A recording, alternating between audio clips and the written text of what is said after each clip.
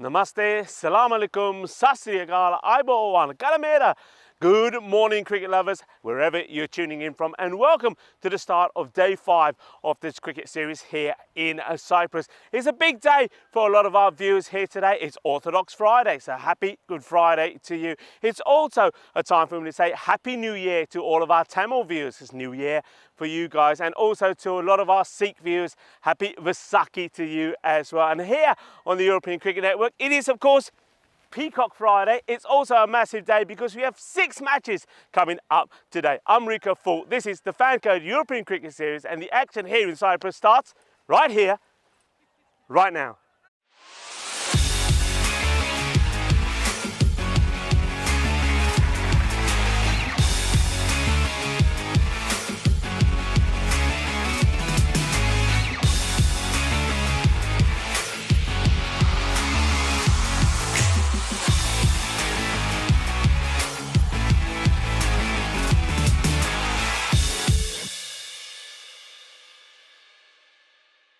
The European Cricket Series is proudly brought to you by HCL Software, FanCode, and Grizzly Bear Sports. Hello and welcome back to this bumper edition of the European Cricket Network. 6 matches coming up today, starting off with the MDocs, a team that had a day of rest yesterday. Well, no rest for them today because they are straight in the action up against the Nicosia Tigers. The Nicosia Tigers, well, they had for them a disappointing day. 2 losses in the day for them, whereas MDocs, the last time we saw them, they had mixed fortunes against the Napa Kings. So let's join the 2 captains in the middle for the all-important coin toss. All right, Tigers to call. Head. Heads is called. It is heads. Ball. Okay, good luck guys. All the best, have a great game. Thank you. Cheers.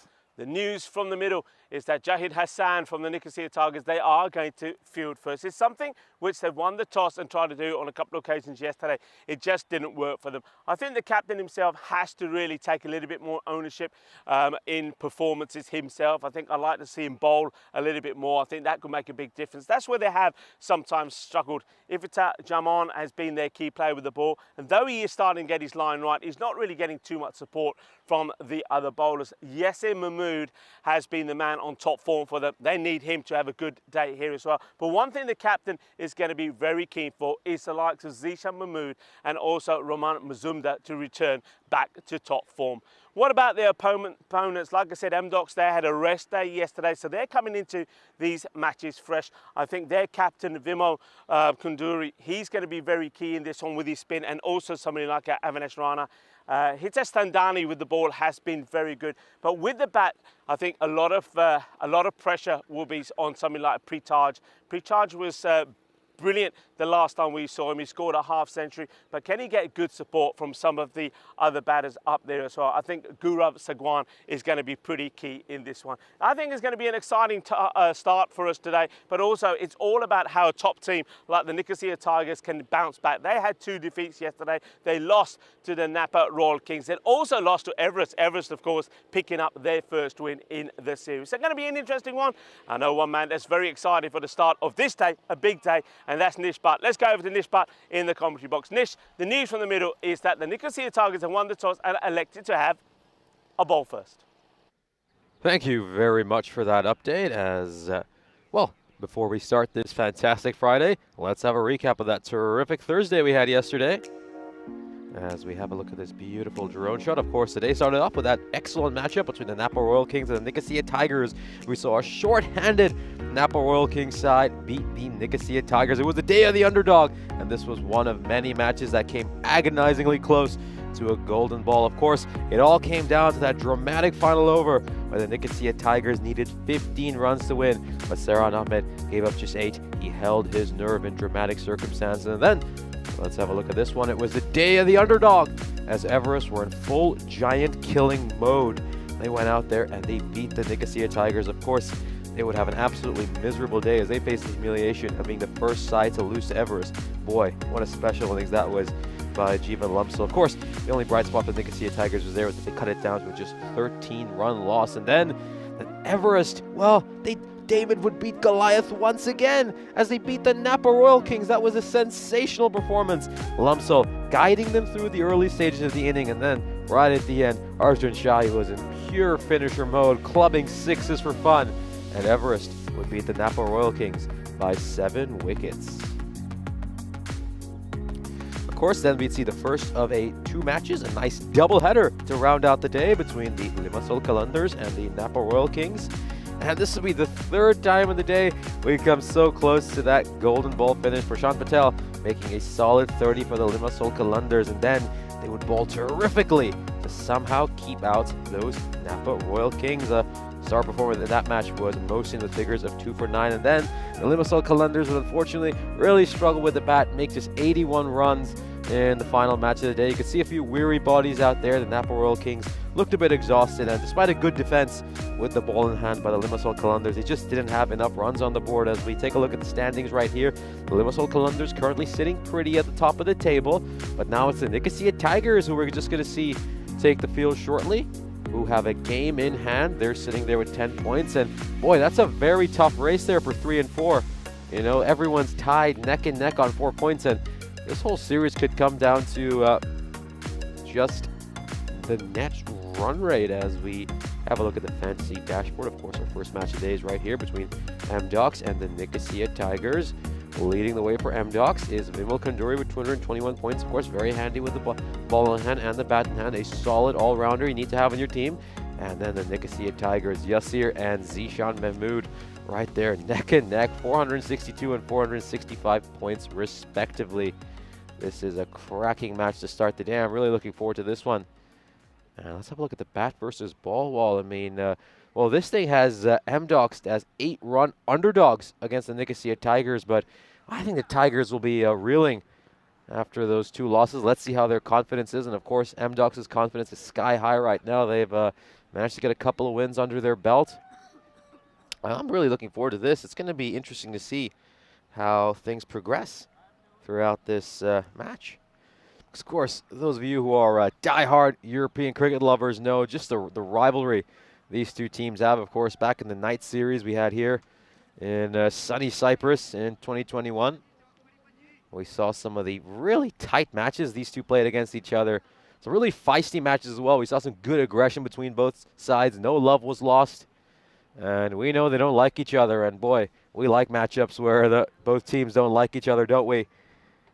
As, of course, we have some messages in the chat. A few good morning wishes. Good morning to you too, Salman Akram. And obviously, it's great to have you here, Meyer Patel, as well as Ronan Talukdar. Of course, Nick Devonshire also joining us from Northern Ireland. Hope you're having a good time up there, Nick. As it's going to be that deadly opening partnership for MDocs. By the looks of it, if not mistaken, it's Pritej Deol and Gaurav Sagwan. These two have been making runs for fun, and really everything starts with them right up top for MDocs. It's down to these two to guide their side through at least 5 to 6 overs. We've seen that MDocs had a few struggles when these two were dismissed early. So far, the formula for them has been very, very simple. The keys to victory for MDocs really are get these two to make big scores. At least one of them needs to make a half century, and then they win the game. Of course, both their wins coming in performances where Pritej Deol and Sagwan have made 50s. Meanwhile, for the Nicosia Tigers with the ball in hand, the key is simple. Keep extras to a minimum. We know how much they've struggled with their radar, and they're going to need to sort it out here as they go up against their arch rivals. This is a very good ball by Yassir Mahmoud first up, and well blocked out by Deol. Of course, we had a chance to interview him a couple of days ago. It's very nice to talk to him, told us a little bit about the background of his team. It's a corporate cricket club, and one that's certainly developing into a very successful one. And this one's popped up in the air. This is a catching opportunity. No, it isn't. It's going to fall right behind the fielders, and MDocs are off the mark. This is going to be a slightly tight single, but Deol will make it back on time. So 2 runs for MDocs.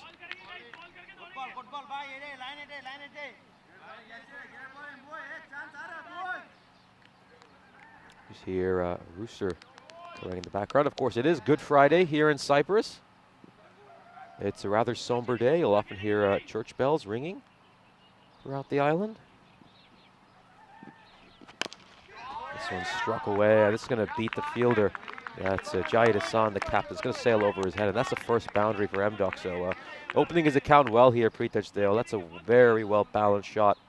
And you love that, isn't it? Wearing the shades inside the helmet. A beautiful look for Pritej Deol. Of course, Cyprus does follow the Julian calendar. For those of you who are wondering why Easter's a week later here. Here in the Eastern Orthodox Europe, that's the case. Slower ball by Mahmoud, but it's not just beating the batsman, it's also beating the keeper. So a rough start for these Nicosia Tigers. We were talking about how they need to keep extras down to a minimum, and that's not going to help. Of course, Ashish Baum has the gloves today, and don't believe he's a regular wicketkeeper. Usually, Nicosia Tigers would have Sagor Rahman behind the stumps, but fortunately, he's not playing this match for them, so they're going to have to make do with Baum. Of course, there's going to be a slight concern. He's a rather short wicketkeeper, so there's a top edge. It could easily go flying over his head.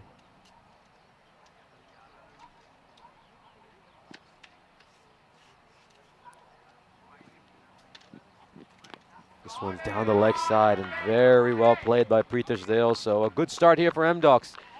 This is some poor bowling by Yassir Mahmoud, who started the first couple of balls on the money. And with fine leg inside the ring, you've got to do much better than that. That's just a poor ball, and a player of Deol's class is always going to punish you for that.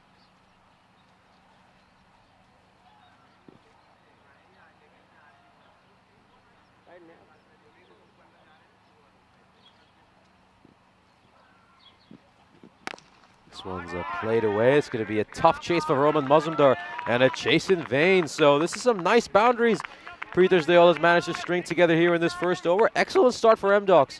And this opening partnership already bludgeoning the Nicosia Tigers. And of course, we've got the great pleasure to be joined by Rico Full here in the commentary box. Good morning, and why don't we have a quick look at some of the stats between these two teams first. Yeah, it's a great morning here, and I want to say Happy Vaisakhi and Happy New Year. So Happy Vaisakhi to all the Sikhs, and Happy New Year to all of our Tamil viewers as we have a look at the two batters. And look, no surprise that Diol is batting well here, 86 runs to his name before the start of today, and Gaurav Sagwan, he's looking to bounce back as well, been off the ball slightly, but both those men have scored half centuries, and Kumipira Lapu also will need to get going here today as well. Across to the other side, well, once again, it's two batters. We know what they can do, Mahmood and also Yes here, as well as Mazumdar, but they've got to get going. Yes, it's been in good form, but Mahmood and also Mazumdar really have to click in this one for their side. It's a big match. They want to bounce back. They're a top team. 2 defeats yesterday. Went winless. Gets played out onto the offside. It will just be a single. So a huge holiday, as I said, for Sikhs today. So once more, Sikhs around the world will be celebrating. Vaisakhi's a happy Vaisakhi, also a happy Tamil New Year. This is a day that is celebrated by all Tamil Hindus in their various countries of residence, including Sri Lanka, Malaysia, Singapore, Mauritius, etc. So happy New Year to you. And of course, it is Orthodox Good Friday, as Nish, you've already mentioned. Short and hit hard, but can't get it past the man. That's at mid-off, so no run. Yeah, and speaking of players who need to find their form, this man, Iftikhar Jaman, certainly does. We know the potential he has, but he's just been hit and miss throughout the tournament. Hasn't quite clicked for him with bat or ball in hand. He's bowled way too many extras when he's been bowling, and with his batting, he just can't quite get consistency. This one is going to go over the top of the fielder at mid-on and will go all the way to the boundary. Lovely shot to play in the power play. And Prithaj Diol, I've said this before, I want to have a hit with his bat. I love the sound of that bat. Yeah, it's just a cracking sound to hear off it. And these two are both players who really middle the ball well. They're technically very gifted. You don't see them trying to overhit the ball. They're usually nicely in balance whenever they play strokes. This time he leans back as he pulls this big. It will go all the way. Balle, ginna sona. Shaka lagya, shaba, and well, shaba to Rob Thompson as well. It's his birthday today, 75 years old. Felicidades, and good morning to you, or good afternoon, because you are from New Zealand. Happy birthday to you. Are you the oldest member in the ECM family? Look, there's only one way to find out. That's all the others on the chat have to pop up and say, give us your ages. But look, Rob, have a very happy birthday. And of course, you're celebrating your day on a very auspicious day. It is Vaisakhi for Sikhs. I know Sikhs will be celebrating around the world, eating good food and listening to good music, and doing a little bit of Bhangra dancing as well. Why not indeed? Maybe we'll see some of that on the field of play. And of course, it's New Year for the Tamils as well. So you're amongst good company on this very auspicious day. So once again, Rob Thompson, very happy birthday to you. Bajinder Yadav also in the chat, say good morning to everyone. So nicely played away, but once again it will race away on the Iva, and this outfield Nish is just getting faster and faster. Yeah, sun's out, so it's dried up quite a bit. And of course, look at Sagwan. We've seen so many runs go through that third man region. That's the first one of the day. Sagwan just using a nice touch to work that way to third man. As we take a look at the standings for Group A, of course, the Nicosia Tigers currently in second place with a game in hand. And M-Docs, well, they've had a solid start to this tournament, picking up 2 wins in their first 4 games, and that's going to be quite a race for the 4th spot. Of course, Everest, it might be looking like they're in a bit of a hole with 2 and 5, but the kind of surge we saw from them yesterday, I think they're going to be in this race. So everything's up for grabs in this group. It certainly is, and when you look at the way things are going here, well, how the fortunes are turning. I mean, Nicosia Tigers, I mean, you can see here, they're already under the pump, and Everest yesterday, well, the resurgence in them was amazing to see. Yes, here, will continue. So he went for 18 off the first, so the captain, once again, Jahid Hassan, electing to go with the main strike bowler. He's hoping that he can come back well in this one. And also we saw a very expensive one there from Jaman as well. So, and 14 came off the first day. Obviously there were some extras as well. Better delivery, it goes up in the air, but a good shot to play in the power play. I'm liking this from both these batters. They know what they're there to do early on. They know that this is the opportunity, the first 3 overs, to get quick runs on the board. And like you say, wearing those dashing shades, he plumps that away. He looks a bit like Judge Dredd, doesn't he? Yeah, this is a very good start for M-Docs. Of course, we talked about the key to victory for them being one of these openers clicking. If either one of these players has made a 50 so far this tournament, they've gone on to win the game. So the formula for victory for them is very simple. Oh, well, misfield from the captain. That's not a good sign, is it, when your captain is also making a few errors in the field like that? Allows the batters to get another single. So very good power play at the moment here.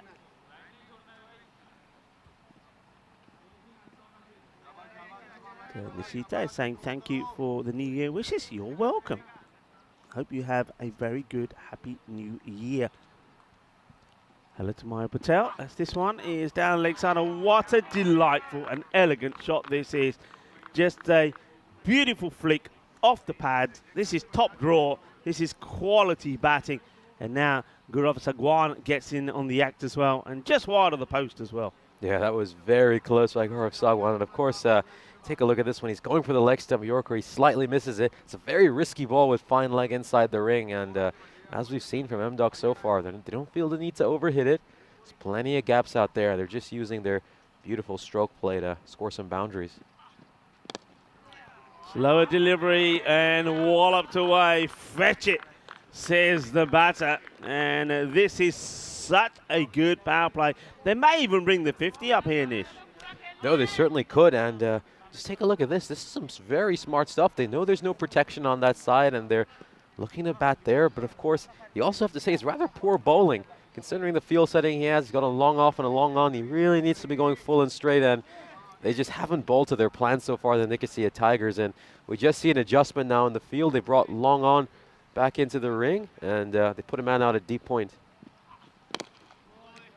This one into the deck and gets fielded. That will be the end of the over. The power play comes to an end, and there was plenty of power there from the M-Docs. These two, we know they're key. And while they're there, there's a big score on the reckoning. 47 without loss after 3. Yeah, the key for these two is just one of them needs to bat through to the end, look to get some support from the other side. And they should be home, of course. Look at that projected score, 157 already. It would take some going to get there. I think this will slow down, but we'll certainly look to try to get to that 120 mark right now. That looks very attainable the way M-Docs are batting. Yeah, batting very well. And, okay, the Nicosia Tigers can now start to spread the field. But I have to say, even already, first thing in the morning here, after that power play, they're looking a little bit flat already. There's umpire Taranga there. He's out there with umpire Abdul. Good morning to our man in black. Sujith is the third umpire. And, of course, all the umpires have been well supported by our very own Stefan Gooch, the tournament referee. Huge day today, as we've already mentioned. 6 matches, which means that is very much going to be back-to-back. And Maya Patel just reminding us that the last time, and I touched on this earlier in the week when the Tigers first played, that last time round they won 5 matches on the spin and then lost the next 7. So maybe is this a pattern? Are we going to see a repeat of that where they start well and then fizzle out? They'd be hoping not. Yeah, they'd be hoping not, but keep in mind, at least in this tournament, the first 4 wins they had, they weren't the most convincing wins. A lot of tight finishes, and that's the thing with this thing. You're always brought back down in the mean as a side. Can't ride your luck forever. Aminul, they'll be happy to have him back in their side today. He'll be fresh. He didn't feature yesterday, and he's a good all-rounder. He's somebody that can make the difference with ball in hand and also with the bat, so let's see how he fares. I'm a little surprised he didn't bowl in the power play overs. Would have liked to see him bowl then. We know some of the issues that Jaman has had, so a little bit of a baffling decision by the captain to go with Toma Laminal outside the power play. Would have liked to see him bowl first up to these 2 quality batsmen. They're both now in good touch, so he's just made Aminal's job a lot harder. Nicely played, but a better length. He just doesn't Doesn't pitch it up where the batter's able to get underneath it, so having to play it on the back foot, but still taking the single. Yeah, they know Zishan isn't the most fleet of foot, although he's shown a surprising amount of pace at times, certainly on Monday. So M-Docs just to sneak a single at cover.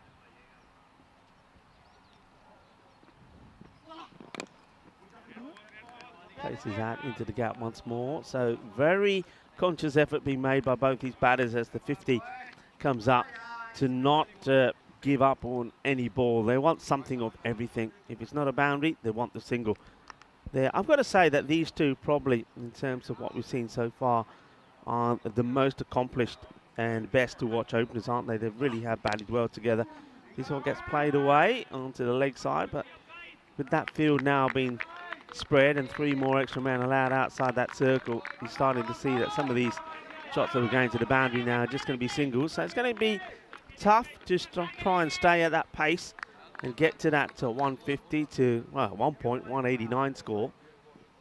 That's what some of the projected scores were. But still, while they're there, it's very likely that they can accelerate at any time. Amin, though, has bowled a good over here. Can he finish well? And yes, he can. Terrific over. And you're absolutely right. When you've got him on your side, he's got to feature higher up. But maybe he prefers to bowl when he's got a bit more protection. I know bowlers like that. A lot of bowlers don't want to bowl in the power play because they want the right feel to their type of bowling. So I get it. But maybe it's just come a little bit too late when there's plenty of runs on the board. So end of the over, 52 without loss after 4. Yeah, as we take a look at the graph here, just a slight dip in the run rate, but that's expected when you're just coming out of the power play. And I think these two batsmen will just look to get eight or 9 runs at over for these next 3 or 4 overs, and that would really set up M-Docs well to excel in the last 2 or 3 overs, as looks like they're going to go right back to Jaman. We know he was very expensive in his first over, so could this be a gamble? Will M-Docs look to attack him, or are they just going to try to stick to their plan? This is one thing I've never really understood up until now from the Nicosia Tigers.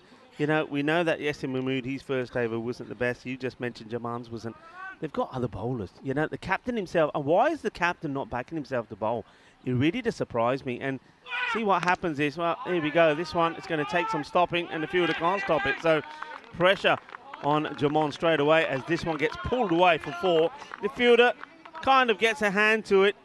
But this one, once it hits this deck, it just speeds away from him. So, yeah, why are they not using other bowlers?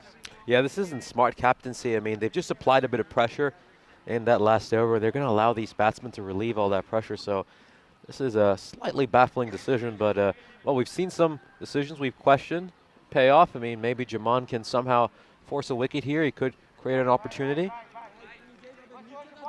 The old batting beautifully. And he's one batter that also has all the shots as well.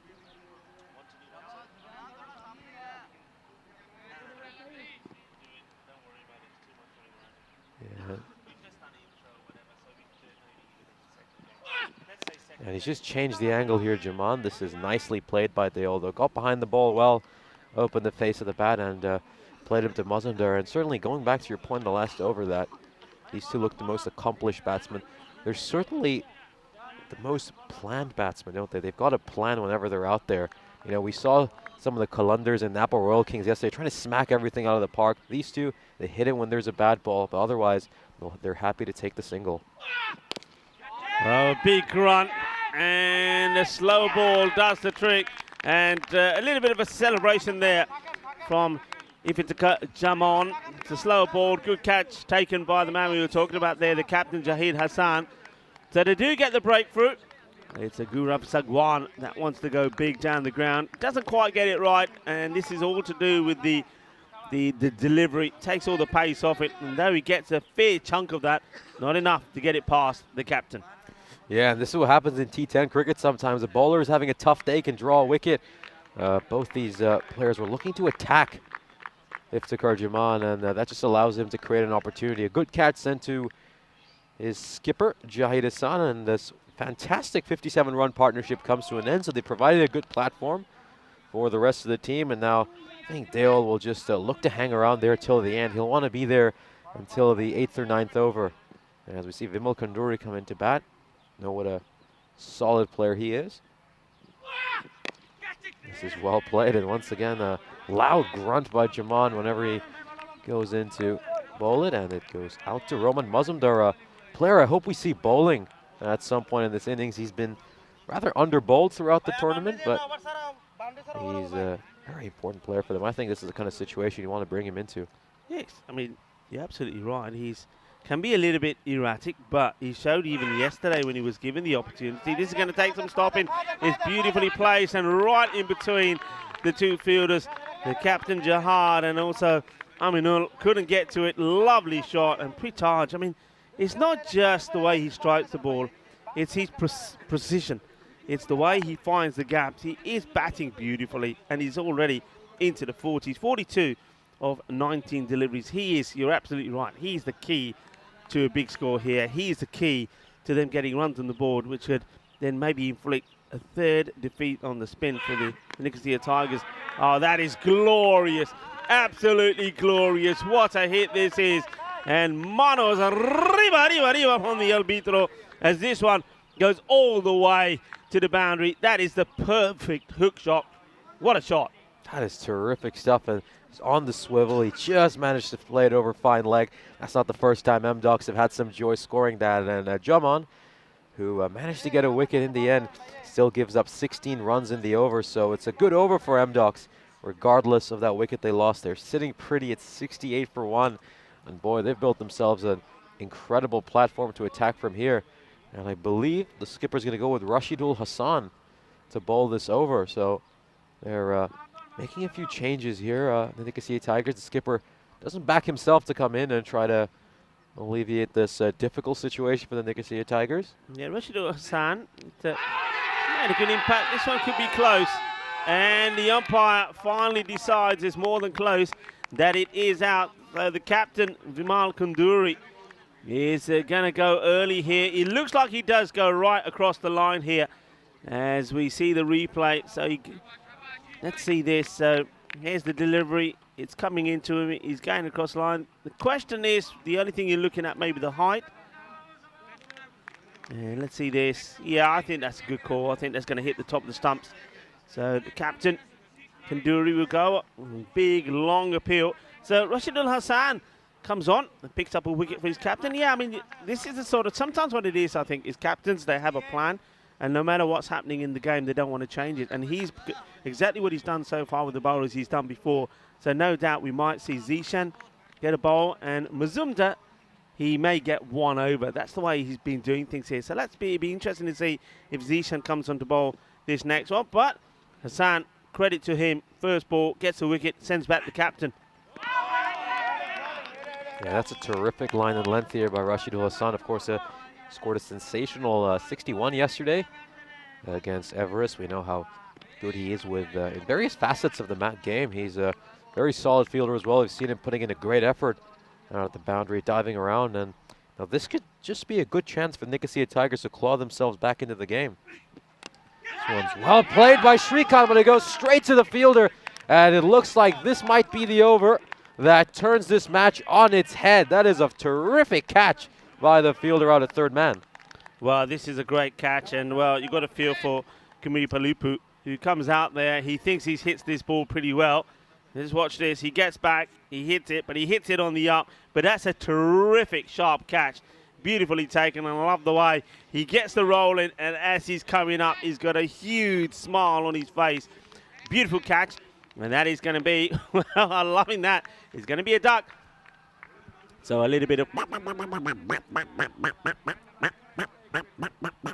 and unfortunate because he hits it well, but as you see here, a tremendous catch. And you're right now a lot of pressure turns back onto Pritej's door, but he deals with it so well. Some people are asking about opening partnerships. Don't forget there was the 103 partnership between Jeevan Lasman and his captain Bill Ranabat for Everest the other day. So that's the highest openings partnership that we've had so far. Okay, Hitesh Thandani. Now you've mentioned this guy before. He's come in a little bit earlier than what we have seen him. But Thandani certainly can bat, and he can certainly give the ball a bit of a whack. And he plays this one away to point out it's a little bit of football by Sakawat Hussain, who we're seeing For the first time this tournament, that was have gone away for maybe a couple of runs because of the way Thledani played it, but good footwork by Sakwad Hussein to prevent that and make it just a single. And certainly this is going to be interesting now because I certainly think this run rate will fall a fair bit because we'll have to be more cautious now, M-Docs. Great delivery, and this time it's Pritaj Diol that plays and misses. What a good over that is. So we're just seeing there that the bowling changes seem to make a difference. Eminor bowled a beautiful one, nice and tidy, and Rashidul Hassan as well. As we have a look at the scorecard, 69 for 3, and just like that, they've slowed the rate down. Just the 1 run coming off that over, and interesting, isn't it? Quite amazing. It never ceases to amaze me when a team take a couple of wickets, how the whole atmosphere, the whole vibe about the side changes. And right on cue, it will be Zishan who will come on to bowl. Yeah, no, this is a very interesting facet of the match we're seeing here.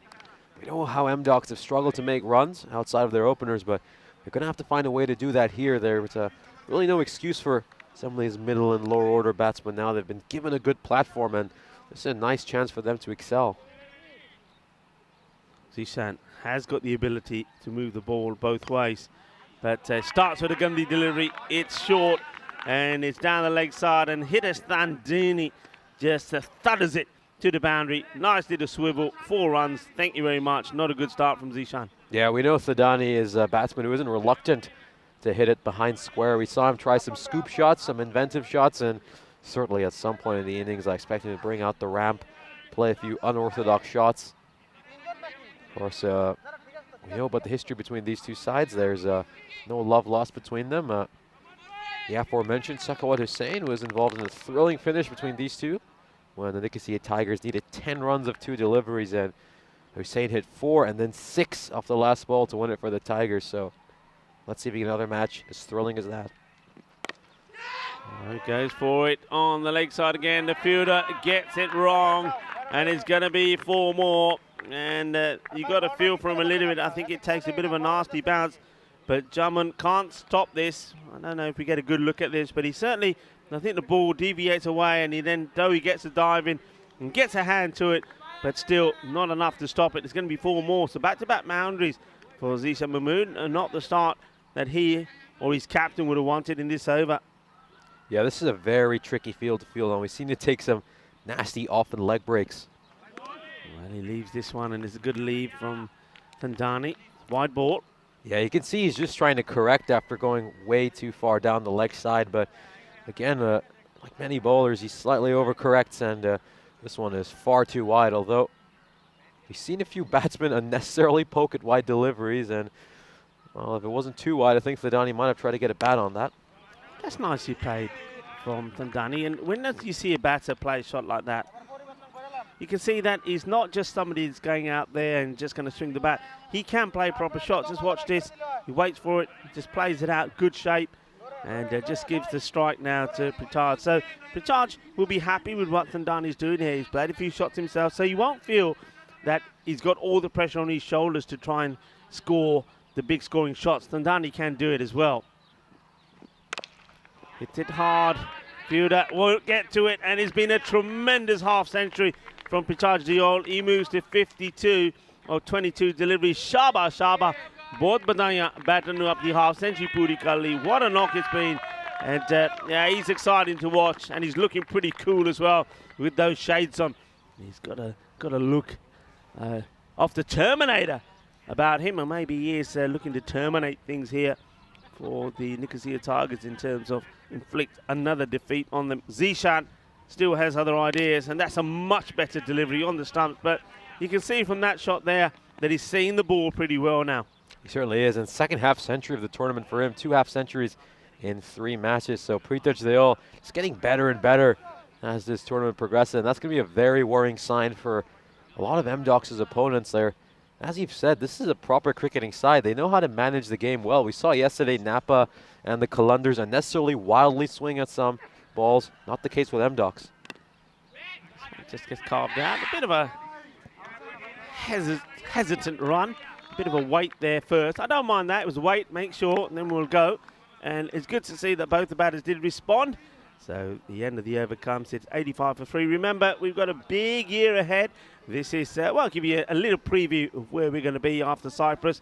So we will go to Milan. We've got 2 weeks in Milan. In between that, of course, we got the T20 in Gibraltar. So we'll give you more information on that soon in terms of the teams taking part. And from Milan, the crew make their way to the fantastic Seabarn Cricket Ground in Austria. So plenty of cricket coming up. And we'll keep updating you on where we'll be travelling from after Austria. So stay tuned and make a note in your diary. It's lovely to have you with us. It's lovely to have Mayur Patel and Bajinder Yadav in the chat as well. Good morning to everybody. And this is good stuff. Immediately sticks Rashidul Hassan right back into the attack. He's just had a very leaky over from Zishan Mahmood. So captain trying to just get this run rate back under control. Look at the projectors right where M-Dogs needed to be. Goes big, goes aerial, and gets lucky. It doesn't quite carry to the fielder. It's one bounce before the man there, Sufyan Mohammed, gets to it. Yeah, interesting. I mean, Aminul bowled a very good over, and I think the captain straight away decided, all right, I'm keeping you for the last probably, or the ninth, which is okay, but when the score is going up as quick as this, I think if I'm the captain, I would have used the likes of Aminul and Hassan straight away to try and get the key wicket and really slow down the rate. I think as a captain, you've got to know that with Amdocs, you've got to get those 3 wickets pretty quickly. You need to get Gaurav, you need to get Pritaj, and you need to get the captain Vimal. After that, you can contain. So I'm using all of my top bowlers first up. I'm not thinking about over number 8, 9, and 10. I'm thinking I need the wickets early. 8, 9, and 10, I can rotate with other bowlers. It's a good delivery. I think he sneaks this in. The wicket keeper. Oh, well, the wicket keeper. It's almost like somebody's tied his laces together. I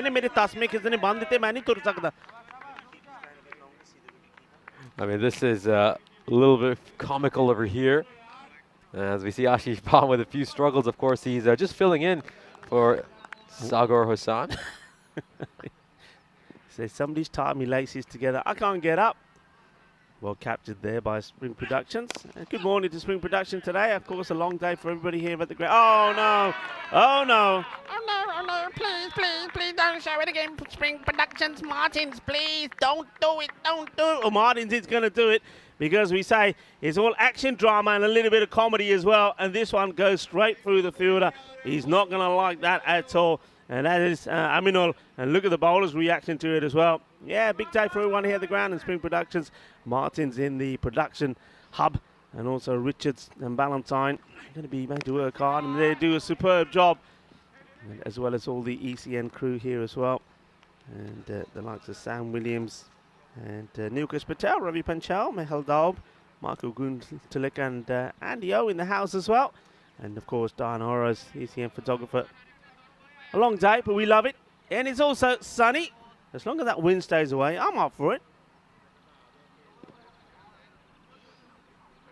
Hassan to Thandani, who comes down, hates this well. Fielder, oh no, now it's the captain's turn. I wonder if this is a bit of a Tortuga bounce. But he looks like he's getting there, but I don't know. He's very face on to this. There's nothing side on. And I don't think this takes a naughty bounce. I think he just gets it completely wrong. Yeah, he does. So not helping himself in the field either. So though the bowlers have been under attack, the fielders certainly not helping their cause. It's another good over.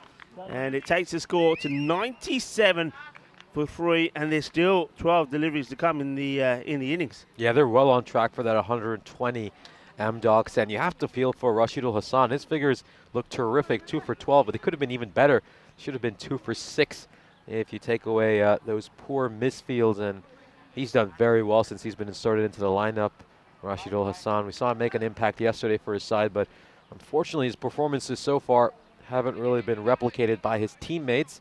As we just see Tomal Aminul making a slight fielding change, so he's asked Square Leg to come in, and he's moved mid-wicket back. So this field's really protecting the straight hit. Struck well, and this time well dealt with as well by the fielder, Rashidullah Hassan. That makes no mistakes, gets it through, but once again, sounds beautiful, that bat from Pritaj Diol. He moves now into 60. Yeah, Rashidul Hassan showing Tomal Aminul how it's done out at the deep cover boundary. course, now for Hitesh Sedani, interestingly enough, they've brought cover back in, and they've moved a fielder back to deep fine leg and then a deep backward square. So this is some good captaincy. They know how strong Sedani is behind square, so some on-the-feet thinking here by Jahid Hassan. Yeah, let's see how Thandani responds. Last time he actually came down the pitch and wanted to hit straight. He does the same here. Hits it high in the air and he gets plenty of it. And is that time of the innings, isn't it now, Nish? I think every batter that's out there will try and score quickly and hit the ball as hard as they can. Sometimes you get a bit lucky. It's not where he was looking for it to go, but he hits it well enough, gets it over the infield. Going to get 4 more. Yeah, the sun's shining really brightly down here, and also looks like fortune shining down on M-Docs as well, as they've had a few slices of luck these last couple of overs, but they really earned it by batting extremely well. Yeah, they throughout have. this innings. That boundary brings up the 100 as well. But like you said, Nish, I think they won't settle for, or shouldn't settle for less than 120. That's what they're going for here. And this one is a good stop, nicely done, because that fielder, to allow for the field changes that you were talking about, Nish, the man at cover has to come inside the circle. He'll now move back to Prithaj Doyle, because Doyle is more of a orthodox play. He plays beautifully on the offside, so protection out on the off. And one of the fielders that was on the leg side comes back in.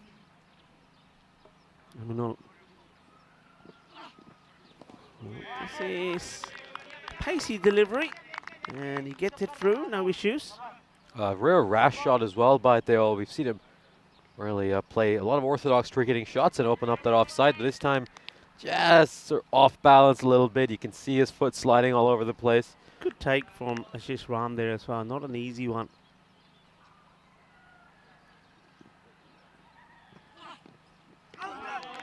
And beats him again. It's a nice bit of bowling, good areas from Emanul, and also not only good areas, a good bit of pace as well. So remember, you're talking about a batter that's been in there some time. He's faced 29 deliveries, he's on 60, so if you're getting the ball past him, if you've got a couple of dots against him, you really have bowled well. Can he finish well though? Just 11 off his spell so far with the ball to go. Looks like the non-striker Thandani just needs a few adjustments made to his pads.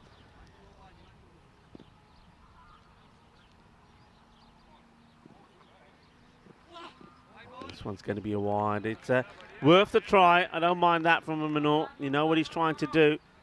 He just wanted to squeeze that in. He knows this is an important delivery. Prithaj wants to get a boundary because he feels he needs that to get the 120. Yeah, as you said, that was a good plan by Emanul. He just couldn't quite execute it, but let's see how he concludes this over. Goes for that wider delivery again, which has been very successful for him, and he's well, managed to get 3 dot balls past Prithaj Deol if you exclude that wide. So good end, and you can see Deol really frustrated, just slamming his pad in anger. Not quite the way M-Docs would want to end this death overs period of the game, but you can see the quality of this Nicosia Tigers attack, and I've been very impressed by Tamal Emanul. Emanul has bowled beautifully, and also Rashid Al Hassan. I mean, those 4 overs there have gone just for 24. It just goes to show just how expensive the others were. And I think Prithaj Deol is disappointed because all of a sudden, and when he goes back and look at this, he'll know, all of a sudden he's gone for power and brute force, and he's forgot about his timing and hand and eye coordination. As a result of that, he's allowed those dot balls. So in that over, it started off with a beautiful 4, and then after that, it was just dots. So great over. Zishan comes into the attack, and now he forces a dot. So all of a sudden, we were saying that a 120 is a must, and they'll be looking to get to that. Well, they may not even get to the 110 here. Yeah, 4 dot balls in a row if you exclude that previous wide. This is very, very odd for the death overs period. We saw M-Docs at least rotate the strike earlier in the innings, and they're just departing from the fundamentals that worked well for them. This one will be a wide. Yeah, I mean, it's very important, isn't it? When you think about it, those dot balls that we've seen, even if you hadn't got boundaries, even if you're just taking singles, well, you're already at the 110. So sometimes at this late stage, towards the end of the innings, the last 12 balls, you see a lot of batters, a lot of teams looking to go explosive. And they end up just playing out too many dot balls, and it ends up allowing the team back in. This one's been hit well, and they take 1. Do they think 2? Well, they make a start, and decide against it. And I think that's probably a good move because I think Thandani gets a single, gets Diol back on strike. And Diol, after missing 3 on the spin, I think he's looking to get after the last 3 deliveries here of the innings. And again, you see the fielding changes for Diol. They've put a lot of protection on the offside because they know he likes playing those cover drives. That's another one that gets through, and Zishan can't believe this one hasn't hit the stumps, but it's another one that's been missed out on here. So again, he's losing his shape. This one really does cut back as a delightful delivery, and he is very unlucky. Just watch this. It doesn't miss the stumps by much at all. Yeah, but he swung and missed at 4 pre-ditch Diol. We saw him earlier. He kept the dot ball percentage incredibly low, but it's climbing up near the end. This one, the umpire thinks about it. Oh, he gives it in the end. Zishan, he almost goes down on his knees. The umpires thought long and hard about this. I think this is an umpire's call, but, you know, if I'm bowling this, I'm going to be pretty disappointed this is called. In fact, looking at it again, I'm going to be very disappointed it's called. Mayur Patel making a very good point, really highlighting what I'm saying. Just play proper shots. They've forgotten to play proper shots here. In the air, one bounce to the fielder. They'll take just the one. And yeah, Prithaj just, it almost looks like a new batter's come in, and Prithaj Diol has departed. New batter's just trying to get going. So it's not batting like a batter who's been out there throughout the innings, just losing his shape, just trying to go for the power shots. But still a good score. A couple of balls to go. Can they push on past the 110 mark? And Dani will get lucky. It'll just be another single. So they're finishing very much tiki-taka. And Dani looking to go back for the second. It was never going to be on. So last ball coming up of the innings. And you got to say that it's been a very good fight back thanks to this over from Zishan and the 2 overs from Aminul and also from Hassan. Yeah, this has been a great fight back at the end by the Nicosia Tigers, and Diol facing the final ball. Keep in mind, he's made just 1 run in the last 5 balls he's faced. Oh, and this one is one that should have gone away. He misses out on it. It might have hurt him a little bit as well. It's in the what's it.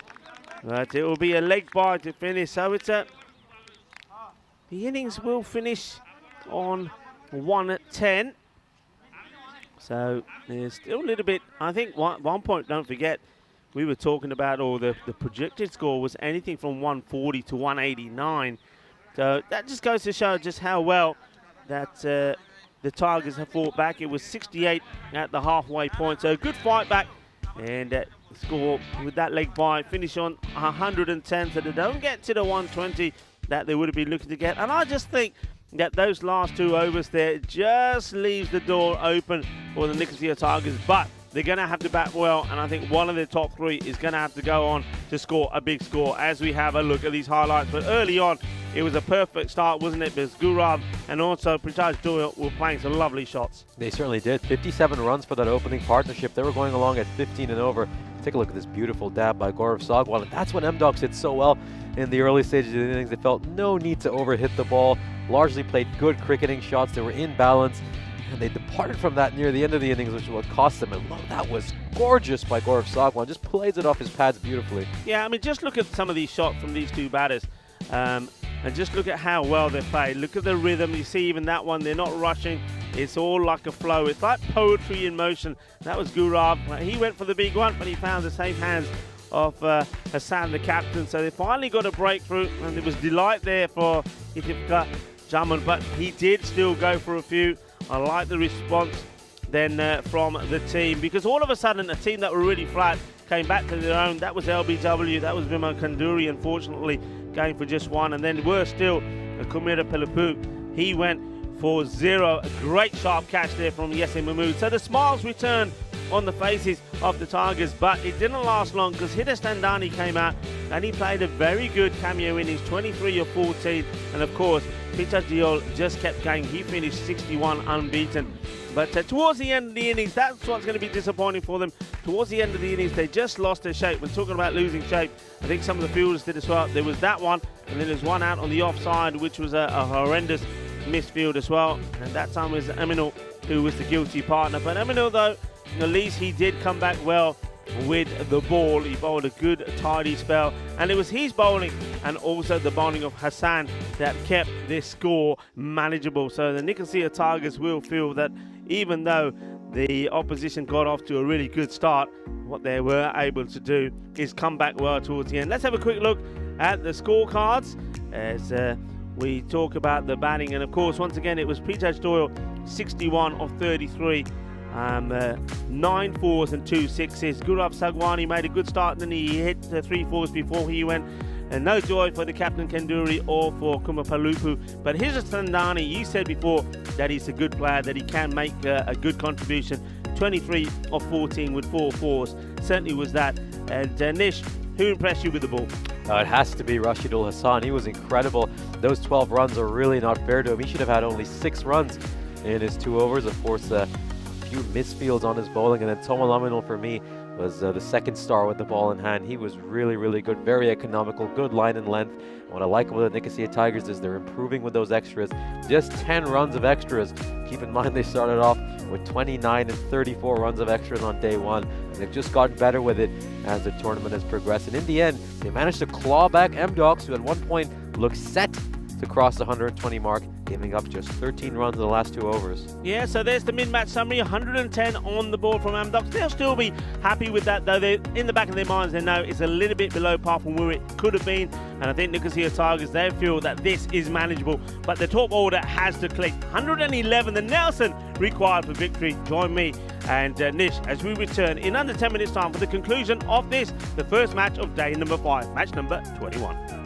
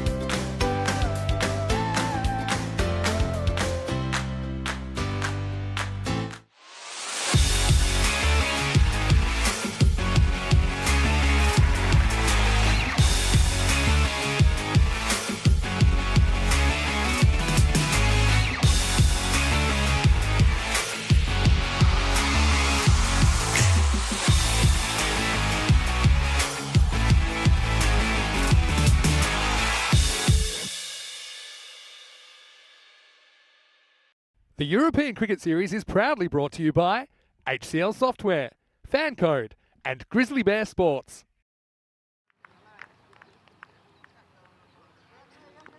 Sunny day at the Ipsona Cricket Ground here at Limassol. The umpires, Abdul and Taranga, have made their way out. And interesting how this reply from the Nicosia Tigers will go. Remember, the Tigers yesterday were, they were beaten in both their matches. They also were knocked off the top of the table. Napa Royal Kings inflicted defeat on the first, 103-97. It was a close match, but the Napa Royal Kings winning by 6 runs. And then Everest, well, Everest were a mountain too high to climb for the Nicosia Tigers, because Everest, they put a big score on the board, 123 for 2. A score that I think the Amdocs were looking to try and get to, and probably, in hindsight, should have done. They just went a little bit too aggressive towards the end of the innings and played and missed at too many. But nonetheless, in that match, Nicosia Tigers finished on 110. So if the Nicosia Tigers put in a similar performance, maybe we could have a golden ball to start the day with. I always do say that these sort of scores between 100 and 110 for me on this pitch will be closely contested. So let's see how this goes. But the main thing is, of course, the Nicosia Tigers wasn't a good day for them. They lost top spot in the table to the Kings, and they also lost 2 matches on the trot. So they're looking to bounce back. The only way you can bounce back is fight hard and play well as a team. And they started to do that halfway through that first innings. But these two, Mazumdar and Mahmood, really have to get going, particularly Mazumdar. He's due a score. Let's see how he fares. But he's got Hidestandani, who, after putting a good performance in with the bat, is going to bowl the first over. Rico Full here, and alongside me is Nishay Bhatt. And immediately we see Roman Mazumdar coming down the wicket, trying to intimidate the bowler, and Vidani looks to go wide, goes a bit too wide. That's been the one issue for him so far this tournament. He's bowled a few too many extras. Have a look at the keeper. What's your thoughts on the keeper coming in like that? That surely, for me, I mean, that's excessive movement in my opinion. I want to see if he does this again. So just keep an eye on the wicket keeper, because walking in slowly fine. He can't be running in like that. Let's see what he does here. This time he stays put, so maybe he just realised he was in the wrong position. Worth keeping an eye on. Remember, if the fielder does do that excessive movement, the laws of the game have now changed. So maybe the first time umpire may call a dead ball and just remind the keeper can't do it. But if he does it again, it's a dead ball and 5 penalty runs. Hits it on the up, and it's going to be work to be done by the fielder out there, who does not do well. He's honest enough to say he doesn't do well. I think that's Srikanth, who I think he must have stepped on the rope here. So it'll be 4. He needed to do better. So 4 carreras. So Mazumdar gets bonus boundary. Oh, this is a terrible delivery, and it's called a no ball because of the height, and it will go all the way to the boundary. So the wicketkeeper's disappointed he doesn't stop this, but I tell you what, this shouldn't be bowling there. I mean, this has come out completely wrong. Here's the height on it, so it's always a no ball. So free hit coming up, and well, that's a rule that I like. I'm talking laws of the game when it comes to excessive movement. Well, that's one I like to see changes there. There's no way that should go against the keeper's bias. Free hit. Hits it in the air, and he gets it. It's going to be 4 carreras. So they needed a good start. They get a good start, and Mazumdar hits his second boundary. Yeah, it's similar issues for Hidestandani so far in this first over. We know he can shape that ball beautifully away. He's got a nice action, but throughout this tournament, he just seems to be bowling it a bit too wide. Few too many slip out of his hand. Let's see if he can correct it here. It's a bit short. Goes to the fielder, makes the blocks. You've got to keep it tidy as well here, the Amdocs. For me, the key could be the spin. So I think if they can get through 3 overs here without too much damage and keep the score relatively low, maybe keep it around about the 30s, 30, 35, and I think then you go to the spin. I think the captain, Vimal, could play a big part in this as well. So let's just see how things go. Chance, and taken. A really good catch, and screams of delight as that one gets taken. It's a really good catch. This is Mazumdar will fail again after 2 boundaries, but he's diving forward and holds on to this. This is a really, really good catch. Well, he's a tall man. and he needed every millimetre of his height to get to this. Just watch this. And there he goes, takes it beautifully, and it's Katandane that takes the catch. Well done indeed. Great focus and concentration. He's leaning forward, he's slightly falling forward. He has to keep his eyes on the ball and grasp it. Perfect technique. That is superbly taken, but similar woes here for Roman Mazumdar. We've seen him get off to good starts, but then he just cheaply gives away his wicket. That was rather wide. He might have been able to leave it alone. We know the umpire, they've been very tight with these wide calls, so if he leaves that alone, he probably gets the decision, but Mazumdar fails to capitalize on a good start yet again. Yeah, he certainly does. Now, this is a move that I like. So they don't go with Yasser Mahmood straight away. They go with the captain, Jahid Hassan. And he gets this one just right. The chase is on. Is it going to slow down? No, it's not, despite the efforts of the fielder. And I like that because this ball is one that plugs. It doesn't often happen. So Sagar Sanap, first he gives up on it, then he thinks, hang on a minute, I might get there. He puts himself into turbo boost, but the ball just beats him to it. So they do finish with a boundary at the end of the over, and they get to the score of 18. And what I can tell you is, in the first innings, Umdocs, they were at 18 at the end of the first one. If we keep going like this, maybe we will reset the counter of the golden ball. At the moment, as you see there, it stands at 116. Yeah, we were agonizingly close yesterday, weren't we? We had 3 or 4 games that came down to the last over, and hopefully we finally break that streak today and get our first golden ball. And I think we're going to see Prince Rai bowl for the first time this tournament. He's making his tournament debut at least. We've seen him bowl for MDocs in the night series. He's a good swing bowler. And let's see how he fares here against Zishan Mahmood. And for Zishan, you need a clear plan when you bowl to him. He's not a player who does a lot of foot movement. Chance, and he's gone. He goes first ball, Zishan Mahmood, and it is Rai that gets the wicket, and it's that man again, Dane, that takes the catch. This is a magical start from the MDocs, and it is Prince Rai. Well, the Prince is in town, and well, you better give him some respect because he's out to make a name for himself. Good ball, good catch. And look at the areas where it is to Zishan. We were talking about this all day yesterday. Don't give him room. And that's exactly what the Prince does. He's done his homework. That's 2 down now for 18. Yeah, we've seen a lot of sides fail to capitalize on that fly slip kind of position that's been employed throughout this tournament. But MDocs taking full advantage of it early. Yes, he's a very safe pair of hands, isn't he, out there? That is terrific stuff. So good start here for MDocs to get both the danger men out early. And that's exactly what they would have wanted. We saw how the Nicosia Tigers were a bit too conservative early in the innings, but not the case for MDocs. They're attacking and they're getting their reward. Yeah, well, unfortunately, it's going to be a for Zishan Mahmood. Is not what his team wanted. I keep saying it, those 2 openers, they have to start performing. If they don't, there's too much pressure on the others. And now, well, they go for Itivka Jaman to come in. So they're holding back Yasser Mahmood. So the captain is out there. I'm liking this. I've said too many times the captain is not backing himself to go out there and make contributions. Well, he's out there now. He started with a 4, but his team are under the cosh already. 18 for 2, and the Prince is in town.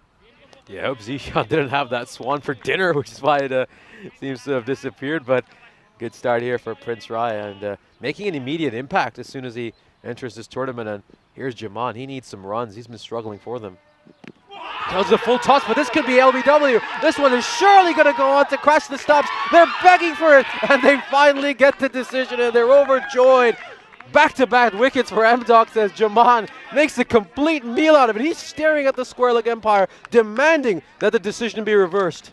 Well, I like to see it again. There's a couple of things to look out for. The height first, but look where it hits him. It dips, it's dipping. I don't think there's any issues. That is out, my friend. I'm sorry, but you're right in front. It's a full toss. You've missed out on it. It's straight. It's crashing into the stumps. You're a goner, and, well, you can give as many dirty looks as you want. And look at the celebrations here. I love it. And you know what? First of all, we're going to do this.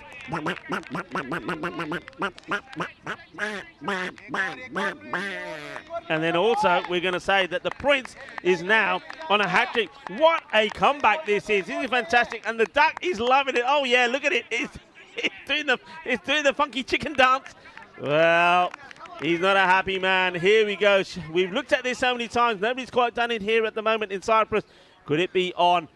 Big moment as the new batter is taking guard.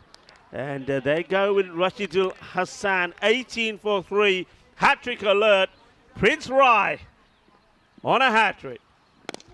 And this gets nicely played. Good stop. And Amdocs, they're up and about. They're sensing a victory here. Well bowled from the Prince. Still no runs off him. Yeah, this is a terrific start. Of course, Rashidul Hassan made a nice 61 yesterday against Everest, so he's in good touch. Swing and a miss, but this time will be called a wide. So the first runs of Rai's over come courtesy of extras. Yeah, and he's mixing his line and length up here, Prince Rai. You like to see that in limited overs cricket. Keep the batsman guessing. Another swing and a miss. So tell me a bit more about the Prince then. So you've seen him in the night series. Yeah, he had 3 or 4 appearances in that tournament. Isn't someone who regularly plays for MDocs, but I think what I'd love to see him do is something similar to what he did in the night series when, of course, he had the lights. He would move the ball around a fair bit. Well, he's moving it around a fair bit here, but I have to say, this is just a shocking shot from Hassan. It's another duck, so get it ready, Martin. We're going to see that duck dancing for joy again. Well, there's not too much water around today. It's hot out in the middle, but it's too hot and spicy for the Nicosia Tigers because they lose another wicket, and Prince Rai picks up his 3rd wicket in the over. Oh, he's on the money. Jug their foot their style. It's a shocking shot. Shot Maria Ganda. Boppers Agia Banda. You could drive a bus right through that gap between his bat and pad. It really is a shocking shot by Rashidul Hassan, a batsman who's been in terrific form. And you'd like to have seen him just play mature cricket here. He knows he's the most accomplished batsman out there. He should have tried to construct an innings, guide his side through a very difficult phase, but instead plays a very immature shot, and the Nicosia Tigers are falling apart. And don't think we'll be hearing too many roaring. Going to be a lot of purring from this Nicosia Tiger side. Thought we'd get a response from a wounded tiger. Looks like this tiger is really looking like it's just going to crawl away and disappear. Full delivery once more. The batter just gets a bit of bat onto it. Chance of a run out. That was pretty close. But that's the first runs of the bat in this over from Prince Rai. And what an over it was. 3 wickets and only 2 runs. One of them was that wide. And the Prince is in town. And I tell you what, he wants a bit of respect. And if you don't get it, he's going to knock you over. This is the way it's looking. And Amdocs, look, a victory here gets them level with the Limassol Qalandars. But Nicosia Tigers, what is going on there at the moment? They were knocked off the top earlier. And now the Tigers, well, there's not too much roaring happening. They're turning into little pussycats. Yeah, that was a great throw by Savan right at the end. I like the intensity Amdocs are playing with. Played out to the fielder. No run, 20 for 4 at the end of 2 overs. That target, 111, seems a long way away. That rate is approaching 11.5. Yasser Mahmood, though, is out there, and he's been the informed player. Good delivery, swinging in. And I'm liking the length that Amdocs have bowled here. It's been good. It's been right up there. That man there, Amadesh Rani, he'll have a part to play as well with his spin. So this is exactly, I think, what Amdocs would have wanted. The power play to be low. I said about 30 runs in the power play. And then they got the opportunity to really put the spin on. And basically they'll be saying to the batters, okay, you've got to go for it. You're going to be needing 13, 14 and over. Have a go at these. And it's the perfect opportunity for the likes of the captain Vimal Kanduri and also Amadesh Rani to really get the team under a lot of pressure. I mean, the one sign of encouragement for Tigers fans would be that the Tigers do bat deeper than a lot of teams in this tournament. It's a slice of luck here. This is going to be a chase, and the fielder cautious the kafi kitti, but Joka lag gaya, and Rahul Shukia, he can't get to it to 4, and not quite where he intended, but they all count. Just a little bit wide, a little bit too much width given there by the bowler, Gurav Sagwan, and well, they made the most of it. Yeah, not quite bowling to his plan. He just deters from the field setting he has. Of course, he has a long off and a long on. Needs to be nice and full and straight. This is exactly what you're talking about. That was full. Fortunately for the batter, it wasn't straight enough to knock down the castle. But look at the swing that he gets. The shape on that ball is beautiful. Yeah, and Sagwan proving he's just as good a bowler as he is a batsman. Seen how successful he's been with a bat in hand. It's not a good delivery. I think he's, after getting one to swing in, he just tried to be a little bit clever here, get one to move away. They don't have to do this. They just have to keep it full and straight and basically allow the batters to make a mistake here. Don't want to try and be too adventurous. Well on top at the moment. And there's that in-swinging ball, does too much. And liking that from the umpire, just gives a little indication, does Abdul, to say, nah, it's going down. Just watch the hand of the umpire when they get the appeal in. And when the appeal comes, straight away saying, nah, it's going down leg. I like that. It diffuses the appeal straight away. End of the over. 6 come off it. And the Nicosia Tigers at the power play, end of the power play, 26 for 4. And let's see if they do now go to the spin, or would they still go for the Prince and just say, hey, you're on fire at the moment. You are the Prince. We're going to give you respect. To carry on. It doesn't look like it is going to be the Prince. So they're just deciding that maybe hold on to the Prince. My opinion here, I know I said myself I would after 3 overs bring the spin on, but I think with that over from the Prince, it was so good. 3 wickets, just 2 runs. I would just give him 1 more, because I think you know here that you pick up the wicket of Mahmood and basically that's it, game done. And of course with Vinod Sawant bowling, he's going to be the 4th bowler they use, so it'll be interesting to see whether they do go with both Kanduri and Avinash Rane later in this innings. This has been hit pretty well. He's trying to get it in the gap. The fielder should deal with it, and he does. Batters want 2, and they get there as well. Well, a little bit of a collision between the bowler, Sawant, and the batter. But Hassan seems to be okay. Just watch this here. So he's running in. Just has to. He just gets a little gentle back barge, but he's okay. He's a strong man.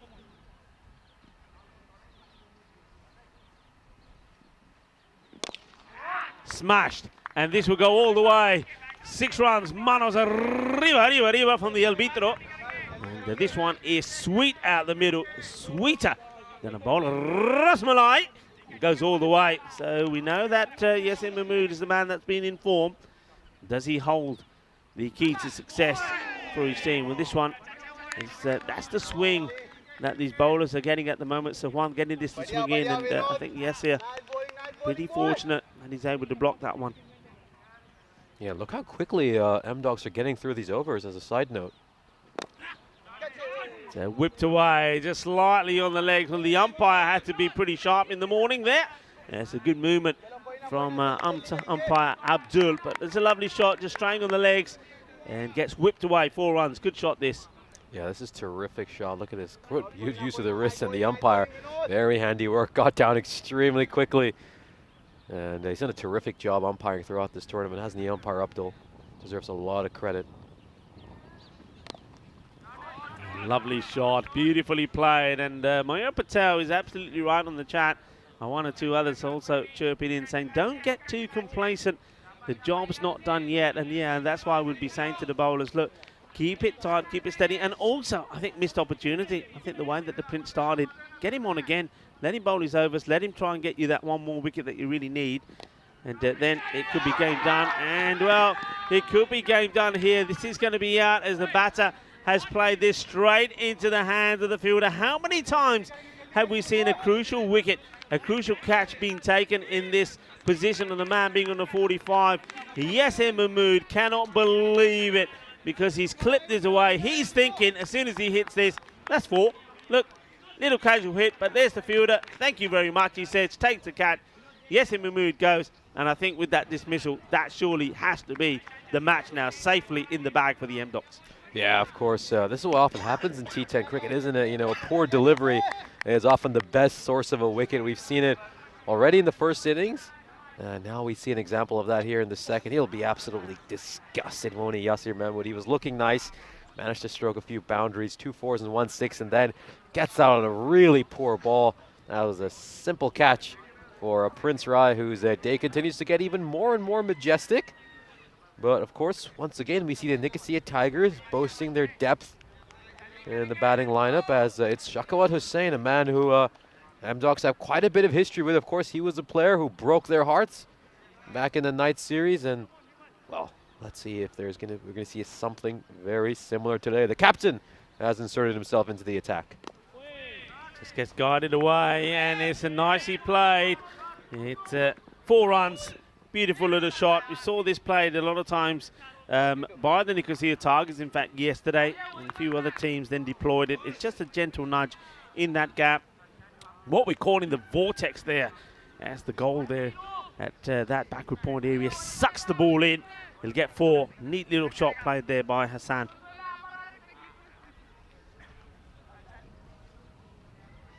More pressure now on the captain to guide his side. This one's just nudged away. It's going to go to the former captain of M-Dogs, Hitesh Thadani. And of course, we've been talking about how Jahid Hassan at times has been ducking away from responsibility, certainly with the ball in hand, but no hiding from him here. He's going to need to be the match winner for his team. Kanduri, captain, bowling to Hussain. Hussain gets a good bit of bat onto this. He'll take the single. So a good little battle we're going to see here now between the two captains. So Bimal Kanduri bowling to Jahid Hassan. But yeah, I liked it when Hassan came in. I think it was important that he starts to show some leadership and starts to show a little bit fire and grit. So he comes in at number 3. And so far, he's stroking the ball around nicely. He would know in the back of his mind that it's all about partnerships. We've seen this before. We saw it yesterday when we saw the Napa Royal Kings snatch victory against the Calunders yesterday. You just need a partnership no matter what point of the match it comes. Get a partnership and things can happen. And this one will go all the way. Balle, and a fine way to bring up the 50 as well. He rocks back and he absolutely hammers this. So Hussain, a good shot. Very well done. He just rocks back, and little Kanduri can't be affording to bowl at that length. He's not got the pace to be bowling there. That's where he needs to be. In fact, I think Kanduri's been bowling a little bit quicker today than what he normally does. Normally he flights it, normally he's a bit more deceptive, but he's coming through a lot quicker. But that's the areas, that's the line. He's got to be full and up there. That's the end of the over. And 50 did come up in that one. 55 for 5 at the halfway point. So you can see that the rate, it hasn't climbed. So one thing that Nicosia Tigers have been able to do, similarly to what we saw the Napa Royal Kings do in that victory they got against the Calunders yesterday, they've stayed up with the rate. So even though wickets are falling, this could be the key partnership. This could be the key over. It's spin. But he starts with the leg side, and this will be clipped away. And this is going to be Cuatro Carreras down the leg side. And once again, a lovely shot being played. Just clips his away, does Jahid Hassan. Yeah, this is a poor delivery by Avinash Rane to start off his spell. Over-pitched on the pads. That was going to be easy pickings for Jahid Hassan. Of course, most of the burden rests on his shoulders, as we mentioned. And he started off this innings very well, going along at a strike rate of 200. Of course, a little bit of talk in our chat, which we'll just allude to after this ball. That's a much better ball by Avinash Rane. That's exactly where he needs to be. Of course, there are some comments over here saying, well, do the wickets really matter? They're not that important in this format. Rane, slightly down the leg side. This is going to go away for a minimo. Let's see for the umpire's decision. No, it's brushed the pads. So that's going to be 4 leg buys, and expensive start to the over for Avinash Rane. He's just straying a bit too far down the leg side. Yeah, there's an appeal there, but can't be out because the ball is short. And it also pitches outside the line of the leg stick. So even though it comes back in a fair bit, can never be LBW. It's got to get fuller. Short again, Gundy delivery down the leg side, and the batter just allows it to go. What you doing the next over here? Are you going to go with the... I would go back to Prince. I would just say, you know what? We need to break this partnership. Try Prince. There's no point leaving him too late because it's a partnership that's developing well. The captain seems to be batting with a cool, calm, sensible head. That's Jahid Hassan. And Hussain, as you said, he's somebody that has hurt them before.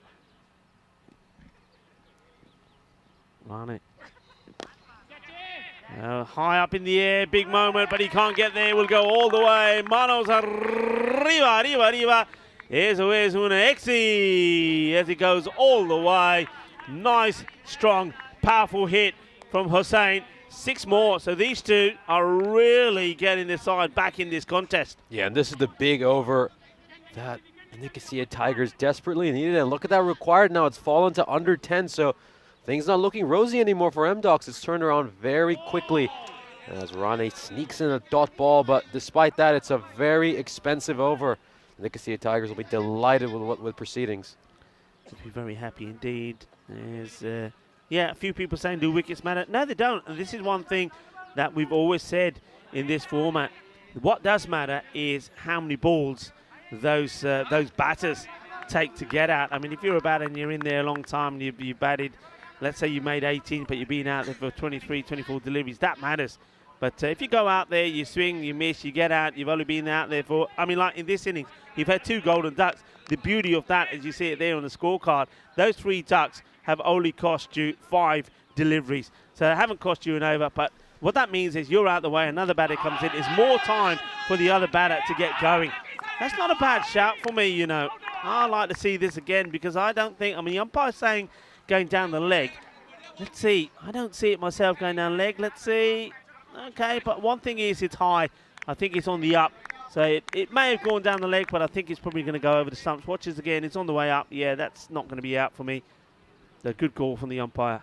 What I would add to that wickets discussion is that a lot of these sides are very top heavy, so usually if you get 3 or 4 wickets early, this is a fuller ball by Prince Rai that's played down and long on. They usually don't have enough batsmen after that to actually score a run, so I still think there's a big role for wicket taking in this format. Yeah, and that's why the man who's in now, I would have given him his second over straight away. I would have given him over number 4. I wouldn't have gone for Sawan. He's on here now. In the air, the fielder, I think he's got this wrong. He has. He comes in and then tries to get back. I don't know if he recovers enough. I'd like to see where he ends up as the ball goes over him as we see it again. Let's see, he's a long way from the boundary. And yeah, I wouldn't have been an easy catch for Vimal, the captain. But I think if he stays on the boundary, he's certainly getting hands to it. He might have been able to save the boundary, or he may even been able to take the catch. So, liking this response, and that's a great save. This is what it's all about, though. Never mind what happened before. Come back and make an excellent stop like this. This is great. Watch this. It's always 4 for me. He comes across. That's an amazing save. And, brilliantly well done. Amazing save, and could be a moment that just lifts M-Doc's spirits during this slightly tough period for them. Yeah, we saw a few sides that were struggling a little bit with the ball in hand, and then we had a spectacular moment of fielding, and it just gets everyone going again, gets the juices flowing, and let's see if that's going to be the case for M-Docs, because they now find themselves in a bit of a tough position. That run rate under 9.5 now required for the Nicosia Tigers. They've just got to keep thinking 1 wicket, and this one is probably the key one. A bit of a miscue. Run hard, but I don't think the 2 is on. The fielder makes no mistakes, gets the throw in, nicely taken by Pritaj Diol. Of course, he'll want the victory here. He won't want to be on the losing side after that superb knock that he put in. And a reminder of further matches coming up today. It's a big day. And next up, well, everybody is excited because Everest are back in the house after 2 superb victories for them. They knocked off 2 off the top sides yesterday in their victories. They beat the Kings, and they also beat the side out there at the moment, the Nicosia Tigers. They're up against the Limassol Columbus, who had a mixed day themselves. They had a 1-1 against the Kings. And they're losing out on a tight finish yesterday, as this one will be 4 more. Is not a good delivery. So the captain, Kanduri, comes back. I'm a little bit surprised that he's opted to come back himself here. He's got other options, but I think he probably just feels that he's got to try and get an over in here. And it's probably a bit too better to do it now than later, because then he can probably go back to Thadani. And, well, who would he go? Who else would he use there? I suppose Sawant bowled a pretty tidy one. He gets away with this one, but he's got to be fuller for me. He's got to be fuller. Full and straight, I think, is what needs to be on the menu. Yeah, that is exactly where he needs to continue bowling Kanduri. Batsmen have struggled to hit him when he bowls at that line and length, just outside the off stump. This one struck up in the air, but not struck cleanly. Could this be a catching chance? It was a catching chance. It's been put down. Vinod Salvan dropping that one, and you could just sense things are slipping away from M-Ducks. All the catches were sticking at the start of this innings. Now catches are being put down. We're seeing a few fielding mishaps as well. This game is beginning to turn against them. Yeah, that's a big moment for me. That's the wicket you need to get. That was the captain, Hassan. And now Sohail, as quite often happens, rubs salt into the wound as he then hits the boundary. So big moment when you see the captain Hassan being dropped there by Sawan. And the thing is, he had a lot of time to get there. He doesn't get himself in the best of positions, not able to take the catch. And it was a better delivery as well. It was the one that was right up there. So this match quickly going away from what a partnership this is as well. And gone. That's the big one. Right through him. So they do get Hossein at least, and it is the captain, Kanduri. And once again, he gets it straight, he gets it pitched up, he's on the stumps. Hossein looking to go leg side once more, but this one probably doesn't come up as high as he's expecting. He plays right over it, and a wicket, and the partnership is broken. And that was vital, as that partnership was heading to, I think, falls 1 run short of the 50. Yeah, right on the top of off and middle. This is a really good bowler by Kanduri. Nice response after getting struck for a few boundaries, but I still have to say that's a very rash shot by Shakawat Hussain. The required is pretty low for the Nicosia Tigers right now, so 1 boundary and over is really enough to deliver a victory, and he once again just got a bit too greedy, tried to hit another one, tried to finish the game off, and we'll see if the Nicosia Tigers pay for some of this poor decision making. But it's Ashish Baum who's filling in as wicketkeeper today. He's come into bat. 1 ball left in this over. Is he gonna? Surely he's gonna try to either get a couple of runs or even a dot ball wouldn't be the worst over here, because Jahid Hassan needs to be on strike at the start of the next over. Well, he plays it into the deck, and no run there. So starts off not so well, the captain, but finishes well. Picks up a wicket and then the dot ball. 91 on the board. And 6 down, so we've got 12 deliveries to come, and the equation is 20 of 12. Been there before, and it's again, every time we get this score between, or this, the target between 100 and 110, it always comes close, it always goes down to the buyer. And I'm just seeing, it looks like they're going with Hitesh. Hitesh Tadani is coming back into the attack. Yeah, he gave up 14 runs in his first over, so this is a very interesting decision. And my thoughts mirror Mayur Patel's. There's a couple of concerns and things that M-Ducks might look back at in this game. The decision to bowl the 6th bowler and not getting to 120 in the first innings. How costly could those last 2 overs batting prove to be for M-Ducks? Hitesh starts well, good area, stop ball. And he's bowling to Jahid Hassan, who, remember, was dropped crucially by Sawant. Just a couple of balls to go when he was on 31. He's only added 1 more to it, so if they get him now, I don't think Sawant is going to feel too bad about it. This one has been absolutely hammered, and it will go all the way. Manos arriba from the Albitro. Put him up in the air like you just don't care. That is a big 6. Big 6, and again, Fladani just gets his length wrong. Gives Jahid Hassan a lot of room to get underneath the ball and club it away. The skipper, we thought he might have been shying away with the ball, but he's not shying away with the bat. This is a captain's knock as he's brought his team to the precipice of victory. Yeah, I mean, it's what I wanted to see. I made reference to it yesterday and today. He's a good player. I know it. I've seen it. You've seen it before in the past. He's shied away from responsibilities for me. He's given others a chance. But in this one, he's taken responsibility, and it looks like he's going to get his team probably out of a hole. But there's still work to be done. They still need to get that 14 runs. But you look, he's backing himself to do it with big shots. He's not hanging around. What he's got to remember, though, is who he's got at the other end. So he's got to be thinking about dictating the strike as well. High up in the air. This is a big moment.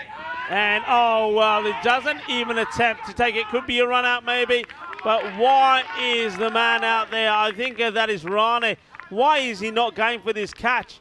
This is incredible. Rane just stops and allows it to drop in front of him. That is incredible. Well, Amalis Rane could have cost his team the match. Edge, and it's another great catch. How about that? Kanandane has taken 3 catches in that area. He started the innings off with taking 2. He was the one that caught Roman Mazumdar. He was the one that caught Zishan Mahmood. And now he takes this catch. And it is such an important one because the captain, who looked to be winning the match for his side, edges this. And the catch is taken, and all I'll say on that is the one who dropped him on 31, and then more to the point, that one there, that there was no attempt from at all from Amanesh Rana. Well, he saved their blushes, hasn't he? Because now this game gets very, very interesting. With a ball to go in the 9th, it is 99 for 7, and they still need 12 runs. And just to show you how much depth the Nicosia Tigers have, Toma Laminal is coming in at number 9. We've seen he's been fairly handy with a bat in hand, so the Tigers still just about ahead in this game despite that wicket, but Ketan Dane's now just owned that position. Everything that goes to him just gets snaffled up, so M-Docs, maybe the door's just been left ajar for them here by the Nicosia Tigers, and are we finally going to see our first golden ball here in Cyprus? Huge delivery, the last of the 9th. Hits it well, and it's gone into an area where there is nobody. It's quite unbelievable. It will go all the way. 6 runs. Balle, balle, balle, brrrr. As the over, the 9th, comes to an end. The score 105. And that means that 6 runs. That's right, 6 runs required for victory. With 6 balls, the captain will be disappointed that he's got out at the crucial stage. But as you say, Aminul is an animal. He comes out, he smashes it for 6. Question is, how can Bam respond? He's the man who's going to be on strike here. And just to put this out here for you, the golden ball graphic. And well, we haven't had one in a while. You know, we've gone past 100, and we said we could maybe reset it today. Could it be this match? 3-3 in the year so far. 6 required of 6. Huge over. And the man who's going to be bowling it is Gaurav Sagwan. We know him more for his batting than his bowling, probably. Here we go, big one. Yeah, Baum's a responsible batsman. So he's probably going to try to get a single here. High in the air. Chance. And dropped. Will they go for 2? It's got to be a throw to the keeper. He hasn't got the arm. They're going to get 2. Oh, that's a huge opportunity. The captain could have been the hero. And the catch dropped. I mean, what do I know about cricket? I thought Ashish Baum was going to try to knock this away for a single, but instead he goes for glory. And M-Doc's opportunity slipping away from them. This is really turned on its head, and you can just see the confidence is really down for this side. And oh no, this will be the match. Is done, is dusted, and how your fortunes can turn. The hero, Dane, who's taken 3 catches in that area, becomes the villain as the ball gets past him and goes to the boundary. And the Nicosia Tigers, they win the match, and they win with 4 balls to go. They are back. They're back to winning ways. They were made to work hard. But I think M-Docs will be asking themselves a question, and that is, how did they lose this match, especially when the start they had? We'll see it in the highlights, but they picked up important wickets. But as a few people have said in the chat, and as we know, that means nothing. It doesn't matter how many wickets fall. It's all about partnerships, and that partnership of 49 runs between the captain, Jahid Mahmood, and Sakwat Hussain was enough to put the team, his team, back in the driving seat. And the Tigers, well, they were being a bit wimpish. They turned into pussycats, but when it mattered, they were back and they were roaring. Yeah, the wounded tiger is the most dangerous. As we take a look at some of these highlights, that first hit they stood down the over was a little bit expensive. We saw Roman Mazumdar play a few nice strokes, and then Ketan Dane, boy, what a day did he have in the field. Took 3 terrific catches, as once again Mazumdar failed to convert a start into a big innings, and things were looking rosy early for M-Docs. They had the Nicosia Tigers at 19 for 4, right where they needed them. And then Zishan Mahmood, he departed for a golden duck. Ketan Dane, it seemed like he could do no wrong at that stage. And then this one, boy, what a start it was for Prince Rai. First 2 deliveries, picked up 2 wickets, and then got 3 wickets in the over. Yeah, you can see there that Jaman is complaining about where the ball hit him. And there was no doubt for me on that one, and there was very little doubt here because, well, I tell you what, the Prince was in the house, and didn't he make a statement? The thing is, though, for all of the joy that they had, they still end up on the losing side. And I think there's a few things. A lot of people will, of course, talk about the innings that came to a sort of really low part end in the last 12 balls. They couldn't really get any acceleration in, and they weren't able to get the 120 score. But for me, it's all about how you apply your bowlers. And I think maybe the captain, knowing that the opposition will fall down, he didn't deploy the bowlers in the right way. I would have gone back for Prince Rice straight away and maybe picked up the crucial wicket. You still know, as you keep saying this, that Nicosia Tigers, they bat deep. I mean, just look at what number 8, Aminul, comes in at number 8. We know what a good batter he is. But they had the opportunity, and I think they just let it slip away. That could have been a huge moment. And the thing was, though, that though the captain added a few more, to be precise, 9 more when he was put down, he soon went. But I think the big moment is this catch on the boundary from Vimal, who takes that wicket right towards the end. There was an opportunity to take the catch. But that man there, Dane, wasn't he class? He's got safe hands. But even Hitty came up and stuck right towards the end when the ball passed into the boundary. But this one is the one that I think was the costly one. That could have been the game there. And then after that, well, this is how it ended. The man who was so good with the catching misses this one, goes to the boundary, 4 runs. But what an exciting start that we had. And it is the Tigers that bounce back.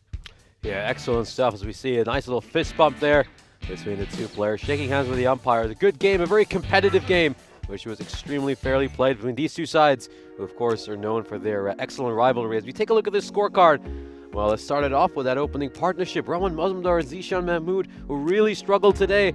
We often say they need runs off the top, but didn't quite get them today, and a lot of zeros up there, all thanks to Prince Wright, terrific 3-wicket over. But then the skipper, Jahid Hassan, came in. He built a great partnership, as we just mentioned, a 49-run one with Shakawat Hussain, who's often bitten these M-Dogs Free Club players before, and that just salvaged the Nicosia Tigers. And then we saw Ashish Bam and Tomal Aminul apply that finishing touch. And of course, someone who really enjoyed it was Bikash Shrestha. He's unfortunately not able to play today, but he's in the YouTube chat saying, yes, yes, yes, come on, Tigers. Yeah, come on, Tigers. And the captain, Jahid Hassan, finally does maybe listen to what I've been saying and decide, you know what, I can play, I can bat, I can bowl, I'm going to have a go today. And because he does, they end up winning. Prince Wright, I think he bowled beautifully, 3 for 12. I just think they lost their way a little bit by not applying him to come back straight away. I think you look at some of the other bowlers there who didn't even come back. I think Vinod Sawant, he didn't bowl badly either, but I think at the end of the day, it was just, what can you say? It was just a very well planned approach by the Nicosia Tigers. Even though they lost wickets, the thing was, those batters that came and went didn't chew up too many deliveries. They end up being victorious thanks to, once again, a great knock from their captain and some good hitting there towards the end as well. And I think Hussain played his part, and also Yasin Mahmood. And don't forget Aminul when he came in towards the end as well. That is a match summary for you. Going to leave that up there and remind you that the next match is coming up in just over 10 minutes time. So join us back for the next match. And of course, that's going to be an absolute cracker as well. Really looking forward to seeing Everest back in action. They were great yesterday. They finally got to winning ways. They are up against the Limassol Qalandars. So join me, Rico Full, and Ishbat when we come back in just over 10 minutes time.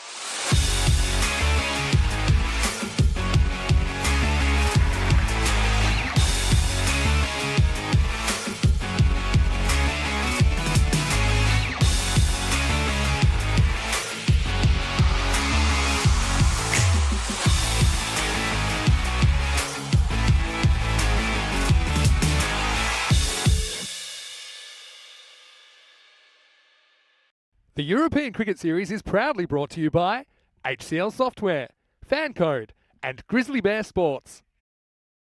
Welcome back as we get ready for the second match of the day, match number 22. This also is going to be a good one. We welcome back Everest. Everest, remember, they came into action yesterday having had 5 defeats under their belt, but how they performed. They were brilliant.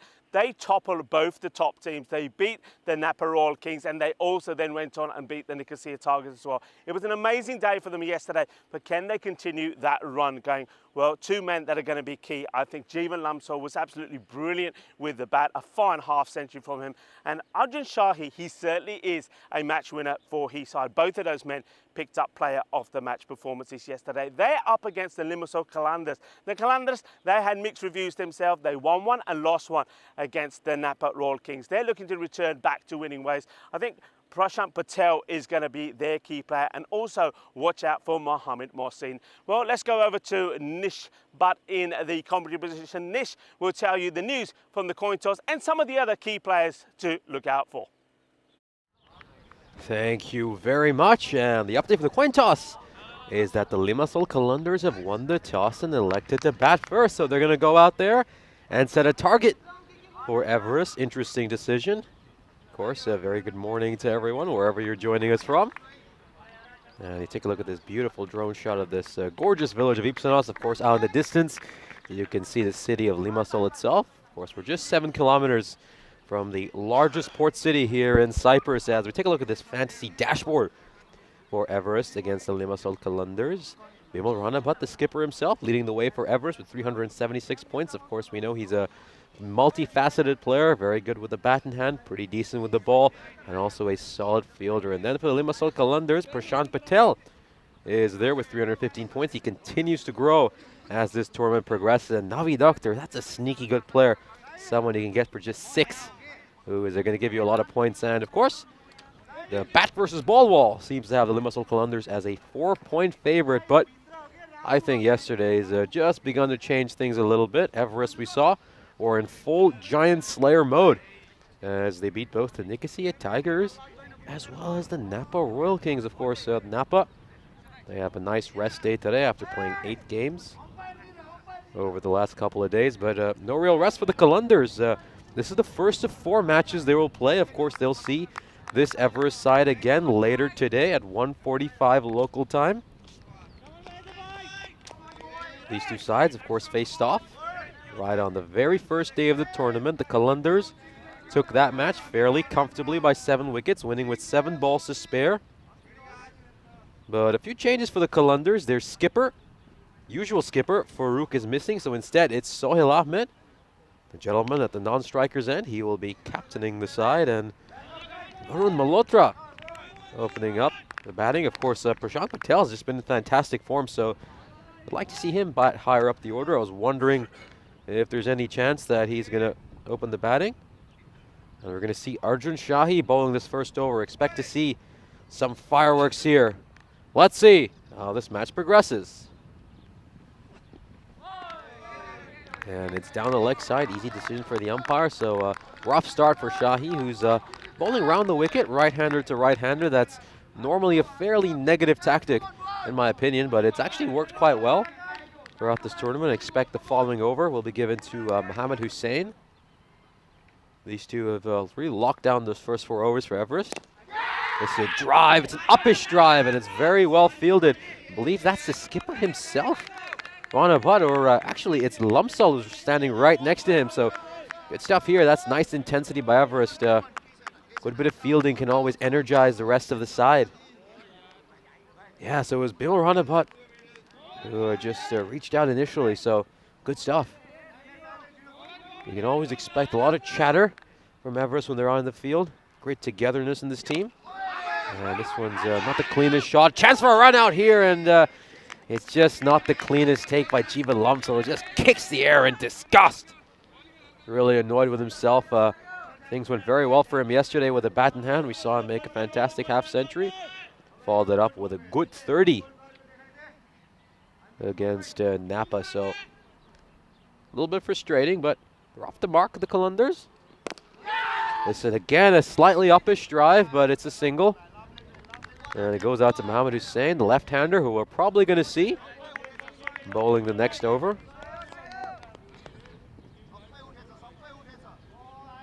Of course, apologies for the lack of score update. The score is currently Limassol Kalundars, 3 for no loss. And this one goes straight to the captain, Bimal Rana Bhatt. He just dived forward, but the Kalundars sprinted across and grabbed the single. I really like the running by the Limassol Kalundars here early. They might not have struck a boundary, but they're keeping dot balls to a minimum. Of course, we've seen a lot of sides, particularly Kalundars yesterday. They just weren't running enough singles. They tried to swing everything out of the park, but today, clearly they've done some planning. And they've decided that they're going to improve things. I think that's the right call by the umpire. That's a good decision. Yeah, and a couple of wides to start off for Shahi, a little slightly unlike him. 6 runs off the over so far.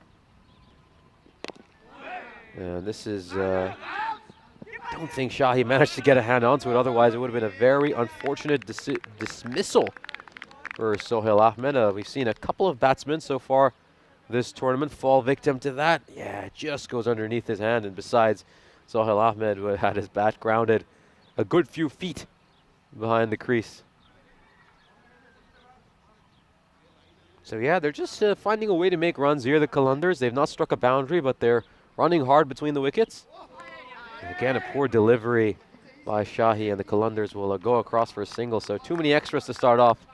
Very uncharacteristic from Everest to normally keep extras to an absolute minimum.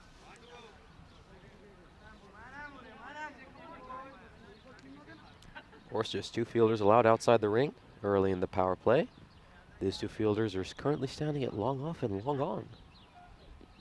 That's a nice ball by Shahi. That's where he needs to be bowling. And it's been a good end to what's otherwise been a rather forgettable over. Well, you didn't see any big hitting from the Limassol Kalundars, but they still managed to get a fair few runs thanks to some spirited running between the wickets and a lot of extras, of course. Let's take a look at some of the statistics for this match. Leading the way for Everest with 137 runs is Jeevan Lumsel.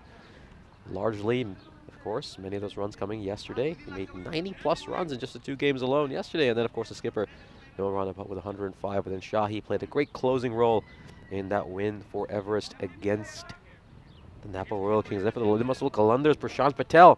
He's leading the way with the bat in hand. He's been terrific throughout this tournament. I've liked his catching, his bowling, his batting. Good player. Nice fuller delivery. That's a terrific line and length by Mohamed Hussein first up. He's been a very exciting player to watch throughout this tournament. He's been one of the favorites of many of our fans. And a real firecracker, as many have said. This one's just nudged away to mid-wicket, and it's just slipped underneath the fielder's hands, but it's not going to cost his side.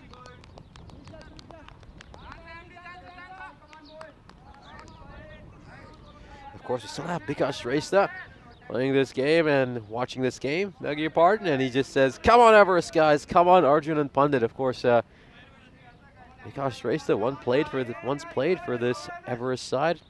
He's now made the move over to the Nicosia Tigers, so is that a little bit of dual loyalty I sense there, Bikash? That's very wide. That's going to be an easy decision for the umpire. Just struggling a little bit with extras, Everest. This is very unlike them. Of course, the aforementioned umpire is Hamad Ahmed, joined at square leg by Sujith Kumara. Of course, umpire Kumara brought some brilliant pancakes for all of us here at the European Cricket Network. This one's a bit of an inside edge, and good bowling by Hussein. He follows up that very wayward delivery with one that's right on the money. And yeah, brilliant coconut pancakes that one of our ECN crew got to have.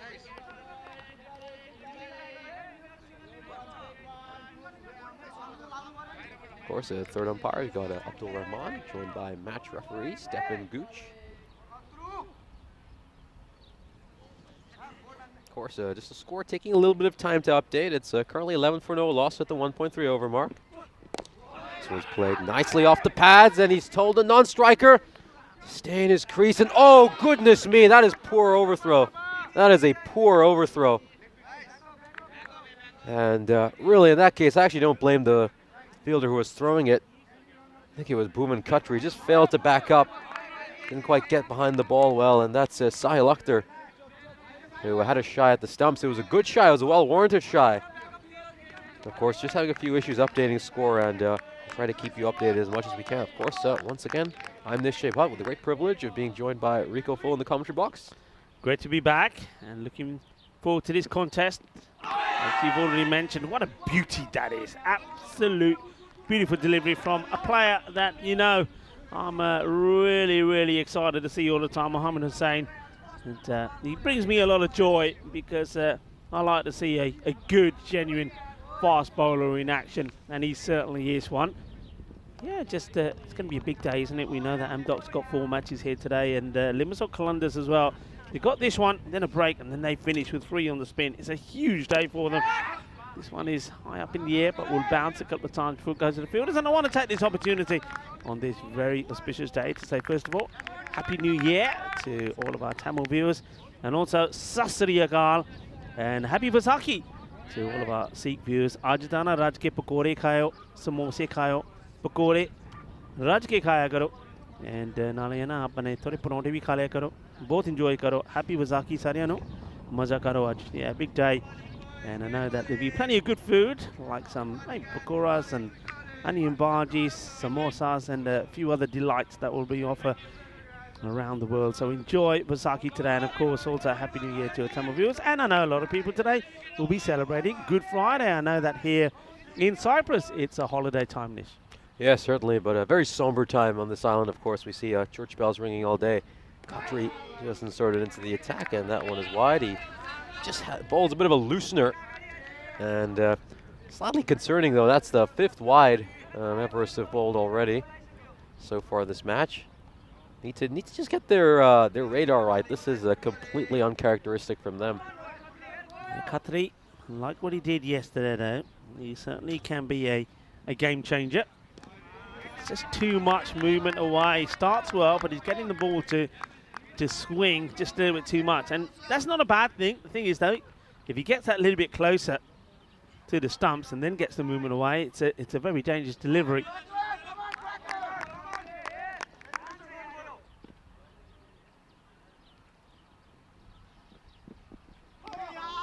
Yeah, that's a very wide delivery again there by Booman Khatri. Yeah, he just needs to start it further inside. You can see what he's trying to do. He's trying to move the ball away from the batsman, but not quite right from him. Let's take a look at this. Yeah, needs to start it a little bit more central. Probably aim it around middle and leg, and then might just get that snick through. That is much, much better by Khatri, and you can see that little bit of movement. He almost squares up the batsman, and that's really where he needs to be bowling. He needs to back himself to take wickets. He shouldn't be bowling a defensive line. We know he's a wicket-taking bowler. We saw the impact he had for his side. Yeah, that's more like it, isn't it? That's the line. That's what I'm calling for. So if you're getting that movement and you're getting it regular, you get the ball a little bit closer to the batter and get it into play where it's going to be when it's going to be dangerous for the batter and difficult to handle.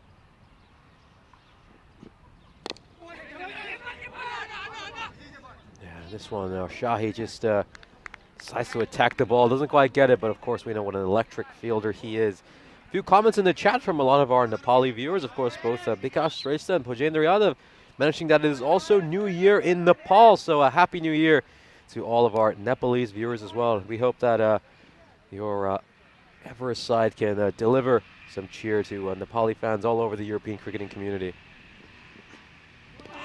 Goes for the shot there, and you can see that little bit of movement which Khatri's getting. So Happy New Year to all of our Nepalese viewers as well, and of course I'll take great pleasure in wishing Happy New Year to a lot of the Everest players who of course are from Nepal, and they normally get a fair bit of support here as well. So yeah, Happy New Year. I know that New Year is celebrated in a number of countries, Nepal being one of them, Sri Lanka as well. Yeah, chance. And it goes down. A great effort from the fielder. He's dipping on him, throws himself at it, and well, almost then pulls off a run out as well. Well, that's Aram Jaishwal throwing himself forward. Not easy, these ones, Nitch, because always the weight going into the dive, and the ball normally does, because of the momentum, get pushed out. But he gets hands to it, saves the boundary. Yeah, this is top stuff by Ram Jaishwal. We'll, of course, see him probably bowling later in this innings. He's a very handy leg spinner, loves to flight the ball. So another aggressive, wicket-taking minded bowler. And that, once again, he goes for that dipping Yorker cut through. He doesn't quite work for him. And this one just stops at that end of the field. And he's a bit fortunate there. Khatri manages to get away with that one. Yeah, he's got the knack.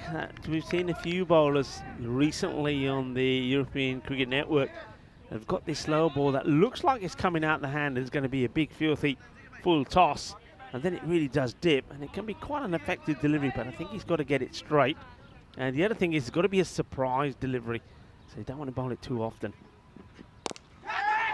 This one's uppish. Is this going to go the distance? It'll take one bounce before the boundary rope. And that's the first 4 of the innings for the Limassol Qalandars, who are having a little bit of a productive over here. This is smart cricket by Sohail Ahmed, who's captaining the side. He knows that mid-off is inside. There's no one out there at long off, and he picks out that boundary, and much needed one for the Limassol Qalandars, whose power play comes to an end. Of course, apologies that the scoreboard is a little bit behind. The Limassol Qalandars are currently 24 for no loss at the end of 3 overs. Of course, the end of the 3rd over also means the end of the power play. And we're going to start seeing more fielders outside the ring, and looks like Everest, they're going to put a long off, a long on off. A man to protect the cow corner boundary, and then also Ram Jaishwal is out there. He's at cow corner. Yeah, Qalandars, the main issue that they've had is this one's played away. Fielder does well, makes the stop, is scoring runs. Haven't scored big runs too often. Just having a quick scan of when we've seen them. And I think they've got to 100 just on a couple of occasions. The rest of the time it's been scores around sort of mid-80s and 90s. So they're looking to try and change that. So appeal from the wicketkeeper, and Pandit wanting it, but the umpire not interested at all. So they've got to really try and accelerate. And the thing is, though, they didn't quite get that acceleration in the power play, so now it will become harder as the field is spread. This is a good line and length here by Akhtar, who we're seeing ball for the first time this tournament for Everest, and certainly the lack of acceleration only makes one think why they didn't have Prashant Patel opening the batting. He's been their top run getter, and you'd like to see him exploit the power play. Yeah, Prashant, he was good yesterday, wasn't he? He was made some very good contributions as the bowler. He moves away this time, the batter, and that's not going to help him get any closer to the ball. That's Sohail Ahmed, who, as you mentioned already, is captaining the side, and Farouk obviously deciding that he needs a little bit of rest. He's been a bit of the walking wounded, as we're going to hear the Stallions making some noise in the background. It's a ground which is surrounded by some wildlife, as this one will go all the way to the boundary. It trickles away, so this is what they need, acceleration, and the captain, Sohail, gets them another boundary. Yeah, smart cricket here by Sohail Ahmed. Just picks out that boundary. Of course, you've been calling for a sweeper over there all tournament, and doesn't seem like Everest are looking to plug that boundary gap either, but Sohail Ahmed just playing smart cricket. He's going a bit slow, not quite demonstrating much power hitting, but finding a way to get away some of these fours, as that's a low full toss which goes unpunished. It's captain the captain. Sohail Ahmed strokes that one away to Bimal Rana Bhatt. And Jai is saying good morning to us from the sunny office. Well, hello and good morning to Jai, and good morning to who's in the office with you there, Jai. And I'd love to say good morning to everybody in person, and I hope you're having a good day. Well, it's pretty sunny here today as well, which is good.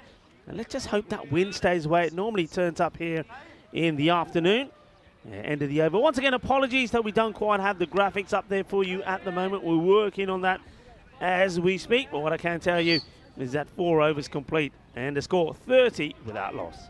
Yeah, this is a rare occasion, of course, where Everest haven't bowled out Shahi and Mohammad Hussein in the first 4 overs. Instead, they've kept Mohammad Hussein's second over here in the 5th, but it's worked out fairly well so far for Everest, regardless. And this one just played right back to Mohammad Hussein, who's really got his length spot on today, and I think it's been good to see his development throughout the tournament, of course. We saw him in that first game. We saw the potential there, the pace, the fieriness. But as the tournament progressed, he's found that right line and length as well. So it's good to watch his development as a player right in front of our eyes here on the European Cricket Network. So it's taking an edge, and it's going to go to the fielder at deep third man. So good field positioning by the skipper, Ranav Hutt. Yeah, you're absolutely right. It's great to see his development. He has turned out to be very impressive. He's definitely been a find for me watching him play. And you're right, the field position is correct as well. You've got somebody who's bowling with that much pace. Set the right field. You've got the third man pretty straight and back. He's been a good, fiery character, a very good player. Just making some final adjustments as the batters, they change over. So Varun Malhotra now on strike. Hasn't really got going yet. Just 8 runs of 10 balls. This is high up in the air. And it's a great catch. So well done to the young bowler, Hussein. And one thing you mentioned about watching him and seeing him develop. And if you remember, a couple of matches ago when he was bowling and he was getting Yorker after Yorker. And there he is. He's given all his supporters a bit of a kiss. And it's a nice moment for him as well. And a few people have reminded us that's also New Year in Nepal, when he's celebrating it in style as he gets his wicket. But one thing that he has done, just going back to what I was saying, he was bowling full all the time, which I don't mind because quite often too many bowlers don't. But he needed to have a change. He needed to have a different delivery, and he's found one, and it's a short one, and it does seem to be working for him. It does seem to be working for him. And don't we just love to see a fast bowler steaming in and then take a catch off his own bowling? And Prashant Patel, the batsman in form for the Qalandars, comes in now, but you just wonder, once again, he's coming in a tight spot rather than at the top of the innings, as he'll just play this one off his pads. And oh, goodness me, if the fielder right there, Kishore Buston, if he'd managed to grasp that a bit more cleanly, Patel might have been in trouble at the non-striker's end. Yeah, good delivery though, isn't it? New batter comes in and he gets it right on the money. The perfect Yorker. Patel, credit to him, deals with it well. And let's see if he can maintain the form that he was in yesterday. Patel gets a single and goes to the non-striker's end. So Hill Ahmed, the captain, has been good for his side so far today. This one just straight down the leg side. That's the bowler. And Pandit, once again, does well. He's been good behind the stumps. Stopped everything that's come his way. Got Mike Seal is saying good morning to everyone. Good morning to you, Mike. Thank you for joining us. And well, the robot is not happy because Jai, we know, as this one's up in the air, get lucky, drop safe, just lobs it over the bowler. Yeah, we heard Jai saying the sunny office, and the robot saying no sun here, it's snow. Isn't it interesting how the weather is so different around the world?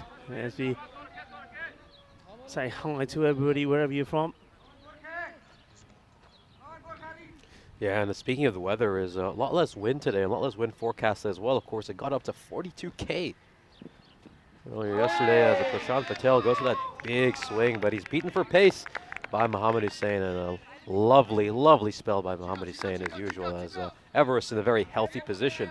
Yeah, very good bowling, 34 on the board, and Hussein doesn't impress, isn't he? A very good player. I hope you're excited to see his bowling. Look, once again, it's a big day for a lot of people around the world. So if you are celebrating New Year, as we've heard, they are celebrating in Nepal. We know that a lot of our Tamil viewers are celebrating New Year. Happy New Year to you all, and also happy Vaisakhi to all of our Sikh viewers. And a lot of people also celebrating the Good Friday as well. So a lot of celebrations around, and we're celebrating a bumper day here. 6 matches coming up your way. Yeah, and I'm looking forward to every single one of these matches. And let's see how these teams cope physically. We saw Napa, they had to play 8 games in 2 days, and you could really sense that fatigue by the end of the day. So today, it's going to be a real test of all these sides' fitness. Certainly is. Qalandars for me. I mean, let's see how they go. And we already know that their captain was hobbling around. That's why he's not playing in this match. Whether we see him later or not, we'll wait and see. I suspect we might do. But yeah, it's going to be a real test of character for the Kalandars and also for Amdocs. High up in the air, good luck with this one because the wind will certainly play a part in it, but no issues for the bowler.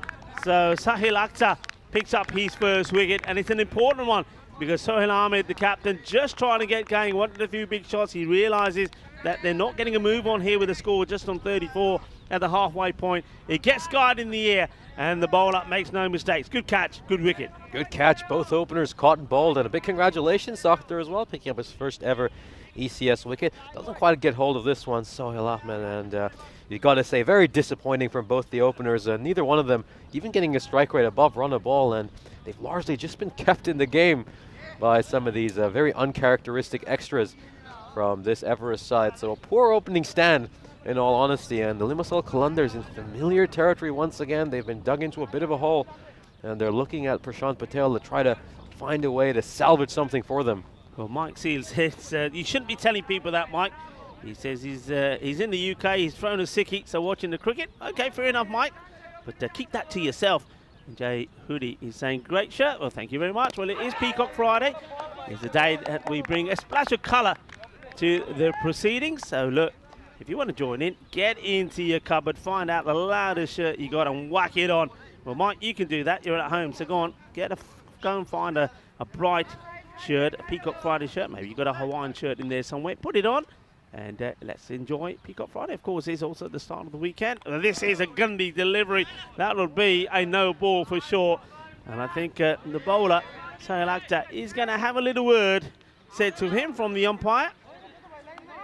Yeah, just slips out of the bowler's hand and goes for the old baseball swing there, Prashant Patel, considering he's facing what's even a little bit too high for a baseball shot. That would be called a ball in the MLB, as of course now going to see a free hit here. So it's a new batsman, Amir Hussain, and he's going to get a chance to tee off. That's a wider delivery, well bowled by the bowler. Good stuff here by Akhtar, who's been inserted into the Everest attack for the first time this tournament, and he's done a job, as has everyone so far for Everest. Yeah, they've just been tidy, haven't they? They've stuck to their plan. They've not tried to do anything overcomplicated. Got the ball in the right areas and just basically said to the batters, well, look, it's going to be there or thereabout. The field is set and set well. But, you know, see what you can do with it. And most of the times you see here, when the ball is being hit, the fielders are playing their part. Okay, this is going to be spicy. He's going to be out here, surely. Oh, no, the keeper not able to take it clean. You have to say that, just looking at that, the throw, though it was a strong arm, was not quite over the stumps. Over the stumps, he's gone. Just watch, here's the throw. If that was over the stumps, look, the batter is a long way from the area. Good strong arm, just badly directed. Yeah, that was Arjun Shahi with that throw out of long on. We know his fielding prowess. Exactly, if you can just direct that to the stumps, I think Amir Hussain would have been in major trouble. It's a fuller delivery. It's been sliced. It's not the cleanest shot, but Mohammad Hussain puts in a terrific dive, and you really love seeing your big fast bowler putting in some dives and showing real commitment as this one goes away for a boundary. Yeah, great effort this is. I mean, this ball's always getting away from him. But I don't know if we have all of this on camera, but he throws himself at it. Watch this, a tremendous effort. He gets fingertips to it, but he can't take the catch. That would have been something special. And I really love the spirit of this Everest team. As soon as he does that shot, he goes over to him, gives him a high five. Lots of encouragement. This one is struck cleanly, and this one will go the distance and nestle in the goal out here at long off. So it's a beautiful shot as he's finding his touch now. Amir Hussein's flexing his muscles out there on the cricket pitch. Yeah, that's a really good shot, isn't it? I mean, the ball before, he doesn't quite get it out the middle. He gives half a chance to Hussain, but this time he says, you know what, I'm going to crunch this even better. So a bit of Hussain on Hussain action, but Amir Hussain being victorious. That one clearing the little man by a big way. And finally, they're up and running. The score now moves at the end of 6 to 49 for 2. Yeah, but with this sort of power hitting available in the middle of the order, imagine if these two were batting out up there in the power play. They could have really caused some fireworks with those fielding restrictions. As it's a good move by the captain. He saw a couple of boundaries, brings his wicket-taking bowler, Khatri, right back in. And he went a bit short there, Khatri, but because he took pace off it, that really deceived Prashant Patel, who swung and missed. Yeah, Patel has been he's sort of the batter. He'll score all your runs, but he's not going to go boom, boom, boom. He's going to play some nice shots. He'll put the bad ball away. Khatri is a difficult character. He really is, because his variations are good. You don't know what he's going to do. He's what I call like a Bombay mix sort of bowler. He's like a packet of Bombay mix. You just don't know what's coming out next. And you can see straight away, because of that ingenuity from him, he's difficult to pick. You don't know what he's going to do. And he's got a couple of dot balls in straight away. Yeah, varies his line and length a lot as well. As you said, extremely unpredictable. So it's a big guessing game out there when you're trying to face him. And it's enough of a challenge for the batsman trying to score regular boundaries, but you have to keep guessing the line and length. That compounds it. Once again, took a bit of pace off it. That's the variations you were talking about. Yeah, they're the variations. Bombay mix. Don't you love it? Don't know what's coming out next. Hey, a lot of celebrations, as I've already mentioned, around the globe. If you are celebrating, what have you got planned for tonight? Let us know what's on the menu. I know that we often get quite a few Punjabi viewers. Let us know what you're cooking tonight. Make us hungry. There you go. There's your challenge. Make our tummies rumble. This one's played away. Is this going to be a catching opportunity? And the fielder, well, he completely misjudged that one. Kishore Boston. I don't know if it was the wind that just threw him off, but the ball just went right behind him. He just couldn't quite get underneath it. He seems to lose it in the sun. Candy. Candy girl. Well, he can't get to it, Candy. And, well, he's got sticky fingers. We know that. But if he gets the ball there, he'll take it. But this one, I wonder if that's more the sun, the issue, or whether it's the wind. But not able to get anything on that. But that has to go down as a chance. The 50 now up. And once again, slogged up in the air. This one's going to Shah. He's one of the better fielders in this side, and he's going to take it. Well, he picks out the best fielder on this Everest team. And look at that. He is absolutely pumped after taking that catch. Khatri's overjoyed. A well-deserved wicket for him. He's bowled sensationally so far. And Amir Hussain, the only batsman so far who's looked fluent, has to depart after making just a short cameo. Well, I'll tell you one thing. This guy, Arjun Sahi, he has got the safest hands, I think, in the world. He has not dropped anything. He's the man that we saw, I think it was back in day one or certainly day two, that took an absolute humdinger off a boundary catch. Remember that one when he catches the ball, he's going out of play, he throws it back in, and then he jumps back in and takes the catch. But now he's doing a bit of kung fu style celebration, some play acting with some of these players. But what a safe pair of hands he's got. That also is not an easy catch. He's charging in. A lot of players wouldn't have even got to it. Hint, hint, Avinash Rana. He gets it, takes the catch, brilliantly done, and he gets the dangerous batter out. He took some pace off that. That was one of his dipping Yorkers again, and sharp work back there. A quick throw back to the wicketkeeper, just keeping the new batsman Akhtar on his toes, as the Qalandars are just 50 for 3 at the 7-over mark, so they're going to have to really explode. They need to get to minimum 90, so they'd have to go at about 14 to 15 and over in these remaining deliveries. Yeah. Well, let's have a look at this. This is interesting. It will tell us about the number of sixes per innings teams are hitting. And isn't it interesting that the teams, and we've done a lot of looking at this, overall 3.7 per innings, but the teams that hit the most sixes are the teams that do well. And look at Napa Royal Kings. We know they're at the top of the standings. Nicosia Tigers are now joint at the top with them. Qalandars, they're halfway up the table. Amdocs and Everest, the teams that are sitting sort of at the bottom of the group. You can say it's interesting how the number of sixes you hit has a reflection on how well and where you are in the standings. No, it certainly does. That's almost a mirror image of the standings, as Kishore Boston starts off by bowling a very wide delivery. He'll be hoping to give a few dollies to some of the fielders out there. Well, I said to the chat, try to make a tummies rumble. Mine's rumbling. As Bajinder Yadav said, he's had mutton today. If that one is going to be called wide. With some cold drinks this morning. Well, okay, that's you're a lucky boy. Mike Seal saying great catch. It was a sensational catch. And keep the chat going, everyone. It's lovely to have you there with us. It's going to be a long day. We've got 6 matches planned today, so after this one, we've got 4 more coming. So keep it up in the chat as well. Stay with us. And struck hard, and it's going to go straight to Shahi again. The safest pairs of hands on this Everest side is picked up once again, and Prashant Patel wasn't quite his usual self in this innings, has to depart, having made just 3 runs. Oh, well, what did I say? Safest hands in the world. Arjun has been absolutely lasered at him. Just watch this. He makes it look so easy. He's banged, he comes in, And, well, we've had the Tigers out there already. Well, he's like a tiger that's on the prowl, isn't he? AJ's the name. And Arjun Shahi takes another fantastic catch. And I think if you go onto our website, EuropeanCricket.com, and you have a look at the stats of the players, hit the fielding one, and I reckon you're going to see him right up there as the top catcher in this series already. He's been absolutely fantastic. Patel couldn't get going. I think he decided, right, if I can't get going, maybe I need to get out of the way, let somebody else in. Now this man, Numan Munir, he certainly can crunch the ball, but can he get it past Arjun Shahi? This one struck away, and it's going to take a bounce before going to the Everest captain, Bimal Ranaput. And as you can see, a good bit of fielding by him. Got down low to his left, and it made sure there was no boundary there. So excellent fielding so far by Everest. Everybody's backing up the good work by their bowlers. Just a one missed opportunity so far, but otherwise it's been very, very clean stuff by them.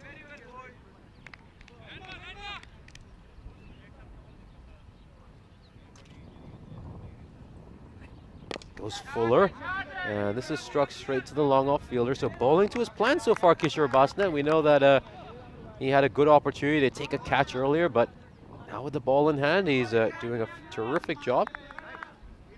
As of course, we just got a poll that's come up on our YouTube chat. What wins matches? Sixes, ticky-tacky singles, or catches? Interesting. Yeah, interesting one.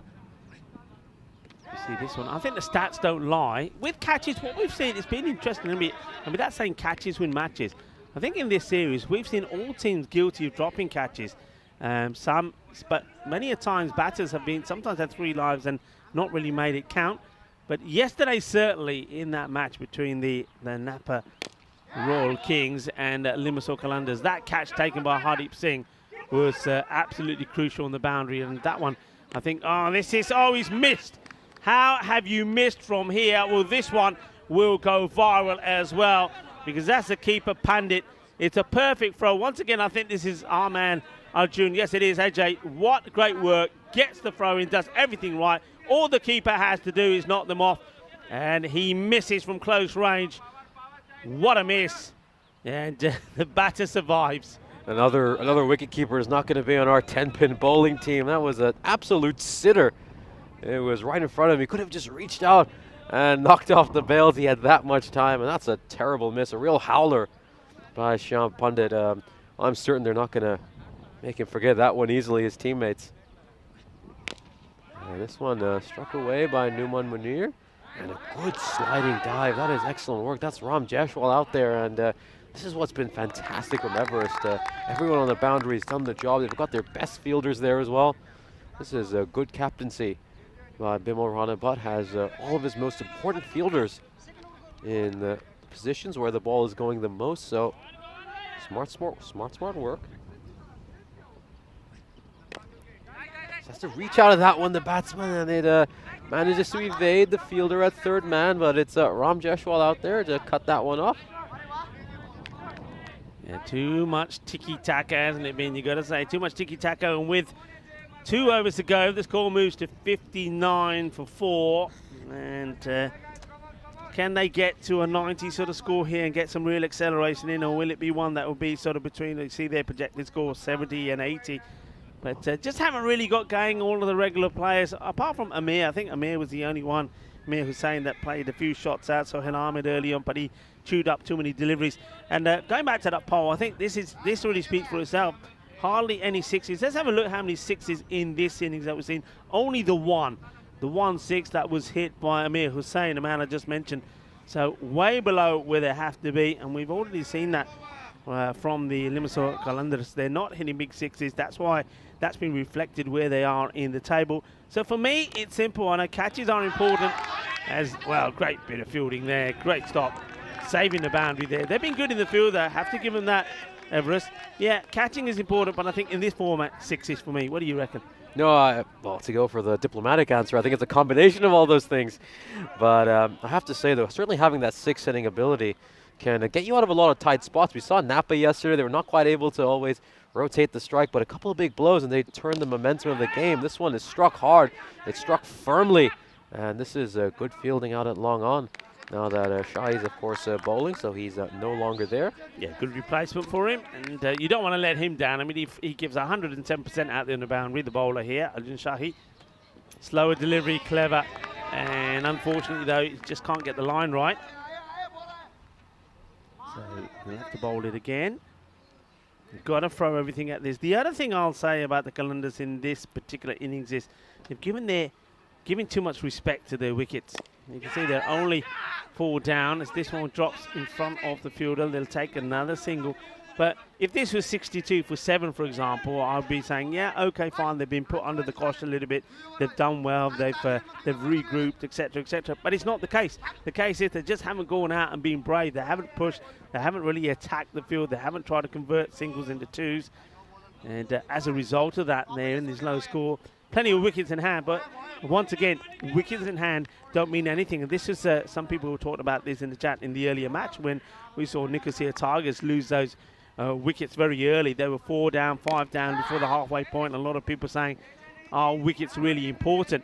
And you saw in that match, well, no, they lost wickets. You had 2 golden ducks. You had a 3-ball duck as well. But the thing is, if you're going to get out of the way, get out of the way. Somebody will come in and hit some runs for you. And that's one thing. That's an approach that the Qalandars have to take.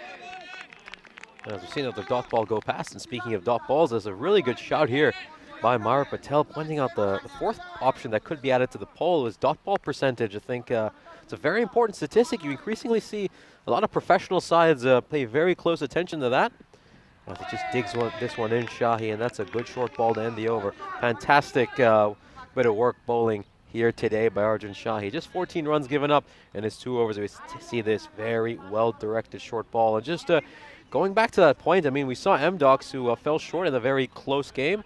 In the first match, there was a period where they let 5 or 6 dot balls in a row go at the end of the game. And imagine if they'd had just about 6 or 7 more runs, if they managed to get singles or doubles off those. Yeah, you're absolutely right. The M-Docs, they will know that. And they had an opportunity. I mean, example of that, they were 97 for 3 at the end of 8 were the M-Docs, and they finished on 110. So they only got, 13 runs? 13 runs of the last 2, which is not good enough, really. And you could say that cost them the game. But for me, that particular one was about the tactics probably that were deployed with the way the bowlers were used. I think you had the Nicosia Tigers, you were putting them in the cage. You had them in the cage, the Tigers, but you forgot to lock the door, and the Tigers came out and won it. Qalandars, where can they get to here? It's another swing and a miss. So it's those dot balls that hurt you. I mean, we say dot balls. I mean, it's the same that I've always used. Dot balls are like gold dust in this format, and there's no doubting it. You get a few dot balls in, it hurts you. Yeah, Everest to be a very wealthy side right now with all the gold dust the Qalandars have handed to them. This one's finally one that the batter sweetly connects with, Numan Munir, but he just hits it straight to Mohammad Hussain. What I will say also, as you see Munir there, he's now 7 or 8 deliveries. I think the field that's been set by Everest is very clever. I think the number of times we've seen the ball hit well, even to the boundary. There's always been fielders there. Look at the offside, the way they got the field there. I think it's a very good field. I mean, really. If we have a look at the offside, you've got the wicketkeeper, you've got the man on the 45. Then look at the way you got 2 men in and 2 men out. A lot of runs we were talking about yesterday, a lot of runs were going in that area on the offside. And it looks like Everest are the one team that have thought, well, you know what? We can stop this. We'll deploy a field to stop it. This one will go all the way. So finally, they get one to go through. It's going to be manos arriba from the arbitro as the 70 comes up on the board with this big Maximo. Yeah, very, very good shot. Very bottom-handed shot by Navid Akhtar. Just gets underneath it. A little bit of a whip action from his wrists and works it over the fielder long off. They desperately needed that. Just the second 6 of the innings. Let's see how they close out. And he'll just play it away to long on, and this will be a very comfortable take. And surely they've got to run for a second one. I don't know why they hesitated. And that's good work by Mahmoud Khatri. They'll go for a 3rd one, and goodness me, after doing a terrific job to try to cut it out, he just lets the ball slip past him. And we're going to have a little review over here to find out whether the Qalandars have come back for a 3rd run. But my initial reckoning is they're safe. Well, your reckoning is safe. I've seen Naveed is Let's see this. There's no bounce, so Candy can't do anything about it. Basnet, that is. And then here's the direct hit. Keep an eye on the bat. I think he's out. He is short, so he's going to be run out here. So they'll get 2. But, yeah, you've got to run for everything. You're absolutely right. So it would be 2 and out. So it isn't a sneaky 3 at the end of the innings, but you'd have to say it's below par from the Calendars. And once again, it just highlights the point I was making before about them. They're a team that have struggled to score big runs. And, well, though they will fight, they'll try and defend this. They did really well yesterday against the Napa Royal Kings when they almost defended 81. But I just get the feeling, once again, that Everest, they're a team on a high. They're batting well. They got their full strength team out here. They're going to look to try and knock these off pretty quickly, and that would be advantageous to them as well, because now that they're on the groove, now that they're moving, they could really certainly help their net run rate as we take a look at the highlights. Yeah, this was a good opening spell by Everest. They really kept a lid on them very early. They couldn't increase their run rate to anything above 6 or 7. That was a nice effort by Ram Jeshwal, in all honesty, and this was one of the few shots that the opening batsman managed to hit. That was a Sohail Ahmed who hit a couple of 4s. There was a second of those 4 that was just trickling over the boundary rope. Weren't able to get too many clean shots, as Varun Malhotra was the first batsman to depart. Popped one up, and you love seeing a fast bowler take a catch off his own bowling. And a little kiss for all of the fans. And here was another one that was skied, and then very, very good moment for Sohail Akhtar, picking up his first ever wicket here in the European Cricket Series. Yeah, he does. And, you know, I like this guy. Here he is again, throwing himself around. This one could have been, as Basnet almost takes the catch. A lot of good chat in the YouTube chat as well. And, well, there's a few comments, and I know a few people have made reference to it. So all I would say to Sagar Patel, well, if that's your view, why are you here? Why are you watching? Adios, goodbye, because we don't need people like you. We want people that support European cricket, that support the community. This is a family, and, well, we don't welcome people that have negative thoughts like you in our family. Go and watch cricket elsewhere. Simple as that. Let's go back to the highlights. Yeah, this is just a slight bit of frustration there from Everest. You didn't see much of that because they were largely very positive out on the field. We've seen Naveed Akhtar 6, very bottom-handed 6, and this is the last one. This is a little bit poor in my opinion by the Calendars. You have to be sprinting right there at the end rather than jogging and ball watching. Of course, my initial thought was that it was the batsman was safe, but of course, as the replay demonstrated, I was wrong about that one. As we'll take a look at this batting card, not much to cheer there if you're a Calendars fan. Yeah, not much at all. Sohail Ahmed, acting as a captain, tried to get something going for his side. He chews up 18 deliveries, which doesn't really help. And I think Varun Malhotra the same. So there's the difference for you. We're talking about dot balls and how hurtful they can be. Well, that's it. I mean, in the power play, you need men hitting 6s. If you don't get that, then you're always going to struggle and you're going to end up with this sort of score. So nobody really, you have a look at that, no batter really getting any real acceleration in. Maybe Amir Hussain is the early one, but he was well caught by Arjun Shahi. So we know that it's going to be, well, a day where we're going to be a lot of quick turnovers. A very quick look at the bowling figures. Arjun Shahi, once again, has been superb. But you can't really criticise any of the bowlers there at all. Yeah, terrific performance all around. And this was top stuff by Everest. Of course, it'll be a very quick turnaround. He's going to have to come right back and try to chase a target of 74. Very attainable. But we've seen stranger things so far in Cyprus. Join us in just a few moments.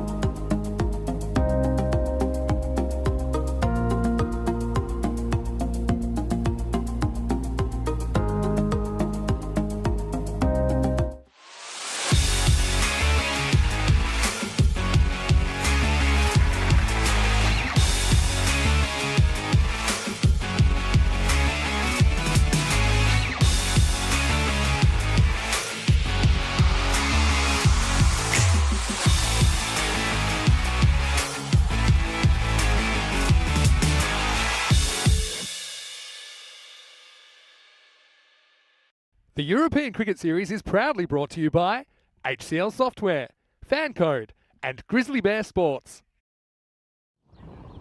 Welcome back to Ipsanas for the second innings of this first of two matches.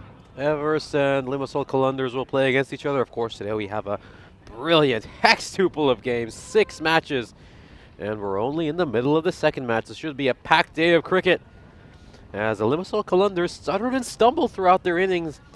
They managed to post a total of just 73 runs, and you have to say they were largely aided by some of the extras that Everest bowled. 14 extras by their standards is pretty high, so if they'd bowled at their usual standard, this could have been a very humiliating total for the Limassol Calunders. But what an opportunity here for Everest. We saw them pick up their first couple of wins yesterday, and what a story would it be for a side that lost 5 on the bounce to come out here and make it 3 straight wins. That would be a terrific tale, and I really enjoy how we're seeing all sorts of twists throughout this tournament. No one is safe.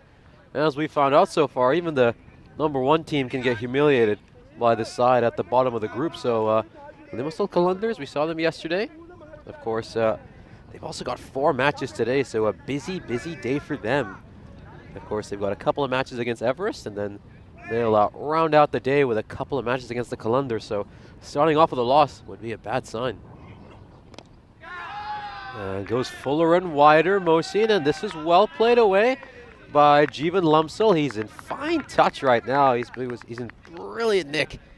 We saw him play a beautiful 61 yesterday against the Nicosia Tigers. As we see our first goal of the day, that one nestles right into the bottom of the goal. Terrific stuff by Jeevan Lumsel. Of course, wonder if any of you are going to be lobbying for extra runs to be added if you can find those goals. But, well, any runs really are a very precious commodity right now for the Calunders. They don't really have too many to play with, and that's why the captains decided to put a fielder out there right in front of those goals at a very square, deep third man.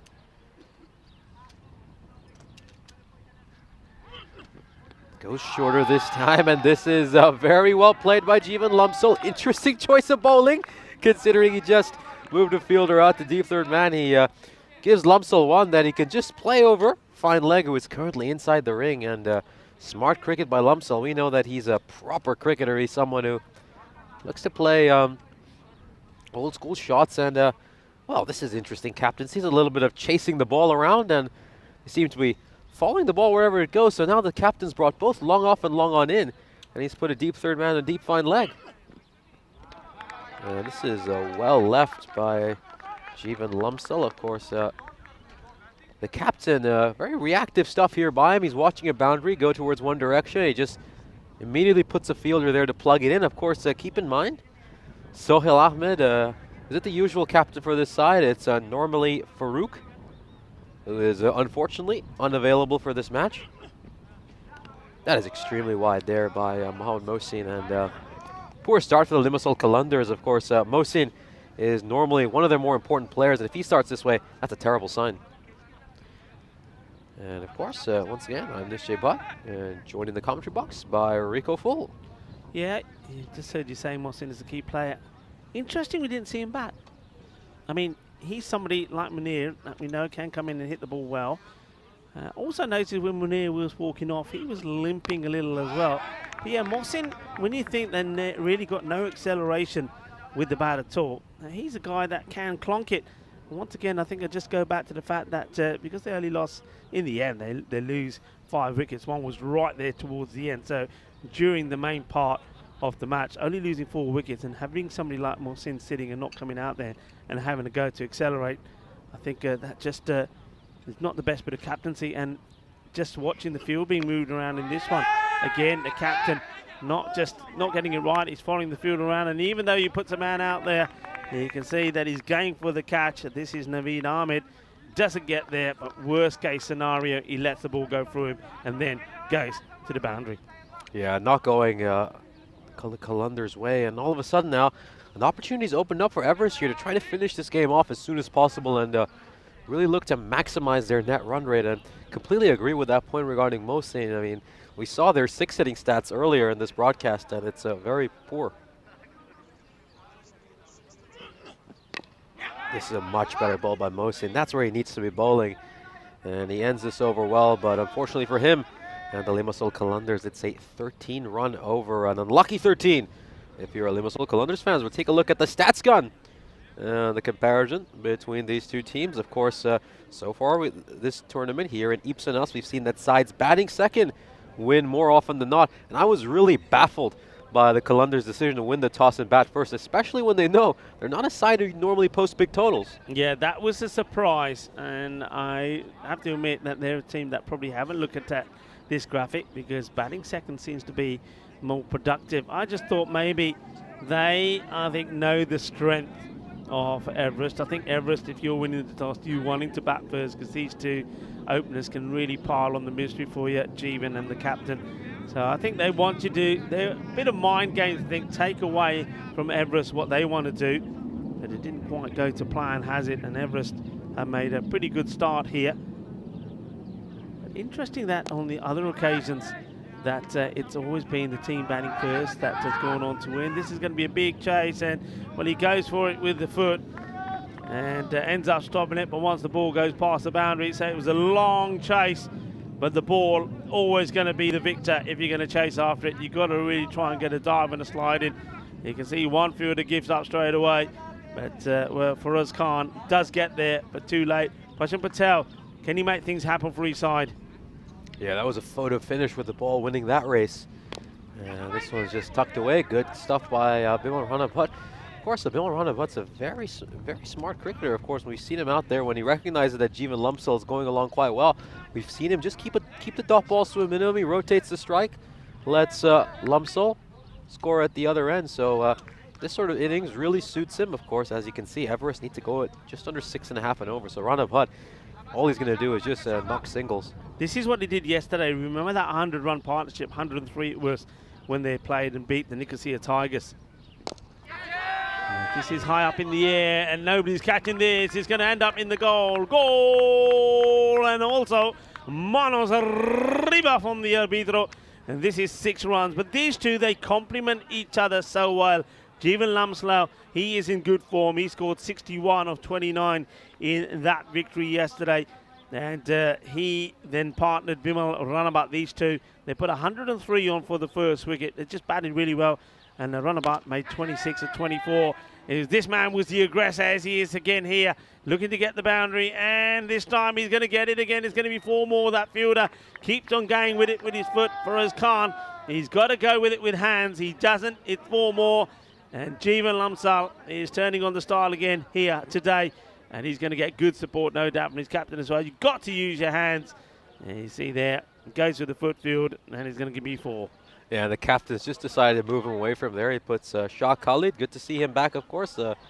We saw him take a bit of a hit on the head with the ball earlier. And that is a beautiful ball by Prashant Patel. Nice shape away from Jeevan Lumsel. Of course, yeah, we did see Shah Khalid. He was batting without a helmet on. Took a bit of a blow. He has 8 stitches from what we've heard. Yeah, he has 8 stitches. And so probably the reason why I wasn't surprised that we didn't see him. As this one gets played out, but no single. And it's a very good positive start so far from Everest. And you see already they're at less than run a ball. And it's a great opportunity for Everest to really increase their net run rate as they hope to continue their march up towards the top of the table. End of the over, and it's 28 without loss. Yeah, and speaking of the table, let's have a look at the table right here. Everest currently with just 2 wins in their 7 games. They had 5 losses on the bounce, so it would be quite a tell if they can pick up 3 wins on the trot after that difficult start. The Limassol Qalandars seem to be on a bit of a slide right now. This would be their 2nd straight defeat if they lose this game. Well, what a story that would be. Starting the day, bottom of the pack, win this match and win it in style, and you could end up jumping all the way to 3rd. And, well, remember, they've still got matches to play here, so big moment for them. And don't forget, they play back-to-back matches, these two. So we're going to have the Nicosia Tigers coming back to play Amdocs in the next match. But then straight after that, Everest once again take on the Limassol Qalandars. So it's a good opportunity for Everest to break away from the Qalandars and to certainly start the challenge at the top. And you know what? From what I've seen from them, they certainly have the potential and the ability to do that. And he goes for the big swing there, Bimal Ranabhat. But I really liked what he did in the previous delivery. Just got out of the way of the wide. we've seen too many batsmen sort of stay planted on the leg side and allow a lot of these wider deliveries to strike their pads, but not the case with Bimal Rana, but he's taking every freebie he can get. And this is edge, but it's going to be stopped by, I believe that's Numan Munir, fielding at third man. Let's see if we see him with the ball in hand later this innings. And, well, looks like we have a little pause in the game as, of course, Bimal Rana Bhatt just having a bit of a change of gear, just taking his gloves off. But looks like he'll be all right. It should be up in a few seconds. Of course, this also allowed the Qalandars. They've decided to make a fielding change, so they bring Long On back into the ring. And instead, they move Mohsin back towards Long Off. And this is a great ball by Navi Doctor. You can see the ball move a little bit with the breeze, and he's castled the Everest strike captain, who decided to move out of the way and open up the offside, but he has to depart. First wicket falls for Everest. Well, it's didn't have to play this shot, did he, Rana Bhatt? I think he's forgotten what his role was. But just watch this. These stumps, well, they've been absolutely detonated. They went, look at the bales take off here. Well, that certainly was an explosive moment. And good movement, though. Looks like it was going down the leg side, and that's the shot that Rana Bhatt is looking to play. Well, he doesn't even look back at the stumps. Well, he knows they were well and truly shattered. So he'll go. And now where we get a chance to see somebody I don't think we've seen so far. It's Hari Chetari coming out to have a bat. Yeah, good opportunity for a number of Everest batsmen to make their mark. Of course, this isn't too big a target for them, so we'll take full advantage of this to bed in a few new players. But good stuff here by Navi Doctor. Brilliant impact after being inserted into the attack. And this one's another fantastic delivery. Take a look at this one. Just moves away as he angles it into the off stump, and this is the perfect line and length. This is a wicket-taking one. Yeah, Chetri, well, he's not playing for the movement that Akhtar is getting. He's getting the ball to really move around. There we go again. I mean, just wants to get one. You get the feeling, though, he gets this a little bit fuller, gets it pitching on middle. It'll take off stump, you know. So terrific stuff here by Akhtar. This has been a sensational over so far, and once again, top delivery to end it. So a fantastic over for the Limassol Qalandars. They're just keeping Everest true. This is another good look at that ball. No real foot movement either by Chetri. It looks a bit tentative to start off, but who wouldn't be with some fantastic bowling by Akhtar? Yeah, well bowled by Akhtar, and the way that you play him while the wicketkeeper is still standing back is you just move your guard slightly forward and you play for that swing. But well bowled, they needed that, a tidy over, and the power play does get complete. So 29 on the board, 29 for 1.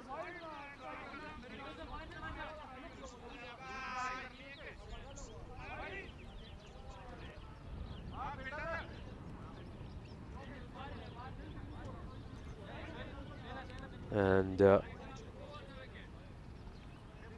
it's a danger man, Jeevan Lumsop. Back on strike. I believe this might be Shah Khalid bowling this over, if I'm not mistaken. We'll wait for confirmation, or actually it looks to me like it's probably going to be Naveed Ahmed instead. So let's see how he fares. And it's a wayward delivery that's just played away by Jeevan Lumsop. You can't bowl there to a quality batsman. All he needs is a little flick, and it's going to beat that fielder inside the ring. And it's 4 more runs for Everest as they try to wrap this one up as soon as they can. Clever shot from Jeevan Lumsop. He would have been a bit frustrated at the other end when he saw that last over just go for 1 run, and he saw Chetri, the new batter, play and miss at the 3 deliveries. But you just see here, he could take the wide, but instead just a little tickle, and he sends it all the way to the boundary. Yeah, this one once again just rocks back onto his back foot and plays that extremely well, but the Qalandars have responded by placing some protection on that boundary, and they'll take the single. And Chetri, of course, who we saw really struggled to play Akhtar in the previous over. He's going to need to find a way just to knock singles here. He's got a partner at the other end who's striking the ball sweetly, so just rotate the strike. You only need to go out run a ball. Swings and misses at this one as well, so 4 straight dot balls for Chetri, and he's not quite been able to open his ECS mark. Oh, Hari Chetri. I'm surprised that the likes of Jeevan Lamsal is not using his experience just to go up to Chhetri and say, okay, look, this is what you got to do at the moment. Maybe you're a little bit nervous, but you're taking yourself away from the ball. Use your feet, come forward, go to it. And, the bowler doesn't help himself with this Gandhi delivery, does he, Ahmed? He's got a batter out there that is struggling, and he fires it down the leg side and gives that unnecessary single away. Remember, we've already seen a boundary and a single of the over, so that's 6 in the over. So the rate is just over 6, so that's the 6 already done. So this is where now somebody like Jeevan Lamsal could probably say, well, it's okay, Chhetri, and just do what you want to do, because we've already got the runs we want off this over. And now we've got more than what we need. As the bowler, Ahmed, as Naveed Ahmed goes down on his hunches and just wondering and reviewing his decision and what he's doing here at the moment. He's bowled really well, and now I don't think so. I think he's just getting this line wrong, trying to bowl too fast. Go back to the basics.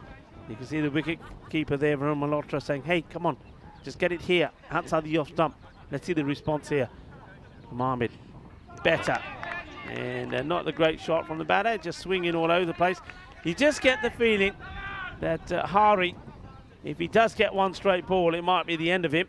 It might be a bit of hari-kari.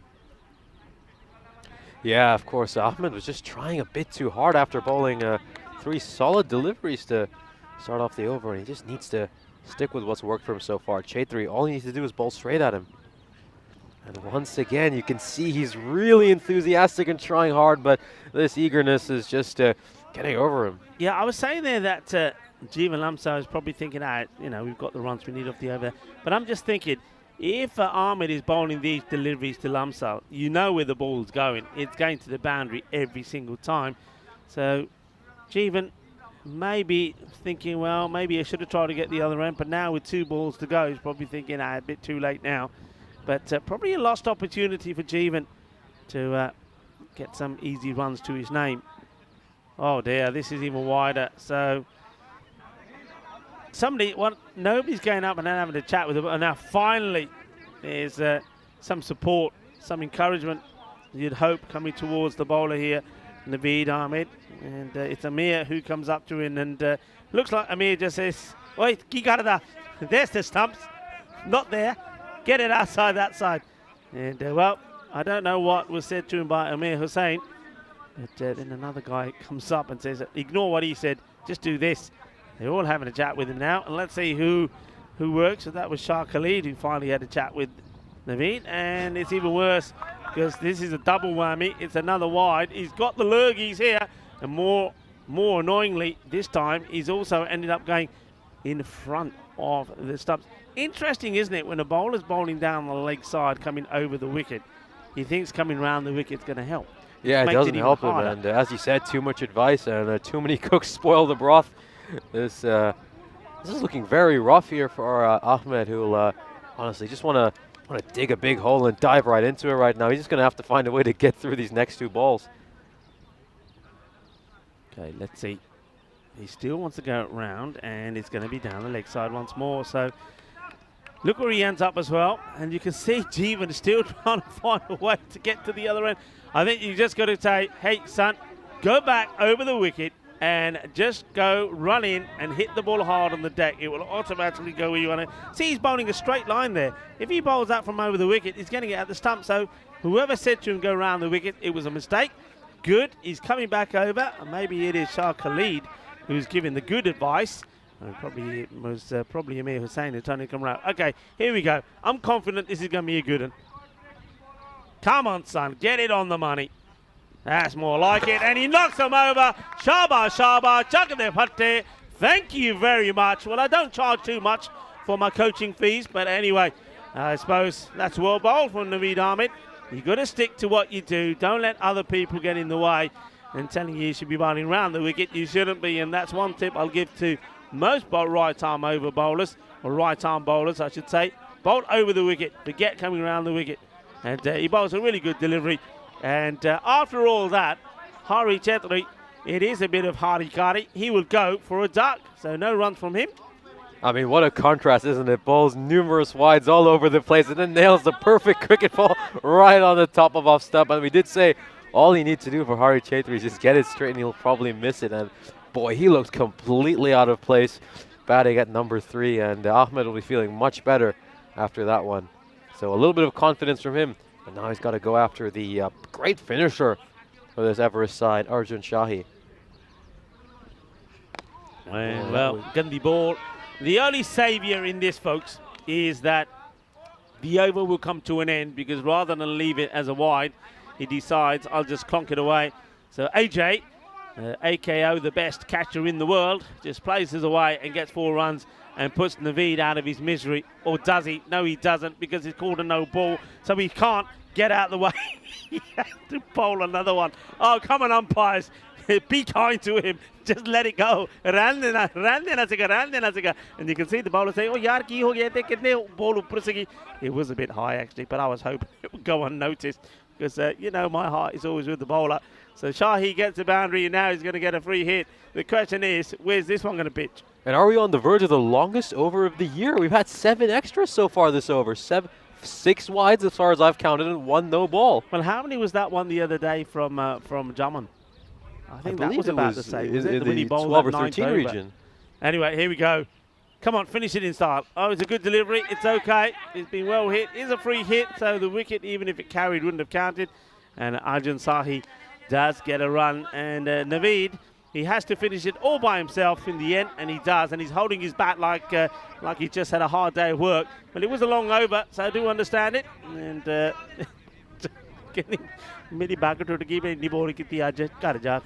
anyway, he gets the over complete, but it was a tragic one, really, wasn't it?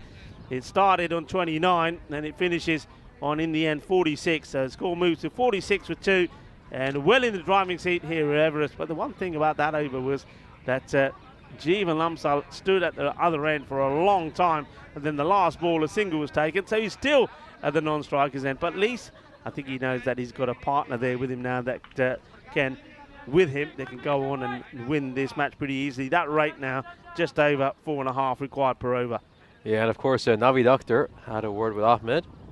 He's just clutching his back. This one's played well by Arjun Shah. He'll pick up a single off the bowling of Prashant Patel. And of course, a little bit of technical advice in here from Mike Seal, saying that going around is only going to make this worse. He needed to slow down and get back to basics. Notice he was falling away as he was bowling. And then he also made a fantastic observation. On the wicket he took, he wasn't falling away, as this one is clubbed for a 6 by Jeevan Lamsal, who was in fine touch and was a spectator for much of that over. He's just glad to be back out in the middle with a chance to face a delivery. Yeah, absolutely walloped. And you got to bowl well to this guy, otherwise he's going to cream you. Well bowled. That's good. Patel takes the pace off it, gets it nice and full, and Jeevan Lamsal respects it and just blocks it. And of course now Everest could, they really accelerate here. They have a chance to finish this game off in 2 or 3 more overs. This one's played uppish leak. Is this a catching opportunity? And it's Naveed Ahmed. Boy, he's had a rough day. And it just gets a little bit rougher there as he goes for the catch. And also bumps into the other Naveed Akhtar. Well, you know what day it is today? It's the International Moment of Laughter Day. Is celebrated today.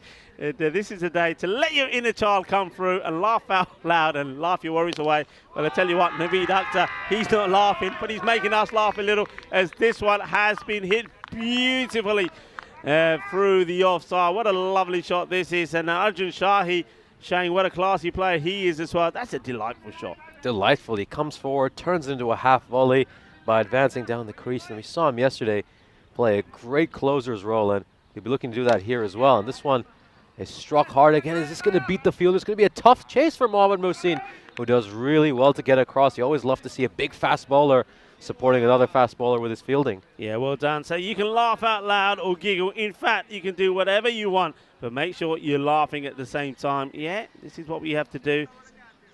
And of course, this day reminds us to look beyond our anxious lives and find something to put a big smile on our faces. Well, if you stay with us, we are always keen to put smiles on your faces as we take a quick look at the next match coming up. Dogs, as we know, they've got a big day today. 4 matches coming their way. Next one is up against the Nicosia Tigers, who, well, at least they ended that rut of defeats on the spin. They got a win in the last match, and they're looking to make it 2 out of 2 in the day. But Amdocs, well, we know that they ain't going to be easy to beat. Yeah, that was a tough loss for Amdocs to take, considering at one point we thought that game was in the bag for them. They had the Nicosia Tigers under the cosh, but once again, the Tigers showing us their fighting ability. Even when they're down in the game, they can pull it off. We've seen them win a lot of tight matches throughout this tournament.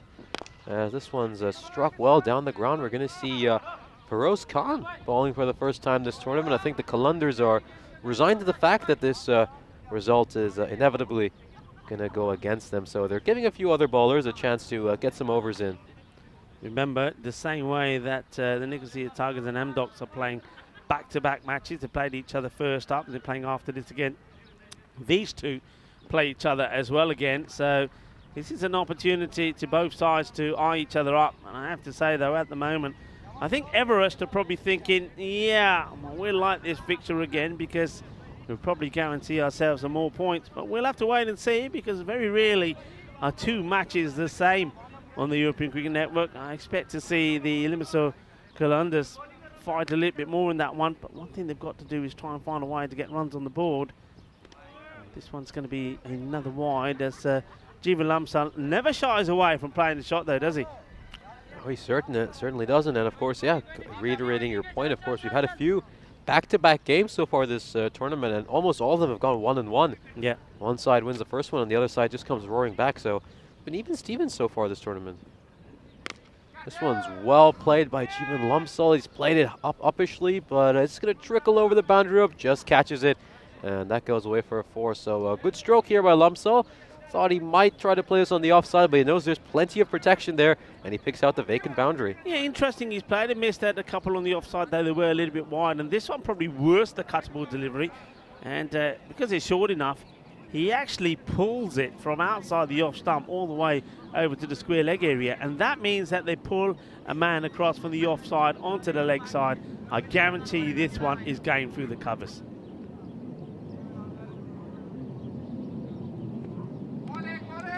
Tries, misses out, but he's too good a batter to be moving a fielder onto the leg side, because he picks one up outside the off and centre there. His strength actually is probably more out on the off than not.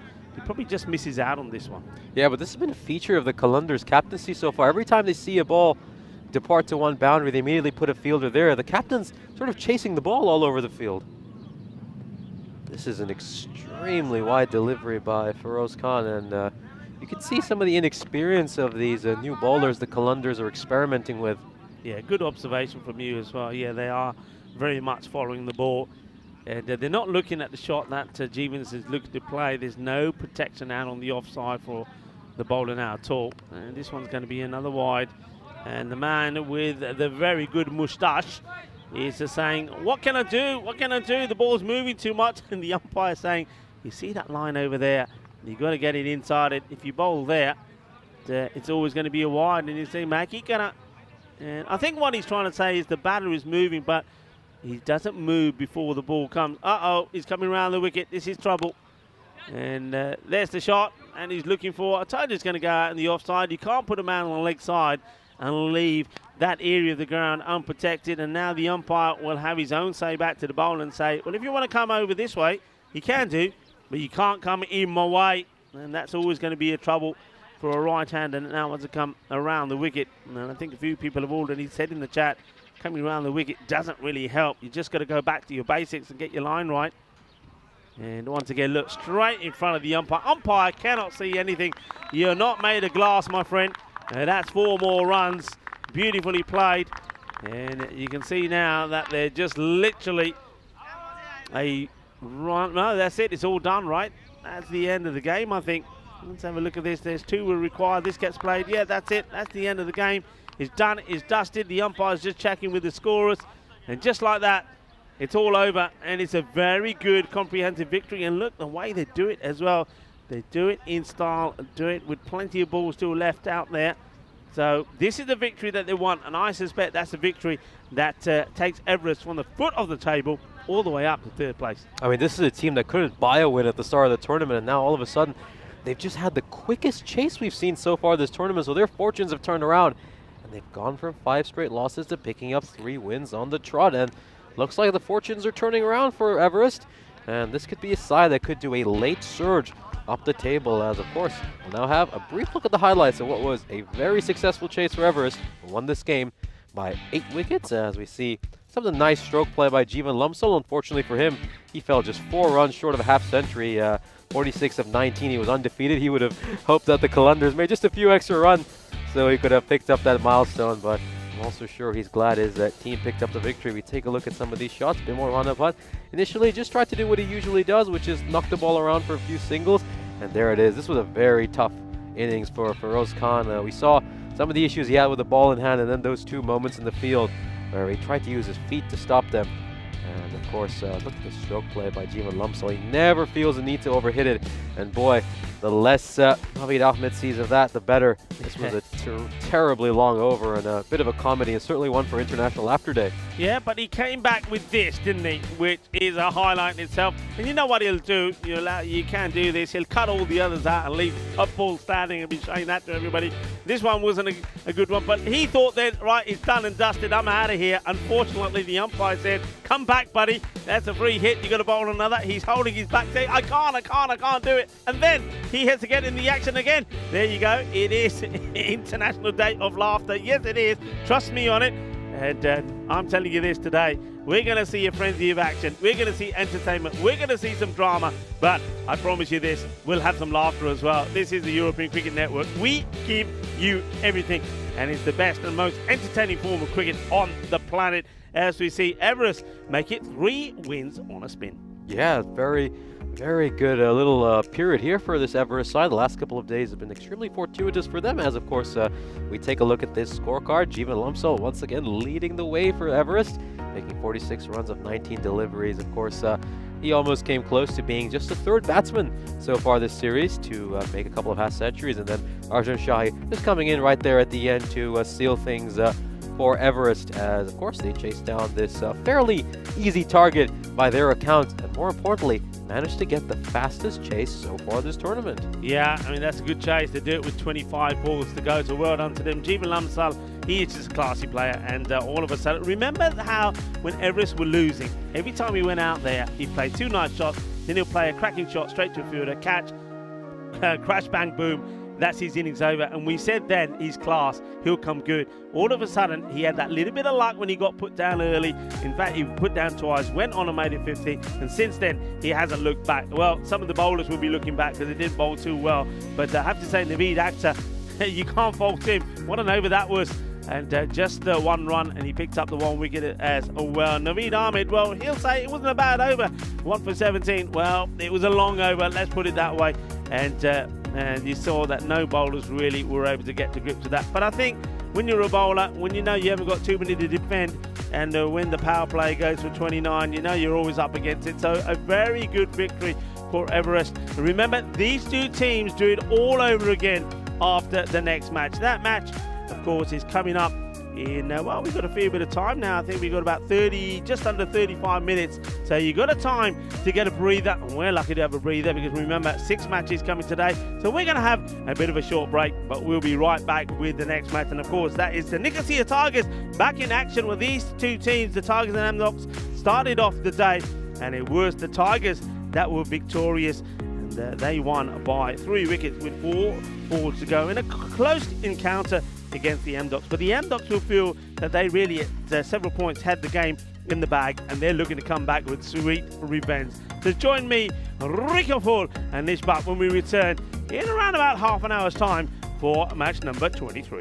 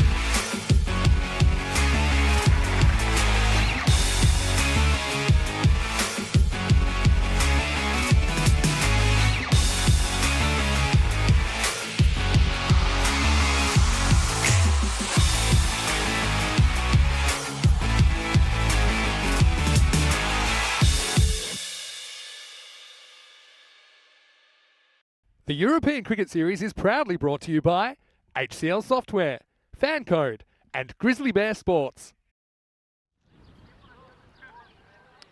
Hello, cricket lovers, and welcome back. I hope you enjoyed the little extended break that we had there, courtesy of that last match. A win by Everest by 8 wickets, but doing it with 25 balls to go, which allowed us to, well, get a well-earned break. And we're going to need it because we've got a full house here today. 6 matches, and the next one coming up, the Nicosia Tigers taking on the M-Docs. These two teams played each other this morning, and the M-Docs, despite putting 110 on the board, couldn't hold on to victory. It was the Tigers that won by 3 wickets with 4 balls to go. The news from the middle is that the Nicosia Tigers have won the toss and elected to bat first. So are we finally going to see the likes of Rahman Mazumdar getting off to a good start? Zishan Mahmood, he's played some good innings as well at times. But word has it that Rashid Al Hassan is going to partner Rahman Mazumdar out there early on. So probably find that once again Zishan will come in at number 3. But I really like the batting of Jahid Hassan in the last match. The captain, it was his contribution that gave them the victory. Of course, a lot of Bangladesh players in the Nicosia Tigers, and it is, of course, New Year in Bangladesh as well. So to all the Bangladeshis, and of course, we already know that from Everest, a lot of Nepalese as well celebrating New Year. So very happy New Year to you, and maybe in between these innings we might have a little message from some of those players to all of our viewers. Rico Hull here, and alongside me for the start of this match, and I think it's going to be another exciting one. And match number 23 is Nish Bhatt. Nish, welcome back. Thank you very much, and indeed, I'm looking forward to this. I mean, so far, the trend here in Cyprus has been that whenever two sides face off for the second time, we usually see a response from the losing team. So what a tough defeat that was for M-Docs. So let's see how they rebound. And we see Ashish Nath bowling here. Haven't seen him feature too much with the ball so far this tournament. Yeah, Nath back in the side, and that's what I think teams, especially the M-Docs, playing 4 matches here today, have to do. Got to try and rotate their players the best they can. They'll be looking to bounce back with a victory. Bitaj Diol is going to be key when it comes to the batting. At the moment, he's got to do his work behind the stumps. The umpires for this one is umpire Taranga and umpire Abdul. The men in black, we're ready to go. Here's the first. Bat versus ball. And it's going to be a very wide delivery. And so this one starts wide and swings even wider. So Nath has got little time to prepare himself. The Nicosia Tigers, well, they will be glad to have gone back to winning ways this morning. And that match, to tell you, the M-Docs, Bitaj Diol made 61 of 33 deliveries. As this one's played out, they'll take the single. They think about 2, but they're not going to go for 2. He was instrumental.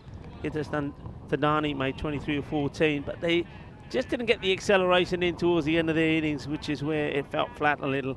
And the Tigers, thanks to their captain Jahid Hassan, and despite the bowling of Prince Rai, who came into the side and took 3 for 12, were able to win with 4 balls to go. So M-Doc looking to bounce back. It's a nicely played shot out on the offside, and the same fielder who was fielding the ball earlier makes the stop. And that's Srikanth Kumir Palipu, who is out there and doing a good job so far. Yeah, we saw some of the early bowling from Nath. That's bowling you expect from a bowler who's not bowled for a while. He just gave a few looseners, but now he's found his groove. This one's fuller, straighter, struck hard. This is a catching opportunity. It's gone straight to Gaurav Sagwan, and it's the same story again for Rahman Mazumdar.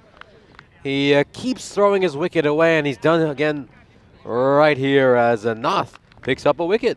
Good, clean catch from Gaurav Sagwan. We've said this before, that teams have to quickly get the right man in the right places, and Sagwan, he's not making any mistake here. So you're absolutely right. Ashish Nath took him a couple of deliveries to get it right, and when he does, he gets a wicket, pitches it right up. And you see there, Mazumdar going for the big shot, not getting it right, and once again, well, his horrendous form continues as he falls for 1.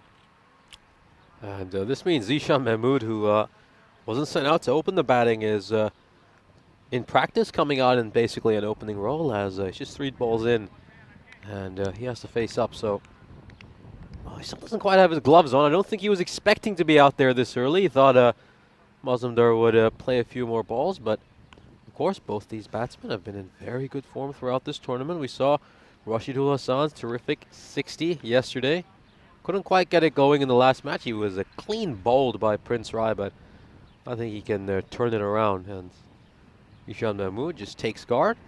Yeah, Mahmood, he was caught brilliantly, wasn't he, by Darnik. Oh, the bowling of Ryan, he was out first ball, so he doesn't want a pair here. Let's see how he goes. And he's not going to get a pair, plays this out, and he's quite keen to get to the other end, gets a single to his name. As he passes the strike back to Rashidul Hassan. So these two want to get a good partnership together here. I suspect the captain will be the next man in, but he's hoping that he's going to have a bit of a sit down for a while and let these two put some runs on the board for each side. The ball taking an age to get to the batter, and I think there's a what we got here. That's a signal of a free hit. So free hit's being called. There's the umpire. Yeah, of course. Some spat together. We'll find out confirmation of what's the reason for that. It's fuller delivery, and it's a nice slot for Rashidul Hassan to strike, and he goes for that short boundary straight down the ground. And this is a terrific shot by a batsman who's played some good strokes throughout these last couple of days. Oh, that's a beautiful shot, isn't it? I mean, look at the way he holds his shape, holds his line, hits through the ball. So Rashidul Hassan is saying to the captain, don't worry, have a nice hit, relax. Yeah, free hit did come up, and I think it was just to do with the fielder. The issue with the fielder, so free hit called straight away. And it could be that maybe too many men were outside the circle. Nothing coming through to me on that at the moment. As we'll move on, as Nath comes in once more. And this one's been hit pretty well as well. And this goes like lightning to the boundary. So Rashidul Hassan is certainly liking his moment out there. Now, this is a really good shot, a little bit too short. And he just clobbers this into the mid-wicket area. Yeah, this is more like the Rashidul Hassan we saw yesterday against Everest. He might have been clean bowled by some good bowling by Prince Rai, but he's now rebounded. And no fielding change here for M-Docs. They're sticking to their plan. It's another great shot, and this one just goes wide of us at the commentator's box. Been a lovely shot. Once again, hits right through it, gets right down on one knee as he plays his way. Beautifully struck. Yeah, this is just gorgeous stroke play by Rashidul Hassan, who always plays with the full face of the bat. Nice straight batted shots. And it's a joy to watch. If we take a look at the stats gun, of course, Pritesh Deol leading the way for M-Docs as their top run scorer. He scored a couple of handy 50s for M-Docs, one of only 3 batsmen to do that so far. And then the Nicosia Tigers, Zishan Mahmood leading the way with 202 runs. He's the second highest run getter so far this tournament. And then when we look at the bowlers, Emil Kanduri leading the way, the skipper himself. And I'm sure he's going to play an important role when he comes out to bowl at some point in the middle overs. And it looks like we're going to see Prince Rai out here in the second over, bowled terrifically in the last game. This one has been hit pretty well. Fielder, good work. Good boundary patrol as well. Make sure he stays inside as he takes this. Yeah, right did, and he picked up 3 wickets, didn't he, in the very first time that we've seen him. So he'll pick up a few more. We'll see his name on that graphic pretty quickly. Defensively played this time. Bit of respect. Yeah, gets behind that ball well, Rashidul Hassan, and I think he's looking to be the player that's going to be the anchor of this innings. He's going to try to bat for a long time and make sure he's there right till the end. And this is being flicked away nicely, and the chase is on, but you're not going to get there. This is going to be Cuatro Mas, and signal there by umpire Abdul. He's very quick onto this. He's seen the ball pretty well at the moment, and he's played some nice shots straight down the ground and into that mid-wicket area. And of course, it's a nice shot to be playing in the power play. Yeah, much better start this time around by the Nicosia Tigers. Made sure throughout the chase they didn't let their run rate slip, but they did lose 4 wickets inside 2 overs. This one's now a bit of short stuff, but he deals with it nicely. And the bowler, you can see Rai there thinking, well, okay, I'll go upstairs, but he was ready for it. And I don't think he really has the pace for this. You see, he got plenty of time to get back, gets right behind it, and the last moment, bat makes contact as he gets the head well out of the way. 4 more, and it's a cracking start for the Nicosia Tigers in terms of the runs, and they're not going to be bothered too much once again about the wicket falling off Muzumdar. This is what they did in that last match.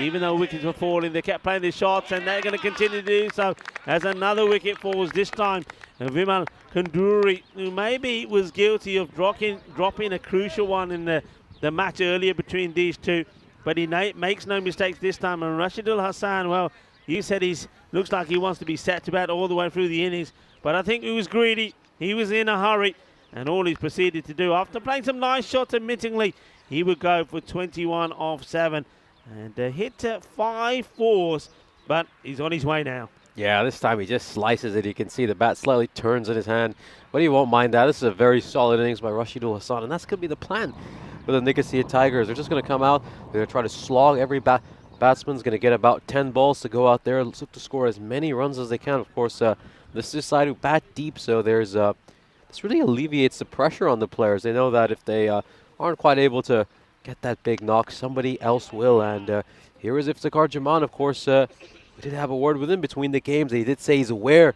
of some of the issues he's had with his form throughout this tournament, but what an opportunity to bounce back. This is a good platform for him. Well, he goes big straight away, and he's going to get 6. And, well, bounce back. He wants to, and a shot like this will help. And the first time we saw him, this is exactly what he did. He went out there, and his first ball was boom, shakalaka, it goes all the way. And that's exactly what he does and how he starts here now. We know that form can come and go, but class is permanent. And we know that guy's pretty classy. So, right, he does pick up another wicket, the Prince. But he goes for a big 6 at the end of the over as well. Not a bad over. But, he does go for 15. And the score after 2, 32 for 2. Yeah, and of course, Nicosia Tigers are leading the way in this tournament in terms of average 6s per game. And of course, that's exactly why they're currently tied on points, joint top with the Napa Royal Kings. Of course, the Napa Royal Kings have that net run rate advantage. Ducks currently at the bottom of the table. They've just gone on the wrong side of that win-loss margin after that tough defeat at the hands of these very Nicosia Tigers at the start of this morning. But an opportunity to turn things around. Of course, it's going to be such a tight race to get to the quarterfinals. Going down the leg side. It's a good delivery. It's right in the slot. This is where I think teams are learning, and that's probably why perhaps the likes of Muzumdar and Zishan, the last few knocks, haven't gone on to make big scores. They're keeping the ball straight. They're not giving the likes of Zishan too many short deliveries or too much width, and that's where he can be gullible. Sagwan once again. This time he does give him the width. That's where you don't bowl to him. If you do, you'll get punished. And that's a big 6 out over the deep extra cover boundary. You see the difference? Tuck him up and he can't hurt you. Give him some width and he goes bang and he hits big. Yeah, that's the thing. And of course, a lot of these sides are watching each other play. They spend their evenings analyzing their opponents. And yeah, exactly as you've said, teams have started to figure out Zishan Mahmood a bit, but he's just trying to prove he's got many facets to his game. Plays that nicely. This time closer to the stumps. Zishan does like to give himself a little bit of room out the offside, so you'll see plenty of time him stepping away, stepping down the leg side and try to hit through the covers. And this time though, he gets tucked up a little, though he does rotate the strike. So he hands the strike back to Iftikhar Jaman, who hit his first ball for a massive 6. And now, well, he's just strolling around a little bit here, just looks like he's getting himself set for, it's a bit almost like he's talking to himself in his mind and saying, right, okay, come on, keep going, keep going. He wants to put a good performance in, doesn't he? You can see it. And, well, how this misses the stumps, I will not know, because he's played completely round this. And the bowler, Sagwan, is really unlucky. How does this miss? Must have hit something. Must have caught the inside edge. Yeah, no, but the umpire signaled by, so it's not caught the inside edge. And this ball, nice little variation by Sagwan that not only confuses the batsman, but also his own wicketkeeper. No run this time for Zishan, and well, Rahman is, oh, well, this ricochets off the fielder, but fortunately is well backed up by the captain, Vimal. And almost running himself out here. Jaman, look, he goes a long way. In comes a throw. He would have been out because though he's sliding his bat in, it's well short of where it needs to be. That's a big let off. We're up. More bowled again. And you see the difference about this. Oh, I should say bowlers are learning where to be bowled into some of these big guns. That's full, it's straight, it's on the money, and Zishan can't get anything from it. End of the over, much better over for the likes of Amdocs as they just contain the big Zishan there for a moment. Just 7 come off it, and the score, the power play is worth 40, but a chance now to spread the field. 40 for 2 out of 3. Yeah, now's where Amdocs are going to start probably introducing spinners into the attack. You know, we know how they, once they can spread the field out, they bring in, of course, Vimal Kanduri himself, who's a leg spinner, and of course, Avinash Rane, the off spinner, who we didn't see feature with the ball in hand in the last match, but looks like he's going to bowl here first thing after the end of the power play. Okay, so yeah, I don't mind this. I mean, it could be, Vimal Kanduri for me, I think just tried to bowl a little bit quicker than he has been before, whereas I think you're not going to see too much pace on the ball from Rane, Avinash Rane. He starts with a shorter one, but gets it through. This is a nice change. I think it's good. Get the power play out of the way. The field now gets spread. Get the spinner on. Yeah, just try to get that run rate down because it's currently 13 for the Nicosia Tigers. Hits this hard. Work to do by the fielder. And Vimal Kanduri does well. And he's been well backed up there also by Gaurav Sagwan. A few people are surprised when they had a look at that table. So they can't believe it. Amdocs at the bottom of the standing so far. But hey, they've got this match and 2 more today, so a very good opportunity for them to take themselves off the bottom of the table. Everest were there, but that victory took them up to 4th. So that, even though it was a big win, the net run rates doesn't boost them into 3rd place. But of course, the Everest and the Kalandars do it all over again. That's well bowled again. He likes to give himself room, as we've already said, Zishan. So though he does make room for himself, the ball is right on the stumps. So he can't get any power into it. Just another single. Yeah, and of course it is going to be a big test of their fitness as well. It's a much warmer day as well here, and we saw a lot of sides. Saw the Napa Royal Kings, those 8 games in 2 days really took a toll on them physically. So a big day for a lot of these sides. Zishan just having a quiet word before this delivery to Jaman. And, well, this has been really well hit. It's been absolutely dispatched. He goes down on one knee, and it's a slog sweep, which will go all the way to the boundary. Boom! Shakalagya. What a good hit that is. Yeah, Rane can't be affording to bowl there with his style of bowling, especially the fact that he's a much slower bowler who tosses it up. Started the over off extremely well. Of course, we would like to correct the graphic at the bottom of your screen. It is Avinash Rane bowling, not Dane. Dane is currently fielding at that fly slip position. He's been very strong there. We saw him take 3 catches in the previous match right at the start of the day. But good back and forth now. I mean, Jaman just reasserts his authority in this over by clubbing that big one. This one's gone high up in the air as well. Is this a catching opportunity? It probably is. It's going to be a tough catch, and boy, he was backed up all the way to the boundary of Vinod Savant, but in the end, the catching technique was pretty poor as well. That wasn't even a proper reverse cup. Well, I think he's pretty lucky he doesn't get hurt here. But Jaman, well, he's lucky because he could have gone and should have gone. But watch this. It almost like he loses his at the last moment. Great camera work, but I was worried for him. And there at the last moment, you see, he gets... Have a look at that foot as well. Where does this foot go? Does it touch the rope at all? I think he's okay because I think the ball, he's not in contact with the ball as it comes off. I think if he catches that, it would have been a 6. So actually, that works out in his favour. He actually saves 5 runs. Work now for the captain. Kanduri does well. He's a hard worker, isn't he? One thing that I think that the Tigers need to look at, there's 2 occasions that I've seen Kanduri sweep the ball on the boundary, but the throw comes in underarm. Now, I don't know whether that's just a ploy that he can throw overarm or not. I don't know, but I would certainly be saying, right, next time, let's take him on because maybe he hasn't got an arm. The over comes to an end, It's not a bad one from Rane. The 10 come off it, but the 50 has also come up now. So 50 up 4 overs. So the Tigers sort of well on course to try and get to a 120 score here. Yeah, and maybe Kanduri is just protecting his arm. He knows he's got to bowl at least 8 overs today, considering all the matches MDocs have. And speaking of Kanduri, he's just inserted himself into the attack. So it's the old MDocs tactic of getting 4 overs of spin right after the power play. And this one's fired in by Kanduri, but it's going to take an unfortunate edge and go to the boundary rope. So a very unlucky start for MDocs. Yeah, and this one is a bit of an inside edge. Gets it through his own legs. So it's 4 runs, welcome 4 runs. Of course, there's no hitters Thadani in the side this time, so it looks like he's having a bit of a break, a bit of a rest, and that's why Nath comes into the side. And though he did pick up a wicket in his first over, Nath, he did go for 17. This one's not a good delivery, and oh dear.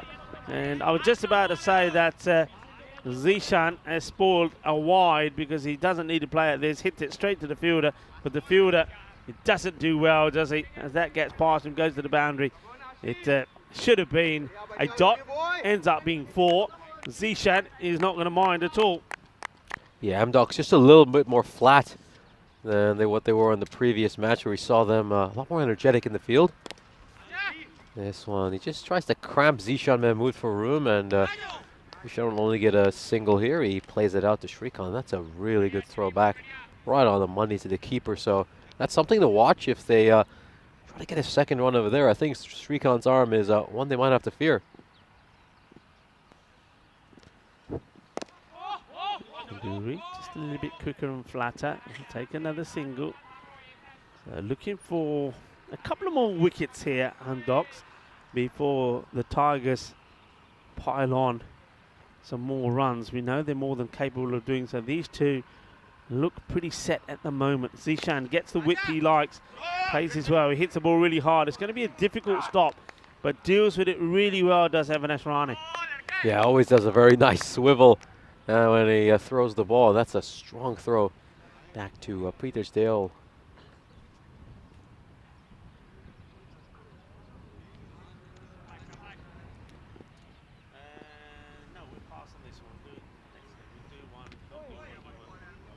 This one's just down the leg side, and doesn't quite get that one right. Vimal Kanduri, you can see what he's trying to do. He's just trying to fire one in to Iftikhar Jaman's feet. He managed to do that successfully to Zishan, but was very unfortunate to get struck for a boundary. That's a good ball, and that's a fuller delivery. Just keeps Jaman true. And Kanduri ends the over quite well, despite the fact that he went for a few runs. And the Nicosia Tigers are 62 for 2 at the halfway stage of their innings. They're in a very healthy position with plenty of firepower still in the shed. And the best thing is they've got a couple of settled batsmen there. So what's Kanduri going to do here? He's got a little bit of a dilemma. And this is a very interesting move. It looks like he's going to go for Shukla, who hasn't bowled at any point this series. We've seen him bowl a handful of times in the past. But quite a gamble here by the captain, and a gamble that might pay off. Could he just draw a wicket here? Because that's what MDocs desperately need right now. Yeah, Shukla, I mean, if you can get a breakthrough, they'll take it. Of course, they have got other options, haven't they? I mean, you've got Vinod Sawant in the side as well. I didn't think he bowled badly at all the last time either. So options are there. They're just going to try Rahul first.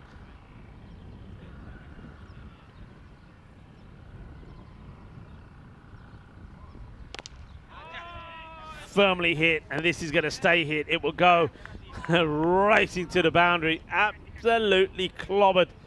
There's Ravi Panchal, part of the ECN crew here. Fires this one back, and yeah, you don't give him this sort of room because, well, he's going to mullah you. Crashes it away. Yeah, terrific bit of fielding there by Ravi, and interesting bowling action for Rahul Shukla. It seems to almost come out of the back of his hand, doesn't it? He's not got an orthodox bowling action. In the same area, and there's going to be 4 more, 6 and 4, and hungry for more is Zishan. And we've said this before, if you give him width, he'll punish you. This is now And they're bowling to his zone, his area, and he controls that area, and he loves it. They bowled well to him to begin with and kept him pretty tight, but now he's starting to open up, and that strike rate now moves to around 200, and he's a guy that can really accelerate when he gets going. You don't want to help him get into form. He's in the 30s now, 31 of 15. Yeah, he's going to need to change this line. He needs to bowl a lot closer to his pads. That's what M-Docs are doing earlier in this innings, and they need to go back to what worked in those first couple of balls to Zishan. I don't see how this can be helpful to him coming around the wicket. It does credit to him get the first one more or less on the money. It's an interesting one because Shukla, he's got a bit of a run-up as well. And when you think of what he's bowling, you sort of say to yourself, well, not really sure why he needs such a run-up. Yeah, very, very long run-up. At least takes at least 19 to 20 paces by my count. Yeah, I mean, just watch this. So he's runs in from a fair way. But I don't think, because of his action, he's using hardly any of this in, look at that, he's not using any of it in the actual delivery of the ball. It's all shoulder action. I think he can bowl this, or the pace that he's bowling at, just of a couple of steps. It's probably just all about the momentum. Yeah, keep in mind, it's a rather uneven surface out there on the run-up as well, so this is a bit of an unnecessary jog to the mark, as of course the umpire just getting his thumb set.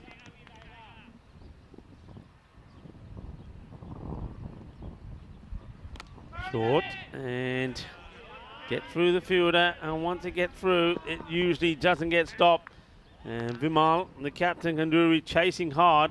Can't do anything about it. It's probably half a chance, and probably the fielder doesn't see it early enough, and by the time he reacts, the ball has already gone past him. So 4 more, and it's ending up being a pretty expensive over. I can see a magical over coming up here, Nish.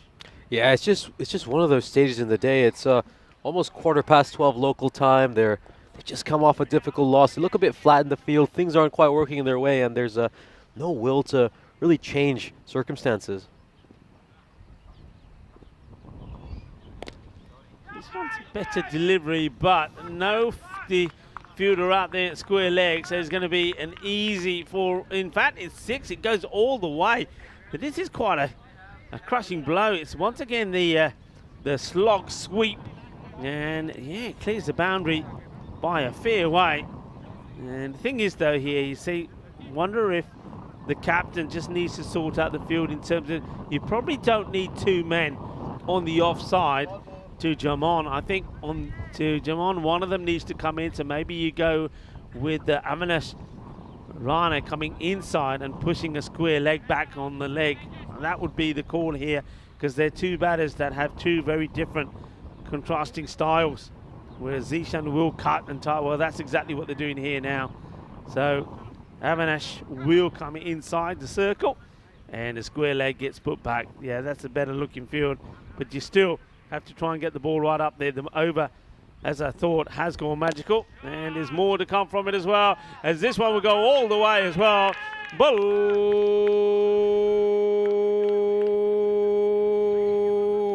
Balle, balle, inna sona shaka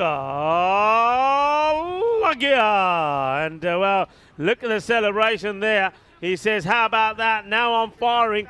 And well, he's the smoking gun all of a sudden is German.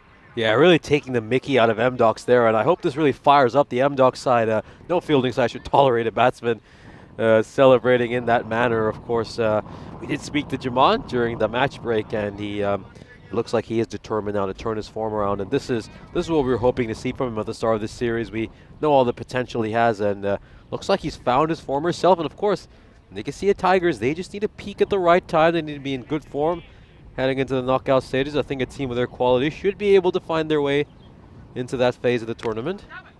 Firmly struck, and the fielder sees it go through him, and now he'll chase after it. He gets lucky, because it's not often that you do.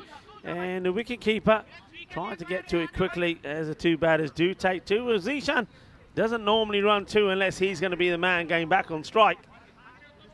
Yeah, a difficult moment there for Sagar Sanup, and you just sense that this game is beginning to slip away from M-Docs. They've really lost control of proceedings, and now they're at the mercy of the Tigers. Tough spot to be in. This time, no, is the call from Jarman. It says, no, we're not going there. So, he gets back on strike. Misses out on this one.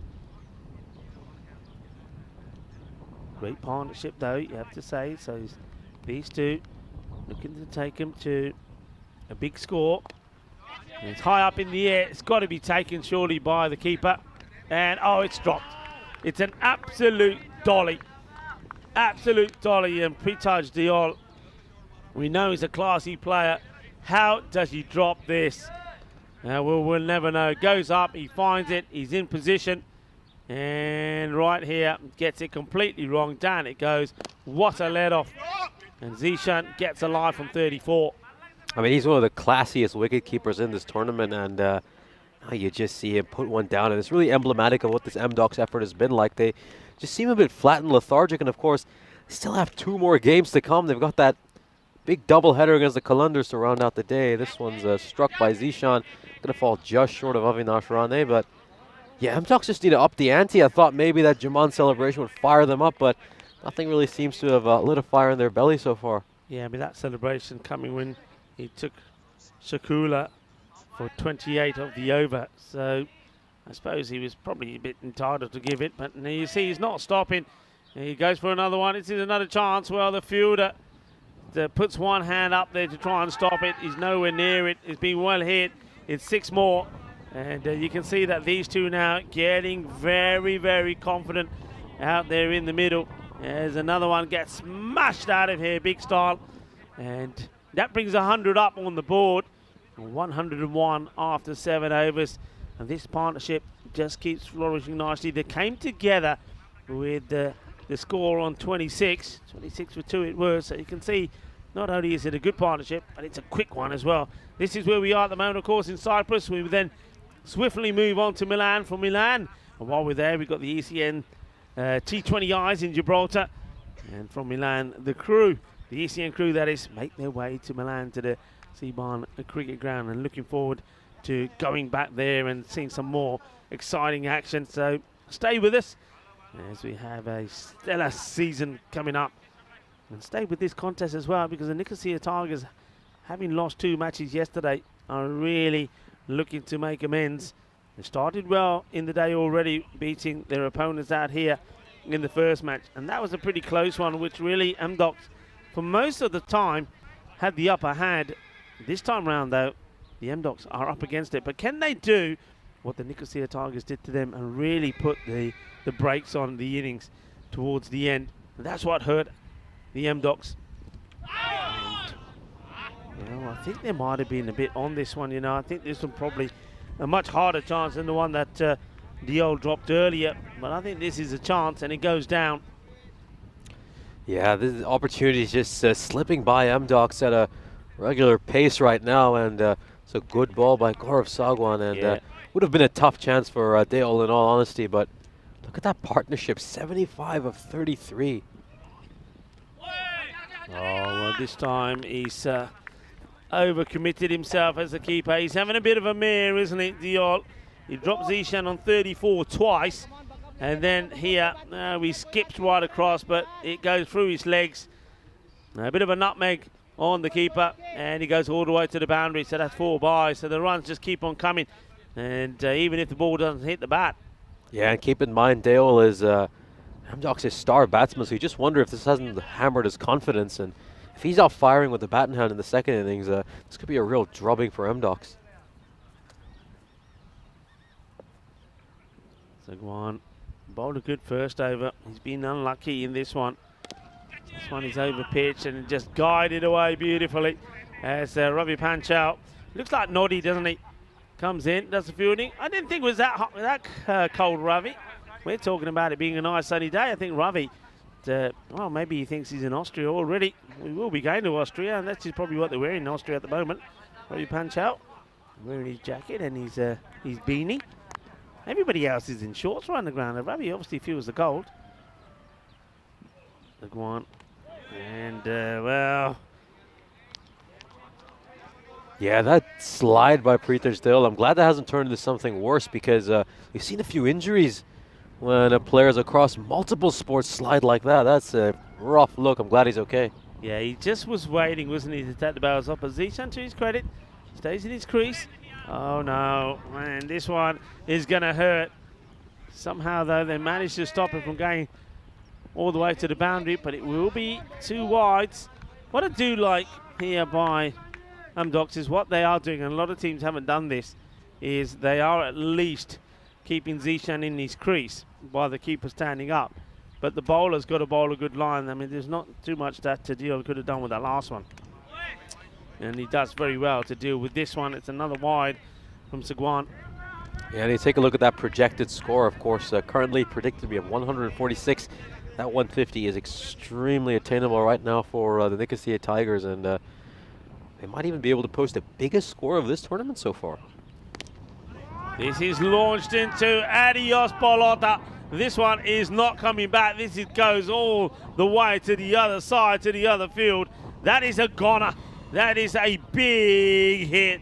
And Itifika Jamon is really turning on the style here. He is hitting big, and that's another 6. And just remember what we were talking about earlier, the 6s that are being hit and how the team that hits the most 6s seems to be doing well in the table so far. Well, that is I think that's number 6 for him. And Zishan Mahmood has hit 2 himself. And with that one, well, he takes himself into the 40s as well. Both batters now eyeing up a half century.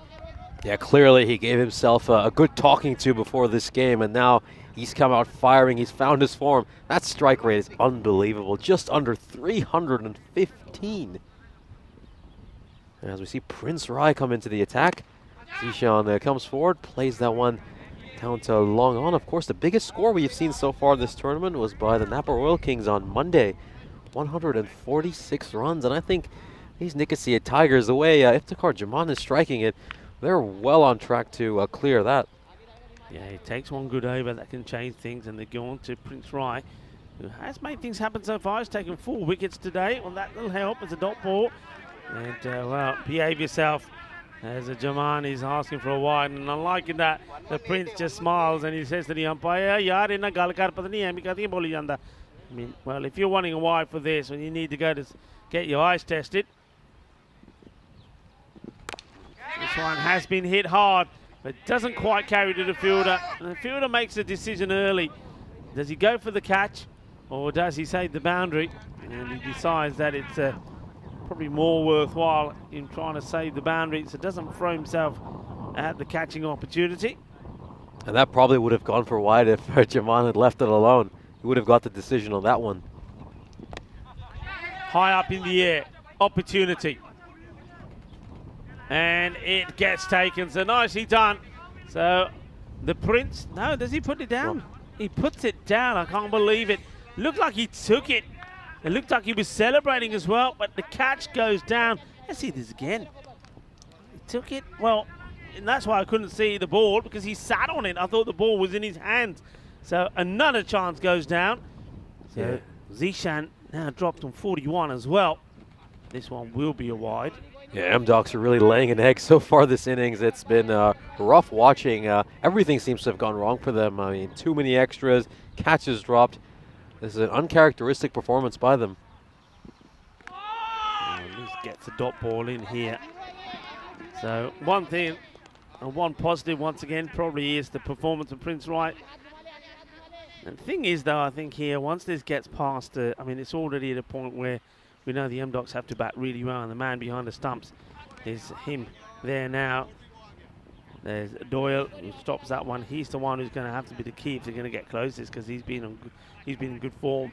But even now, even if one batter scores a good score, it won't be enough. You need a couple, just like what the Tigers have done. This one has been absolutely hammered, and the big man, Itifika Jaman, comes back with a big hit, and he, well, we said that form can come and go, but class is permanent, and that big 6 brings up his half century.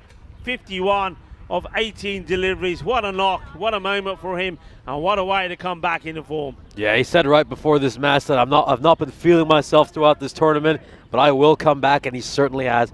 51 of 18. This has been one of the most explosive innings we've seen, going at a strike rate of 283. This has been sheer brutality. He hasn't looked to stroke any fours around, hasn't looked to pick gaps. He says, I don't care what field you set, I'm going to clear every single one of your fielders. 7 sixes so far, and just the 1-4. We know exactly how he bats. This hit pretty well as well, and forget it, this goes over. At least this one hits the fence, it doesn't go to the other side of the field. They're really rubbing it in here, and both batters are going big. And now Zishan, he wants to bring his half century up as well. Nath comes back into the attack, but remember though, he did pick up a wicket early. He got the wicket on Mazumdar, and he went for 17 in the over. And, well, we expected the Nicosia Tigers top order to bounce back at some point, and they've done just that. This one gets played out to the offside, and it's fielded nicely by Rana. So Zishan moves to 49. Yeah, I was wondering, I know it's not typical to let a spinner bowl the last over, but I wouldn't have minded if they had gone with Rane. Very, very good delivery, and he has Jamal on the back foot. So Zishan can't get to the other end. You know why he wants to get to the other end. He wants to strike. He wants to bring up his half century. Good Yorker from Nath. We haven't seen enough of that type of delivery, and it's all happening a little bit late. But Nath, we'd love to get another one in there. And that's well bowled. It's swinging and missing, and then, well, Zishan has to, well, the bowler tries to push him out of the way, but Zishan is, he's not that easy to move, is he? Just watch this. He's in the way, he says, but he's up, and Zishan just stands firm. And this again, well, they're going to take him on this time. Of course, Zishan wants to get to the other end, and it's a good throw, but I suspect he might be back. It's a good bit of work from the wicketkeeper. Dioli gets there, fires it in, hits the target. But I think he makes it back pretty comfortably. We'll have a look at it here. But I think this is not good from the bowler, though, I have to say, because I think you've got to make that yours. Yeah, he's comfortably in, isn't he? But as a bowler, you know that Zishan wants to get on strike. He wants to try and get his 50 off you. As soon as Nath bowls this, and he knows he's not hitting bat, he should have been charging down the other end and hustling to get there. This partnership is now worth 110, so congratulations to the both batters on that. Well, Jaman has brought up his 50. Now Zishan Mahmood is trying to do the same. Hits it well, and he's going to get it because the catch goes down. It's a good effort from the fielder. In comes the throw, and they'll get just a single. And the wicketkeeper goes to throw this back to the bowler, but the bowler is not at home, and I'm glad he holds on to it. Otherwise, we could have ended this one with a bit of laughter as well on International Laughter Day. Well, these two, great partnership and brothers in arms in the end as they give each other a nice hug. Well, it's a nice way to celebrate the new year for them. I mean, of course, we already have said that it's New Year in Bangladesh as well. So Happy New Year to all of our Bangladeshi viewers, as well as our viewers from Nepal and all the Tamil viewers that we have as well. So this one, well, this is how it started with the catch, and that was Sagwan taking the catch to remove Mazumdar. But then Rashid Al Hassan and Zishan, they played some lovely shots together. And it was the boundary count just kept going up, up and up as a lot of these balls were hit over the top. Well, this one was a really nice shot. It was a spicy delivery. But something had to happen, something had to give. And they went back to the man that did it in the first one. And it was the Prince. The Prince came in. And Rashid Al Hassan went for 21 of 8. But that was the last wicket they were to take. Because you got to say it was their own undoing. That the one dropped Jaman on 14. That was it there. And that was a big opportunity. And then Zishan was dropped twice on 34 and once on 41. They couldn't take him. They couldn't stop the ball sometimes. And as a result of that, we see a big score posted, 138 for 2. Yeah, a bit of butterfingers for M-Docs out in the field as we take a look at some gorgeous fielding by European Cricket Network's very own Ravi Panchal. As look at some of these great strokes by Iftikhar Jaman. That one, not such a great stroke as he gets a bit fortunate. That, of course, was his only 4 as everything he struck sweetly went the distance, of course. He didn't really care where the field was set. All he cared was how far he could hit these 6s. Iftikhar Jaman with that little gun celebration. Bit of disrespect towards M-Docs. And This one was skied up in the air, and normally we expect Friedrich Dale to gobble those up, but on this occasion he put it down, and that was largely emblematic of how sloppy M-Docs were in the field. This partnership between Zishan Mahmoud and Iftikhar Jaman, 112 runs of 49 deliveries. Jaman was striking at just under 250 and over, and they would just bludgeon and club M-Docs all over the place. Vinod Savan, all he could do was spectate and then put down one catch. He laid a bit of an egg there, as did M-Docs in the field. Yeah, I'm liking the celebration from the batters as well, and I think it was an important knock, this, wasn't it, for Jaman? As you said, he's been under a bit of scrutiny as well. He has not had the best of times, hasn't been able to perform the way that he would like to. But both of these batters, they come back and bounce back to form in a classy way. And we saw that 10 sixes in the innings and also 10 fours. A quick look at the scorecard. Zishan Mahmood gets his 50 in the end, 50 not out for him. But he had a fair bit of luck. And Jaman, well, he was dropped earlier once as well. But what a great partnership it was. Well done to them. A quick look at the bowling figures as well. And, well, there was a lot of hurt, a lot of pain. A number of bowlers used. And nobody really was that productive. I suppose the pick of the bowlers probably was the captain himself, Ken Dury. The Prince, well, he picks up another wicket, but this time he was just a little bit too expensive. Well, the second innings, or the reply of this match, number 23, coming up pretty quickly. But you have to say, the M-Docs are going to have to be at their best, and we're going to have to see something really special if they're going to get to 139, which is going to be the target for this match. Join me, Rico Full, and Nishbat when we return in, well, just about 5 minutes' time.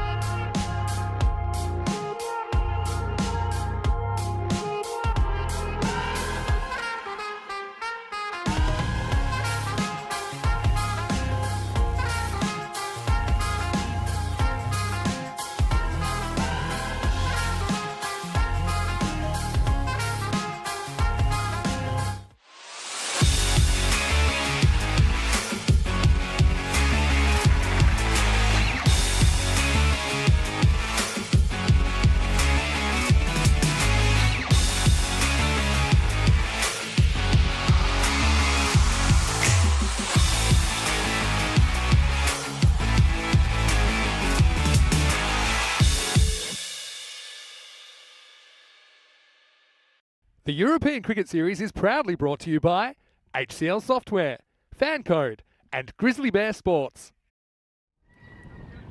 Hello, welcome back. The umpires, Taranga and Abdul, have made their way out into the middle of the Ipsona cricket ground here in Limassol in Cyprus. You, of course, are watching the FanCode European Cricket Series here in Cyprus. It's good to be here, and we see some very exciting cricket. We see some low-scoring thrillers. Maybe this one is going to be a bit of a high-scoring thriller. Nicosia Tigers have put the runs on the board, 138, courtesy of a 112-run partnership between two batters that finally found their form. Zishan Mahmood, he batted beautifully as he gets to 50, and Iftika Jaman has found a way to get back into form as well.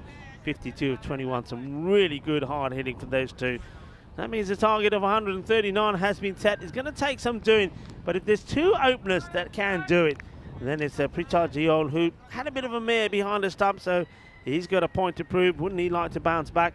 And also Gaurav Sagwani, and we know that Pritchard, he batted well in the first match between these two, but he wasn't able to get them to a victory target. He made 61 of 33. It's a good start from Yassir Mahmood. Gets this one right in the right area. Yassir probably is one guy who's probably pretty happy that for a change, he didn't have to put his pads on and go out there and do too much. He was quite happy to just watch.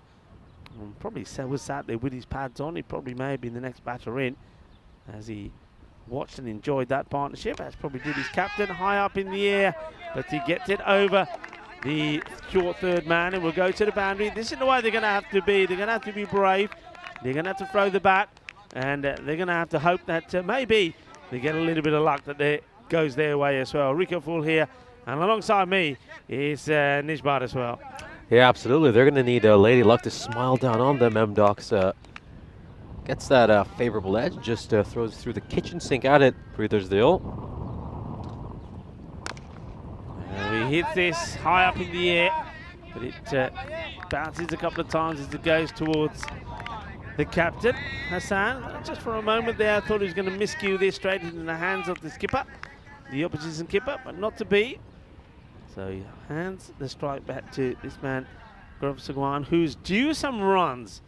He's shown us what he can do. He scored a good half century earlier in the season, and earlier in this series, I should say. But he hasn't really recaptured that form since. Yeah, that was a brilliant half century by Sagwan in the first game of the tournament for M-Docs, as that's very unlike him. Usually these two opening batsmen for M-Docs are happy to play cover drives, open up the offside, and that's exactly why the Nicosia Tigers have two fielders protecting those boundaries. Jahid Hassan himself at deep cover, Mazumdar at deep backward point.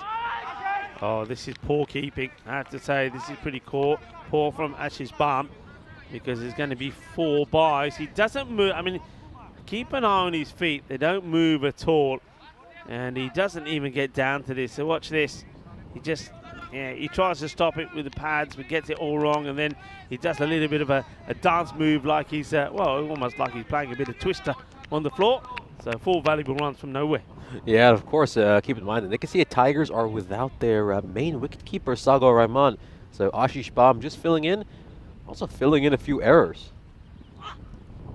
Oh, going for a big shot, Sagwan missing out again.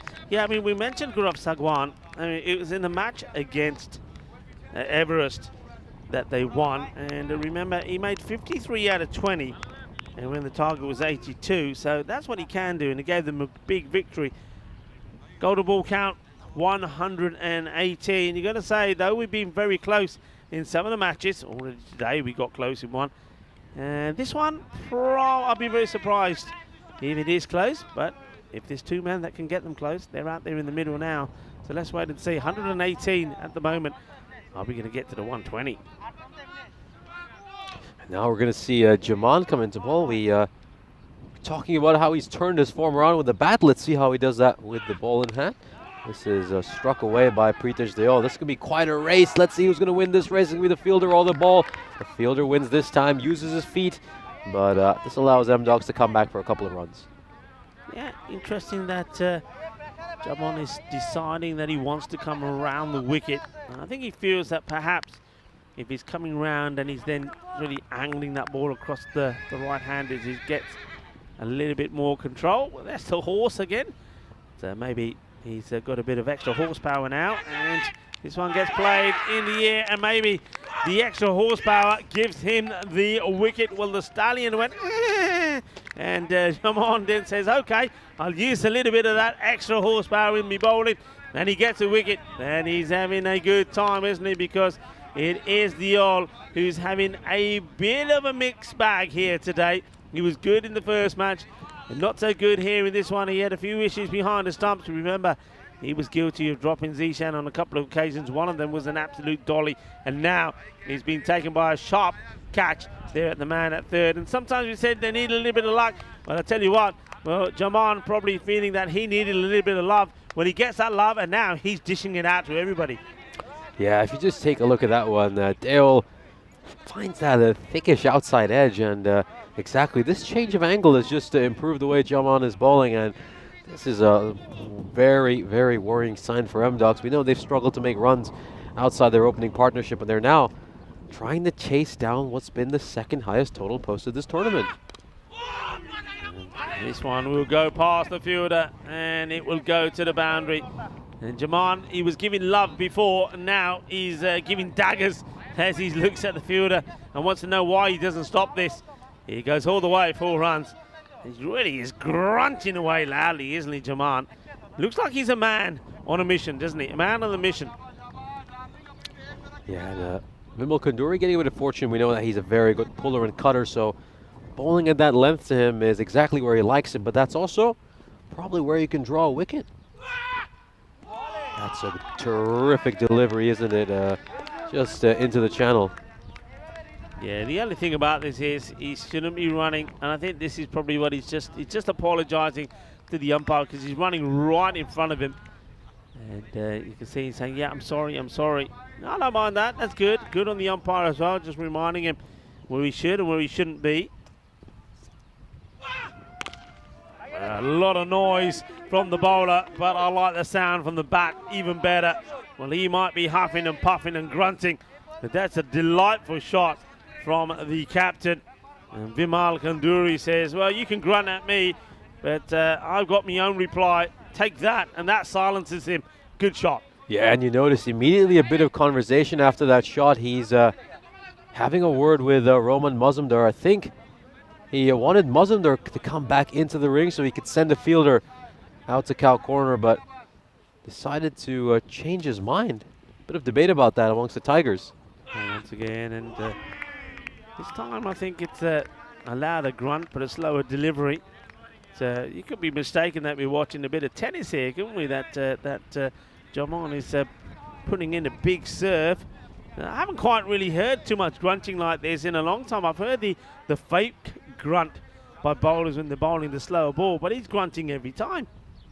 As we take a look at the standings, of course, the Nicosia Tigers are currently in second place. A win over here puts them over the Napa Royal Kings, despite the fact that, of course, they'll have played an extra game. And M-Dogs now just slipped to the bottom of the table after Everest made it 3 wins in 3. So it's going to be a very interesting battle. Who's going to get that 4th spot and find their way to the quarterfinals? This is going to be a very exciting competition. So a couple of enormous days coming up. Yes, and Mahmood comes back into the attack. And the first one is hit out to the man who's sort of acting as a wide long on, patrolling the long on in the mid-wicket area. It does well. And of course, CNF lovers on our chat wishing a happy Bengali New Year to everyone.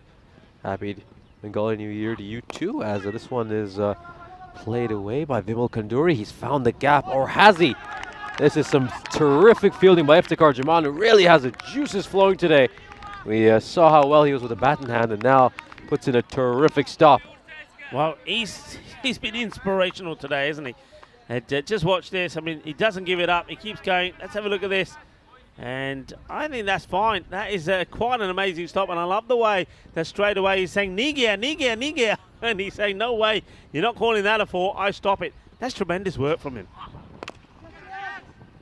This one, straight to the fielder, no run. Yeah, I mean, I think that Jaman, he's changing forward. Remember, he's the bowler who's having all sorts of struggles with his bowling. In the last match, he didn't bowl a single wide which is quite amazing. So that's a turnaround. In this one, he goes and scores a tremendous half century, and now we see him throwing himself around in the field as well. And he's certainly, and some way to change your form as this one gets played out, and he's gonna got some work to do here. Will he get to this one as well? Not quite, but not without giving it 110%. He really chases hard. He's a changed man, isn't he? He's a changed man, and sometimes, you know the old saying to say, if you want it, then you got to work hard for it. Well, he's working hard for it, and yeah, he deserves the success that he's getting at the moment. No, he certainly does, and it's just the attitude, and I feel that he lifts the rest of the team. When the rest of the team knows he's in form, it just helps everyone around him. You see the spirits get lifted. Other batsmen feel more confident to take their time to get settled into their innings. He turns everything around for this side, and when he's on song, everyone else clicks. Well bowled, nicely played. I'll take the single.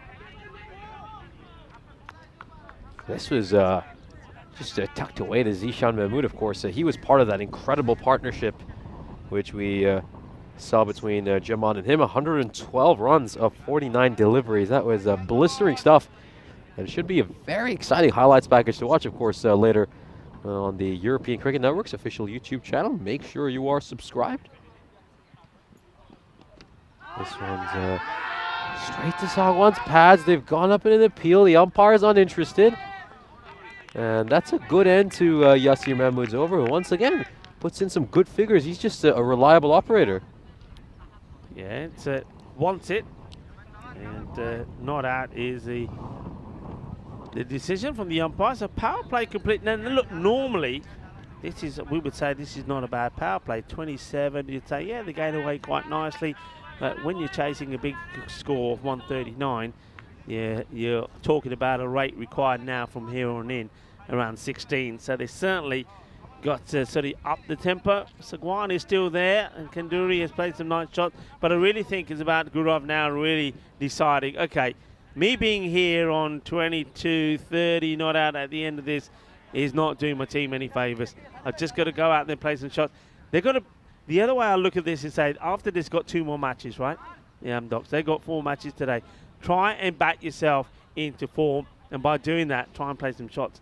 I think that's what they've got to do here. And if he can't do it, then maybe another batter can go out there and put himself in form. They've really got to try and work hard here. And we know that M-Docs don't quite possess the same firepower that the Nicosia Tigers do. Of course, the Tigers, as we saw earlier in the stats, are the leading 6-hitting team in this group, and M-Docs don't quite possess that 6-hitting ability, so they're just going to have to find different and unique ways to score runs. One thing I want to see is, are they going to pull out some unorthodox shots? Are they going to be more ramps and scoops? We've seen they're not afraid to do that. Played well, but can't get it past, or well, sort of get it past the captain, Jahid, but he gets enough on it to keep it to 1.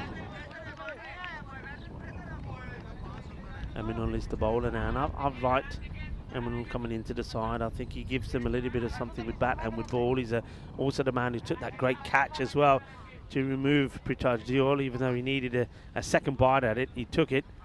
So he's a good, accomplished cricketer, and he's certainly, well, one that you'd want in your side.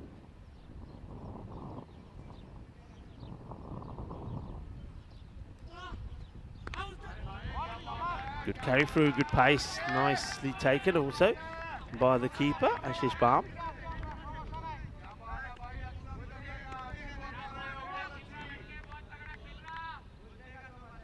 Noise being made at the moment more by the Nicosia Tigers than M-Docs. M-Docs has sat quite quietly in their dugout for the moment. It's a pretty good shot, but he looks like he's going to find the fielder. He does. And look who it is. The man who is fired. The man who is instrumental at the moment. He is dynamic. And anything that's going his way is working out superbly for him. Look at him. He's having a little personal challenge at the moment with himself to get himself back to his best. And you know what? He's winning. Yeah, and I love the fact that he's been a magnet for the ball throughout this innings. It keeps finding him, and he keeps delivering. He's look at that. That's a sign of a player who's in top form. He wants it badly today, and now both the openers have departed. Just 8 runs between them, and that is a losing formula for M-Docs, in all honesty. If the top two batsmen don't click, they struggle to make runs, so they're going to need something miraculous here. We've seen Shrikant make a few runs, but usually not at a strike rate that worries the opposition. He goes at just under 140 for this tournament. Oh, this is a terrible delivery. Well, he applauds the keeper, Ashish Bam, and so he should, because Bam makes a very, very good stop. Well, this one, you've got a new batter comes out, and then you throw that in, and that is a bad ball, full stop. And Aminul, who removed Sagwan. Sagwan had a nightmare, didn't he? Just 1 run in 7, so he couldn't get anything going, so his form continues to elude him. This is high up in the air, and there's the wicket. And it's a simple catch. So Kumiri Palipu will have to go without scoring. So that's going to be another duck. And Zishan takes the catch and says, I told you, keep it in that area. So out he goes. So he's going to make his way. Let's just have a look at this again. So goes for the up and over, doesn't get it right. Catch is taken, another wicket goes. So he's going to be quacked off here. And there he goes. Derek is back from vacation. Hello, Derek. I thought I lost you in Portugal forever, but you're back. Nice to see you back. And Derek, well, he just quacks the batter back. Well, the sun's out in Cyprus, and Derek's decided to come to the island, back on holiday, as we see this thick outside edge goes straight to Zishan Mahmood, and it's a golden duck for Shrikant. And what's been a golden performance so far by the Nicosia Tigers. We saw them have a very close fight against M-Docs in the first game, but that gutting loss just seems to have completely deflated this M-Doc side. Gets right in front here. There's the new batter to defend this way. This is Vinod Sawant. He's another man who's got to hold his hand up and say, yeah, I didn't quite perform to my full potential. He dropped a couple of very important catches himself, and one of them was when he dropped Jaman quite early on, when he was on 14. And Jaman, of course, then went and really punished him when he went and got his half-century. Zishan was dropped on 3 occasions on his way. And I think, you know, as a side, when that happens, it hurts you. You can see here now that they are a long way behind the rate where they want to be. In fact, the rate is already at the point of a no return.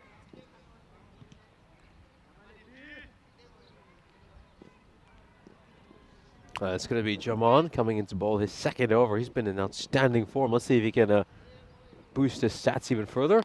And this is smart cricket by Vimal Kandurian. This is more of what we're going to need to see from M-Docs. We're going to need to see a little bit of ingenuity. He premeditated that one. Knew Jaman was going to go short and just clubbed it towards fine leg, knowing the fielders were inside the ring. Yeah, if you're going to come around the wicket, and Jaman will know this, then you've got to really try and dart the ball right across the right-hander. If not, then good batters are going to do exactly what you saw Vimal, the captain, Kanduri, do there, which is just step across and help it to the boundary. So, a man who has really found his form, Jaman. He'll be disappointed with that delivery. Let's see how he comes back. He's been cut away, but they have got the right field set. So he's now bowling to his field. That's better. He's got 2 men out on the offside. He's got 2 men in sort of pretty close catching position. Third man in the 30-yard circle, and then just backward point. You've got Zishan, who was took the catch last time around.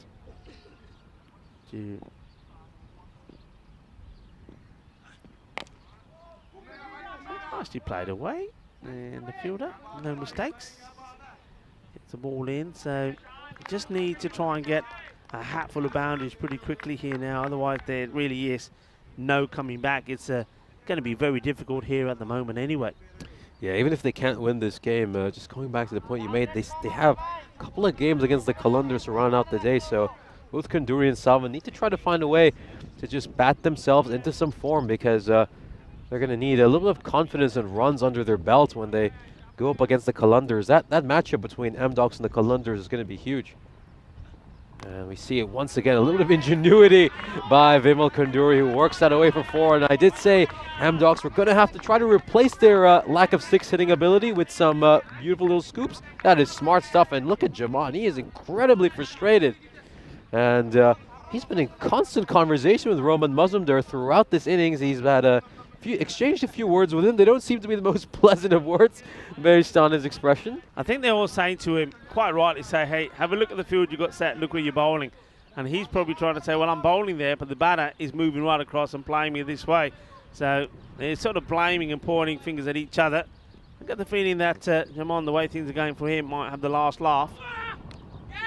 And, well, no, you won't, because this time it goes over that field. It's going to be 4 more. And you can see Zishan there just in the bottom right of the screen, sort of saying the same to him. Look, he turns right round to him, and that conversation continues. And look at Jaman, he's thinking, he's holding his head here. But, well, he can't do anything about that. There's a bit of misfortune. Hey, listen, folks, one thing I can tell you, I know a lot of people in the chat are talking about New Year and wishing everybody Happy New Year. I know that it's a New Year for a lot of the Bangladeshis and also the Nepalese and, well, all over the world. So maybe we'll give a little message coming up for you here now as well, as this one is, first of all, where does he do with his feet? Does he keep him inside the rope? They're going to have a look at this. And he's certainly not celebrating. I think there's a close look. The 2 batters aren't moving. The 2 batters aren't moving. They're looking at each other. Well, he reckons he has taken the catch. We're going to have a close look at the feet of the fielder here. So let's have a look. Takes the catch here. Gets the roll in. Keep an eye on the rope. Do we see any movement on that rope at all? He manages to keep the right foot up. I think he's okay. I think that is a very, very good catch. That gets taken out there. I'm not sure who's out there. Well, let's see this again. I think it's Rashidul Hassan. Yes, it is.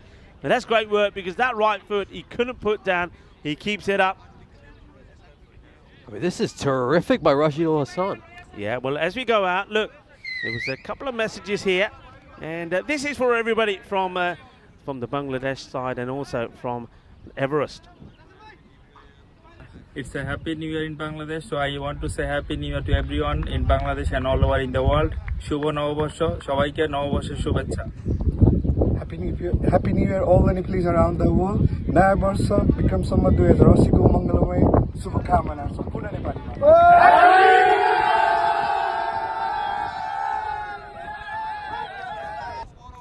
Isn't that brilliant? You see players from the Nicosia Tigers and also from Everest wishing all of their supporters and all of the viewers and all of their families a very happy new year. I'm loving that, and well done, of course, to Spring Productions and also to Diana Oros here at the ground for putting that together for us. Lovely moment, and look out for that message also on our social media. Back to the action here now, so that wicket certainly does slow down the M-Docs even more. It was an important one, and the fight from the captain came to an end courtesy of a brilliant catch.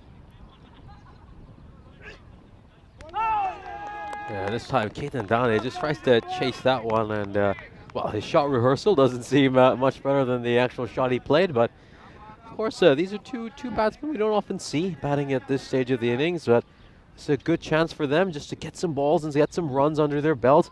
Plenty of matches to go for them still today. They got a couple more against the Qalandars. A few more dot balls here as Rashidullah Hassan is bowling pretty well. This guy is a good guy to have in your side, isn't he? I mean, he didn't start with them, but when they were having a few woes after those defeats the other day, they lost, of course, to Everest, lost, of course, to the Napa Royal Kings. Well, he comes into the side. He certainly adds a lot of extra options for them. Well, this one, though, is right in the zone, and Ketan Dane, who, you know, he put a highlight in for himself in the field when he took 3 great catches. Well, now he says, well, forget catching, I'm doing some hitting, and he clobbers this away right in the zone, in the swing zone. That's a big 6. Big 6, and it's going to do his confidence a world of good. We haven't seen him bat much so far this tournament, so M-Docs really need to maximize these last 4.2 overs, even if they can't quite get the result their way. And are we even going to see Nicosia Tigers maybe experiment a little bit with their bowling as well? Yes. This is swing and miss, so that's the area, I suppose, to keep to Dane. It's Hassan, after he went for the body, went for the stumps, goes back to outside the off. And there we go, back to the point where they just can't get anything on it.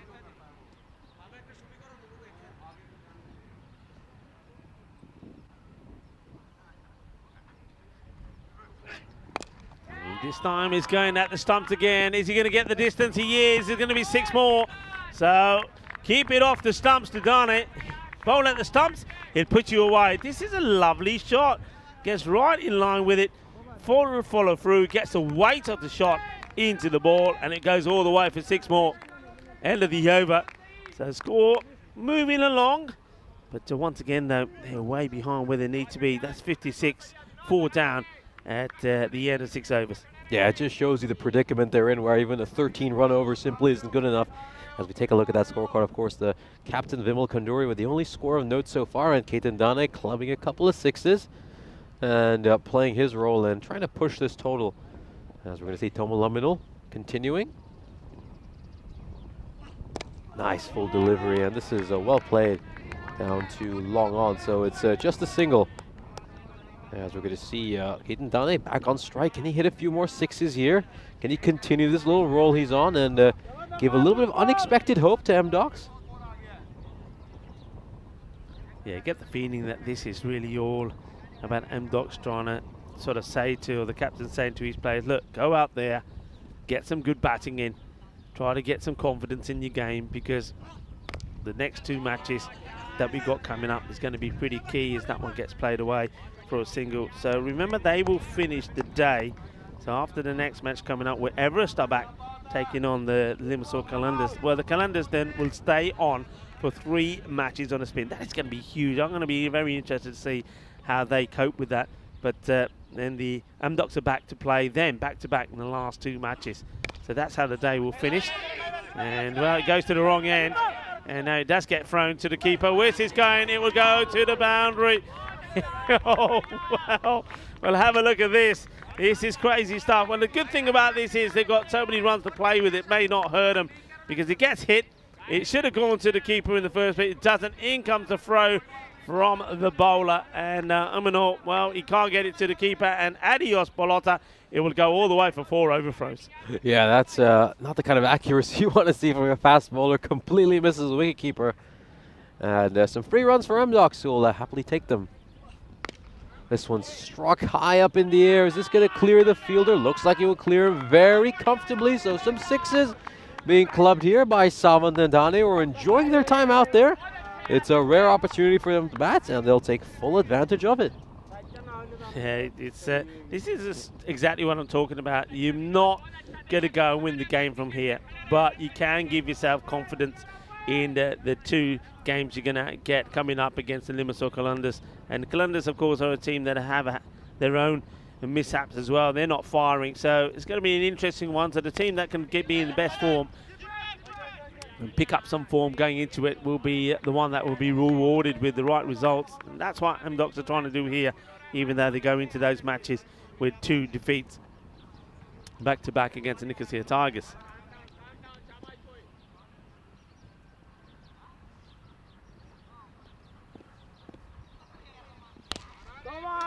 This one is stroked well, and I think this is going to clear the boundary rope as well.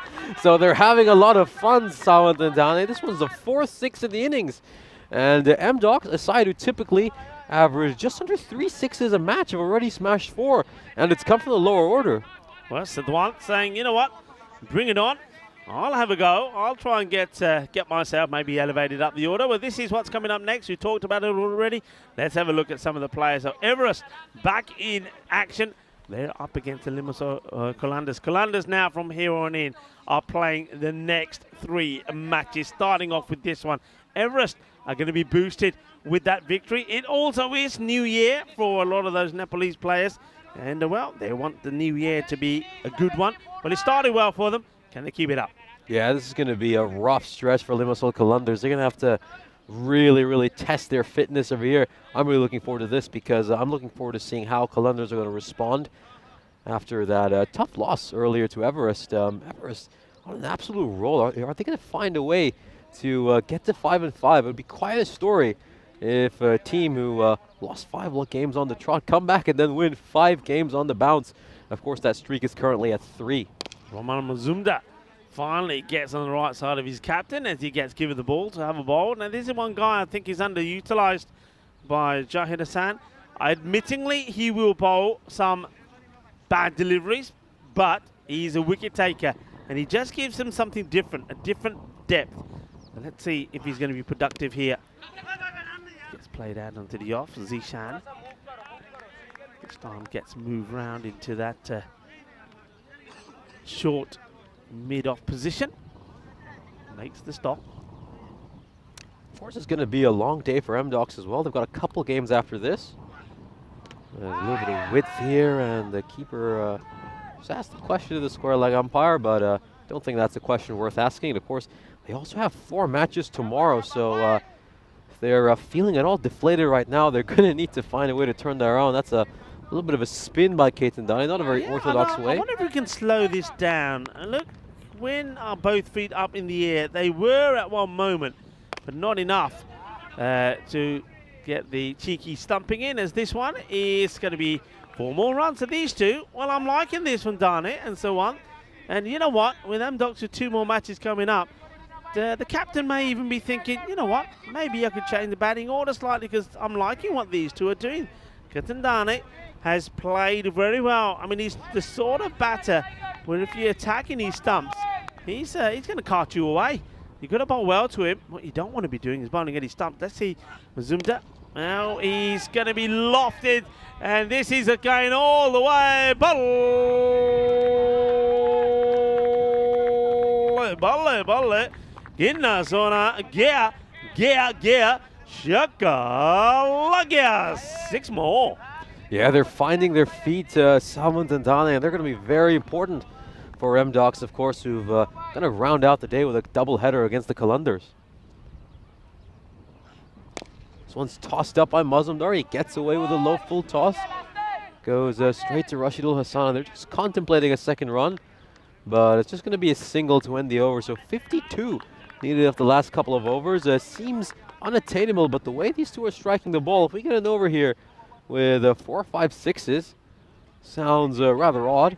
Could be in for a lot tighter finish than the Nicosia Tigers would have liked. As we take a look at this graph, of course, M-Docs well below the required run rate. They lost some key wickets early. They usually struggle to get together wins without big performances by Pritesh Dale and Gaurav Sagwan. And the two of them just scoring 8 runs between them, it's been a bit of a drag for this M-Doc side throughout the match, who, of course, gave up plenty of runs in the first innings. Yep. Second highest most runs given up by a bowling side so far this tournament. Yeah, well, this man who comes on now, who took a great catch on the boundary. This one gets stopped. That's Rashidul Hassan. One thing you'll say though, look, when you look at it, the score, I mean, we've got 12 balls to go. It started off with 87. If they were batting first, you think, you know, they could post a good score here. They could get to about 110 maybe if they have a push on and make it interesting. So it just goes to show it's not a bad effort at all. But they just lost their way, didn't they, in the bowling front, and the Nicosia Tigers have sort of battered them out of this match. But what I like about this, and particularly this partnership, it just shows M-Docs that when they play the next couple of games, that they have got a little bit more depth in their batting that perhaps we probably thought. So this one also is played nicely away. The fielder does very well. It keeps it just to a single, Sufyan Mohammed. So the depth is there. Well, there's a little bit of matrix style stop there on the bowler. And here we go. There you go. Oh, yeah, that's the way you do it. Seems to be a parkour enjoyer, Rashidul Hassan. Rashidul already shown that he's got good hands when he took that great catch to remove the captain, to Vimal Kanduri. It's an important catch, actually, when you think about what's happening here. Okay, swings hard at this one. And who takes his position where he took the catch is the captain himself, Jahid Hassan. Hassan does like to go in that position. I mentioned this yesterday when they were going through a bit of a rut and they lost those 2 matches it's been, and I was thinking the captain needs to be in the game. I think when he goes out there, sometimes he takes himself out of the game, especially yesterday because it was so windy. Whatever he was trying to shout from that position, nobody would hear him. Clobbers it. And And it's going to stay hit. Is another one that goes all the way. Manos arriba, Vidro.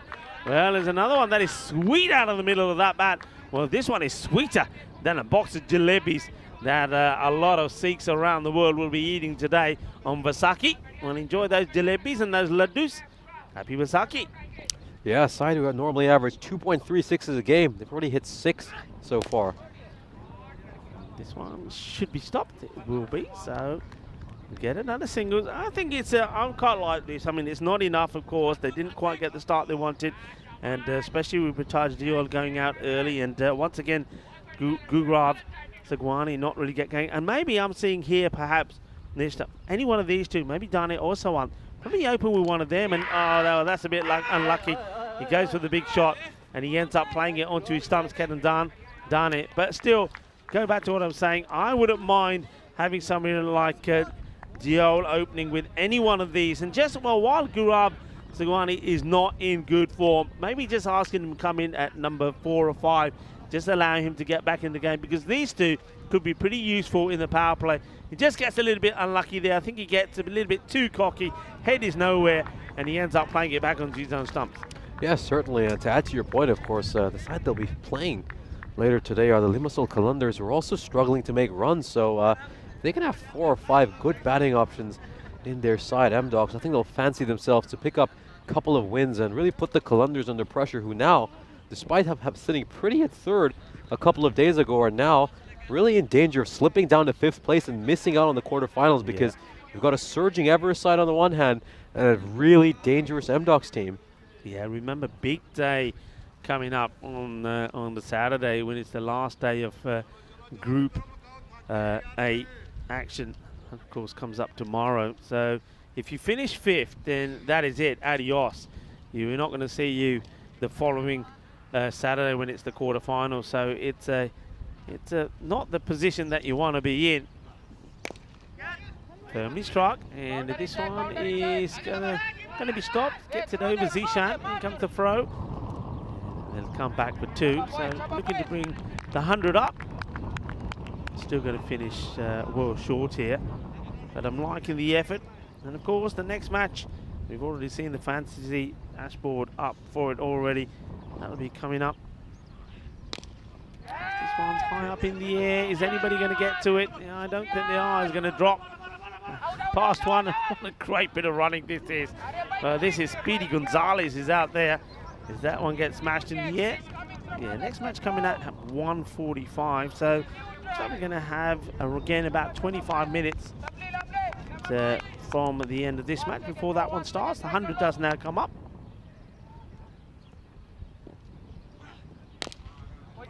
This one has been absolutely smashed. Manos arriba, Vidro. Well, it's shaka time. And they are a team. They weren't known for their power hitting. I'll tell you what, the likes of the 2 batters there, Ketan, who hit 3 6s and 1 4, and this man who's still going strong, Sawant, they're making a difference. They've hit, Sawant now has hit 4 big 6s. This one is a chase on as well. The fielder shoot, and we'll get there. And you can see Sawant this time says, "Oh man, I'm not coming back." And that's just, I'm just going to stay here. Good effort, I have to say, from M-Dogs. This will serve them well going into their final matches today. They got 2 matches, 2 tough matches against the Qalandars. Qalandars, of course, have got Everest next, and then they play 2 back-to-back matches against M-Dogs. This one gets tamely hit away to the fielder. So 1 ball to go in this innings. They've got to 109. So again, if they were batting first here, we'd say this is a good score. Yeah, we certainly would, and I think it just comes down to their bowling effort. Too many catches put down. This one is struck away on the final ball of the innings, and of course, Vinod Sawant himself was guilty of dropping one at deep mid-wicket, but I think he's more than made up for it with this fantastic innings. Just not enough support, and probably too big a target to attain as they get some good runs under their belt here, M-Dogs. This will be a very interesting observation for the captain. Vinod Sawant might have earned himself a promotion. Of course, the glass half empty view is that, well, why'd they make runs in the games we lost rather than the ones we really needed? Yeah, absolutely. But, yeah, well done again to the Nicosia Tigers. Worse, and we saw it, was a real tough day for them yesterday. when they lost to the Napa Royal Kings, and also to Everest, earning Everest their first victory in the European Cricket Series. They needed to pick themselves up, and there's the captain there, and it's nice to see that he's got a smile on his face today as well, and so he should do. I think he's led his team well, and when he's had to perform, he's performed well as well. So the Tigers, it's a good finish to the day from them. They will take themselves back to the top of the table, so be it that they played an extra game. But as we have a look at these highlights, one thing though is, though it didn't start well for the for Amdocs, what they were able to do was finish well, and well, we saw a couple of players that produced their own little personal highlight. As we see, that was a really good catch taken by Aminul, and one man who was giving it all the love and kisses in this one. And worse the bowler, Jaman, when that one was caught. And he certainly has found his touch again, and he's back into good form, because there he is again. What a good stop this. And I like the way he makes this up and says, Nige, it doesn't go. I've stopped it.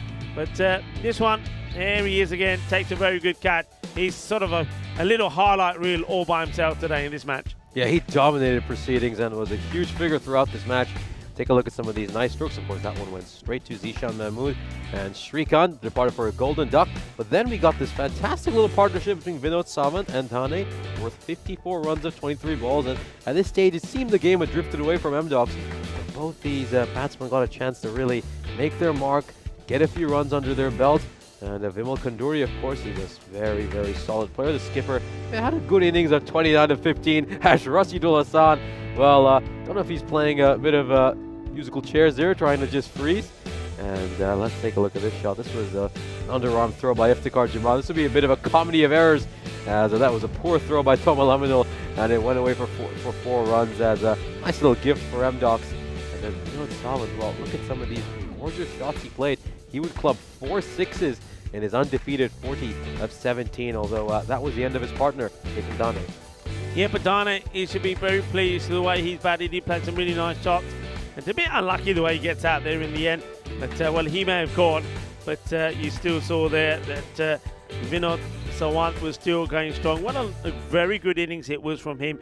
And he goes on and scores, puts 40 on the board for himself. And certainly, I think he says to his captain, Kanduri, who earlier also batted very well, and he was only dismissed thanks to a superb catch taken in the deep by Rashidul Hassan. So really only the captain, Vimal Kanduri, and then we saw a late burst there from Dhane, and also Sawant that really helped the team to get to what you'd have to say is a reasonable score. But the top order just didn't click in this one. But when you take everything into consideration and you see what Diol and Sagwan can do, and Kanduri will be, the captain, very happy with the response from the likes of Satwant and Dhane there, and probably be thinking, if when Hitesh Thandiya comes back into the side, that they're more than comfortable, more than happy to go on and win the last 2 matches they got to play here today. On the bowling front, I think Iftikhar Jaman, he quite rightly, quite deservedly gets the Player of the Match award. Not only does he take those 2 wickets, but he made a very fine half century as well. And Tomal Animal, I know he got a little bit expensive towards the end there, but he picks up 2 for 20 as well. And I'm liking his introduction into the side. He bowled very well as well. And then Rashidul Hassan just continues to impress. A comprehensive victory in this match number 23 for the Nicosia Tigers. And Amdocs, though, they've got a little bit of a break here now, but they'll be looking to come back strong when we're going to see them in match number 25 and 26. So we'll be right back. You've got a break around about 20 minutes time before we welcome back Everest. And Everest, well, they are taking on the Limassol Qalandars. And the Qalandars, remember, well, they've got 3 matches on a spin, so it's going to be a real tough finish to the day for them. So join me, Rico Full and Nishbat, when we return in around about 20 minutes time.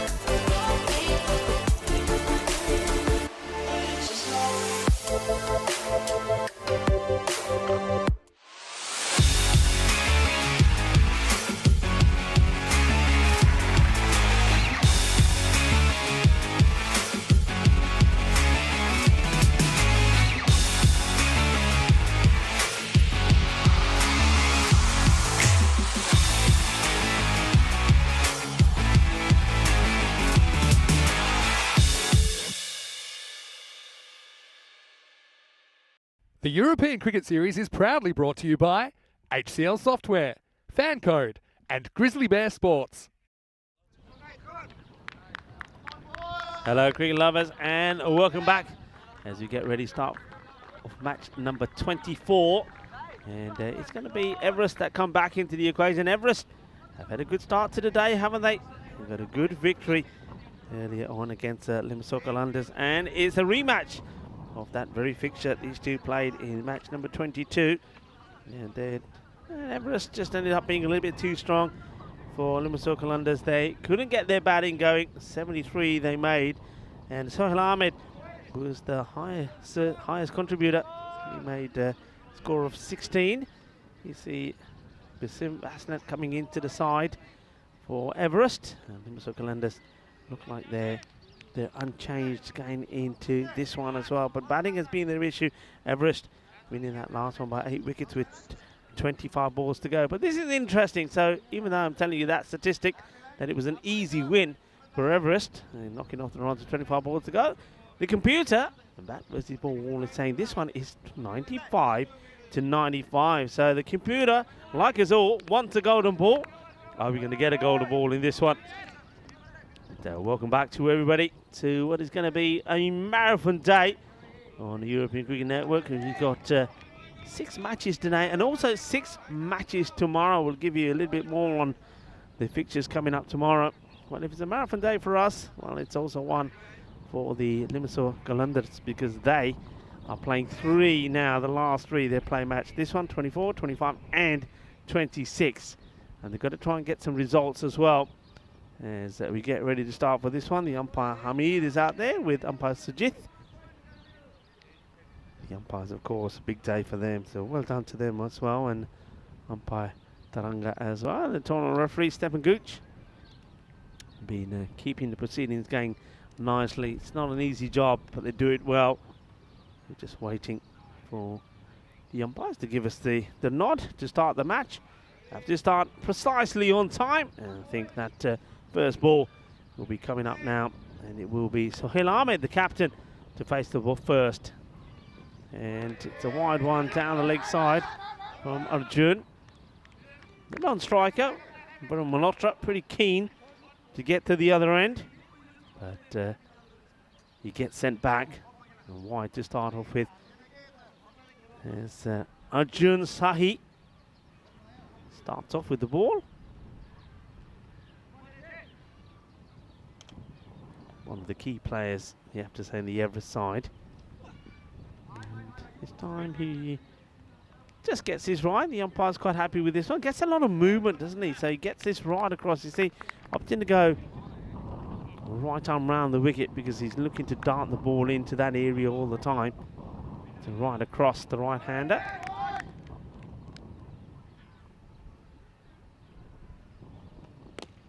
This one is in the slot. It goes high, and it will go all the way. Balle, balle, balle. Ginna sona shaka lagya. Beautifully struck. Just once again a little bit too leg side is Shahi. So it gets played away. Big Maximo. And straight away Shahi decides he'll come right arm over the wicket. And he goes into the legs once more. Keeper will chase after it, does well. Gets there, does Pandit.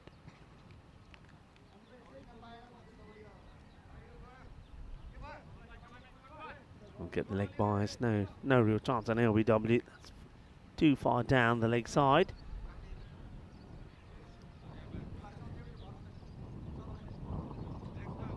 Shahi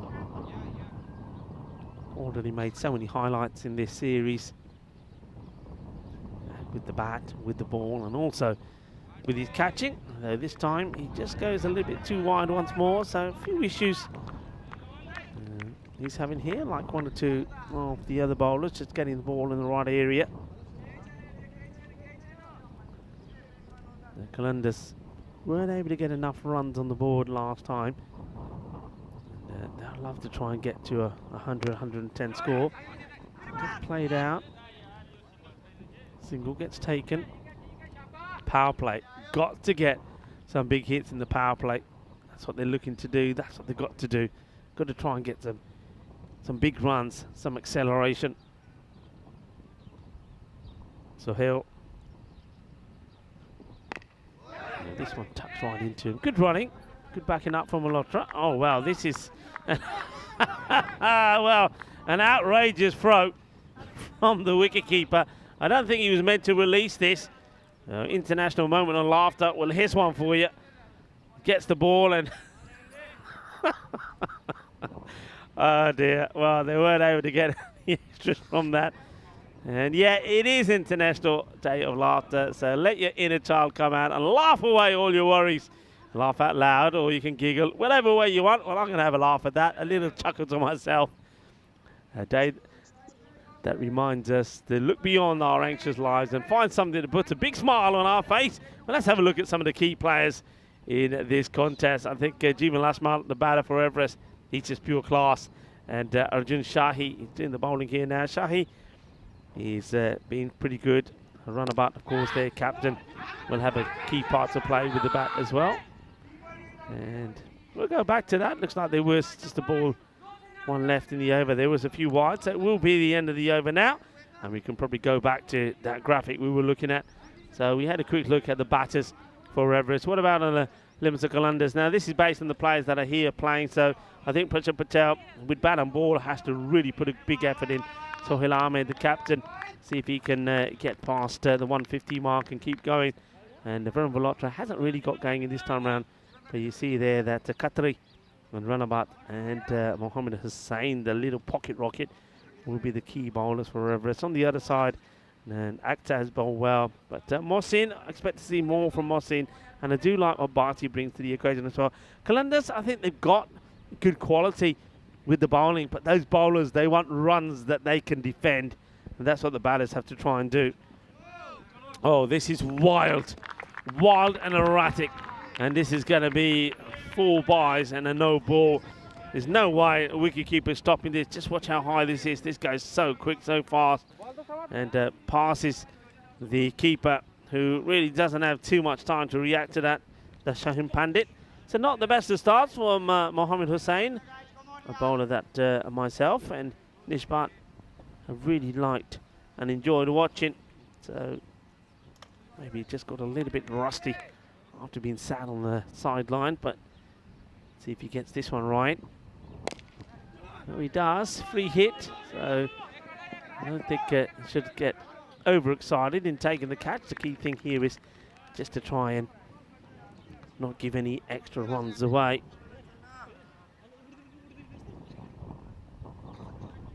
Some of the other holidays we've already talked about today, of course, a huge holiday for Sikhs today around the globe, as they celebrate Vaisakhi. So happy Vaisakhi, Bahut badaiyan Vaisakhi diyan. As this one, well, I like this. Throw the bat at it. And don't show any fear. Go after every ball. Remember last time when they were batting, one thing I said, that one thing I criticised about the batting of the Qalandars was to say they just took a little bit too much safety, not wanting to lose wickets. Don't worry about that. Just go out there, throw the bat at everything, and try and get quick runs on the board. Don't worry about wickets going down. Let each batter come out and swing. And Happy New Year to a lot of nations. You know that Bangladesh viewers amongst us are celebrating, as well as the Nepalese. And they know that other countries that we're celebrating will be Sri Lanka, Malaysia, Singapore, Mauritius, amongst a few. Orthodox Good Friday today as well. This one just sneaking it in, very good delivery. And of course, already mentioned that it is International Day of Laughter. So, well, we always try and give you some excitement, some entertainment, and hopefully we bring you a bit of laughter as well. Hello to Keanu, who's saying a few hellos to a few people. This one's nicely played out, and be half stopped. He's not going to take any extra runs from there as well. So after that wild delivery from Mohammed Hussain, seems to have got things back on track where he needs to be.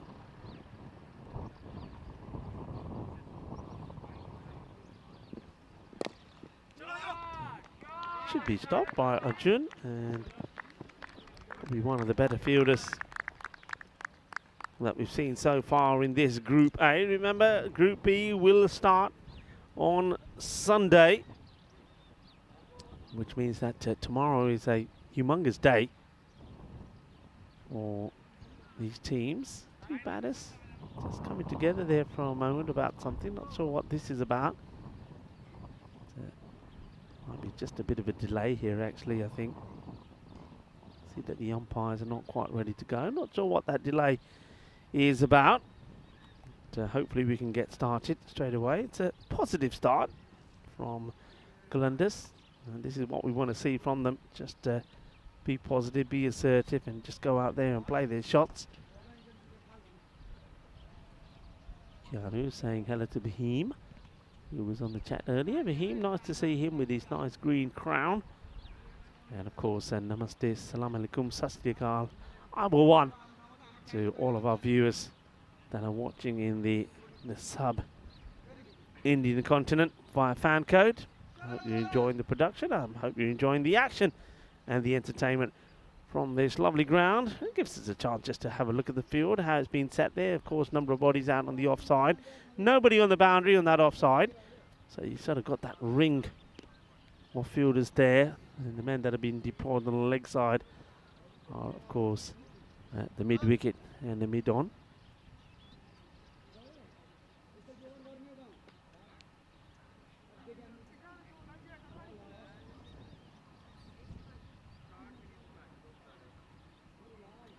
Now we know that there's a special day today. It's a lot of people have been saying Happy New Year, and we know we've got two teams here that are celebrating New Year as well. We know that the Nicosia Tigers have got a lot of Bangladesh players there. Their captain was wishing us Happy New Year, and also Everest out there at the moment.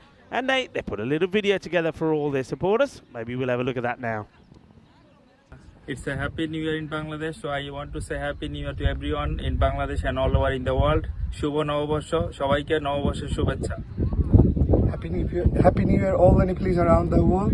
नया वर्ष विक्रम सम्वत 2080 को मङ्गलमय शुभकामना सम्पूर्ण नेपालीमा।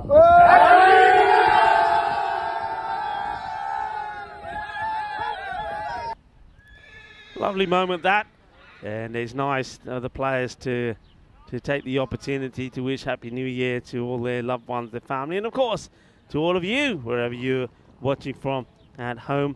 And once again, apologies, as there seems to be an issue, something internal. I'll hopefully get that sorted for you pretty quickly. And remember, if you do have any questions that you want to fire our way, feel free to do so. And well, some of the players are enjoying the sunshine. There's a guy just still well, you know, I keep saying it is International Day of Laughter. Well, you got to laugh out loud here. Well, Diana Horace has picked up her burrito. She's going to take, well, there's one man there doing a little bit of stretching. And there's another guy, well, he's just not moving. And I hope he's all right. Somebody go give him a kick and make sure he's okay. How about this? It's like, there's no wind here today. It's lovely and sunny. And that man there is going to make the most of it. And I think Diana is going to get a sneaky little picture in of him while he's down there.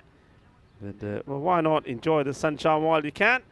I think he knows that he's going to be in the shot here.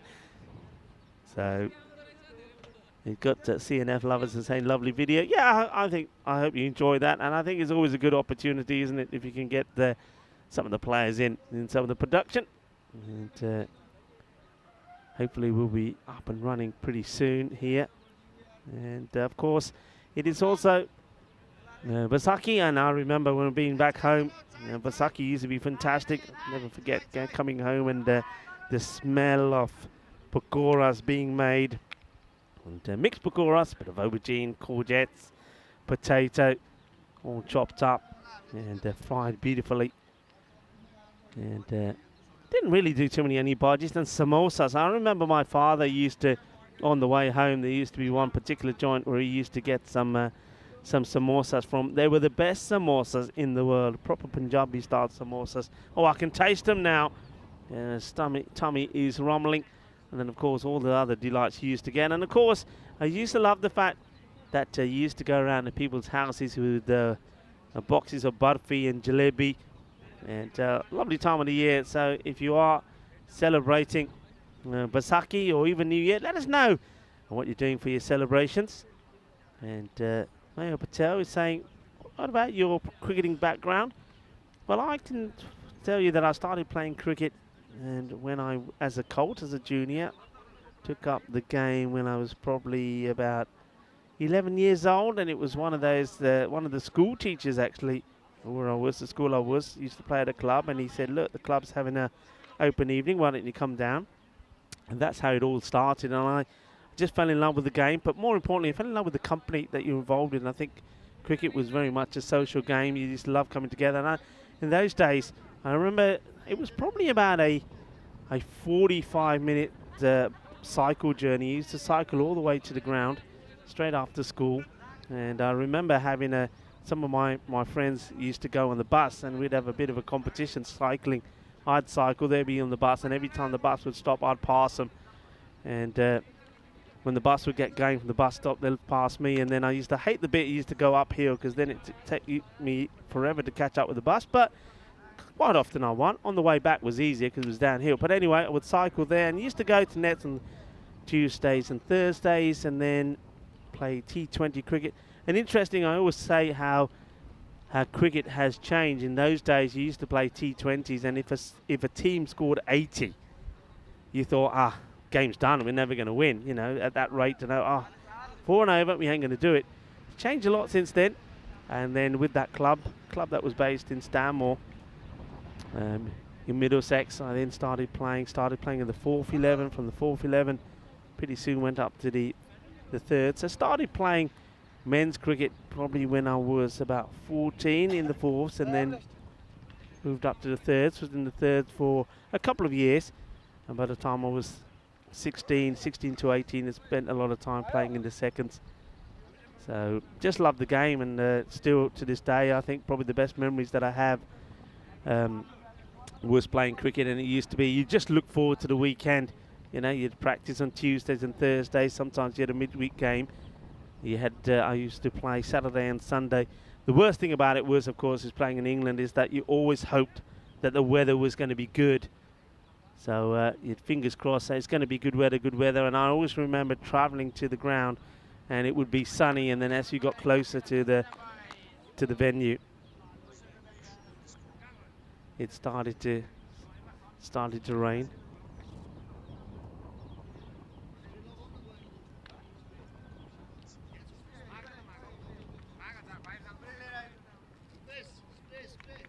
So yeah, so I'd sorry, I just got some. Trying to get some communication in my ear as well as I'm talking to you folks. But yeah, there used to always be an issue with the weather and the amount of times. I think everybody that's played cricket in places like the UK will know that you wait for it the whole weekend, and when the time came, the rain would come. But yeah, just loved playing cricket, enjoyed it. But it's the social side of it that I love more than anything else. Looks like we could be ready to go here now.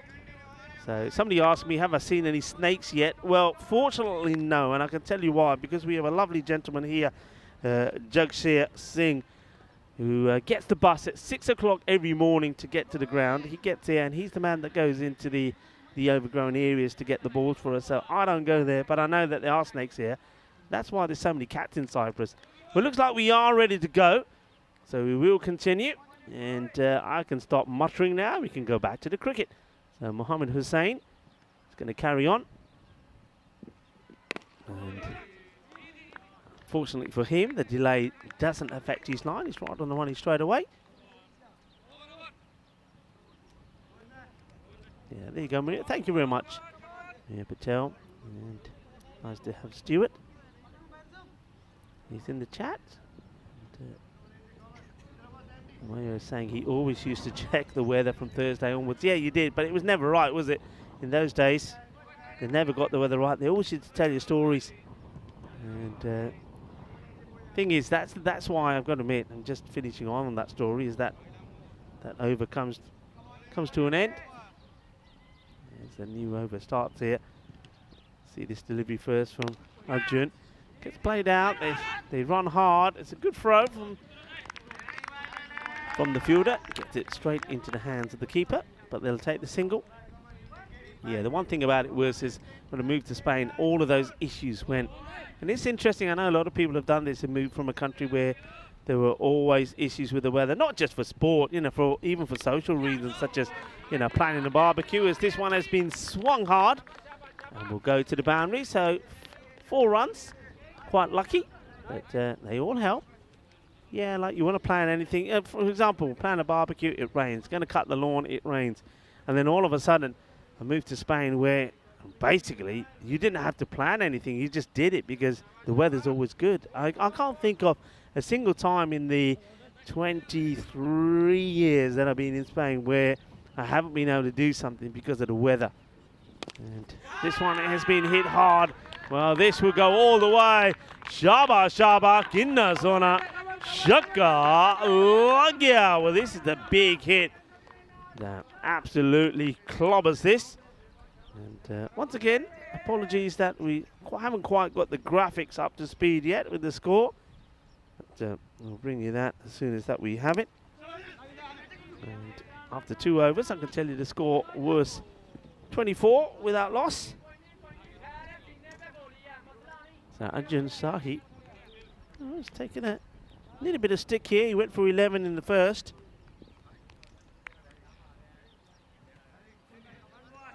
This is exactly what you needed from the Columbus. They needed a good power play.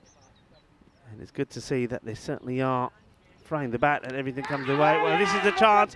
And it gets away from the keeper, Pandit. Oh, Pandit, the bandit, couldn't hold this one. It was traveling. He does get gloves to it. Let's watch this. It's another chance that goes. I mean, this is really hit hard. And it's straight in and straight out. They have got a man sort of as a backstop, sort of patrolling the boundary. So I think it would have been stopped, but Arjun is disappointed that that hasn't been taken. And now a bit of a full toss. I might look at this side on and see the height on this delivery. I think it was just a tad high. Let's have a look. And is it dipping enough? Well, I've seen them called odd. Well, I think the umpires are called over here. To me, that looked a bit high. And I wonder if they've had something in the earpiece to say, no, go back, that's a no ball. I think they have, you know. So they're a little bit keen to call the over. And I think that the third umpire has said, no, go back. And that's exactly what they're doing. So Arjun will have to bowl this one again. That's a good call. So free hit coming up.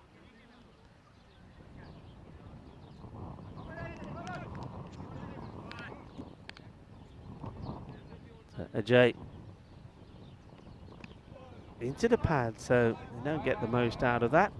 And they're going to leg by. So the end of the over. And once again, I'll bring you the scores as soon as I have them. Just having a few issues, just catching up with the scoring system. So I'll give you those just in a second as we get ready for the start of the fourth over to Columbus. Just causing a few concerns for Everest. They need to tidy things up once again pretty quickly here. And looks like they're going to go with Bhuwan Khatri, who has an interesting style of bowling. Got an interesting action. 40 was the score on the power play. So it's a good one. It's one thing that they haven't been able to do in a while. So Khatri looking to try and slow things down here. So the Columbus haven't lost a wicket. And Sohail Ahmed and Varun Malhotra have given them a nice positive start. So what can the bowler do? And it's another one that's going to get away. Fielder coming across doing a sweep in, but he's not going to get there. So it's another boundary. And they just keep on going, don't they? And now it's Varun Malhotra that gets that away in that square leg area.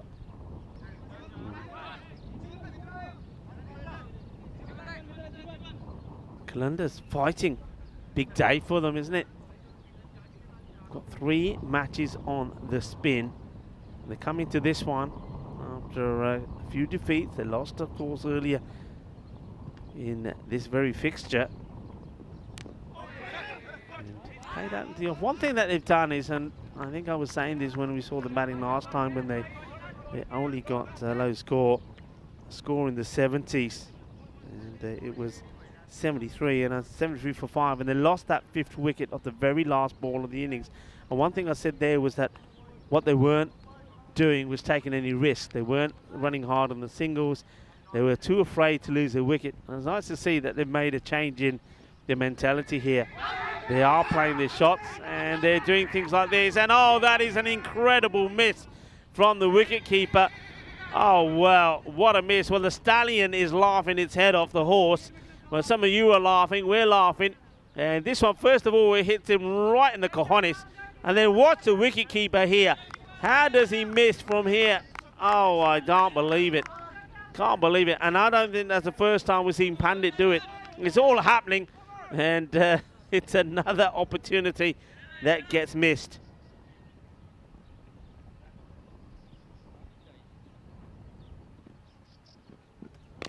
Up in the air. Well, I think he might have lobbed the captain. He has. The captain catches up with it, but not before the batters once again turn the 1 into 2. And that's been much better, hasn't it, from the Qalandars? They've been pushing. They've been turning 1s into 2s. And sometimes when 1s aren't even there, they're going for it like that. They would never have done that in the last match. And they get there. That's the other thing. They get there. They make it. And all of those little moments just put pressure on the other side. And that's what Everest are feeling here at the moment. Malhotra, 17 of 12. Khatri. That's that slower delivery. And he knocks him over. And he's loving it as well. And jumps for joy. The leap of joy from Khatri. And the man who's reminds me of a packet of Bombay mix, doing it again. And he's just got those variations, hasn't he? And well bowled. They needed that wicket, didn't they? Because it was just getting a little bit out of hand. And the batter, I think he gets this completely wrong. And he actually ends up throwing this inner leg onto the stumps. How about this? It's almost a bit of ball-to-ball action as it goes from inside the legs of the batter onto the stumps. Dancing for joy, Khatri. He gets a little bit fortunate, you have to say. Malhotra will depart, but not before he's given his team a very good start. He'll go for 17, and well, it's that unlucky ball number 13 that gets him. Khatri getting the wicket. There's the new batter. Comes out. I'm liking this move, I have to say. I get the feeling that Limsa Qalandars have just done a little homework. This man, Mohamed Mohsin, we didn't see him with the bat at all. And one thing I was saying to Nish at the time was, why haven't we seen him? Why have you got something like Mohsin, such a hard hit of the ball, not even featured, and you're struggling to get 80 on the board? They ended up with 73, remember. Here he is. And he's going to go first ball. I think this is another one that may have just caught the pad and go on. Well, Khatri comes on to bowl and he's caused all sorts of problems. And just remember, when he comes on again, he will be on a hat-trick because he's just taken 2 in 2. I get the feeling that this has come off the pad. It's going down the leg side. And I'm pretty sure if we see this, that angle doesn't tell us. So just see here. Yeah, that is gone from the inside of the pad right onto the stumps. Well, I've never quite seen these 2 balls like this. The first one that he got was off the inside leg of the left-hander onto the stump. Now, this one has done the complete opposite from the right-hander. So, on both occasions, both batters have played it on. Mohsin, I like the fact that he was elevated up there, but he'll be bowled by Khatri as well. Khatri, when he comes on to bowl the next, will be on a hat-trick. And just like that, it is 48 for 2. Edge goes to hand. How quickly a match can change. Everything was going the way of the Qalandars. Little things just like little nudges, little shots in the air, the wicketkeeper missing the stumps, catches going down. And then we see on 2 occasions a bit of luck in 2 balls where the ball's gone onto the stumps off the batter's legs. Then we see that one that would have gone to the boundary, go straight to the fielder. It's a funny old game, isn't it? It's a funny old game. This one's on the pads. They're asking. The umpire not interested. It's a wild throw. What is this? It almost ends up hitting the back of the batter. Let's see the LB first. It's pretty full. Swings in. I think just going down the leg for me. Doesn't come back enough. And the throw at the non-striker's end, but he gets back comfortably. Akhtar with the ball. No runs off the bat so far. Flipped away to the fielder. No run. Nicely dealt with. Yeah, really nice to see that man, Vishnam Basnet, in the team as well. Remember, he's the one who was headbutted in the nose by his own fielder a few days ago when he played no further part in the match. But he's back as well. Yorker length delivery. He does so well to get a bit of bat on this. Otherwise, it would have been curtains for Hussain. I mean, Hussain, we know about his abilities. He can hit the ball pretty well as well. But it's very important that the batter's out there now. And Sohail Ahmed needs to carry on the way that he's been. But Hussain just has to, once again, just decide, look, do the same thing as what all the batters have done. This one's been played beautifully, and that's the difference between a batter that's been in and somebody like Amir, who has trouble with this delivery, the ball previous. But Sohail Ahmed, the captain, the acting captain, standing in for Mohamed Farouk, who probably is resting. He's, of course, got that injured leg. But no issues at all. That one gets punished to the boundary. Akhtar needs to be a little bit short on his length. Well, this one goes through the fielder, but really well backed up. That's excellent backing up from the fielder. They back each other all the time, don't they? That's what Everest do. And just having picked up those 2 wickets, it just sparked them into a bit of life, and that means that at the halfway point, the score 55. Remember, it was 40 at the power play, so 15 have come off the last 2 overs, and that is all as a result of those wickets falling. But that's why I say that the Qalandars, they've made a good start here for a change. They've just got to keep it going. So here we go. It's Khatri does get the ball. Now this will be the hat-trick ball because he picked up 2 in 2. We know the last time we saw a hat-trick was the Team Tigers. Here we go. Team Tigers Portugal, Shafiful Islam. So this hat-trick delivery. And in fact, that's exactly how Shafiful Islam took his hat-trick. He didn't realise at the time because he took a wicket at the end of the first over, and then he came out in his second over and took 2 wickets straight away. Here we go. And he wasted it. It's a gundy delivery. In fact, it will go for 4 runs. Not a good ball at all. So Sohail Ahmed just keeps the pressure on. And that's an easy little clip away. 4 carreras. Thank you very much. So not the best of deliveries to be bowling when you're on a hat-trick. Khatri just slowed things down, doesn't he, for his side, but now he's under attack himself. Sohail Ahmed, what a good knock it's been from him so far. 30 of 17.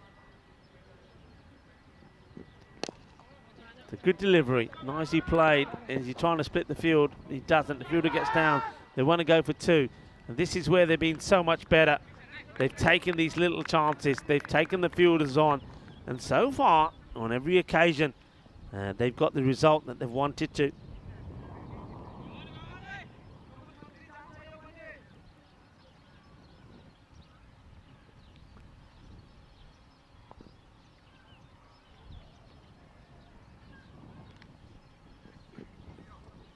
The leg side again, and this is going to be called another wide. So Khatri just going a little bit too much leg side-ish, and he's got to get the ball back outside the off stump. That's where he's been dangerous. That's where he's been useful.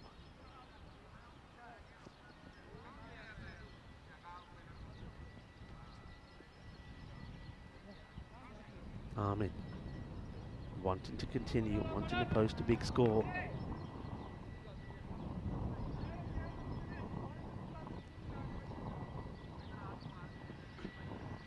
He goes for the stumps once again. It's a risky one to Sohail Ahmed because he's he's been able to swivel on this pretty well. He's been pretty good. He's been pretty aggressive. And I get the feeling that he may even just preempt this next delivery. I think he may already be getting into a position to clobber this away in the gap between the man on the 45 and deep square leg. Khatri though, he goes short and puts it right there for him, and he's still not able to put it away. So gets lucky once more, Khatri. So Sohail just getting a bit bogged down here. It's not the best bit of bowling, in fact, I have to say, for Khatri. Just got a bit lucky. Just needs to get this ball a bit fuller outside the off. Wonder if he can. They're the deliveries that have got him wickets. Not that the fact he's bowled at the stump, but because he's been full, batters have ricocheted onto the stumps. This is another bad ball down the leg side. So for all the good Khatri has done, he's undoing it somewhat here with these extras. And of course, the Limassol Qalandars will take whatever they can get, as they really did struggle to get to a score in the last match between these two.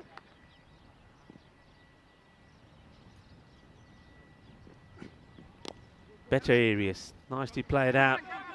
Half a stop, and the chase is on. They will get two.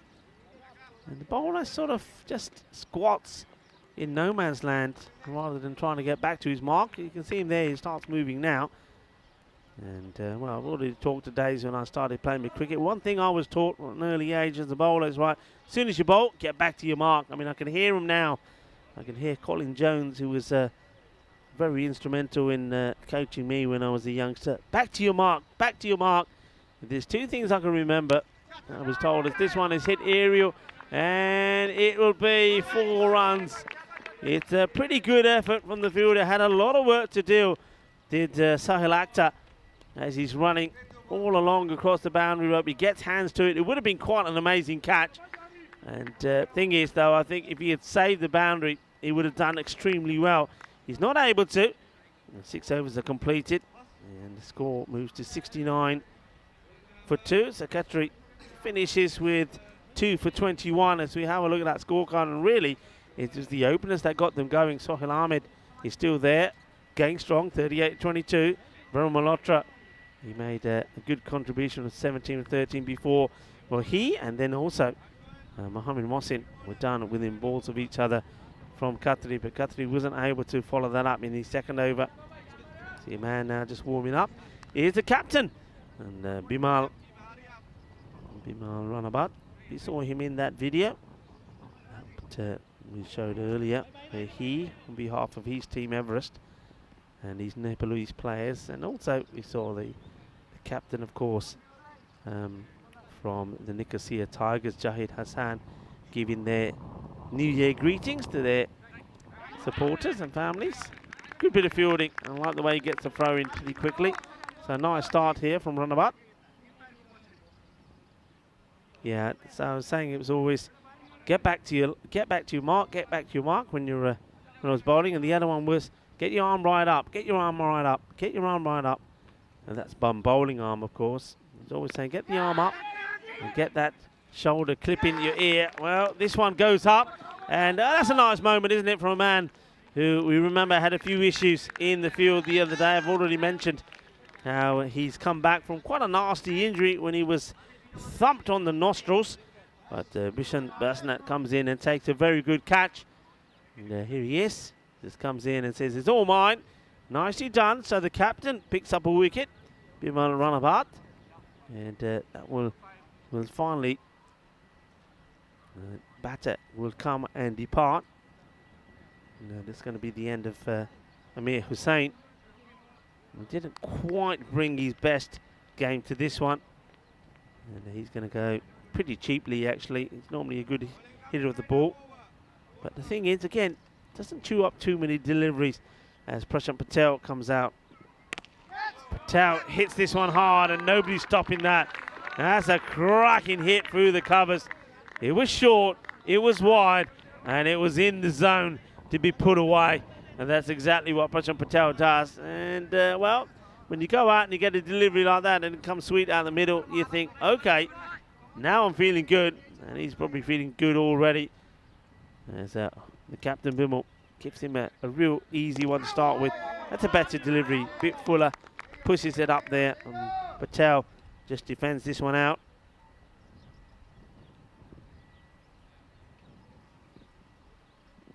Oh wow, this is a big swing.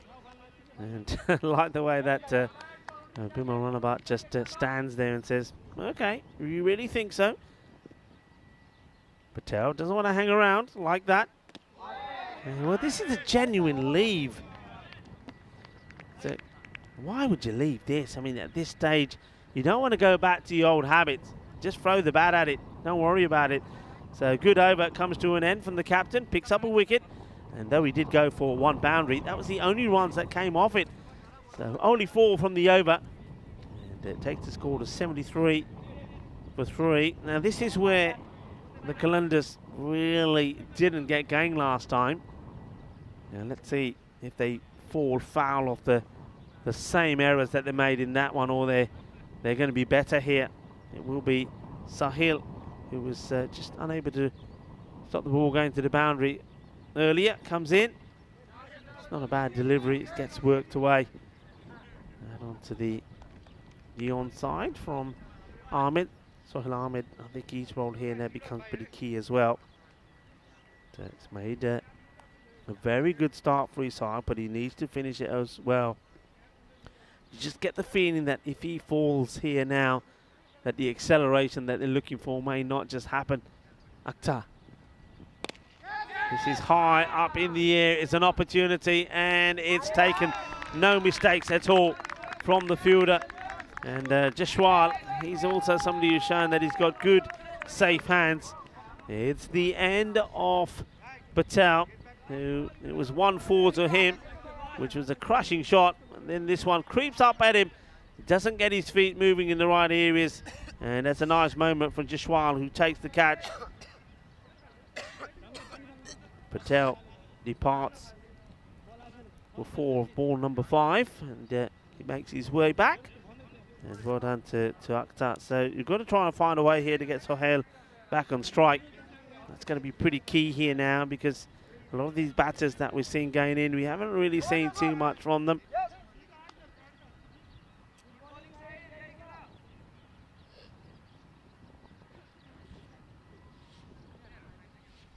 A new batter makes their way out. Once again, a very big hello to everybody on our chat. Loving the conversation, loving the way everybody is getting involved here. And of course, big shout out to all the moderators. I always say that the moderators give us some cheer. They keep it clean, keep it healthy, enjoyable, entertaining, and most importantly of all, they keep it respectful. So well done to all our moderators. You've been absolutely brilliant. Bat on ball, that's what you want to do. It gets played out to the man who seems to be patrolling that boundary all by himself, but has done a good job so far. And it's just getting the slight acceleration in, because you can just see the clock ticking away. Looks like they're going to have, should be okay with the time, but the captain just asking the bowler just to get a move on. That's a good delivery up in the air. Watch the spin on it, and it's dealt with pretty well. It is the captain that gets the throw in. Yeah, just slice this. And quite often when the ball's hit like that, it could go either way. So once again, Ahmed, he's got into the 30s, but he just seems to have slowed down, just hasn't got the acceleration that he would have liked in. Akhtar to Akhtar. And it could be the bowler Akhtar that gets the wicket. Oh, that's a tremendous catch. How about that? That is brilliant. Well, he's taken one already, which was a pretty straightforward one. But Basnat here takes an absolute stunner. What a great catch that is. He really had a lot of work to do. I didn't think he was going to get to this. I think the batter was going to get lucky. Look, he just flicks it up. He's come a long way, and it's almost he anticipates it, then takes the catch, does a backward roll in celebration as well. A very, very good catch indeed. Brilliantly taken. And another batter will have to go. So it was a battle of the two actors. And Naveed Akhtar, the batter, though, is the one that has to go. Akhtar, the bowler, doing the damage once more. So Sahiata is, well, he's got on his game, isn't he? So Naveed will go for 1 of 2. Very good catch though from Basnet again.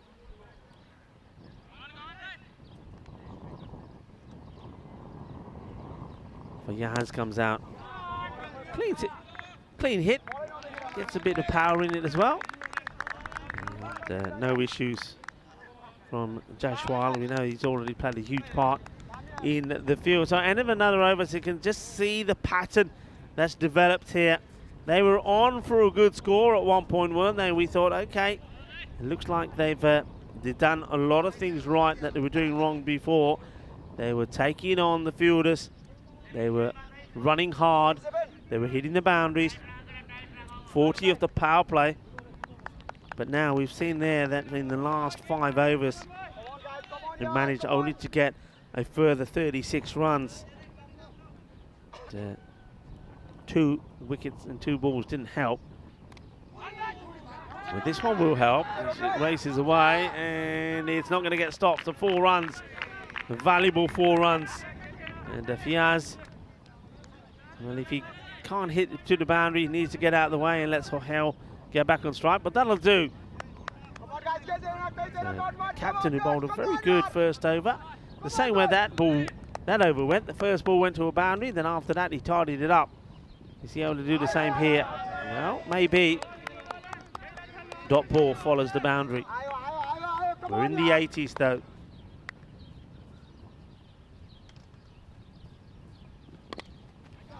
Works this out.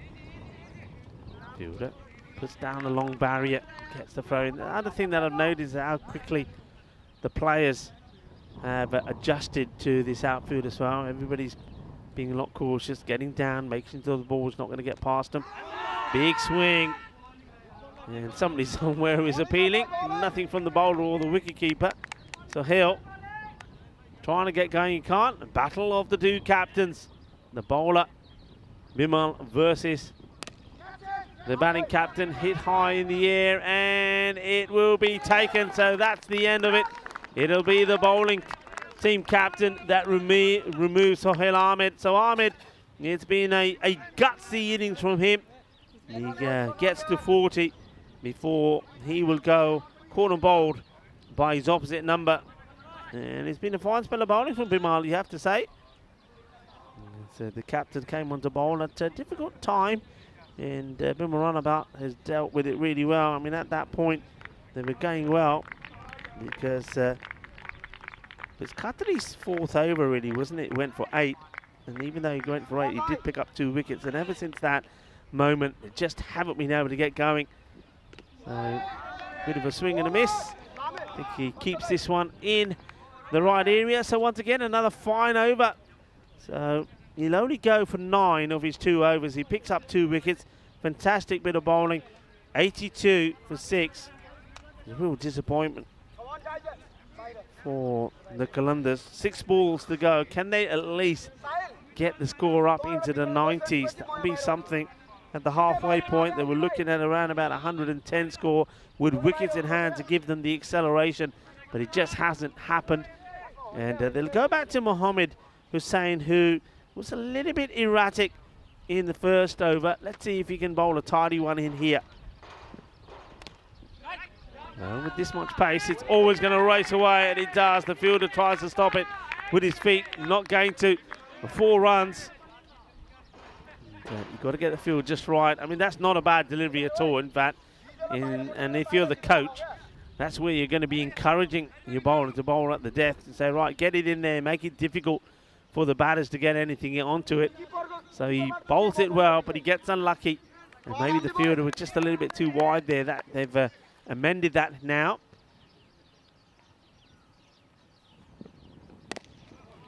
Well struck, straight to the fielder.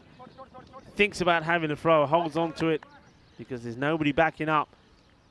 The good stop there. That one was hit pretty well. Sohail Akhtar making no mistake. So now it's going to be a new batter for Roz Khan to face. Swings, misses. The bowler goes down. maybe just slipping in his follow through.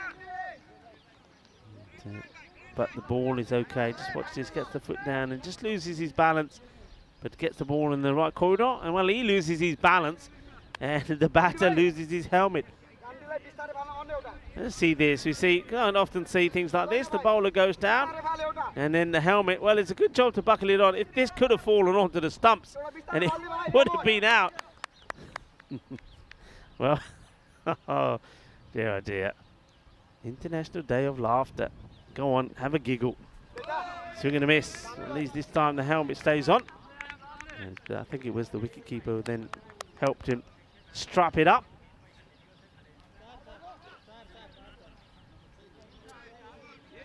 Couple of deliveries left. 87 the score.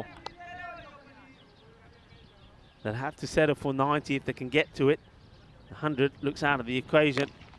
Well bowled, right in the block. And will they have a goal? No. Once again, Akhtar smart. There's no point giving away extra runs. If he has, there's 2 occasions he could have had a go on both. Because there's nobody backing up, it could have been extra runs. And right now he's deciding that saving those runs is important. So once again, I mean, they go a little bit better, don't they, than last time. Last time it was 73.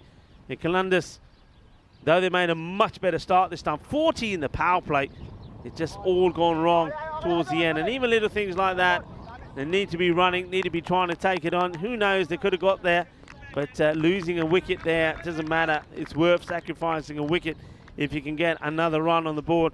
So after doing so many things a lot better, unfortunately for them, they still finish sort of way behind where they have to be. And now they do have good bowling. I've said that on a number of occasions. I think the bowling side will certainly give it everything. But once again, the bowlers will feel a little bit let down that the batters haven't quite been able to get enough runs on the board. It will finish with 88 on the board as we have a quick look at the highlights. But this is how it started, positive. There was some good hitting. I like the way that Sohail Ahmed and Varun Malhotra made a start. They were running well, running hard. Let's have a look at this. Well, that was quite funny, wasn't it, with the wicketkeeper. Got that completely wrong, Pandit. And this also helped. That one was called a no ball because of the height. So they got off to a very good start, 11 off the first. And like I say, 40 came on the power play. At the halfway point, there were 55 for 2. Those 2 wickets fell to Qatari in over number 4. But that seemed to be the turning point in this match. I mean, that was another opportunity. It was a quick, fast delivery. But Pandit, the keeper, just couldn't keep it in his gloves. And he just thought at that moment that maybe all of these things were going against Everest. This one, though, was the one that could have changed things. And once again, it was a real miss. And Pandit, it was you could start to put a list of things you do wrong, but then a little bit of luck. And how a bit of luck can change everything. This one was the first wicket when I think it was Malhotra just got a bit of leg on the way of the ball. Then the second one was this, and once again the same. It just ends up clipping the pad again onto the stumps. Mohsin going very first ball, but the captain was still there, and he was playing some nice shots. And anything bad that was put down the leg side, he was onto it pretty quickly. Unfortunately, though, for him, after those couple of boundaries, that the other batters started to fall. This was a really good catch, and that's one thing that I think Bishan Basnet did really well. Catching was good. If you thought that one was good, there are a couple of other good ones coming up as well. Jashwal, we know he's a good catcher, but how about this one? This is a tremendous catch.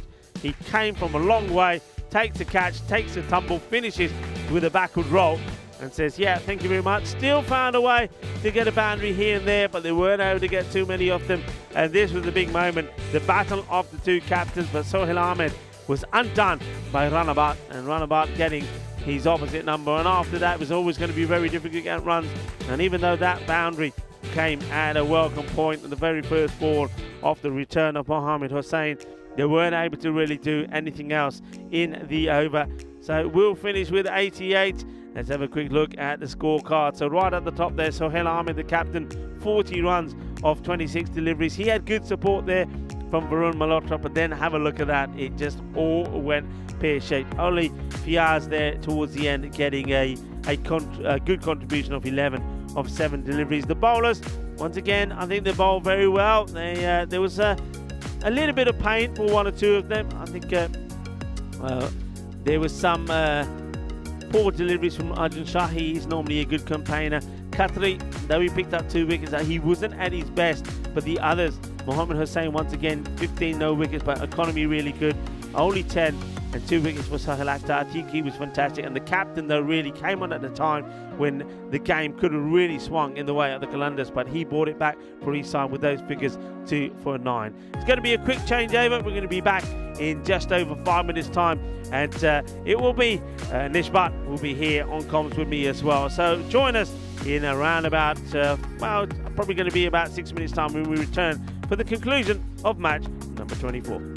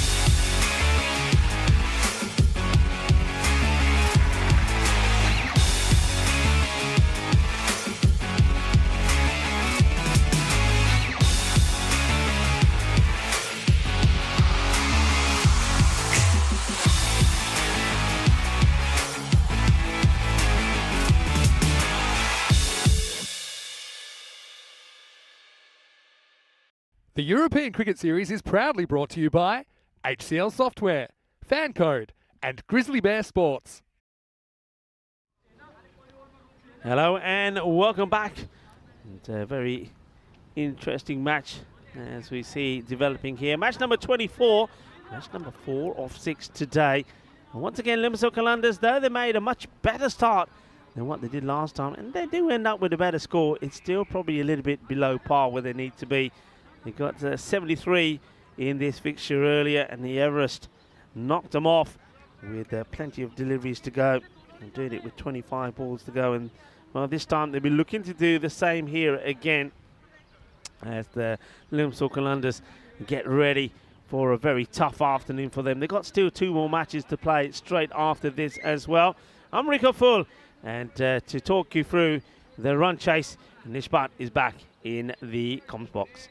Yeah, very interesting inning there for the Limassol Qalandars. Started off extremely well with a 40-run power play, and then they end up with Deux Gros Dames, 2 fat ladies, 88 as their final score. So that'll be very baffling for Sohail Ahmed. He sat up his side terrifically, but the rest of the batters just couldn't get the job done, as this one's chipped up in the air, and it just falls to the left of the commentary tent, and they open their account Everest with a beautiful little shot. It's the little man, Jeevan Lumsel, once again scoring the runs for this side. So no surprise, Mohammad Mohsin opens the attack for the Qalandars. He's gonna have to just, I think, dig his length in here and try to ball body to body. Really make it tough for Lumsel. And that is perfectly played. That is a gorgeous shot by Lumsel. I think it's gonna trickle over the boundary rope. Oh my goodness. Well, I think that's gonna be a really tight one. And that's gonna be a 4. So the fielder somehow kicked it right back towards his own teammate. Let's take a look at this. It's Feroz Khan, and my word, Feroz Khan has had a miserable day in the field. Wonder who that fielder is. Is that Shah Khalid? It's hard to tell from out here, and he's once again, Feroz Khan keeps using his feet rather than his hands, and he has to pay for the 3rd time today. 4 more runs. And once again, Jeevan Lumsel just opens up the offside. He carves this beautifully. And, well, it's carvery night at the hotel we're staying at, but Jeevan Lumsel, he's doing some good carving right here. 12 of 3. He's racing away, and, well, we've seen Everest so far with the bat in hand, at least. It's been a case of they'll go as far as Jeevan Lumsel takes them, and in these last 3 wins they've had, Jeevan Lumsel's had 3 30-plus scores, and that's why they've gone on to win the game. This is a bit too wide by Mohsin. You can tell he feels the pressure after getting hit for 3 4s, and that is the first minimo of this innings. This is a terrible ball by Mohsin. You can tell he's just trying a bit too hard. That goes. That's 4 wides. Of course, thank you very much, Myra Patel, for that dot ball percentage stat. Something that I always find intriguing as well. It's you've got to keep the dot ball percentage as low as possible in any form of limited overs cricket. Yet again, you can hear that oomph from Mohammad Mohsin. He's clearly trying very hard, but he's just been a bit rattled by those first few boundaries he's given up. Of course, as Meyer very accurately pointed out, 22 dot balls, including wickets in that previous innings. 36.6% dot ball percentage. Just alarmingly high, if you ask me, for the Qalandars. And again, he tries really hard. You can hear the grunt.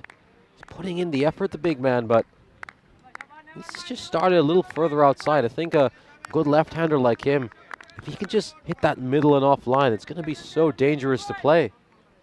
Just needs to keep the batsman guessing. Is one going to go away? Is one going to come back into him? That line is just money for any left-hander over the wicket. And you notice a change of angle there by Mohammad Mohsin after his struggles, and this time it's a legal delivery, which Jeevan Lumsel watches. Of course, you don't often see wides in T10 cricket, but of course Everest, they're well ahead of the rate, so they can afford to just be a tiny bit cautious, especially against the main strike bowler for the Qalandars. Again, you can just hear that grunt. And Jeevan Lumsel just takes a single after striking 3 boundaries to start off.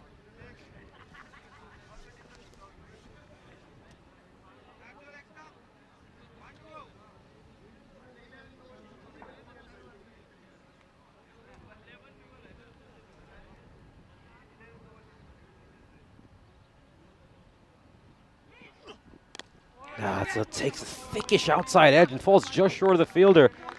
Rana Bhatt, of course, we know he likes to play a much more cautious role than his partner Jeevan Lumsel. Let's take a look at that one. It's a very lucky man. We've sometimes seen that short third man stand a couple of paces forward for some sides, certainly for MDOX, and that's often very productive. So a great first over for Everest, 20 runs off it. As of course, it's been 119 matches since we last had a golden ball here on the European Cricket Network. We've come awfully close to it over these last couple of days. A lot of final over finishes, a lot of last ball finishes as well. And surely we're going to get one either today or tomorrow in these great bonanza cricket we're bringing to you here. Of course, 6 matches today. We're currently on the 4th one. And Jeevan Lumsel wasn't quite in control of that. And that's a wicket, and this is an important wicket. We know the issues, Jeevan Lumsel.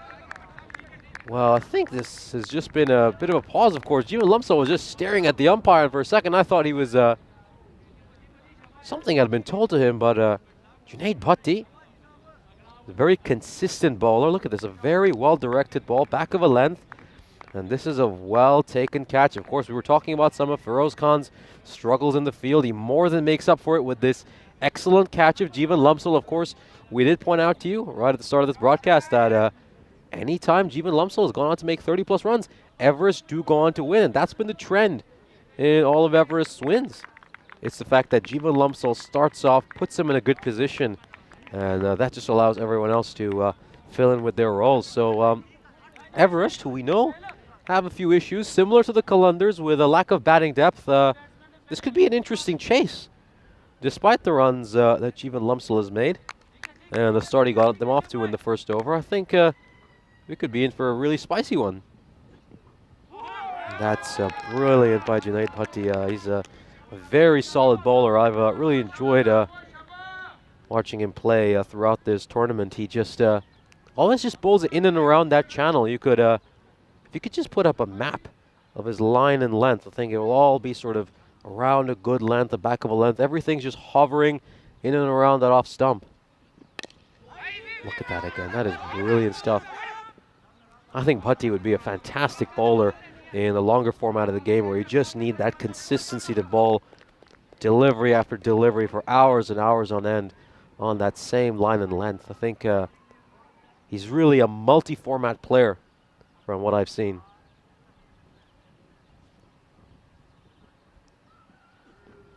And right as I say that, the commentator's curse strikes, and Junaid Bhatti gives up the first run in this over with a very poor delivery. Just lost his shape a little bit there, you can see, and that's a wide.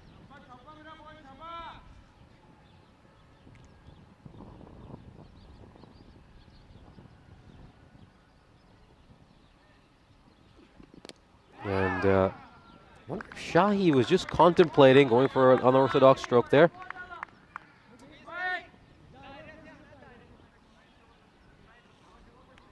Yeah, you can see he's just looking for a scoop, but then the ball's just not there to hit. This is smart stuff by Bhatti. He saw what Shahi was doing and adjusted accordingly. This is very, very wide. That is another poor ball, and he started off incredibly well, but he's just gone away from what worked for him. Of course, speaking of extras, Everest have been uncharacteristically poor with extras today. We saw them give up 14 in the first match they played today and 13 in the previous innings.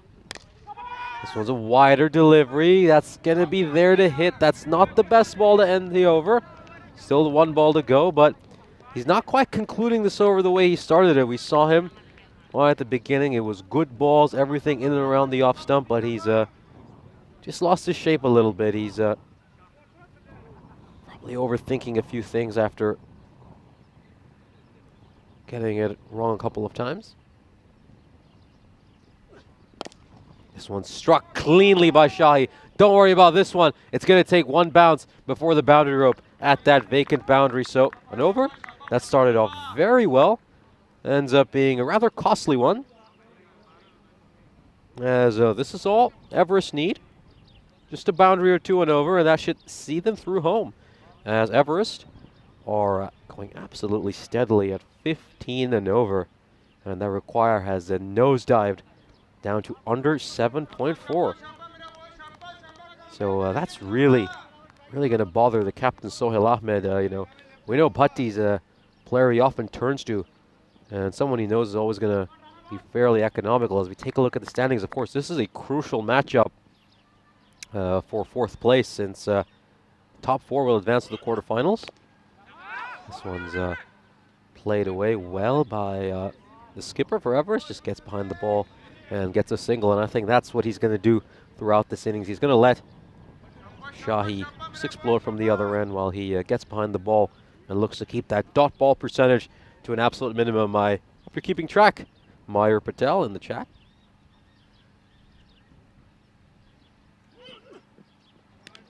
That is a wide delivery by Mohamed Mohsin, who's had a few radar issues in this early spell.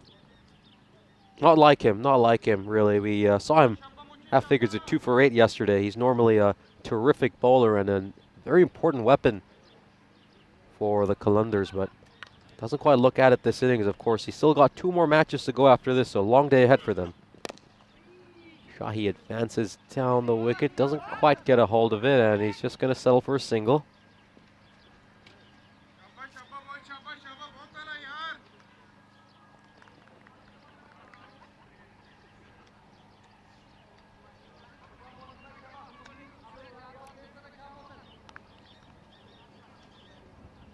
Of course, as we did mention, only the top 4 go through the quarterfinals, so it's going to probably be a race between M-Docs, Qalandars, and Everest to get there. So this is, again, very well played by Rana Bhatt, but I think he could have left that one alone and would have gone for a wide.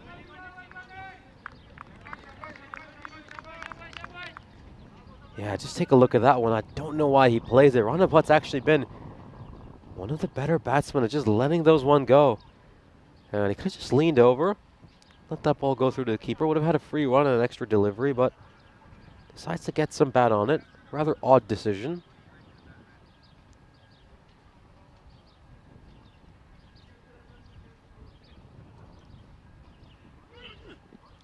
Oh, that is a much better ball by Mohsin, and that's where he normally bowls. That's the Mohsin we know. Just look where that ball is pitching. The line, that is the key. And a terrific delivery. If you could actually just bring it a little more towards the offside and get it towards middle and off, it'd be even more dangerous. And he's an exciting bowler. I really enjoy watching him play. And this time he gets it incredibly wide, so it's a bit rough watching his struggles, especially for those of us who know how talented he is.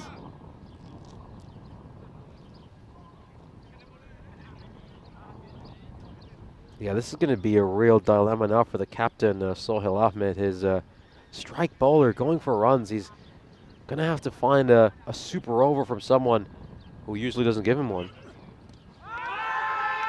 And I think that's pad rather than bat. You can quite clearly hear the sound, and it seems the umpire agrees. Just a little smattering of applause after that ball. But once again, I think this is one that Shahi could have left alone. Of course, keep in mind, Mohsin is reacting to Shahi's moment. Shahi just trying to move across to slap it to the offside, but that's not necessary considering the way Mohsin is bowling. There's no protection, by the way, out on the leg side. Lowish full toss. And this could be a slightly tight run, but Everest will get back on time as we come to the end of the power play. A very good one for Everest, who are trying to make it 3 wins on the bounce. They are 36 for 1 at the end of 3.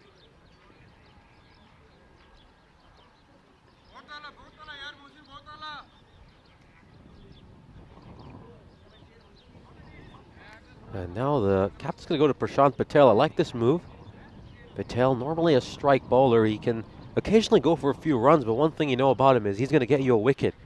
And with Shahi facing the first ball, I really like the fact that the skipper's gone with Prashant Patel, because Patel's the kind of bowler who can bowl one of those nice balls that just swings right back in and goes between the gap between bat and pad. We've seen that gap exposed a few times, of course, understandably, in a T10 match where batsmen are trying to be more free rather than tight with their technique. And let's just tell you what's going on with the field. They're trying to get this absolutely precise, so end of the power play. More fielders allowed outside the circle, so very interestingly, Kalundars going with 5 fielders inside the ring. This is going to go straight to Feroz Khan. So they've got a deep square leg, a long on, a long off. Of course, protect the 2 straight boundaries, the 2 short boundaries here in Cyprus, and then a Parminder Singh out at deep point. This is struck hard by Shahi, and that's going to take some stopping by Junaid Bhatti, who's done quite well in the end. But of course, the fact that he's tossed it means that it's going to be a pretty easy second run for Everest. But I think he did very well to get down, considering how well Shahi struck this one. Yeah, gorgeous one. He just met it on the half volley really well, and that one just raced towards him. And again, this is not the easiest field. Yeah, this is smart cricket. Good throw to the bowler's end, and I think Shahi's made it back on time. The umpire isn't interested.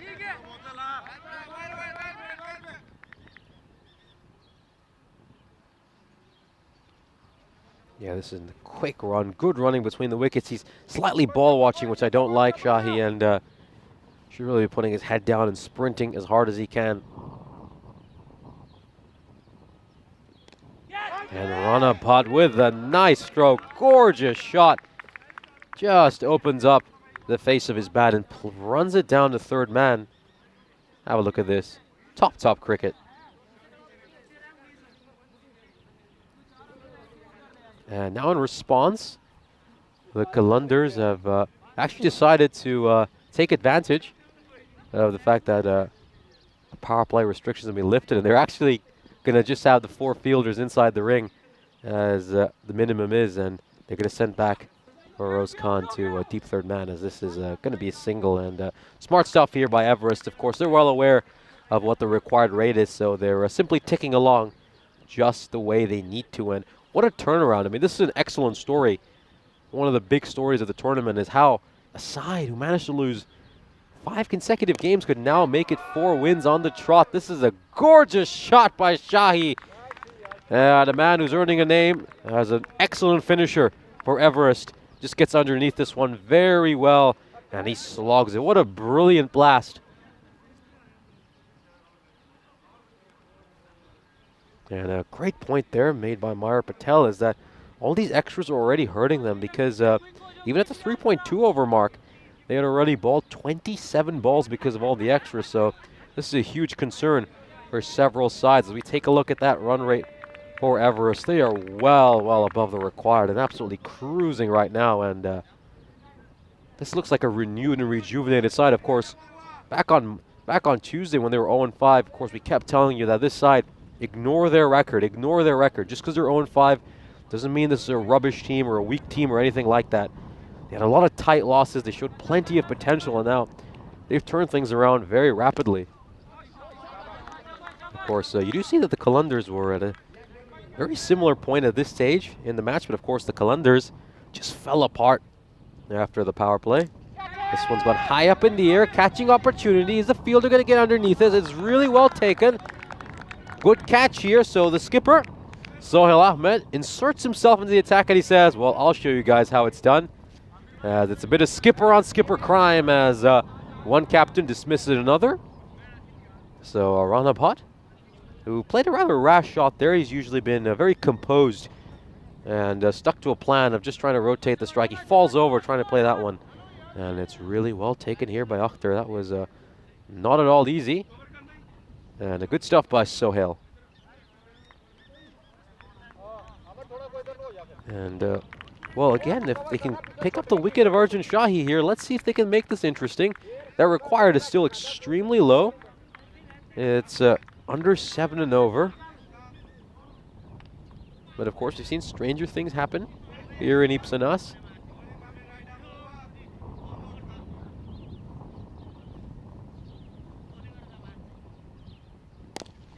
one struck well. It's going to take a bounce before going to Bhatti at long off, and actually he's done pretty well to get underneath it. I had a perfect vantage point for that, and I could see that ball just took a nasty break off the surface. You can just see from that replay, it's a rather challenging field to play on. It's a very hard surface too. And goes wider there, so good stuff here by Ahmed, who's trying to do a good job for his team. And of course, they can replicate another over like this in the following one, then this is going to be a rather interesting finish. This is the main one. Can Ahmed get him out? And this one's just smashed down the ground, and it whizzes across the surface. It went like a dart. This is a bullet shot by Arjun Shahi. He looks to toss that one up, Sohail Ahmed. A little bit risky against a batsman who's in such fine nick. And he picks that out, and he hits the European Cricket Stronger Together banner. Of course, we do agree with that message. We are indeed stronger together, as this is fielded by Mohsin, a bowler who had a rather tough time in the early spell. And in the end, that's a pretty decent over for Everest, because they only need to go at about 6 and over. And really, it's going to take something miraculous here. Wickets are going to need to fall very quickly if the Qalandars are to somehow stop this Everest side. Otherwise, this could be one of the biggest stories of this tournament if Everest are able to somehow wrap this game up within the next 2 or 3 overs. I mean, we saw that win last time out where they wrapped it up in 6.5 in the first match against the Qalandars, so this will do their net run rate a world of good. Of course, we saw them. Of course, that match which I'm mentioning is the quickest chase so far this tournament. And yeah, that was definitely just pad, but it's an appeal worth making. Yeah, he's shown the willingness, Shahi, to constantly charge down the wicket. Of course, they don't have too many pace bowlers outside of Mohsin, do they, the Qalandars? This one's played uppishly, and oh, that's a very, very poor throw. Extremely poor throw by the captain, Sohail Ahmed. It was nowhere near the stumps or the bowler. It's, boy, look at how much that's missed the stumps by. It at least needs to be somewhere within the vicinity of the stumps, and this one's played uppishly. Is this going to go the distance, or is it going to be a catch? It's going to go the distance, as all Prashant Patel can do is watch that one sail over his head. And the new batsman comes right in and says, well, Arjun, I can join in the fireworks as well, as this required is now nosedive to under a run of ball. So Everest are closing in on a 4th victory. This goes straight to Junaid Bhatti, and yeah, this is going to be now a bit of a head scratcher for the Qalandars. This is the 2nd match they're playing so far today. They've been absolutely hammered so far in these first couple of games, and they face MDocs 2 more times. So, the Qalandars were 3rd earlier in this tournament. As Shahi strikes this one very cleanly, and boy, it pops right through Prashant Patel's hand.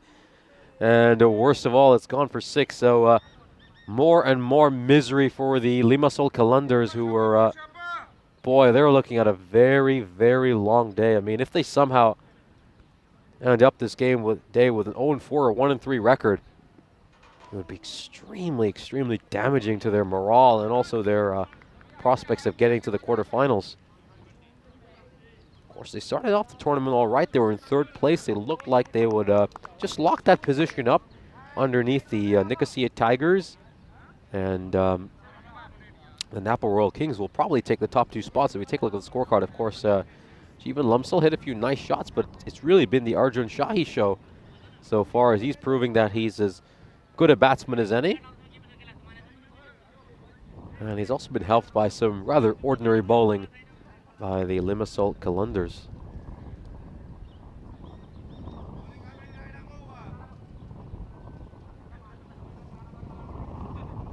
This one's a rather poor ball by Ahmed, but he's going to get away with it. And they're certainly looking back at Everest, of course. Don't forget, these Limassol Qalandars beat Everest by 7 wickets back at the Very first day of the tournament, match 2. And look at how different both sides look, how differently their trajectory has gone in the last 4 days. And this is a good shot by Shahi, but he's not going to get any runs for it. Good idea for sure, because there's no fielder protecting the boundary back there. And then we saw the Everest take a bit of a hammering at the hands of Napa and the Tigers. This is another clean stroke that will go down the ground for 6 as Shahi, well, he wants to wrap this game up as soon as he can and propel that net run rate for this Everest side. That is a beautiful stroke, and boy, the way he's sitting it, looks like he hasn't brought a cricket bat but a golf driver, and he's just teeing off. And this is a wider delivery, and I think it's been taken. It certainly has, and this is a brilliant catch out there by Amir Hussain. How on earth has he taken that? This is a really, really difficult chance. His ball's traveled at the rate of knots at him, and he somehow managed to cling onto it. Well, he could have left this one alone, Shahi, but the bowler went wider, and boy, that is sensational stuff. Amir Hussain with a one-handed blinder, but, well, the situation in this match means that it's not going to receive the cheer and the applause it deserves, as it's a very muted reaction by many of his teammates. But, boy, this deserves another look at. It's absolutely slapped by Shahi, and we know how cleanly he strikes the ball, and Amir Hussain just sticks a hand out and it's glued onto it, as if he's got an Uhu stick all over his hands. And well, Ahmed, this time he pushes it wider, but it's way too wide. Should be a formality now for Everest to wrap this one up and get the result. Of course, we see the wicketkeeper, Sham Pandit, out there, and of course, what a turnaround for Everest. You know, yeah, that awful loss at the hands of the Napa Royal Kings, losing by 75 runs. And then they play the Nicosia Tigers on Tuesday morning, and this one's been stroked away gorgeously by Sham Pandit, and he gets this Everest side closer and closer to that win. And we just thought that, you know, are Everest going to just be lagging behind in this group and really struggling? But then they came out the next day against the Nicosia Tigers. They were so close to getting a win. You know, the Nicosia Tigers were 8 down, needed 20 of the last 2 overs, and somehow their former teammate, Bikash Shrestha, came back to bite them, hitting a winning 6 right at the end in the final over, as of course we take a look at the first of 2 matches between MDocs and Limassol Qalandars we will see today. And leading the way on the fantasy board for MDocs is the skipper, Vimal Kanduri, with 312 points. And on the other side, it is also the skipper for the Qalandars, 304 points for Sohail Ahmed. So a battle of captains coming up. 2 really good captains on both sides. And oh my goodness, that is just a terrible, terrible bit of fielding. There is really no excuse for that by Mohamed Mohsin, and I think they've just gone completely off their game here, the Qalandars, and this one wasn't even hit particularly hard. It's a very simple bit of fielding, and it looks like the Qalandars are going to be put out of their misery very, very shortly, as Akhtar goes for a little scoop shot. And he's trying to make the ramp, but that's not going to quite work with that ball. And what a turnaround from Everest. What a turnaround. They're about to make it a 4th win on the trot, and boy, this is a pathetic bit of wicket keeping, as it just goes right through the wicketkeeper. And I think we can just see this is a completely demoralized side. And of course, keep in mind their next match against MDocs is in less than 30 minutes, so they're going to have to find a way to pick themselves up. Goes for the big heave, Sham Pandit, and completely misses at that. So they're going to need to look to find a way to just get their spirits back up, get their morale back up. You know, we saw the drubbing that got out the hands of Everest earlier today. Everest chasing that total down in just 5.5 overs. And looking to make quick work of this one as well. They should finish this one off in this over. Of course, scores are tied, and just a couple of dot balls here are extending the inevitable, which is a 4th Everest win in a row. And that wide should seal the deal, and Everest pick up their 4th win in a row, and in one of the most spectacular stories of this tournament aside. We all counted out and thought we're done and dusted, have come right back And are Everest about to climb Mount Everest? Of course, that's a pun that will be used throughout this tournament. And boy, who can resist not getting out the pun gun firing for this team? There's some great puns to make out of that name, as of course handshakes all around as Everest make it 2 dominant victories against the Limassol Kalunders today. And this side, they're now on the precipice of just finding their way into the quarterfinals. And the Limassol Kalunders, I think they're on a big, big slide. And of course, MDocs are right here watching this game. They'll be licking their lips ready to face a very demoralized and dejected side. As let's take a look at this highlights reel, which will be joyful watching for all Everest fans. As of course, Jeevan Lumsdahl started off in his usual fashion, hitting some nice strokes. He struck 3 boundaries, and it's 13 for 6, and that was Firoz Khan just kicking that back onto his teammate. And Mohamed Mosi, normally such a fantastic bowler, had a torrid time today. He struggled to find his radars all over the place, and that's a very good catch by Firoz Khan. Safe pair of hands. And then it was the Arjun Shahi show after that. Of course, he's earned himself a real reputation as a finisher, a real electric cricketer.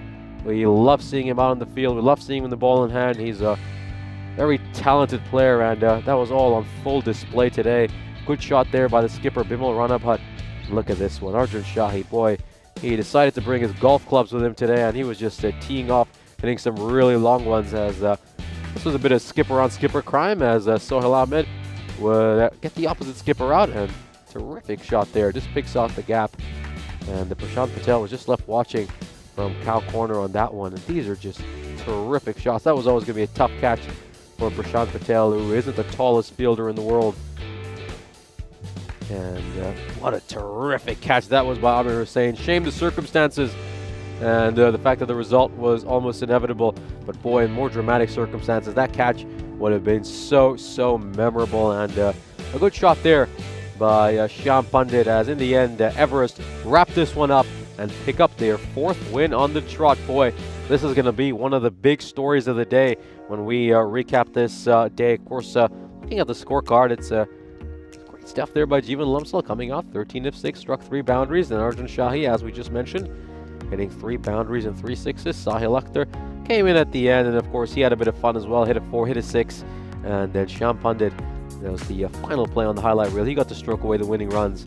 And top stuff by Everest, who also took advantage of the 15 extras given up by the Limassol Kalunders. It was a rather dismal effort for them. They had the ball in hand. Of course, they simply weren't given enough runs to defend, but the bowlers, they just looked dejected. They looked very flat. The Kalunders, you really have to worry about them. They got 2 more games after this, and they're going to need to up their spirits. Otherwise, this could be a miserable 0-4 day for them, and it would seriously dent their chances of making it to the quarterfinals. Not much to speak about for the Limassol Kalunders bowling. It really doesn't look good. But of course, the main story of the day is that Everest have made it 4 wins in a row, and they've come right back into this tournament.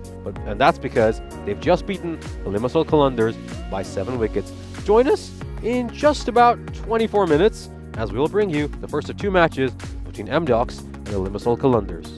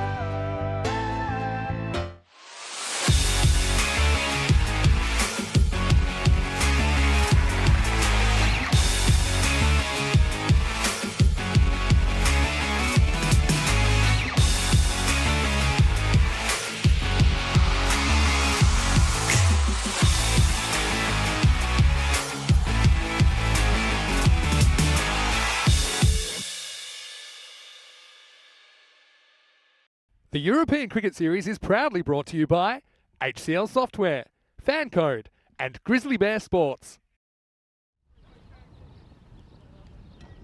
Hello cricket lovers and welcome back to the Ipswich Cricket Ground as we get ready for match number 25. The Docs are back in action and they're up against the Limassol Qalandars who, well, they're trying to change their fortunes, aren't they, in this one. They have once again though, I can tell you, they've won the toss and they're staying with this strategy of wanting to bat first. And as we look at the fantasy dashboard, I'll bring back into the comments box Nish. But Nish, what are you thinking of that strategy, batting first for the Limassol Qalandars? Yeah, I'm a little bit baffled by that because we know that scoring runs has been their Achilles heels throughout this tournament. So really, for a side like that, you'd like to restrict the opposition to something low, know what you have to chase, and then pace your innings accordingly. Whereas if you go out there, you kind of lay an egg with the bat, you don't score too many runs, you just relieve all the pressure off the opposition. As we, of course, take a look at this fantasy dashboard. Pritesh Dale leading the way for M-Docs with 302 points. And then the captain with Sohail Ahmed with 314 points. Mohammad Mohsin with 313. But we saw some of the issues he had with extras in the last match, and they're going to need him to fix some of them if they want a chance to win this game. But, of course, this is a massive, massive matchup as, of course, the Qalandars are fighting to remain in this tournament. We know they need to finish in the top 4 to advance to the quarterfinals. And this little slide and the resurgence of Everest is really threatening them right now. Yeah, it certainly is. I mean, it's you've got to say that these two matches now, it's probably all or nothing for the Qalandars. They will be playing their last matches today in the group. And they're up against Amdocs. Amdocs at the moment are sitting at the foot of the table, but they've got games in hand, these two, and they've got some games tomorrow. So really, you've got to say that Qalandars will be looking to win, well, definitely one, and if they can two, and then put all the pressure back on Amdocs. Amdocs, they got a man that was rested in their last match. Thandani coming back into the side, and that last match, of course, was a defeat up against the Nicosia Tigers, but they still finished well. I mean, chasing 139 for victory. They got to 110, and that was without Thandani in their side, so they'll be hoping to try and get a victory here first up against the Qalandars. Here comes Thandani to Malhotra. It will be wide. I'm a bit surprised. I mean, this is one of the issues I think that the Qalandars have had. They don't stick with what works. Now, in the last match, Sohail Ahmed opened the batting. He scores. He's the highest run scorer.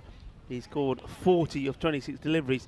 He opened up with Malhotra. So why isn't he opening again? Why? I mean, Patel, yeah, he's a good batter. I know that. But why would you change what's worked for you? I mean, there's a lot broken with this side as it is, not to sound too harsh on them, and they're trying to fix the things that are actually not broken. Yeah. It's very odd.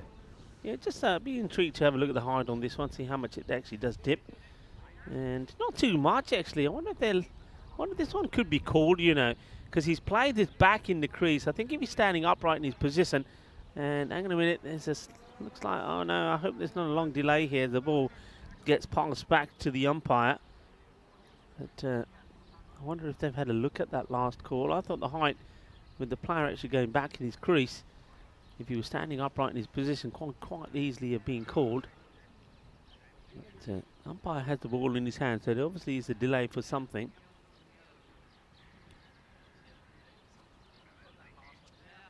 Yeah, and of course, Hitesh Thandani opening up the attack. We saw him bowl a wide to start off. He's had a few issues with extras, but when he nails it, he's so good, like right there.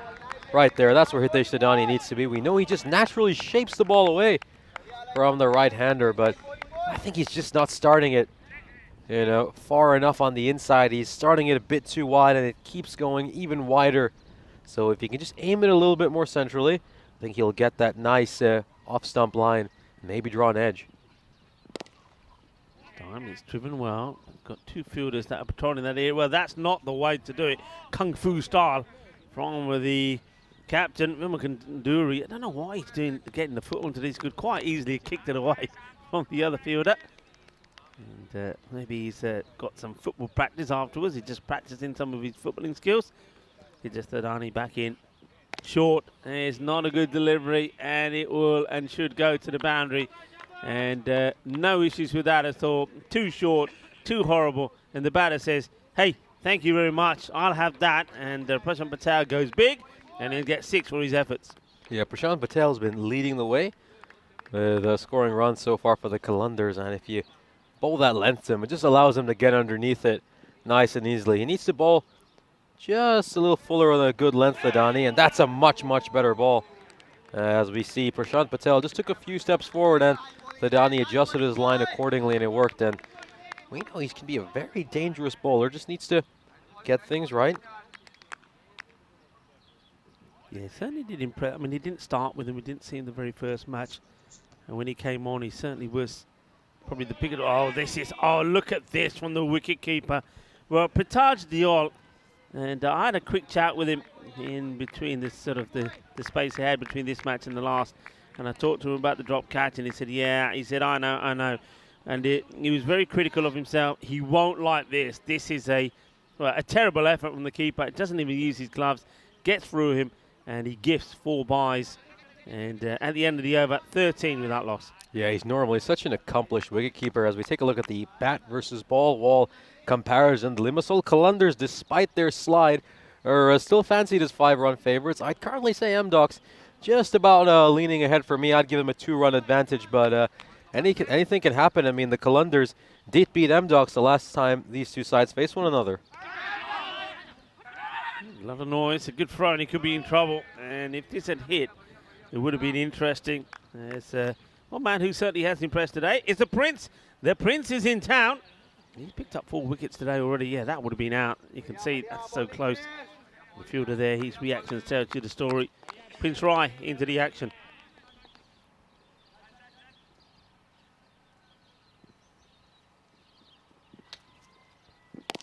This one struck firmly, and it's going to take a bounce and go for 4. So Prashant Patel is really looking to hammer M-Docs' bowlers. He just picks his line and length very early, and then trademark fashion picks out the vacant boundary. Yeah, he goes for the stumps, the bowler, doesn't he, Rai? And looks like Patel is more than happy to go after those. He gets it right and gets it put away.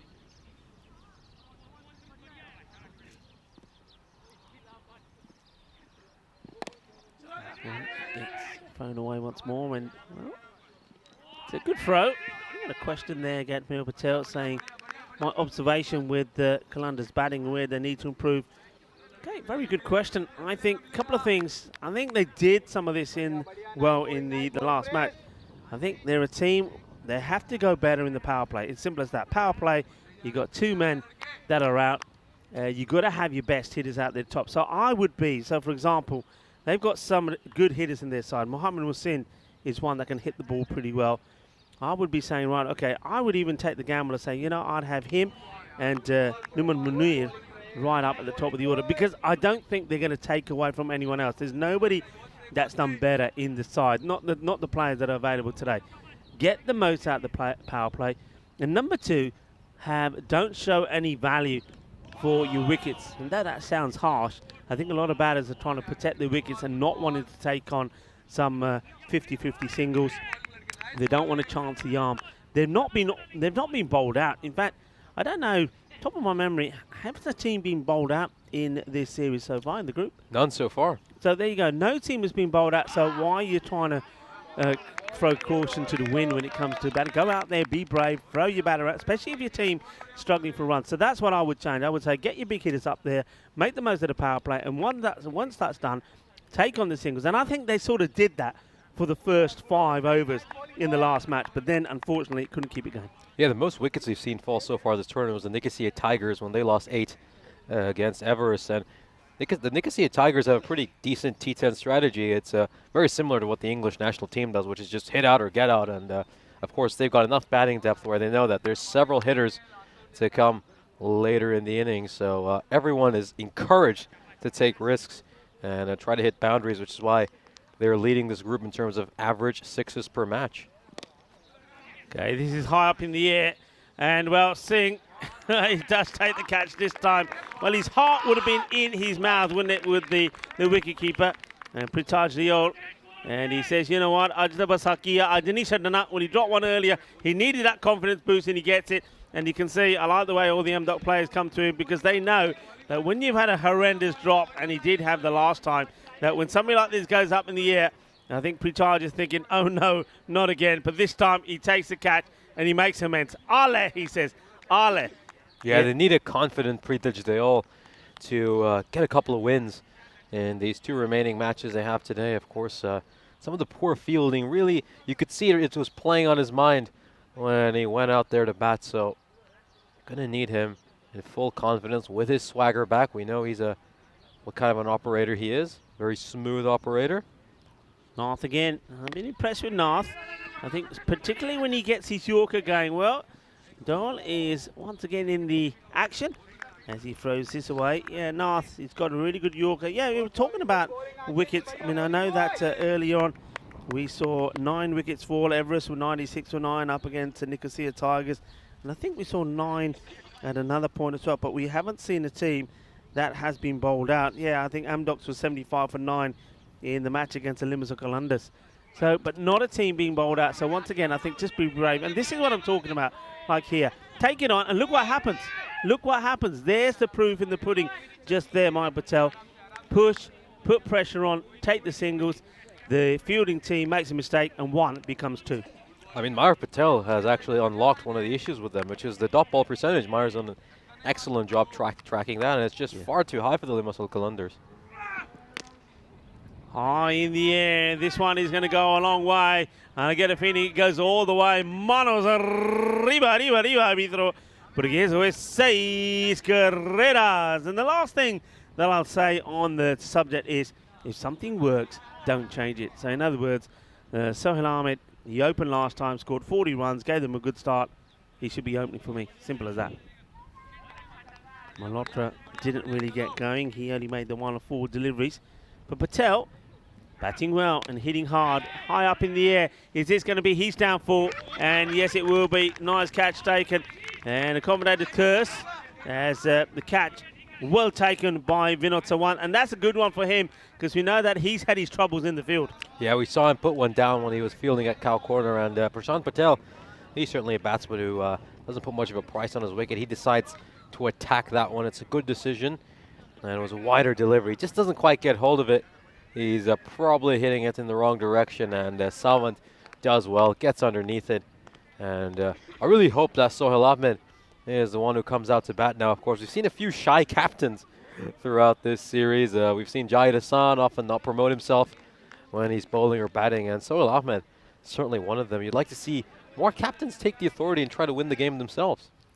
Yeah, absolutely. And yeah, Maya Patel, I'm liking what you're doing as well. You're doing a great job with moderation. And I'm liking all the stats you're coming up with as well. So keep it up. Great work. As a new batter comes out to join Naveed Akhtar. And once again, Nath, I said I like his bowling. I think he bowls with a bit of pace, a bit of zip. But I like it when he gets the ball full. He's got a very good Yorker. And he comes again to the new batter. Just gets this one to go too much. It's a wide ball called. And they go with Ahmed Waleed, who comes into the side. Yeah, it's disappointing it isn't Sohail Ahmed who's coming here. It doesn't quite make sense why he's holding himself back considering how well he batted last time out. Into the deck, Nath. Whoa, look at that. He says, I'm ready to throw if I have to. He holds on to it. A very good over, picks up 2 wickets in it and only goes for 9 runs. And at the end of the power play, it is 28 for 2. Yeah, this is, you better hope that the Limassol Qalandars don't turn this into a pretty familiar tale for them, which is striking a few boundaries in the power play overs, probably not as many as they should, and then just losing their way as the innings progresses. Of course, this is a massive, massive matchup. These 2 matches are close to a must-win for the Limassol Qalandars, who won't be featuring in any of tomorrow's actions. These are their last 2 matches, and they need to build a gap between themselves and MDOC. So this is a proper 4-pointer, this match. This is huge. This is almost like playing a semi-final and a final for somebody like the Qalandars. They really do need to look to pick up all the points. And that's why I'm a little bit surprised, like you are, Nish, as well, that the batting order, that they haven't gone for Sohail Ahmed straight away. I mean, they can't be picky here. They can't be thinking about resting players. You've got to have your best out there. You've got to try and win. Well, I want to say a big thank you to the Federation here in Cyprus, particularly to Mohammed Hussein, who's provided us with refreshments all through the day. It's been a long day here for everyone. And we've had some iced teas now, some croissants, some lovely pastries. So thank you very much for your hospitality and looking after us all.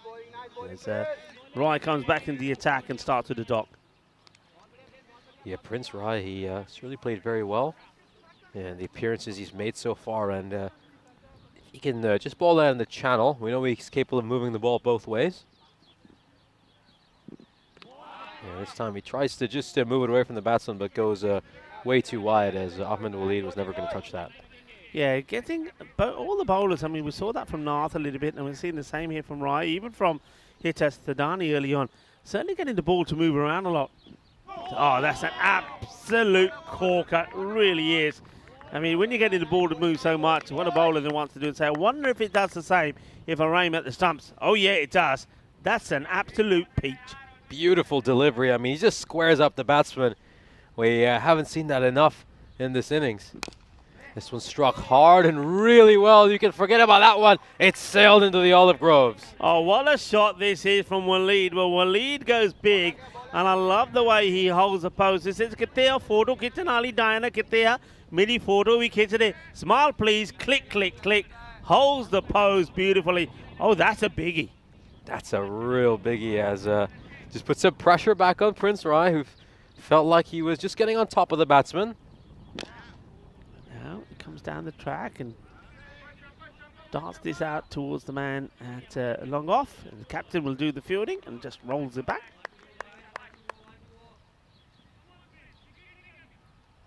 Right, last ball of his spell. Just gone for 13.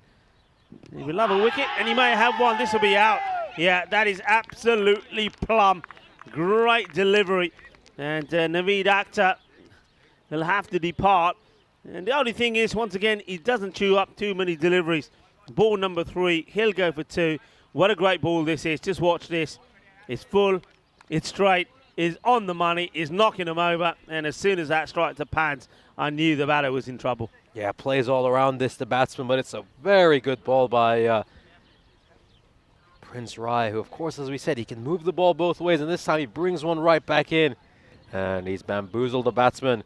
And once again, the Qalandars just losing their way during the innings as the 3rd wicket falls for them, as they are 37 for 3 at the end of the 4th over. And it's just similar issues for the Limassol Qalandars. You know, we're beginning to sound like a broken record when it comes to them. It's just they keep repeating the same mistakes game after game. Yeah, it's absolutely true. And the only difference could be this time that maybe in the area of the game where they're de-accelerated, maybe they could accelerate, because Sohail Ahmed does finally come out, the captain, to join Waleed. Waleed's already thumped one big 6 out of the ground, so maybe these two can get them going. And that's not a good delivery. And Pitaj Diol takes a nice one down the leg side this time. Kazi is the new bowler. So Abbas Kazi, we haven't seen him for a while. I was very impressed the first time I saw him.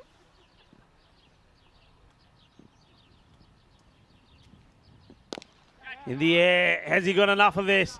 And Nick, no he doesn't. And I have to say, I think the fielder's going to be a little bit guilty here of coming in too much. I think if he stays on the boundary, you'll see this here maybe, that he just comes out, and where does the ball land? Look where it lands.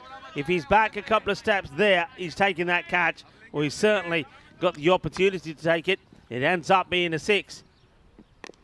And a good comeback from Kiazi. This one gets just played. Oh, well, Waleed, he might get 2 in the end. But it looks like Sohail Ahmed is saying, nah, stay there. Yes, the old saying, don't run on a misfield. But going back to Kazi, of course, he played a big role in that dramatic finish between the Qalandars and the Everest. The first time they played each other, he bowled that penultimate over, which went for 11 runs. This hit pretty well. It's in the gap. 4 runs. No point chasing this. It's going to go all the way. So a nice shot for Sohail Ahmed to get off the mark as well. So maybe he switched it around a little bit to give others a chance. And as I said, they didn't chew up deliveries. That's the key.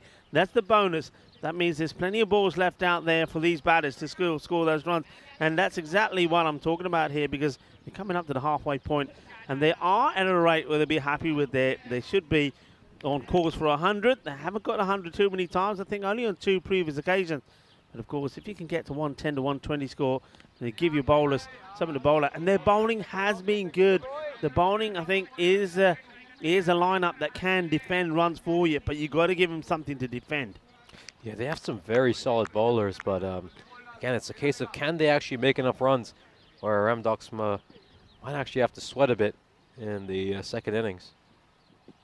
50 is on the board, and then Kiazi, because he can't get it where he wants it over the wicket, decides he'll come round the wicket. Not a bad delivery, first up.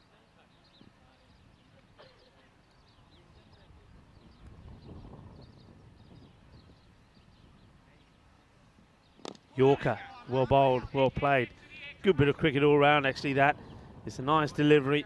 It's a teasing sort of length right on the pegs, and the batter has to respect it, but still gets a single.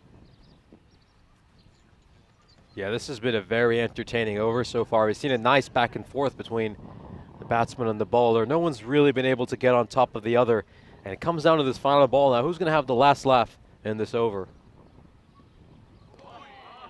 Oh, it's swing and a miss. So I suppose Kiazi does well. He changes his lineup, so we're on course for that 100th score, which I think Columbus will be happy with. We are here, of course, in Cyprus. We're coming up to the end of the first week here, and when Group A finishes, we'll start on Sunday with Group B, all the way through to the following weekend, which is finals day. And from there, we make our way to Milan, and well, we'll be in Milan for 2 weeks as well. In between that, starting on Thursday the 4th through to Sunday the 7th, we got those Gibraltar T20Is happening as well, so look out for the action there. And straight after Milan, starting on the 8th of May, is the European Cricket Series in Austria. So plenty of cricket coming up your way. Stay tuned and follow us while we go on our journey. And always great to talk to you and see your comments on the chat as well. 51 for 3, 5 overs gone. Goes for it. Has he got enough of it? Fielder coming across, and he makes an excellent attempt. But once again, the ball just pops out of the hands, and that's Hitesh Thandani. I'm liking that, though. You see Avanesh Arana going up to him and saying, hey, great effort. Keeps his eye on it all the way. It actually sticks in his hands for a moment, and then I think as he falls, the ball falls out of his hands. Gandhi ball, and it's high up in the air and gone. I can't believe it. I cannot believe it. This is about the 5th time I've said Gandhi ball as it's gone down the leg side, and the batter has gifted the bowler Sagwan with his wicket, and that is Sohail Ahmed. That is such a Gandhi ball. It doesn't deserve a wicket, but it does. How many times does that happen? I'm sure that's 5 times. I mean, this happens numerous times in T10 cricket. Normally, the poorer the ball, the more likely the batsman is to hit it and miscue.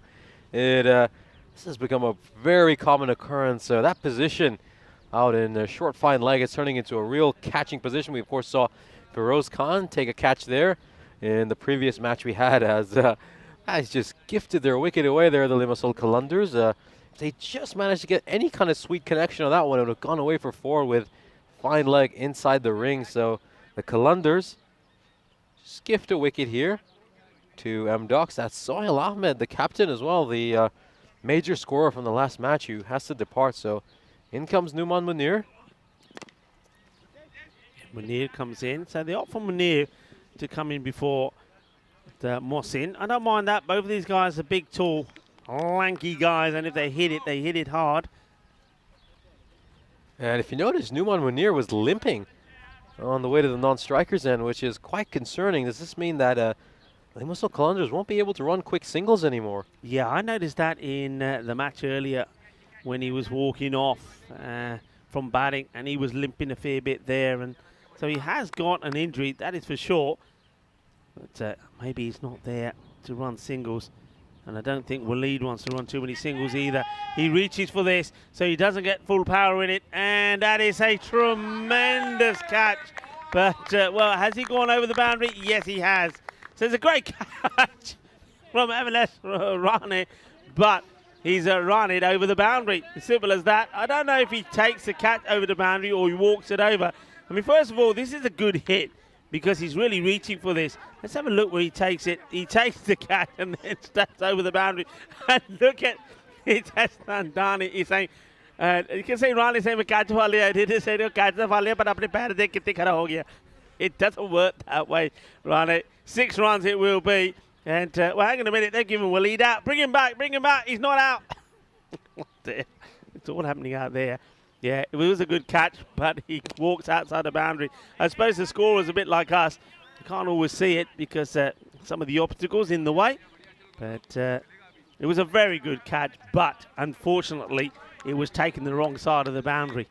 Yeah, we've seen some nice boundary catches, though, during our time here in Cyprus, especially one by Arjun Shai for Everest 3 days ago. And this is a good ball by Sagwan. Just gets that Yorker length delivery to end the over in mighty fine fashion, as the Limassol Qalandars, despite losing a few wickets, are still going along at a decent run rate. If they can just reach that 100 to 110 mark, should be in a good position to defend the score with that, with some of the quality bowlers they possess. Yeah, I'm liking this. I mean, Waleed, come into the side, and we had a brief chat when he came here, because he's come in to play the last few games, and he said, yeah, they're missing me. I can give them because I said it's a pity you couldn't get the extra runs on the board. And he said, yeah, I'll do it. Well, I'll tell you what, I give him credit. He's doing what he said he would do. 21 of 10 deliveries. But can he get the support from the other batters? And more importantly, can they keep giving him a strike? Well, it looks like they have at the moment. But this is going to be interesting, because it's going to be Vimal Kanduri to bowl now. And he can maybe keep it tidy. But Waleed, one thing on his mind, put it in the slot, he'll go big. And this time, he charges out at it. He wants to. Will he get there? And he'll be suicidal if he tries.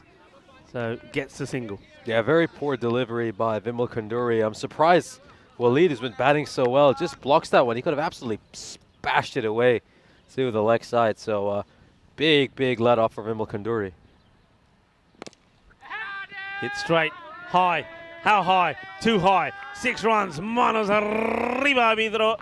6 más. What a lovely shot this is from Munir. And yeah, like you said, I don't think this guy is here to run. That is as clean and as sweet as you can hit a ball. Yeah, he's just got those long levers, doesn't he?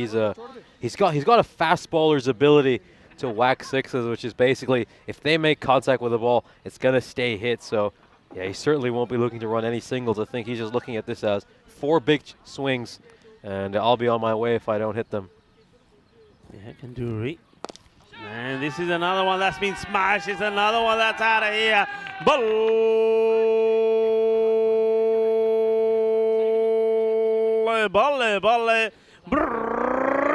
And he does it effortlessly. And that's 2 biggies in the over already from Kanduri. He's still got 3 balls to come. And I reckon, well, Munir is looking to do the same again. Fighting for survival here, the Qalandars. Yeah, and keep in mind that one ball which did go for a single was also a full toss, so Kanduri started terribly. This one's not a good delivery. That's a fantastic take from Pitaj Diol. Somebody go get him. He's on his way. Somebody's got to stop him. He takes off and he can't stop. He does come back, fortunately. Captain not helping the cause here. I think he needs to be bowling outside the off stump. Still goes for the stumps, which is always dangerous when you got guys that are hitting in the swing zone, in the wheel arch, as we like to say. Different batter. Will it be the same result? Waleed, yes it will. And this is another one that gets over the fielder. Here's a great one-handed effort from the fielder out there, Avinash. But it gets clean over him. This is very, very good. Sensational hitting. And all of a sudden, this over goes magical. And the Qalandars are at a score which sometimes they have struggled to get to. The slower delivery gets worked away. So they get the acceleration in here just when they need it. Halfway point with 51. We were saying there, they should end up with a 100 score. And the way things are going here now, well, they definitely should go 100 and beyond. And just have a look at that. Projected scores, 119. Or could be as many as 131. If these two keep hitting the ball the way they are, it could be even more. Yeah, I think they really need to target minimum 120 the way these two have been batting. And it's going to be a real head-scratcher now for Vimal Kanduri. He probably would have thought that he might have bowled the penultimate over, but that might be off the cards now considering how well they're seeing him. I mean, there was a half chance there with Avinash Rane, and I think Waleed would have had his heart in his mouth that he'd almost picked out the tallest fielder in the boundary, but everything they're hitting is staying hit. It's a beautiful connection they're making with the ball right now. Yeah, well, they opt to go to Sagwan, and Sagwan, the key about him is he's not got too much pace about him, but when you're timing the ball well, it doesn't matter. There's another fielder, another player, and Prince Rice chasing that. It feels like he's had a hard day. Me personally, I know that you think it's a crazy call. I would have gone with Avinash Rane. I think take the pace right off, float the ball up there and say to these big hitters, well, there you go, no pace on it. How far can you hit this? Sagwan is the man they opt for. And his first ball of this, his second over, goes to the boundary.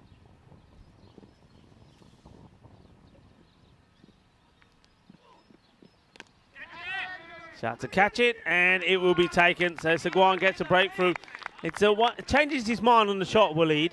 Looks like he wanted to come down for it. Changes his mind, opts to go outside the offside, but doesn't get the power in it. A nice catch taken, so they get the breakthrough at an important time. Well, Waleed goes, but Munir is still there, and I expect to see Mohsin come out to join Munir out there now. Very well taken catch by Vinod Sawan. We obviously know he would have been disgusted after putting a good opportunity down in the previous game against the Nicosia Tigers. He's come here. He's taken 2 solid catches in that position. So he's turned things around for him as we're now entering a very interesting phase of the match with, of course, Numan Munir out there who's seeing it like a football. And I think he's been joined by Mohamed Mohsin. So Mohsin, a true fast bowler when it comes to hitting. If he can connect, it's going to go for a 6, or otherwise he might whiff at a few. So they're going with pure aggression down the stretch, the Qalandars. Well, Mohsin, he was out first. Oh, this is going to be 5. It's a Gundy delivery. All right, I can understand that it's a left-hander that comes out, so you've got to change the line. But that is so bad. And once again, you see Pritaj Diol trying to get to it. He can't get to it. That's 5 from nowhere. And now they're in the 90s. And, well, we know the Limassol Qalandars are not used to getting to these sort of scores. They could be posting the biggest score that they've put in this series so far. And it's coming just at a time they need it. It's another one that's down. Oh, this time the keeper managed to get pads to it. Has this been given a wide? Or has this taken a bit off the batter? Haven't seen the signal as yet, so it must have caught something on the way through. Yeah, it's definitely caught something. It's either a little bit of bat or just brushed the side of his hip. Well, they're taking on the run, which is interesting, bearing in mind that we already know that Munir is struggling. But he does get there, even though he's injured. He's got long legs. Okay. So the batter actually came out with Junaid Bharti, so they didn't go for Mohsin in the end. So here comes the delivery. Hits it well. Should be fielded. And though it takes a nasty bounce, it's dealt with well by Abbas Qazi. Yeah, but I like where he was trying to hit because there's an enormous gap between a deep point and the fielder at this rather wideish long off position. So they can exploit that. There's a lot of runs to be made there. Yeah, this one's pretty high. I wonder how high it is. I know that both these guys are big men. But it goes with the full toss. I think they might be checking this. Let's have a look. He does take an initial step out. No, I think that's okay because he's a long way out of his crease.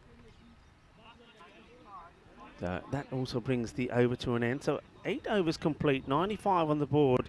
And from here, they're going to be very... We've seen teams fall apart at this point before and not go on to score big scores. But from here, they've got to be behind the 115 to 120. They'll be disappointed if they don't get there. But of course, if they can really get hold of one bowler, it could be even a lot more. Yeah, there's going to be a bit of strategizing here to figure out who's going to bowl these last few overs. They've used 6 bowlers so far, and keep in mind Rane still hasn't bowled, so they even have an option to maybe consider introducing a 7th, but I don't think we're going to see Rane in these last 2 overs. Nicely worked away, the chase is on, and well, this ball just speeds away. It's going to be 4 more. What a delightful shot this is from Bharti. He just helps the ball along the way, and this just goes to show another thing. You don't have to try and cream the ball. You don't have to try and hit the leather off it. Sometimes there is a place for just pure timing and placement, and that's a very good shot there from Bharti. Yeah, so far we've basically seen the Qalandars just look to smack the leather out of everything as you've seen. So it's good to see Bharti just showing some touch and class. Well, he goes to do it again, but this time it's sort of half stop. He still has to chase after it. They think about 2, but of course Munir is, well, they go for it now because it's not a good throw and the ball is still moving around. They might even go for a 3rd. Munir, the one who's injured and limping around, He was up for it because he realised he'd get back on strike, but they decided not to. Yeah, speed it up. I like a little bit of fast action. Here we go. No, they decided not to take the third, but I think it was on. Yeah, that is just appalling fielding, isn't it? To let them run 2 runs right inside the ring. M-Docs need to clean things up. Oh, well, this one has caught him on the nostrils. That's the one. And just watch this again. He says, I'm all right. That is on the nose, you know. Unfortunately, I think he's taken a fair bit of the pace off it. Just watch this. It comes back and gives him a little kiss. Right on the nose. Now that's to James Stewart. Joins CNF lovers in the chat. A big wild swing here from Munir. And Munir is far better. Yeah, that's it. Far better when he plays that shot than he plays afterwards. When he plays the shot and doesn't do the old windmill, just holds his shape as he tries to hit the ball straight. Let's see if he changes his shape this time. Oh, that's been absolutely crushed. And oh no, it's a mistake from the captain. It would go for 4. So the 100 or so already come up. Well, that'll take it to 106. The bowler here thinks about it and says, nah, I don't think I will. But the captain should have done better. And it escapes him and goes to the boundary. Valuable runs. Yeah, ever since that second match against the Nicosia Tigers, M-Docs have been very sloppy in the field. Oh, this is right at him. Oh, no. He's copped this as the batter. I think that's caught him on the side of the face. He says, I'm okay. And that, you can hear that ball still ringing in his head. That's caught him on the ear, I think. The short delivery. Here's another batter not wearing a helmet. And it's a short one. He says, I'm fine. And, well, he's getting a fair few players that's come and checking he's okay. And nice to see that the umpire there, Abdul, having a chat with him as well. So you see Sam Williams comes out there straight away. And I think that's caught him on the ear. And I think that they've just said to him, right, hang on. Let's just sit down for a moment. You can see he's still keen to get running. And right now, the injury to his leg is the least of his problems. But he's having seems to be fine. He's talking okay. They've given him a bit of water. And one thing, I'm just having a quick look to see what the highest run that the Columbus put on. I know they got to 103 when they won the match against Everest in early on in match 2 of this series. But there are not too many other times that they've got to the 100 mark. So I think 107, top of my head, which they tried to chase the 110 required for victory against the Napa Royal Kings, is probably the highest that they've scored. So they're certainly on course to posting their highest score in the series. And what an important time to try and do it as well, because they need this win. It's 9 overs down, 106 for 5. Yeah, and of course, no surprise, it looks like they're going to go to Hitesh Thadani for the final over. Of course, they had a number of options, but Thadani, he gave up just 9 runs in the over. He bowled in the power play, and he's going to go around the wicket here to the left-hander. So expect him to bring the ball back in. That's typically how he bowls. And if you look at the field he's set, he's clearly conscious of the fact that Bhatti might hit the offside, because that's where most of the protection is, particularly behind square. It starts at a wide delivery, and you can see that Munir still trying to get on strike. Yeah, I mean, he's basically got this field set so that he knows that the batters are pretty good hitting straight. And that means he's got to pitch up and bowl straight. And he's deciding that he wants to go over the wicket now to the left-hander after bowling that wide. And well bowled. You can see Bharti is going back to negative thinking. He's going back to trying to just push the ball to try and get the strike to Munir. And just swing, hit it, get bad on the ball. Don't know why he's afraid. He's already hit 1 boundary, so this one follows him, and they will take the run that they were after. Here's the throw, and they won't even think about taking any extra because they want Munir on strike. 19 of the 9 deliveries he's faced. The score moves to 108. There's still 4 balls left in the innings. 120 would be lovely. Yeah, this is a much more orthodox T10 field here for Numan Munir. They've immediately sent a player out to cow corner because they're conscious of the fact that he might look to slog it in that direction. And then they've also just put a put Shrikant out to deep cover. They brought square leg back in.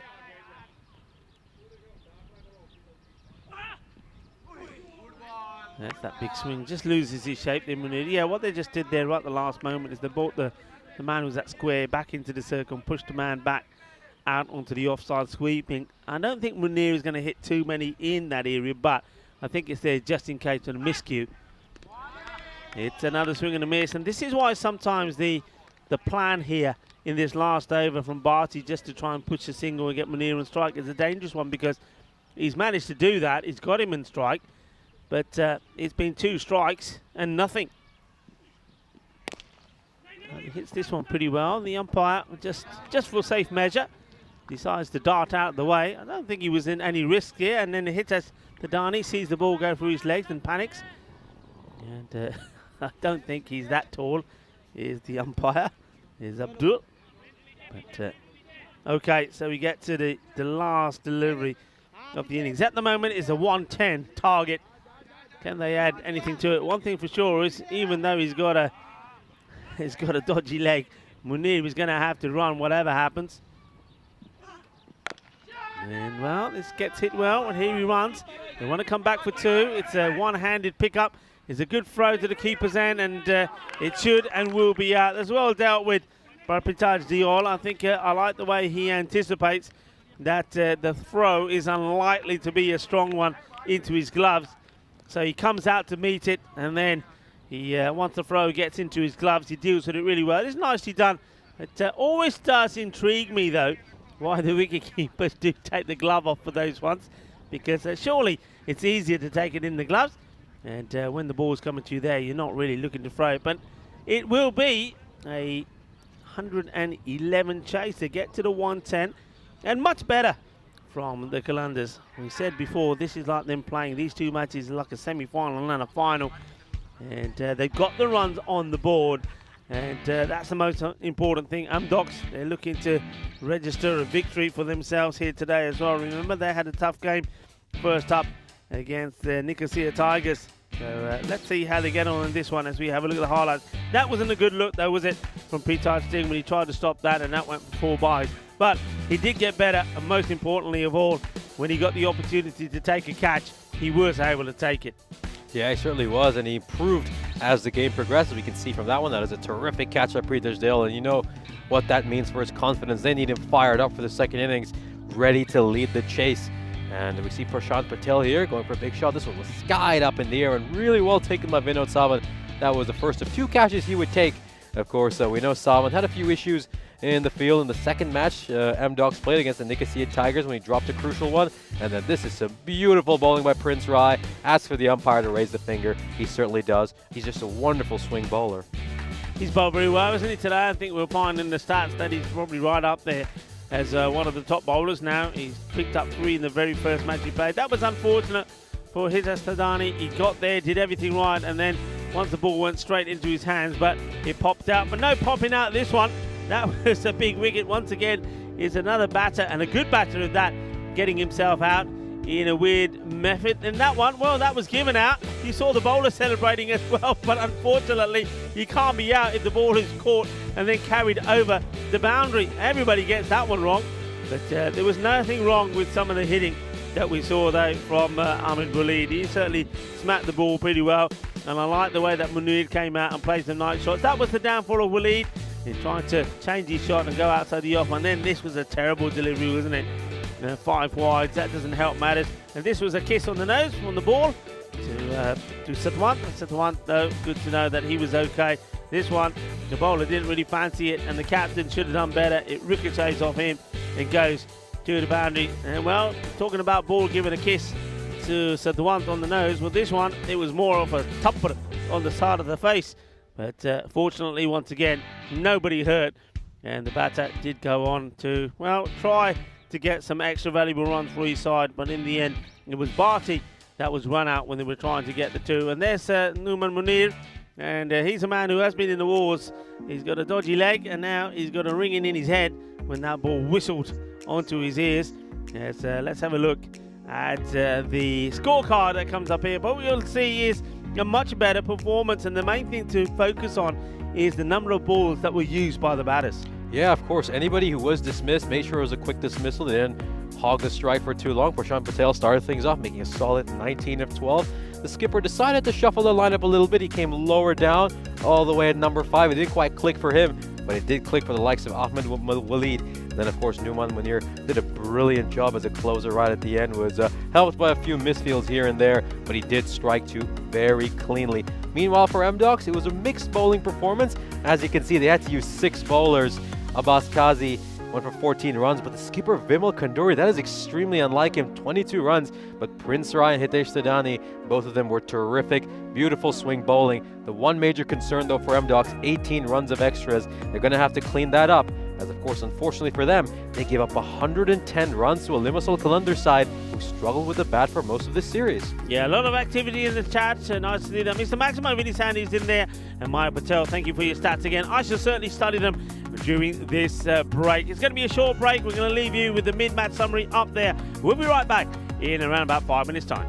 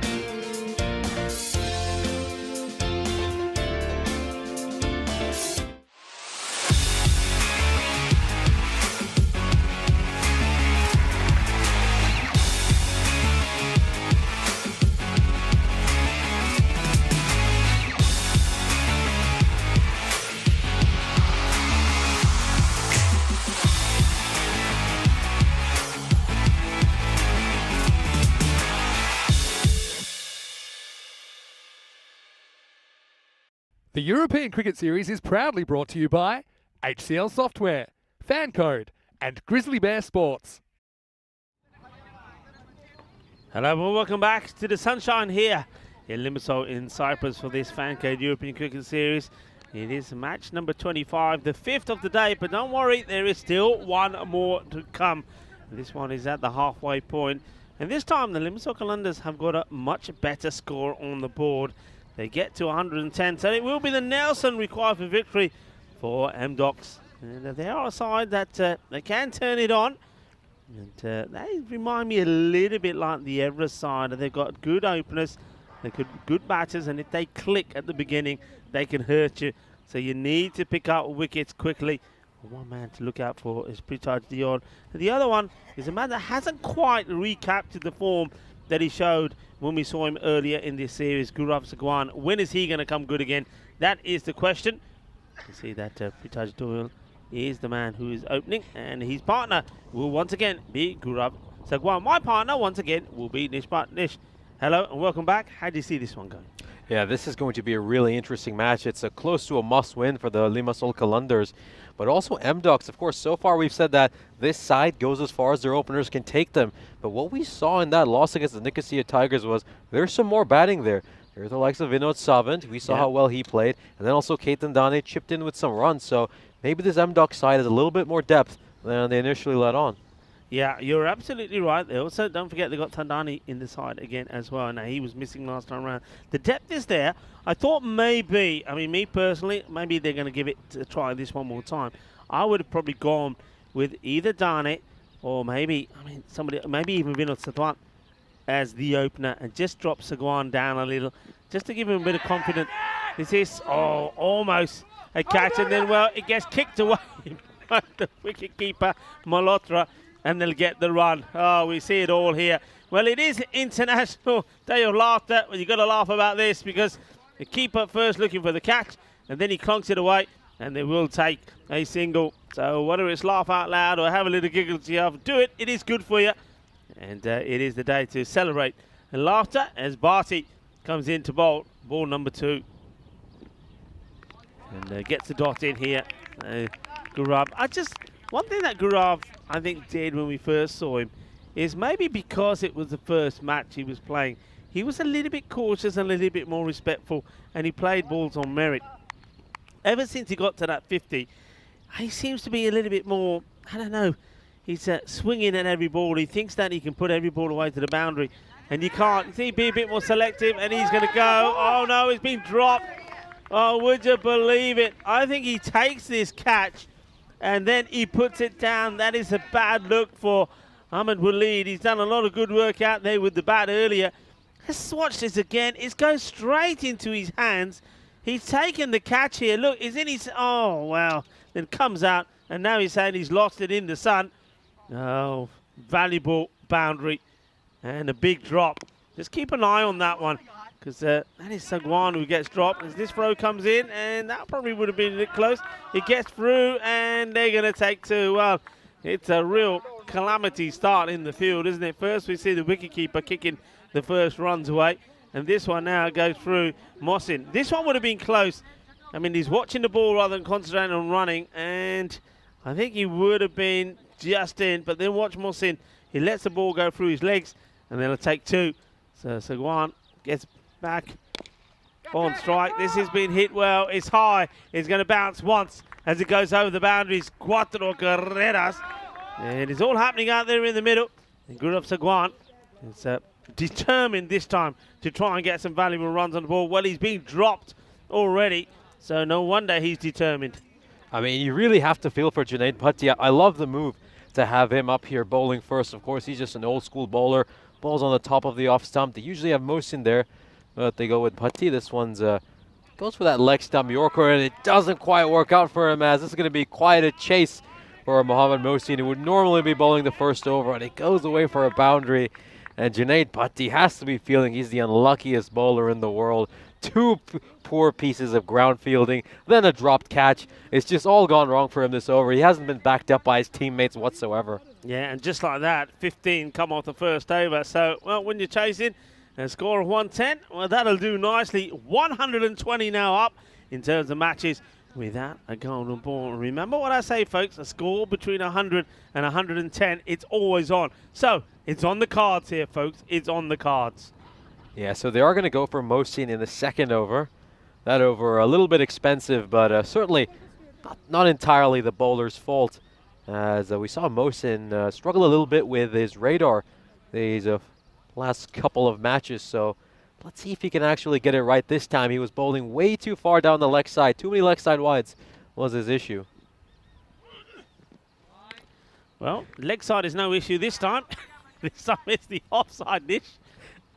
I mean, it's a classic case, isn't it? A bowler tries to correct one of his issues and ends up overcorrecting, and this time he goes way too far down the offside. So he's just got to get his calibration right here, Mohsin.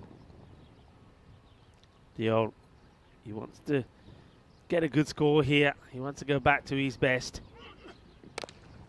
And wow, been absolutely thumped, but a good pickup. And that's the advantage of hitting the ball into the deck. So hits it hard, but into the deck first. Good pickup, and nicely done on either side of the fielder. That's 4 runs. Yeah, a little juggling act there by Ahmed Waleed. He's going to be feeling it though, because he put down Gaurav Sagwan, so he's going to be on his toes in the field for the rest of this innings.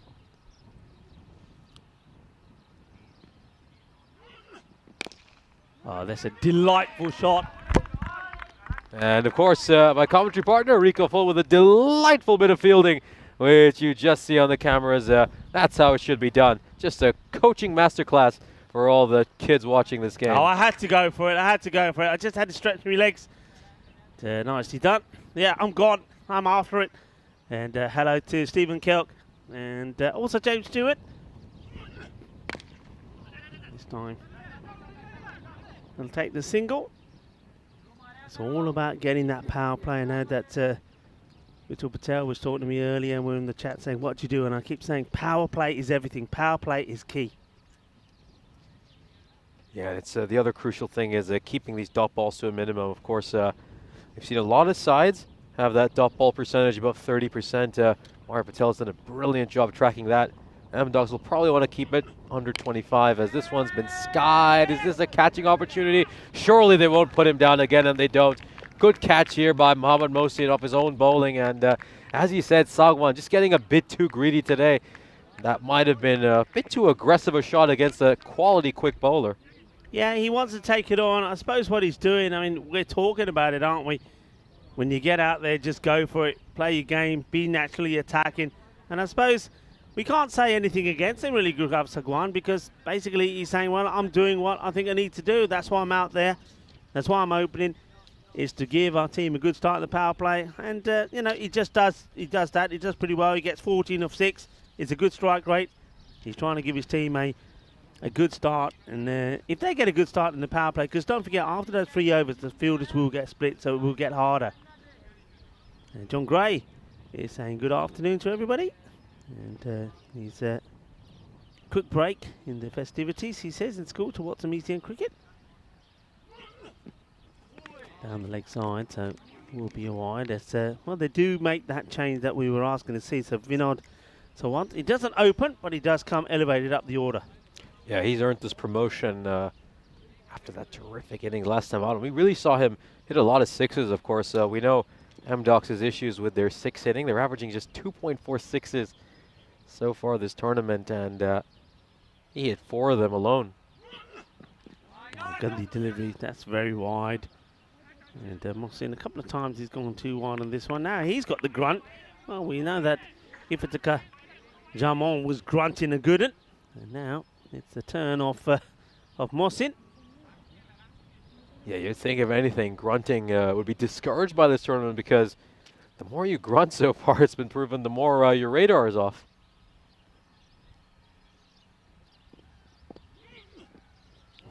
Now it goes down the other way, and there's an opportunity here. Well, they decide not to. No, he just rebounds kindly to the fielder. So they're not going to take on Mohammed Shahid. But yeah, it's those extras again. And we saw, I mean, you mentioned it, and there was a few extras that were given by M-Docs. And now looks like Kalandars are returning the favour. I mean, Mosin's clearly trying to bowl really quick, but I'll continue after this one. This is very well played, and has he found the gap? No, it isn't. It's a terrific bit of fielding that gets a well-earned round of applause. That's Amir Hussain, who we saw took a blinder of a one-handed catch in that previous match against Everest. Just gets to his left there and cuts it out. Top stuff. But going back to the point about Mosin, you know, he doesn't need to bowl as quickly as he is. If he can't control his line and length with that kind of pace, he could easily just slow down and focus on accuracy. Instead, it will work just as well for him. Oh, this is going to be an impossible stop for the wicketkeeper, as that one not only does it go for a minimal, it rebounds off the banner and goes over to the other side of the wall. Well, good luck finding that. And somebody was asking me if we found any snakes. Well, that's where all the snakes are, over there. And over the other side where our tower is, where the camera is, I'm sure that Richards and Valentine's have seen plenty of snakes up there. So not a good delivery, and just too many wides, too many issues.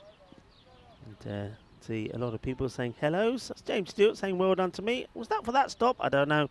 But if it was, you're welcome.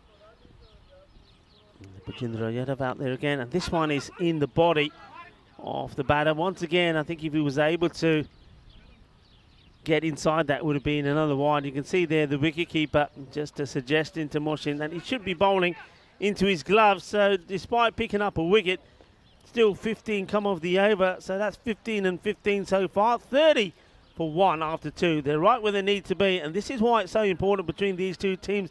Qalandars, they're playing the last games of this group today, and you can see they need to get as many points as they can, because the one team that can hurt them are their opponents right here, right now, the Amdocs. The Amdocs, if they can pick up even a victory in one of these two matches, they will then fancy themselves to pick up at least some more points and put all the pressure on the Qalandars. Qalandars really have to try and get 2 out of 2. They're playing their semi-final and final here, and the thing is, as you see again there, they're giving away too many runs. Yeah, they've. You can just feel their confidence is taking a bit of a hammering. Well, some of these boundaries, Amdocs have struck. Of course, we saw how well Junaid Bhatti started, but like any bowler, if you see a few things going against you, you start doubting yourself. You aren't quite able to bowl as well as you did earlier. And let's see if Bhatti finds that form he showed in the first few deliveries. This one's a little bit straighter, and you see there that Dion just plays his bat down. This is a relatively slow start for the likes of Prithaj Diol. It's normally pretty quick out of the block. Then having said that, though, he's played some nice shots, but he's found the fielders that he shouldn't be too deterred this time. Oh, this is a catching opportunity. He goes to take it one-handed, and it gets put down. What an opportunity that is for Bhatti. Yeah, this one is struck hard and ferociously right back at the bowler, and we know how hard it is for fast bowlers to take these catches. And oh, he goes for the one-hander like Amir Hussain, but it just doesn't quite stick. Wide delivery, but it gets wasted. He wastes the wide there, does the batter. And Prithaj Diol starting to get a little frustrated, because I think he's making contact with balls but not getting any value for them. And also, don't forget, he's already just been given a life there. It was actually a slower delivery from Bhatti, but he wasn't able to take the catch.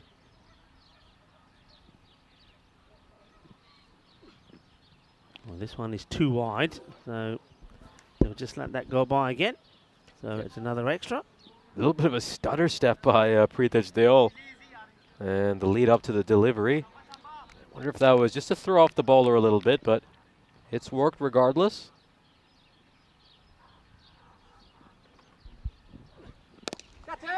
This is gone. It's 4 runs. He times it beautifully. Nice shot to play in the power play. He's got to try to make the most of it, and he does this time around. Is right in the slot, and he gets the elevation, gets it over the fielder, gets 4 runs. Yeah, that's the Prithaj Diol we know. Playing classy strokes, especially on the offside. So top stuff as he's scored his first boundary of the innings. I'm loving the shades look. I really do. It makes him look very futuristic, doesn't he? Those shades. The Prithaj Diol, liking it. Edge. Fielder is out there. Does well. Holds on to it. Gets the throw in. Prithaj not in a particular hurry to get back into the crease. Yeah, it looks like he's the Terminator having a bat, doesn't he? See him there at a non-striker with those. So it's good delivery. That's more like it. So one hasn't really been able to get anything of a real good hit at the moment. He'll just get the one ball in that one. So a few extras, a few wides, but in all, not a bad over. Only 8 come off it, 38 for 1. But in terms of where they want to be at the moment, they'll be comfortable, because I think if you can keep this at 10 and over, then I think you've always know that you will get or should get one good over where you can really get some acceleration in and take it down to the last over, needing about 6 or 8 to win, and with wickets in hand, that'll do them. But Calendars have to stay in this. They have to keep bowling well. They will know that they bowl one bad over, this game could get away from them, but yet bowl one good over, they can be in the driving seat. And one man that can do that for them is this man coming into bowl now, Prashant Patel. For me, he's been their best player today. Yeah, Prashant Patel is also the sort of bowler who looks to attack the stumps and to get some wickets. But certainly not on that occasion. He bowled a lot wider. And this goes straight to Ahmed Waleed. We saw him drop a catch earlier of Gaurav Sagwan when Sagwan was on 0. So this is now just a chance to contain the run rate a little bit for the Limassol Calendars. If the bowlers can bowl to the fields that have been set, they could really just try to get a hold on this innings. Going to be a wide. Well, the ball before was a wasted wide from Pritaj. It would have been called a wide for the width, but he gets drawn to those. That's Pritaj Diol. And he loses out on a number of extra deliveries for his team and runs. But this one's down the leg side from Patel. Now that's better. Fuller. He seems to hold this one across the seam to try and make sure it goes straight. And the ball gets well trapped by Junaid Bhatti, so it's not getting past me, he says, as he sits on it. Just a single. Now this is interesting for me. I just get the feeling here, Nish, that Pritaj Diol is really going to go after these now. I think he's getting a bit frustrated. And he hits this well, and this is going to be 4 runs, 4 carreras. A little bit over pitched, and he needs that. He needed that one out of the middle of the bat. He was starting to get a bit frustrated. He's played some nice shots. He's found fielders. He's chased wide ones. Hasn't got the value for money that he's been after. That will help to just settle his nerves a little bit. Yeah, and just giving a batsman a low full toss when they're struggling for runs is not what you should do. Better delivery, but he's going to be unlucky. The race is on.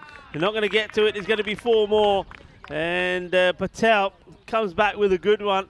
And he just gets a little bit of a French cut on this. And, of course, we'll be talking about French cuts. We have to give Drew a mention. The winners of the European Cricket League, the champion club of Europe. And Drew from France, congratulations to them. And if anybody from France is watching, or anybody from Drew following the cricket here, why don't you send us a quick message and let us know how you're doing. Are you still celebrating? I bet you are. Patel, he wants to celebrate. This is an optimistic appeal. And the wicketkeeper does well to get there and save any runs. Varun Malhotra.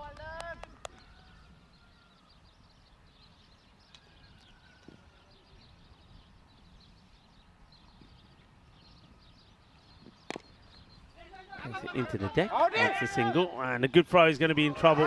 They're still asking the question. You might have to go upstairs on this. I think this is going to be too close to call for the umpire. I'm suspecting that the dive has saved him. Well, that's what Pritaj will be hoping as he gets up and dusts himself down.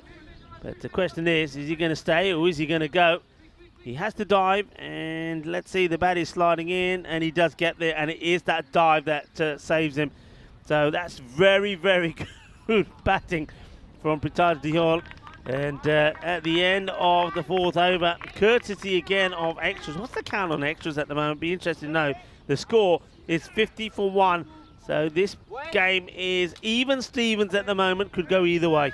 Yeah, they've already given up 13 runs on extras, but that's the one thing about M-Docs is they're so good at doing the little things right, putting in the dives, sprinting when they're running. We've seen a lot of sides, including these very Calendars, be a bit lazy with their running, jogging while running, you know, not grounding their bat. But that's not the case with M-Docs. They usually get those little things spot on. It's nicely bowled and well run as well from Dogs, and you can see that the fielder saying, hey, back it up, then I'll get the throw in. That's nicely played, and I just get the feeling here that Vinod Sawan probably hasn't quite found his touch yet, so he's quite happy just to pass the strike on. Oh, well, he goes for this one, Sawan, then he will go all the way.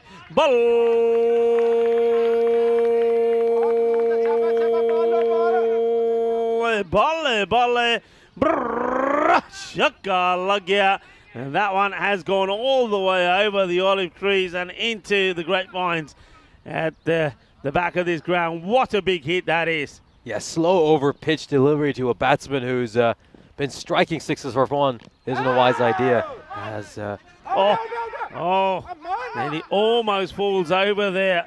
Does Prataj. Just have a look at this. He gets going and he almost twists his ankle buddy. Just have a look at his foot here. Oh, gets a slide in, but he manages to get back. You can see the bowler saying, oh, yaar, maar de. Full toss. Gandhi smacks it. Where's this going? Could be out. The catch is taken, but we're going to have to have a look at the height on this as well. But the batters might as well get themselves in first. How high is this? Let's have a look. Well, the throw comes in, and, well, they're toying around. And, yeah, it's definitely a full toss. But I'm surprised what the batters are doing there. They're almost like they're sort of challenging the fielding side to try and run them out. And it should be a no ball, I'm sure. It's going to be a free hit here. Yeah, that was a terrible, terrible delivery. It just slips out of the skipper's hand.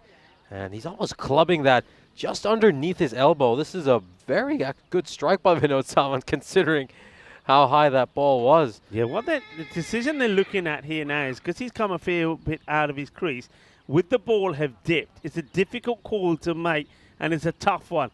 Looking at that now, I can see this going either way.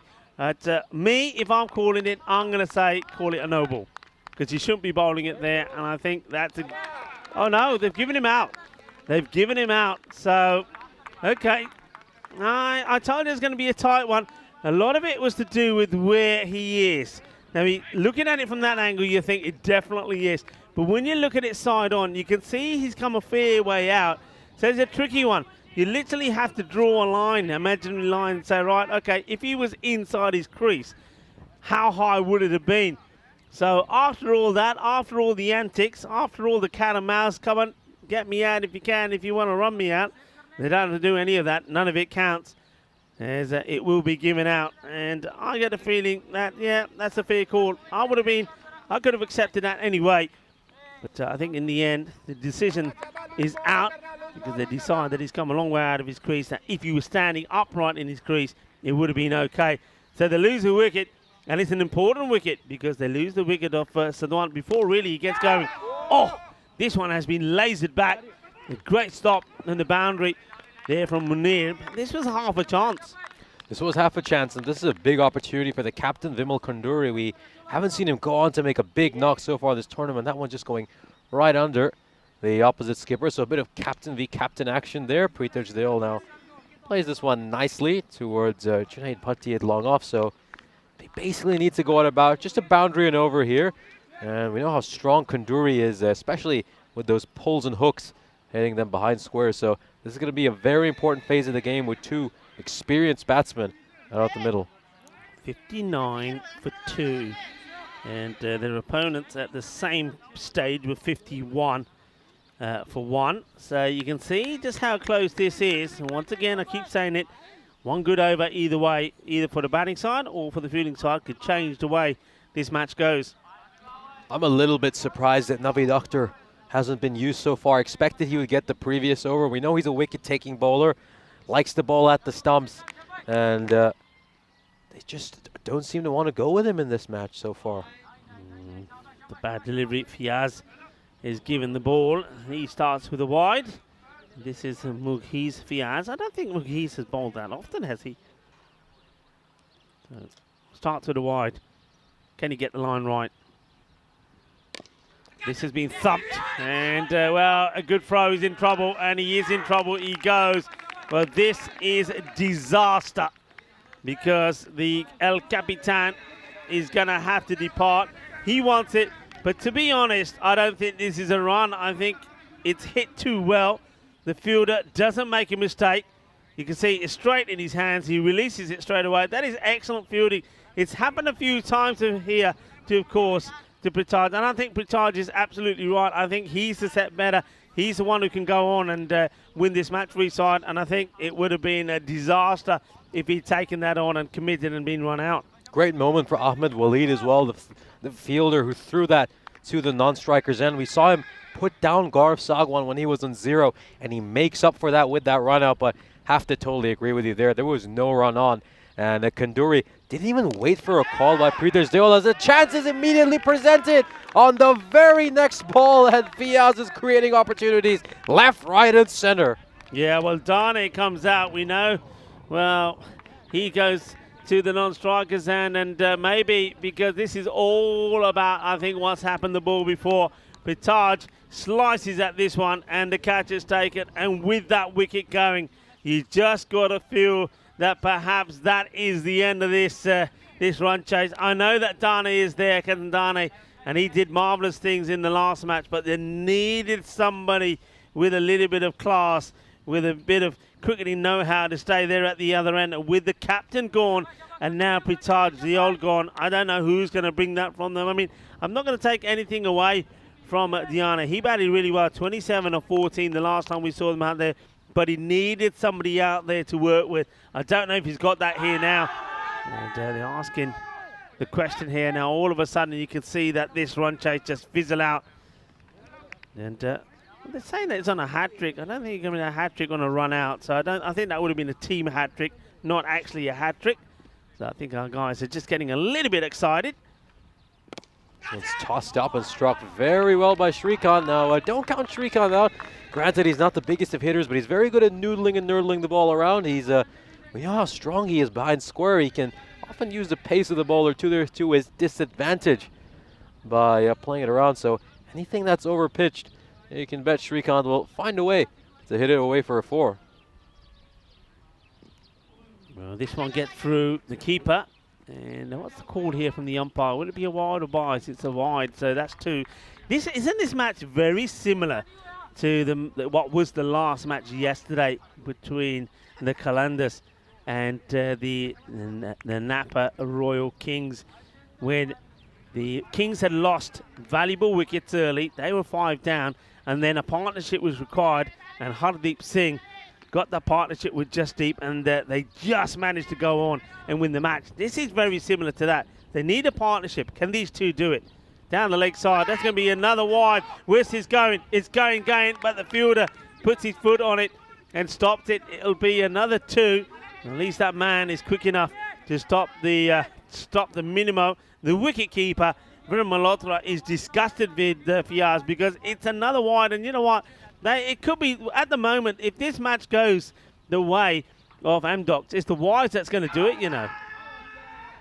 Yeah, I totally agree with that, but the one big difference between Napa and Amdocs is that Napa have some big hitting down the stretch. You know, we saw that Jasdeep Singh and Hardeep Singh both have the ability to clear the boundary. For Amdocs, they're going to have to do it the hard way. This is pretty full. He goes for that gap again, and that's delightfully played. And Kumiri Palipu has shown on 2 occasions, if you give him width, he's going to just place his ball in that gap and get 4 runs. Yeah, Fiaz might have got that wicket, but he's actually bowled very poorly this over. Dale's wicket was off a full toss, and he presents another full toss there. So this over goes for 13 runs, and they're going to need to find a bowler who can tighten things up. And I'm still looking for Naveed Akhtar. I'd like to see him bowl, but it's going to be interesting to see whether the skipper goes to him as we take a look at this scorecard. Of course, Pritesh Deol was just anchoring the inning for Amdocs, going along at a strike rate of 121. We saw Gaurav Sagwan smash a few early. He presented a catch to Mohammad Mohsin, but that run out of Vimal Kanduri could be very, very costly because that was the reason that Dale probably got out as well. Yeah, big time. Okay, who's coming on the board here? Sohail Ahmed, who bowled a pretty good over, and almost, he loses his balance, but he's pretty flexible. He is the batter. Ketan Dane hasn't opened his account yet. They need a good innings from him. Gets his foot down, and he keeps it down. So he does well. Well, that's one way to stretch a hamstring, isn't it? I can do that. Mine would just go. Okay, Sohail bowled a good first over. Bowling to Dane, who hasn't opened his account yet, and he won't have to touch this one. It's another wide. Quite a few people saying that this is not a good showing in terms of the extras. Fighting for survival here, the Limassol Qalandars. They really are. They need the victory. Straight. Hit well. It will go to the boundary. This is such a dangerous shot to play, but he gets it right, and it will go all the way. This is an incredible hit. I mean, it's a straight ball, hits his pads, it'll be plumb LB, but he gets bad onto it, and it sails for 6. Yeah, it's a very risky shot, as you said. He goes cross-batted and backs himself to clear the square boundary. And of course, keep in mind, the square boundaries are the longest boundaries on this ground. Huge hit. Huge hit. A huge risk, but he takes it, and he gets the boundary. So now a lot of pressure on the captain, Sohail Ahmed. Of course, he's backed himself to bowl these key overs in the middle. Pushes it out, wants the single, will get it. That's a good batting. And, well, that now takes Kumiripalupu on strike. Now, these two are really very different. Kumiripalupu looks to be the more sensible, wants to play strokes, whereas Dane has already shown he's all about bludgeoning the ball to the boundary. Look at that required. They just need 1 4 and 4 singles every over.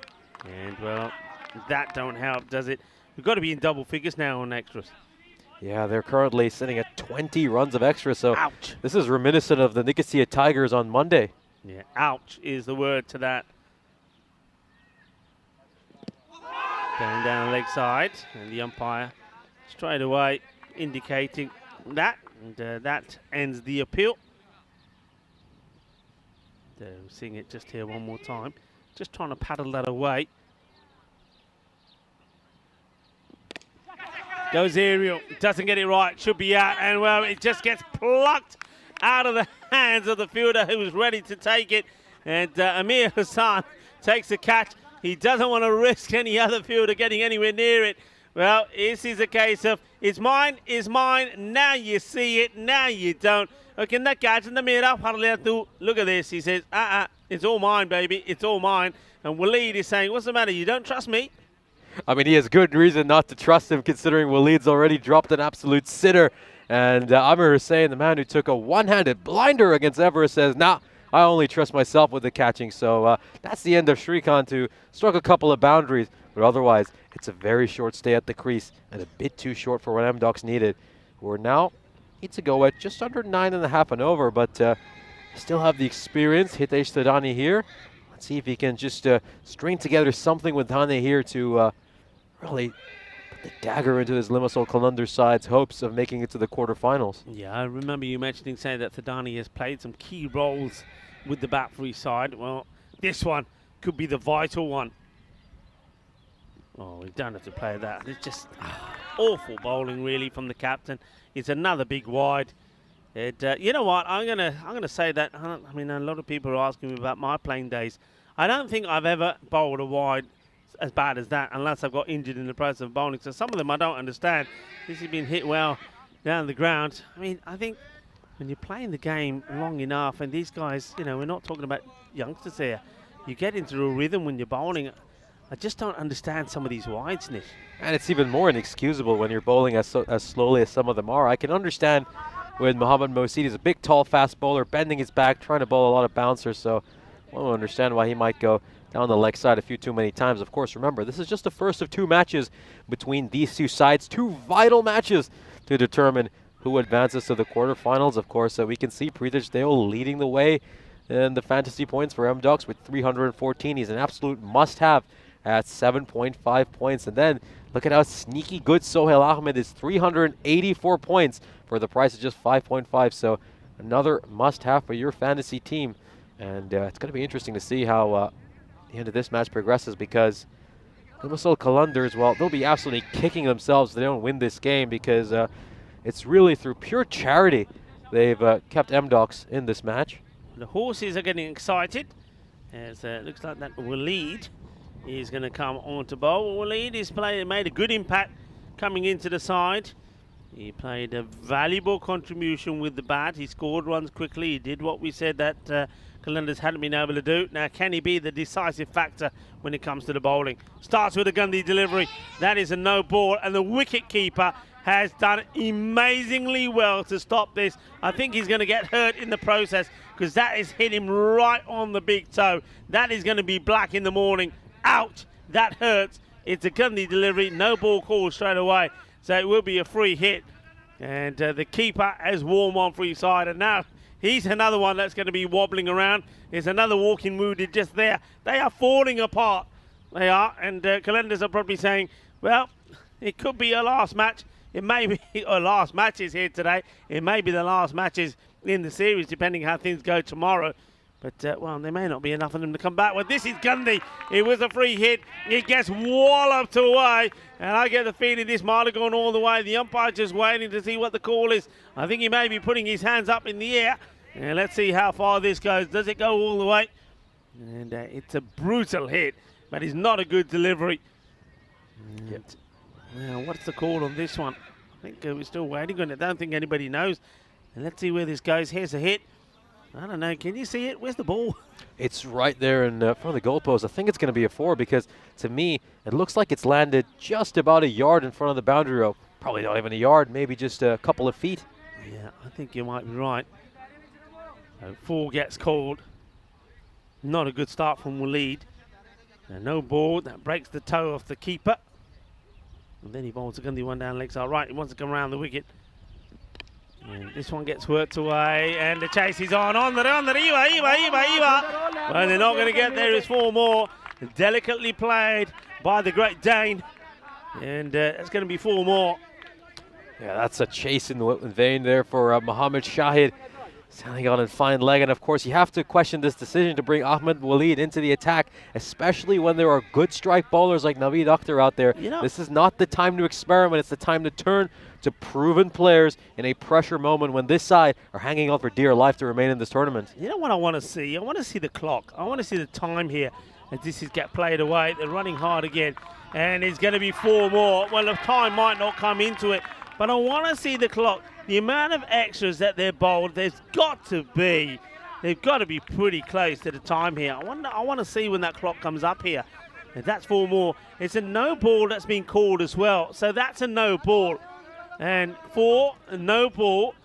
Oh, it's all going pear-shaped. So that's going to be 4 plus 1. 13 runs required of 16 deliveries. Kalanders, they need this win. Let's have a look. What's the no ball for? It's not a foot fault. Is it the height? It can't be the height. It had to be the fielding error. It gets called straight away by the umpire. There had to be too many men outside the ring. Where's the time? I want to see the time. Somebody show me the clock. In the air, chance.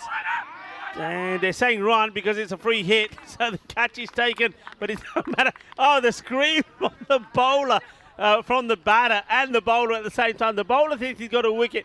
The batter is screaming, saying, oh, Chalador! And he's saying, why? You're out. And he says, oh, yeah, free hit. Oh, I love it. I love it.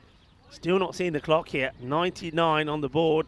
Yeah, we can confirm it's just a few issues with the GFX regarding the clock, but we will keep you informed if they do run out of time, as this is another full toss, as this stinker of an over by Ahmed Waleed continues, and he's looking to hand M-Docs a victory right here. Well, how high is this one? And you're going to probably have a look at this one as well. Let's have a look. Here it is. And he does go low. He's all right with that one because the batter goes low, but it wasn't a good delivery. 100 now is up, and they'll just play this way out on the offside. So that's 101, and still a ball to go in this over. So Waleed is making them bleed. It's as simple as that. He's come on and he's bowled all sorts of stuff. Not too much of it has been good, but can he finish on a high? He finishes with another full toss, and this one will go to the man in the deep. They'll come back and they'll take 2. In comes the throw, and Waleed stops it.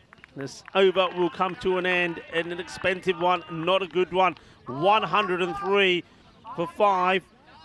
I'm still waiting to see the clock. I reckon whatever happens at the end of the 6 balls, there's got to be time penalty. There's no way I think they can escape it. I'm just having a quick look at my own watch. And this is where things are at the moment. So they're right above where they want to be. And just needing 10 runs. Well, now that's been updated. 8 runs of just 12 deliveries. Somebody's got to bowl something special here. And you're absolutely right. I just don't get. You know, when I say you got to use, we were talking about this debate and people saying, well, what would you do if the Limassol Qalandars with the bat? Obviously, I said, you know, you got to go with the batting order that works. Sohail Ahmed, I can't believe he didn't open, etc. The bowlers come on to run on to bowl this quickly, so they know the timing is an issue. Look, he's trying to move people. He's trying to move people around. You got to bowl it, son. Bowl it. Don't worry about your fielders. Just bowl the ball. Time is clicking. Now the batter quite rightly says, you know what? I'm perfectly entitled to say, hang on a minute. I want to see where the field is being moved to. Still no time up there. Well, what about this? Yeah, I have heard that we are pretty tight on time right now. As Mugis Fiaz, this is a very interesting decision to go with him. We saw how much he struggled in the last over, so it's just 7 needed of 11 now for M-Docs, who are inching closer and closer to a victory. I don't think we'll even need to worry about penalty runs. They'll probably finish it in this over.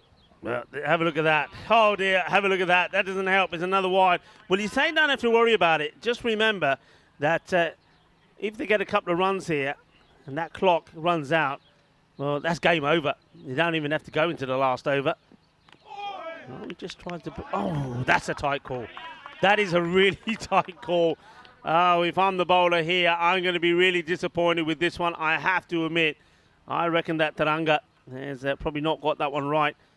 Here we go. And well, this one will be a dot. So he says that one's okay. Has a bit of an interesting action as well, Fiaz. I wonder if they're keeping an eye on that. Well, most people are keeping an eye on the time at the moment. He probably got about 45 seconds. Gets played well. Well, take the single. And all of this matters because it's how quickly the ball goes back to the... Well, there we go. I said 45 seconds. So here we are. Tick-tock, tick-tock, tick-tock. 30 seconds, 3 deliveries. High up in the air. Where's this going? It goes all the way.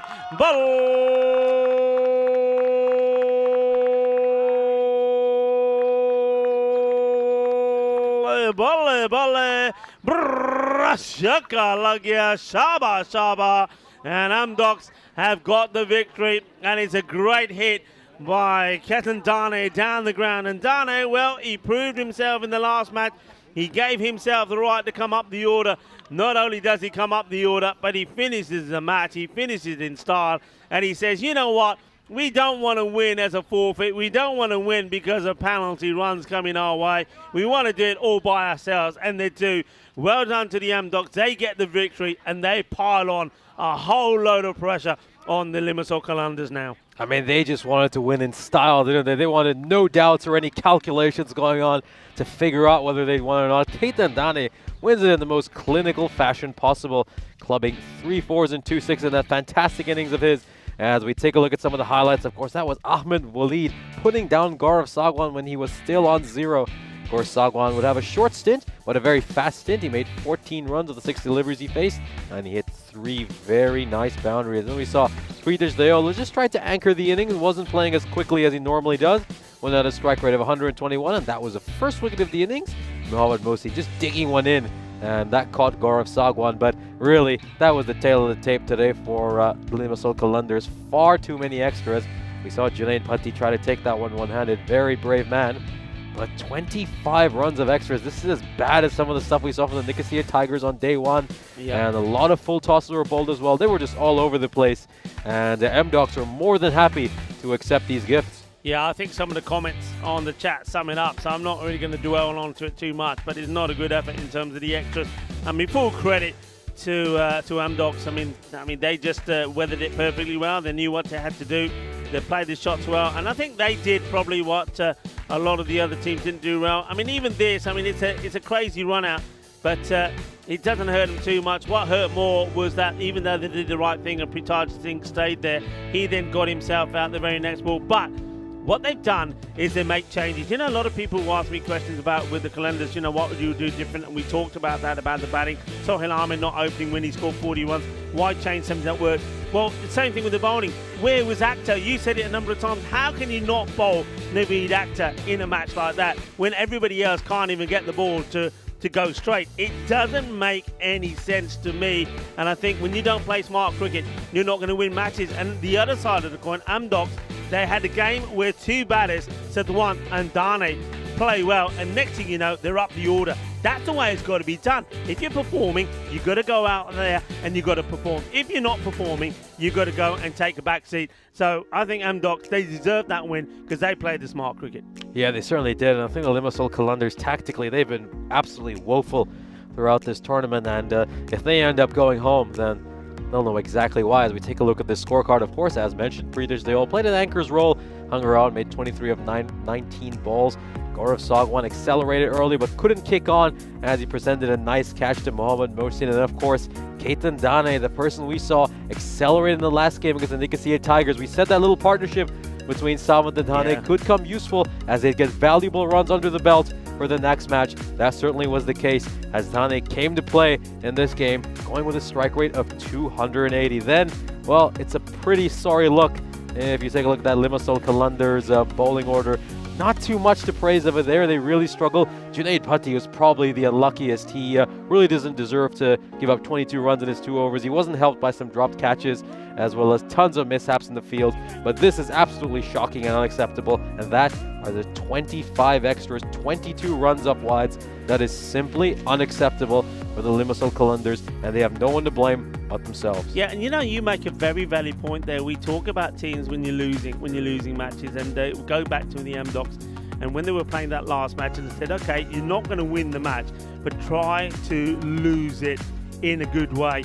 And of course, I'm talking about the match when they were trying to chase down 138. What they did do in that match is they lost well, so they still got to 110. And then I always say try and make a highlight, and two batters made a highlight. It was Satwan who made 40 not out of 17, and it was Ketan Dane 27 and 14. And because they did that, because they were prepared to do that, it put them in a much better shape coming into this match, and those players played a key part in it as well. So sometimes, you know, all of these things that we're talking about, that's the reason why you do it. You're going to lose a match, fine, lose it, but lose it well. Get something positive out of it because it serves you well in further matches, and that's exactly what the Amdocs did.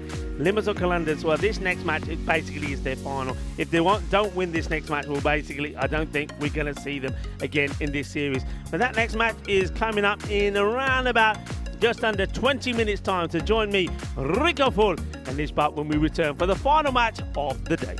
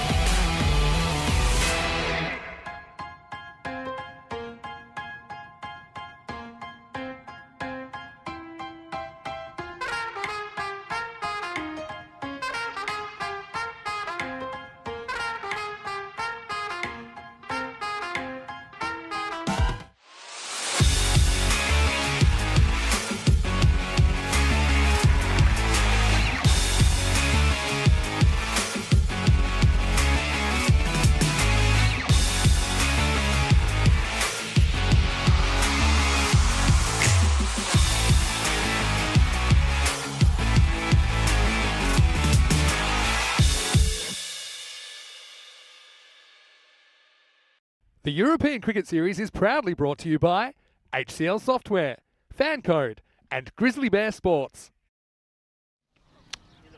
Welcome back to Ipsenas for the final day, final game, beg your pardon, of what has been an absolute cricketing bonanza. It's the 6th match of this marathon day of cricket as, take a look at this beautiful drone shot of the village of Ipsenas, an absolutely gorgeous village, just 7 kilometers west of the port city of Limassol. As we have a look at our fantasy dashboard, of course, M-Docs are now 3 and 4 rather than 2 and 4 as it says above.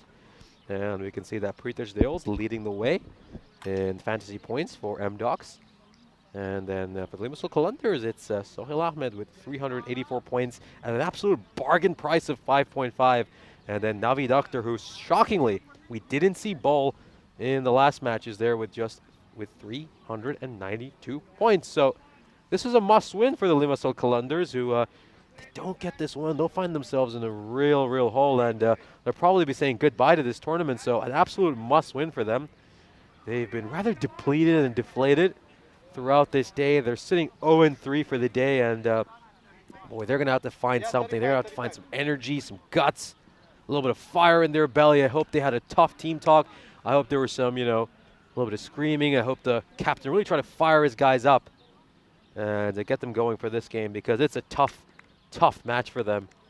They've just failed to get a win, and I want to see some interesting captaincy. And I think first up, I don't know if Prashant Patel is going to remain there, but he's currently standing at short cover, so they're trying something unconventional, and I like it, because they're going to have to find a way to force a result somehow. And if it means going for some interesting tactics, being a little more aggressive, certainly one can appreciate that, because if they're going to go down, they better go down fighting.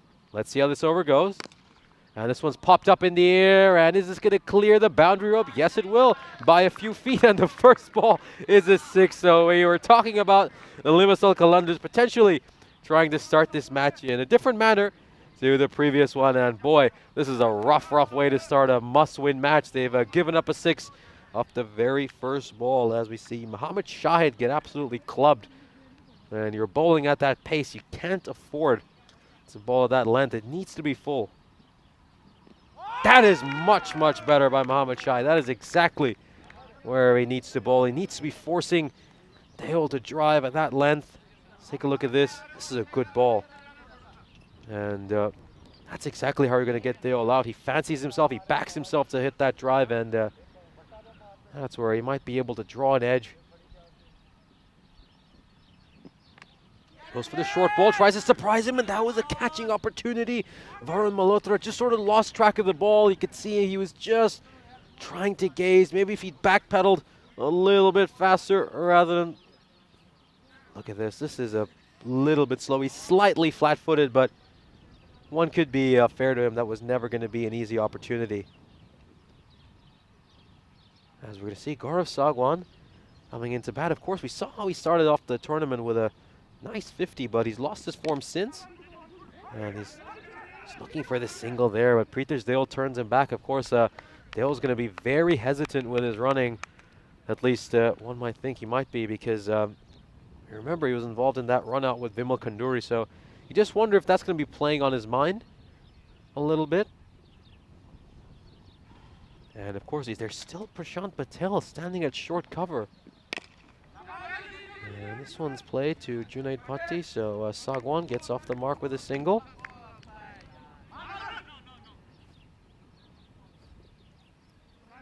Yeah, so the Qalandars, I mean, this has been a very lackluster day for them. The previous match was a terrific opportunity for them to pick up the first win of the day, but they just shot themselves on the foot with multiple extras, giving up 24 runs in extras.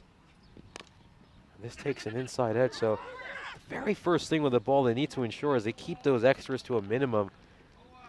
They're certainly not that bad a team with the ball in hand. We know they've been very good with their bowling. They can typically restrict their opposition to anywhere between 90 to 100 runs. But that was very poor by the Limassol Qalandars. As we take a look at the bat versus ball wall, as M-Docs are 6 runs underdogs despite winning fairly handily against the Limassol Qalandars. So the Qalandars, despite their struggles, are still fancied by the data analytics crew. And of course, I'm Nish Butt, once again joined by the great Rico Full in the commentary box as we see Junaid Bhatti starting in typical manner, that lovely line and length which he always bowls. He's just a 8 out of 10 bowler every single day. Yeah, Bhatti. He's well, one of a couple of players that have consistently performed for the Qalandars. Now let's see if a good performance from him can give their team a much needed victory.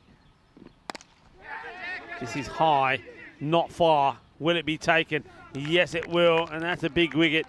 And there's one man that you want to see the back of pretty early if you're looking for a victory. It's Prithaj Dayal. And he wants to be brave, he wants to go big, but he doesn't get it right. So he's going to have to make his way back. And well done to Bhatti. Junaid Bhatti, there's one man who deserves some success today. It is he. And he picks up the wicket of Dayal for 8 of ball number 6. Yeah, very nice reverse cup there by Mohammad Mosid. He's a safe pair of hands, but this is the important wicket, the wicket of Prithaj. They also, they've tried a few things here, the Limassol Qalandars, and they seem to have been pulled off. Interestingly, they haven't bowled Mohammad Mosid. He usually opens the bowling for them, but I think they were a little bit concerned by all the extras he bowled in the previous game, so maybe they're just going to hold him back or bowl him later as this is an interesting field setting for Vimal Kanduri. They know how strong he is behind square, so there's a deep fine leg. Deep fine leg was a little too fine for my liking, and then a very fine deep third man too. This one struck hard, and this is an excellent bit of fielding. Terrific stuff. You have to commend these Limassol Qalandars. They've gone 0-3 so far today, but they're still diving around trying to prevent boundaries. Great stop. Really is superbly well done. There's the fielder diving to his left, Mohammad Shahid, just after bowling, makes a tremendous stop. That's what it's all about. It's about standards. Hello to everybody on the chat and wherever you're tuning in from around the world, as this one is a big swing and a miss. And I know there's people in all sorts of different time zones. And to some people it's good morning, to others it's good afternoon, and to a few it's probably good evening and good night as well, because we are running late here today because we are bringing you 6 matches. But not just today, tomorrow is the same. But this is a huge match for the team in the field. Qalandars really do need to win this one.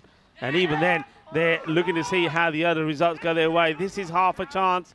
And it's hit hard, but not able, the fielder, to take the catch. And that's Waleed that puts it down. And what a big moment that could be. Lightning struck twice. We saw Ahmed Waleed put down Sagwan when he was on 0 in the previous game. And this time he does it when Sagwan is on 1. Ahmed Waleed, boy, he's having a terrible time out there trying to catch that ball. Not a good delivery and good calling from Sagwan to get back and strike. Now, I wonder if here, with Dayal gone early, whether that will inspire somebody like Gaurav Sagwan to get back into form. He's got his captain out there with him as well, who certainly will be encouraging him. This one struck cleanly by Gaurav Sagwan, and that's what happens when you give a batsman with his quality another opportunity. Junaid Bhatti probably a little bit frustrated, over pitches this one, and it takes one hop and it goes over the boundary rope. So it's a similar story to the first game. We see Gaurav Sagwan dropped once again off the bowling of Junaid Bhatti by Ahmed Waleed, and Amdocs off to a fairly solid start. Yeah, 16 for 1 at the end of 2 overs. Delightful shot, isn't it? It just hits through the ball, hits it on the up, and nice shot there off the ground. And also the beautiful weather that we've had today, nowhere near as windy as it was yesterday. In fact, it was a very pleasant day indeed. And more of the same for tomorrow. Thank you very much. If you can put the order in.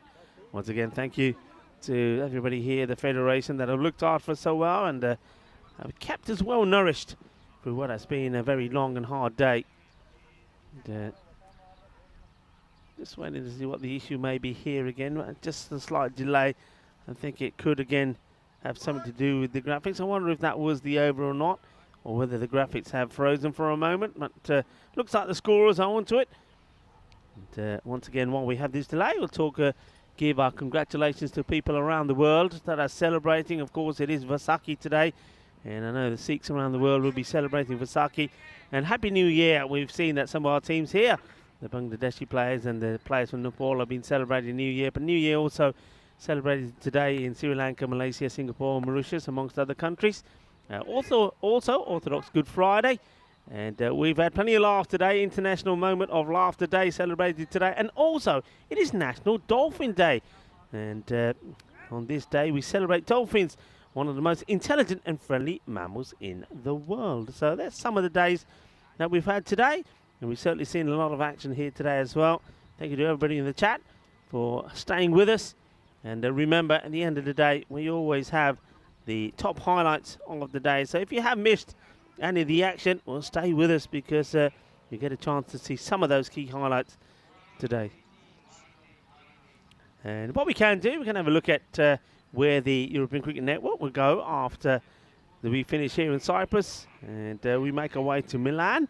And during Milan, there's also that T20I series happening in Gibraltar. From Milan, we make our way to Austria as we look like we're getting back for the action to start again here at the Ipsona Cricket Ground in Limassol. This one's just struck back by Vimal Kanduri, and that's Numan Munir there at mid-off. We know he's carrying a bit of an injury, so he might struggle to run. So this is interesting. They've not bowled Mohammad Mohsin in this power play. He's usually the first one to get the new ball, but I think the captain's just doubting him a little bit after some of those extras. Yeah, this one just tucked away by Vimal Kanduri. So we saw M-Docs bat very fluently in the previous win against the Limassol Qalandars. They had a chance to show some of their batting depth as well, so that will certainly fill them with confidence knowing that the likes of Vinod Savant and Thane are still present who can smack the ball around. And this is very well struck by Sagwan. Unfortunately, I think that's just taken a bounce 2 inches in front of the boundary rope, and that's going to just be a 4 for Gaurav Sagwan. Doesn't quite go all the way. Yeah, this is just like a straight bat pull, isn't it? And, or maybe because he knows that Pritaj Diol is not there, that Gaurav Sagwan may go back to scoring big runs. He's got the double figures, but he's been here before many a time. But he just loses his shape sometimes, and he's skies one up and gets caught. Let's see if he can go a bit better here. Like I said, I think he'll do well as long as his captain's there, keeps talking to him. The captain, of course, will want him to find his form again. Okay, this is another opportunity, it has to be said, and this time it's Patel. I mean, they've gone with this attacking field option to put in Prashant Patel into this short cover position, and that's exactly why he's there. He's there to take these sort of tough opportunities. And granted, that was really difficult. I think he's done well to get his hand to it. But Sagwan, he's been very fortunate. The number of chances he's got so far this game. And Vimal Kanduri going for a very, very unorthodox shot there. I think that was a little too unnecessary. I can't believe half of the players out there are appealing for this as LBW. What is it hitting, folks? What is it hitting? What are you watching? Well, I tell you what, all he could have done there is Kanduri is actually patted it back onto his own stumps. Yeah, he gets down on one knee there, Sagwan, trying to smack it over that cover boundary, just like he did when he struck his first 4 of the innings. And that will bring this over to an end. So it's a 24 for 1 for M-Docs. They're going along at 8. It's fairly quiet. The Qalandars have done a better job of keeping the run rate low so far this power play. Yeah, it's been a decent power play, isn't it? And I think a lot of it is to do with they've got the early wicket of Pritaj Diol, but they've dropped Sagwan twice now. And if you ever need to get a batter or help get a batter back in form, that's the way to do it. As you can tell, it's match number 6 of the day. The voice box is starting to get a bit funny. I just got to put a new battery in. I'll be back in a moment. So we see Navi Doctor. This one's struck down the ground by Vimal Kanduri, and this one will clear the boundary rope. It's a 6 for the M-Docs skipper, and he's done extremely well here. We've seen M-Docs, they've not been reluctant to use their feet and come down the ground and slap some of these slower Qalandar bowlers down the ground, and that was effective use of the feet by Kanduri. He read that one incredibly well. This time he just hangs back a little bit and he strikes it down to long on again, so he follows up a 6 with a single. Very smart cricket. Hello to Steve Cook. I'm back. I'm recharged. Steve, a lot of things I can do, but I can't do that. South Yorkshire. What's South Yorkshire? I used to love going to Yorkshire. Many cricket tours in Yorkshire. Normally North Yorkshire near the... this one gets played away. Near sort of Helmsley, Huttonley Hold, that sort of way. Some lovely parts of Yorkshire. Love it up there, by the way, can I just say. And Skipton. Played up Skipton and Abingdon. Is that Yorkshire? So really good tours in Yorkshire during my time. A lovely part of the world when it's not raining, of course. And you know all about that. So Akhtar, who we were wondering why he didn't bowl the death overs in the previous game, and now he fires in a beautiful Yorker. That's a good ball by Navid Akhtar. He is brought in here, but he's been a little bit expensive to start off. Yeah, been a bit has-been, but he's certainly, though, he's a bowler that can make things happen for you. And if you've got him in your side, you've got to give him a chance. You've got to give him a bowl. And that's why, because he picks up wickets, and they didn't use him at all in the last match. Yeah, that was very surprising. And Gaurav Sagwan not able to take advantage of all these opportunities that have been provided to him. He's been dropped a total of 3 times so far by the Limassol Qalandars across these 2 games he's played. And yet again, he lets another opportunity go missing. And the Qalandars starting off this must-win match for them very well. That's well taken by Varun Malhotra. And good bowling by Navid. That's exactly where he needs to be, stump to stump. He's going to be very hard for M-Docs to play if he keeps pitching it on that line and length. Yeah, nicely done. And that's why we were surprised they didn't bowl in the last one. He can get the ball in the right areas. And Steve Cook is having a little bit of a chat with Maya Patel as well. And Nick Devonshire is in the chat as well. So a lot of activity in the chat. And remember, folks, remember to like, subscribe, tell your friends, tell your family. The more the merrier. We're a growing cricketing community. And love to have your input. And new people on here as well. It's Akhtar finishes over with a beauty. So he goes for 11, but he does pick up the wicket. And that's 2 big batters. The 2 openers are back already. Let's see how things go here as Kumir Palipu comes in here and he misses out on that one. He'll be behind the stumps in this one. Yeah, that's from what we've been told, and that might just be because, as you stated during our match break, that maybe Preethi Steele is just tired after having kept wicket for so long. As we take a look at this graph, it's going fairly steady for M-Docs. They're probably a little slower than they would like, but the bigger concern is that they've lost both their openers, who are normally very important to their chances of posting a big total. Mohsin now will come into the attack. The score on 35 for 2 after 4. A lot of talk, and it's almost like they're getting under each other's skin here, aren't they, the Qalandars? They've had a tough time, of course, so you can understand there's been a bit of frustration. They've had a long day today. Give them credit for that. Played 1 match earlier, now had to finish today 3 on the spin. And they're still standing. So hats off to them for their commitment and their energy.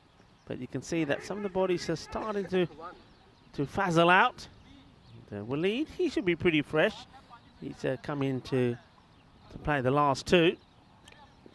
I mean, you've often mentioned that the captain fails to influence the game when he's standing out at the boundary, and Sohail Ahmed is out there all by himself, I believe, at cow corner. So a lot of the field setting is being done by Numan Munir, who is currently in mid-off.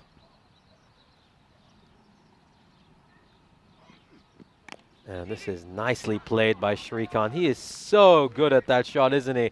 He always just rocks back, uses the pace of the bowler, and I think he's going to really enjoy playing Mohsin, but they've got to plug that gap, the Qalandars. We've seen Shrikant hit plenty of boundaries throughout this series through that region. Yeah, he's just a nice stroke play. He doesn't have to try and hit the ball too hard. He's beautifully placed, and it just guides it down. I mean, Mohsin has got a fair bit of pace behind him, so this is just use the pace against him. 4 runs.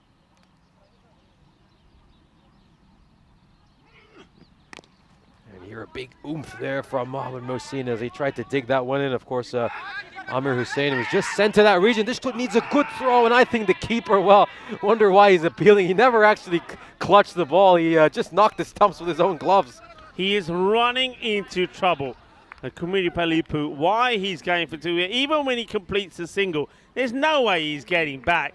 But just watch this. This is a real clanger, an absolute clanger. He doesn't have the ball. But then he actually goes on to appeal as well. You see the ball escaping between his legs. The bail's come off. How is that, he says? Not out. It's the answer. knocking the stumps down with his own, and he just doesn't pay heed to what Vimal Kanduri is saying. It's a very clear call to tell him to stay right where he is, but Shrikant just wasn't listening. And he, once again, you can see what he's trying to do. He's looking to hit square of the wicket on the offside, but he was beaten for pace there by Mohsin. Yeah, Kamidi Palupu this time around just trying to get a bit more power in the shot because he knows there's a couple of bodies now patrolling that part of the ground. But I think he's better playing it late like he did last time. I wonder if Mohsin will give him another one outside the off, or he'll try and go for the pegs. Well, he goes for the pegs, gets it a little bit wrong, but it gets clipped away. It doesn't go as fine as he would have liked to, the batter, but he'll take another single.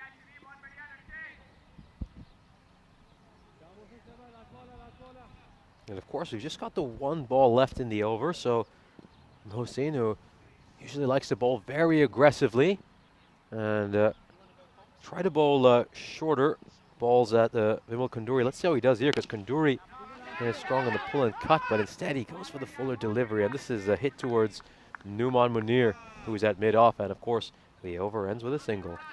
Yeah, end of the over. And look, it's been a long day. And, well, we've loved the action here. We love the extra match. I know a lot of other people around the globe have as well. I hope you have done at home as well. We certainly enjoyed your company. Hope you've enjoyed the cricket. I know some people around about this time need to knock off. They've got things to do, maybe go to work, maybe go to bed. So if you're leaving us before the end, well, we're going to say good night to you now. But remember, if you don't have to, stick around. Got a great match on here, and then afterwards we'll have all the highlights of the day. But great to have your company, and thank you for your support with the European Cricket Network. This one's just worked away by Kanduri towards Ahmed Walid, who's been a very busy man. And this is a misfield, and they're going to run on that misfield. But once again, the keeper not quite able to get it. But Walid's throw wasn't the best either. He hit it hard into the turf. And that was always going to be tough for the keeper to collect. But you can see Shrikant's a bit overeager to get the second run. Well, they're trying to kebab each other, aren't they, these two? And, well, you know it. You can see it happening. There's just no communication between them at all, especially when it comes to running the second. So you've got to communicate a lot better. Yeah, these two right now looking like a run out waiting to happen. The Qalandars just need to put together one good fielding effort, and I think they'll get one of them as Prashant Patel come into bowl. Of course, he's going some very nice tight line and lengths, and that's a terrific throw. I think they will have to be wary of the fielder on a deep forward point, because there's a good chance that his arm will actually find Varun Malhotra.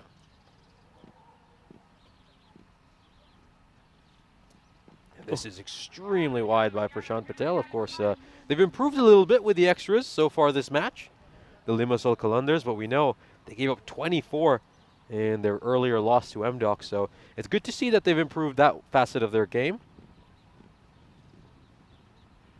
Charges down the wicket, Kanduri. That's an aggressive shot, and it's a terrific bit of fielding at mid-wicket, and that's just going to be a single. Yeah, good work. Let's see, long shadows starting to come across the ground here now, going from right to left as the sun starts to come down in that sort of cow corner mid-wicket area. It's a nice looking shot. He strokes this nicely, handsomely played. Not trying to get too much power in it. So just a little bit of rebuilding happening here, but I just get the feeling that they could get themselves into a little bit of a rut.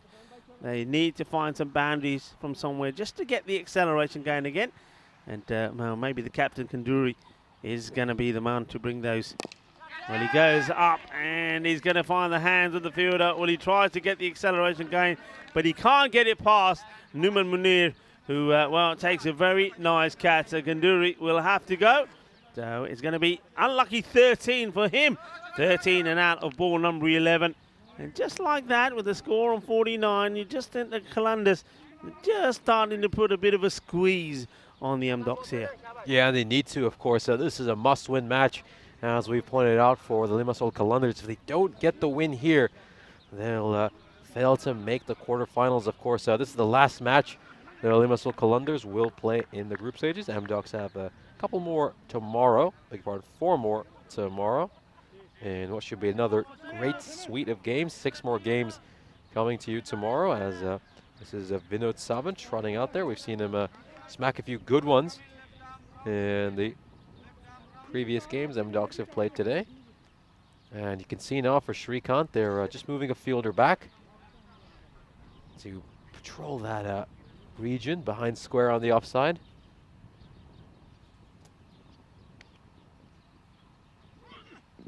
Once again, a big oomph by Mohamed Mohsin, and he beats Shrikant for pace. Yeah, Shrikant just going for a little bit more power in the shots now. I think he needs to just go back to the way we saw him probably around about 8 balls ago, when he's just getting back onto ball, stroking it around. And, you know, if he plays those strokes without trying to hit it too hard, he gets far more value for money. Go back to rotating the strike. Well, plays this one once again a little bit too square. He's just not able to get the body, the whip around the shot, which would send it to the boundary much finer.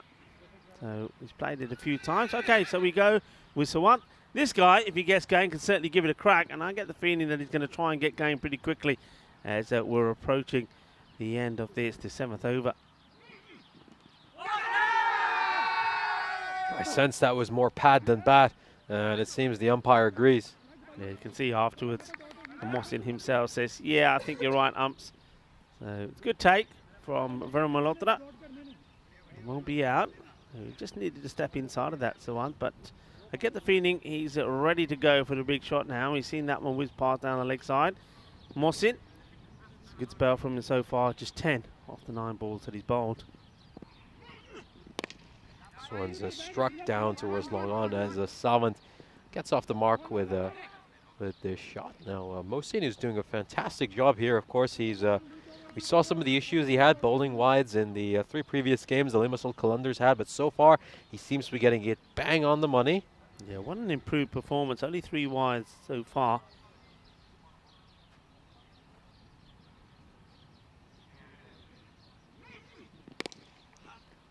This one's just played away by Shrikant. Now towards points, so it's a very quiet over so far. Mohamed Mohsin doing a really good job. He's just bowling economically, getting the right lines and lengths. And for a bowler who has his pace and height and can get all that bounce, this is all he needs to do. Yeah, definitely. Now, the last boundary was in over number 5, the second ball off it. So you can see it's been a while. Since then, it's all been tiki-taka. Well, tiki-taka and then 4 byes. This is not a good one. It's almost like the keeper doesn't see this at all. So it's a full delivery, and he's just a little bit too slow to react. And that's the look of a tired body from Varun Malhotra. He goes all the way to 4 byes. And we get a chance to look at what a big day we're going to have tomorrow. We had 6 today, 6 coming up tomorrow as well. Yeah, these are some exciting matches. Of course, we start off with the Nicosia Tigers against MDocs. We know how thrilling the first match between them was today, and we expect tomorrow's to be just like that. And then MDocs against Everest. Those 2 matches are going to go some way in determining who ends up in 4th place and grabs that final spot to the quarterfinals. And then we get to see the Napa Royal Kings will be fresh off their rest day and will surely be back firing. Yeah, match number 29. That's going to be a classic, isn't it? Nicosia Tigers against the Napa Royal Kings. 2 teams sitting at the top of the table, going head-to-head. And a chance, and almost takes a one-handed wonder catch. Does Varun Malhotra. And, well, now he does a double teapot. It was almost a perfect highlight. Gets a glove there, but it doesn't go right into the middle of it. Just catches a bit of the upper part of it and pops out. Patel has been good. Oh, how this doesn't hit the stumps, I'll never know. A lot of double teapots there at the moment. From the wicketkeeper, now from the bowler. Trying to get another boundary. At the moment, it's just not coming. Yeah, MDocs are really living on a fine edge over here. They've a lot of opportunities going by for the Limassol Qalandars. They've got to start taking some of these. This one's very cleanly hit, and it's going to clear the boundary open. It's going to be a 6. So a beautiful shot by Vinod Savan. He might have survived a few times, but once he middles it, it stays hit. Yeah, well, this is more like it. This is why he's up there. Someone to play these type of shots. And I think if you don't see too many of them coming from Kumirapalipu, he's far better getting out of the way and letting somebody like Kandani come out there, because Dani can do the same. They want an acceleration in here. And this time, he goes for another big one, but it just ends up clonking it onto his foot, but they'll take the single. So finally, that period of balls without a boundary comes to an end. That Maximo So it's Shrikant back on strike. So far, he's gone out a run of ball, so surely going to have to go after this one. They don't have a fielder patrolling behind square, but that's because doesn't quite have the pace, Prashant Patel, for Shrikant to just delicately nudge it down there. Yeah, look at the body work here. Look how far he goes to the leg side. He's taking himself away from the ball, and really, I think a lot of the coaches will say, you've got to really go to it. So he's not going to play that shot if he's moving away. He's got to go to the ball. This time it's on the legs, and he misses out on that as well. I think a few tired bodies out there, and it's being reflected on some of the, well, more the batting this time than the bowling, as the over comes to an end. Is again another tidy spell from Prashant Patel. I've said this before. I think certainly in terms of players for the Calendars, he's been my pick of the players. He's done well with the bat and with the ball. 1 for 14 in that one, and at the end of 8 overs is 65 for 3. Yeah, indeed. Going back to that point, your head's the heaviest part of the body, so your head really needs to be going towards the ball. As Kevin Peterson often says, you need to be trying to kiss the ball. Well, a few batters actually have kissed the ball out here, actually, until we saw a few fielders kissing the ball as well. But maybe they're taking that advice from Kevin Peterson a little bit too close for comfort. Anyway, where can they get to here? 12 balls to go. They would love to get a real bit of acceleration in here now. This time, he just tries to crab Shrikant for room again, and all he can do is work it away for a single. Sawant was slightly interested in the second run, but I think Sawant should just stay there. He's the one who needs to face as many balls as possible from here on out. He's the one who's demonstrated he's got the ability to clear the boundary. Yeah, Kumiri Palupu, 14 or 15. More on that in a moment. So, this is another one that sort of hit the top of the bat. Yeah, if I'm the captain here now, I'm probably saying, right, you got this ball, Sunshine. You hit it to the boundary, otherwise you come in. And I'm going to send Kanandane out there just to see if I can get the acceleration. Plenty of wickets in hand.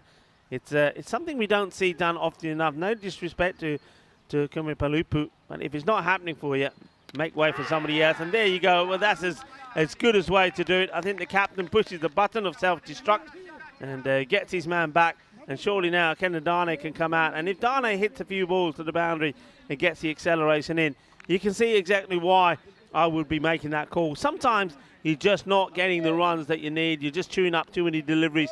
You're putting extra pressure on yourself. And one thing I like here about the batter, Shrikant, at least he tries to have a go. He knows himself, look, if he can't get hold of them, he might as well get out of the way, and that's what he's going to do. Yeah, that's certainly what Shrikant needed to do. But of course, Junaid Bhatti is such a solid death overs bowler simply because he just bowls wicket to wicket, good line and length. And it's a simple case that if you hit out or you get out. And certainly for Shrikant, he got out of there. And looks like we'll see Ketan Dane here. Of course, I've already seen him slog a few sixes against the Limassol Qalandars. He's got 9 balls left in this innings. And this time it's a poor delivery by Junaid Bhatti. That's very unlike him. And all Ketan Dane has to do is just dab that one down towards fine leg. Some free runs for him. Yeah, but that's the point I'm making, and that's why I think sometimes captains, you got to be cruel to be kind to your team to try and get the runs on the board, try to be a little bit more productive with the score rate. And sometimes you've got to pull batters off, and if a batter's having a bit of a mare, if you go and get a run of ball, and you can see that he was out there a long time, wasn't he? Was our friend Kumiri Palupu, so you just got to really pull him back sometimes. But that one's given us leg buys. Well, this one is not off the leg, it's off the middle, and the fielder, Prashant Patel, does well. They're taking him on, he's going to be run out. That is a disastrous bit of running. You just knew there was going to be a comedy of run-outs here. And these two don't want to be running each other out. Both of them are quite explosive. I'm not sure what the calling here is. This is just terrible, terrible cricket. It really is. I mean, look, you've got two men that can really clunk the ball, and then, look, they do a little dance in the middle, and it's as easy as that. And then the non-striker, I think he hit himself on the helmet. That's been at one.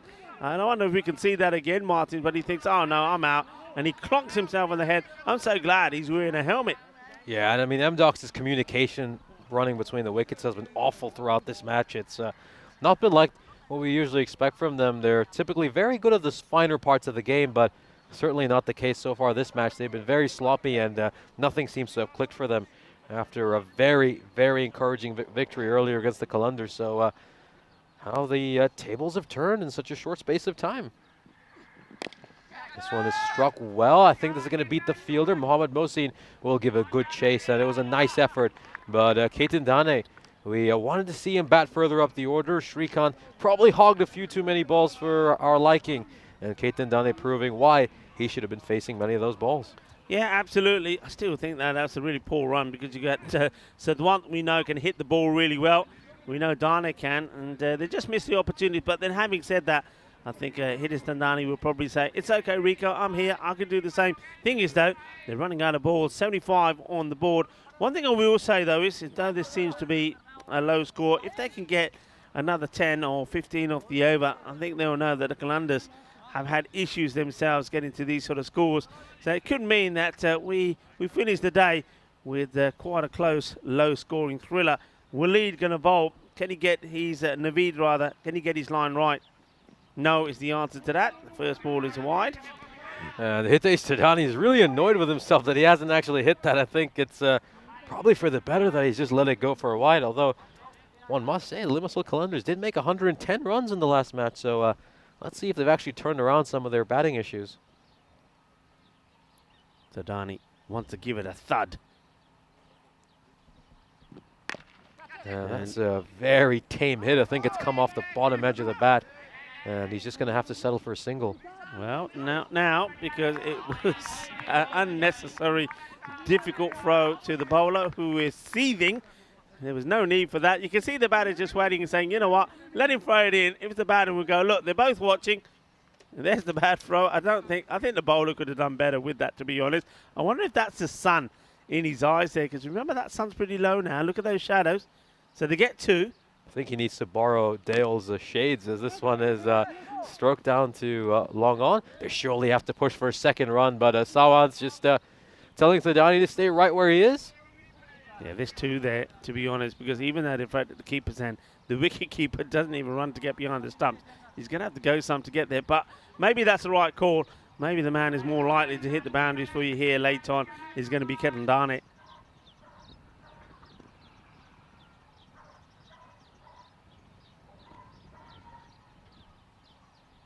Well, stutter step by Akhtar.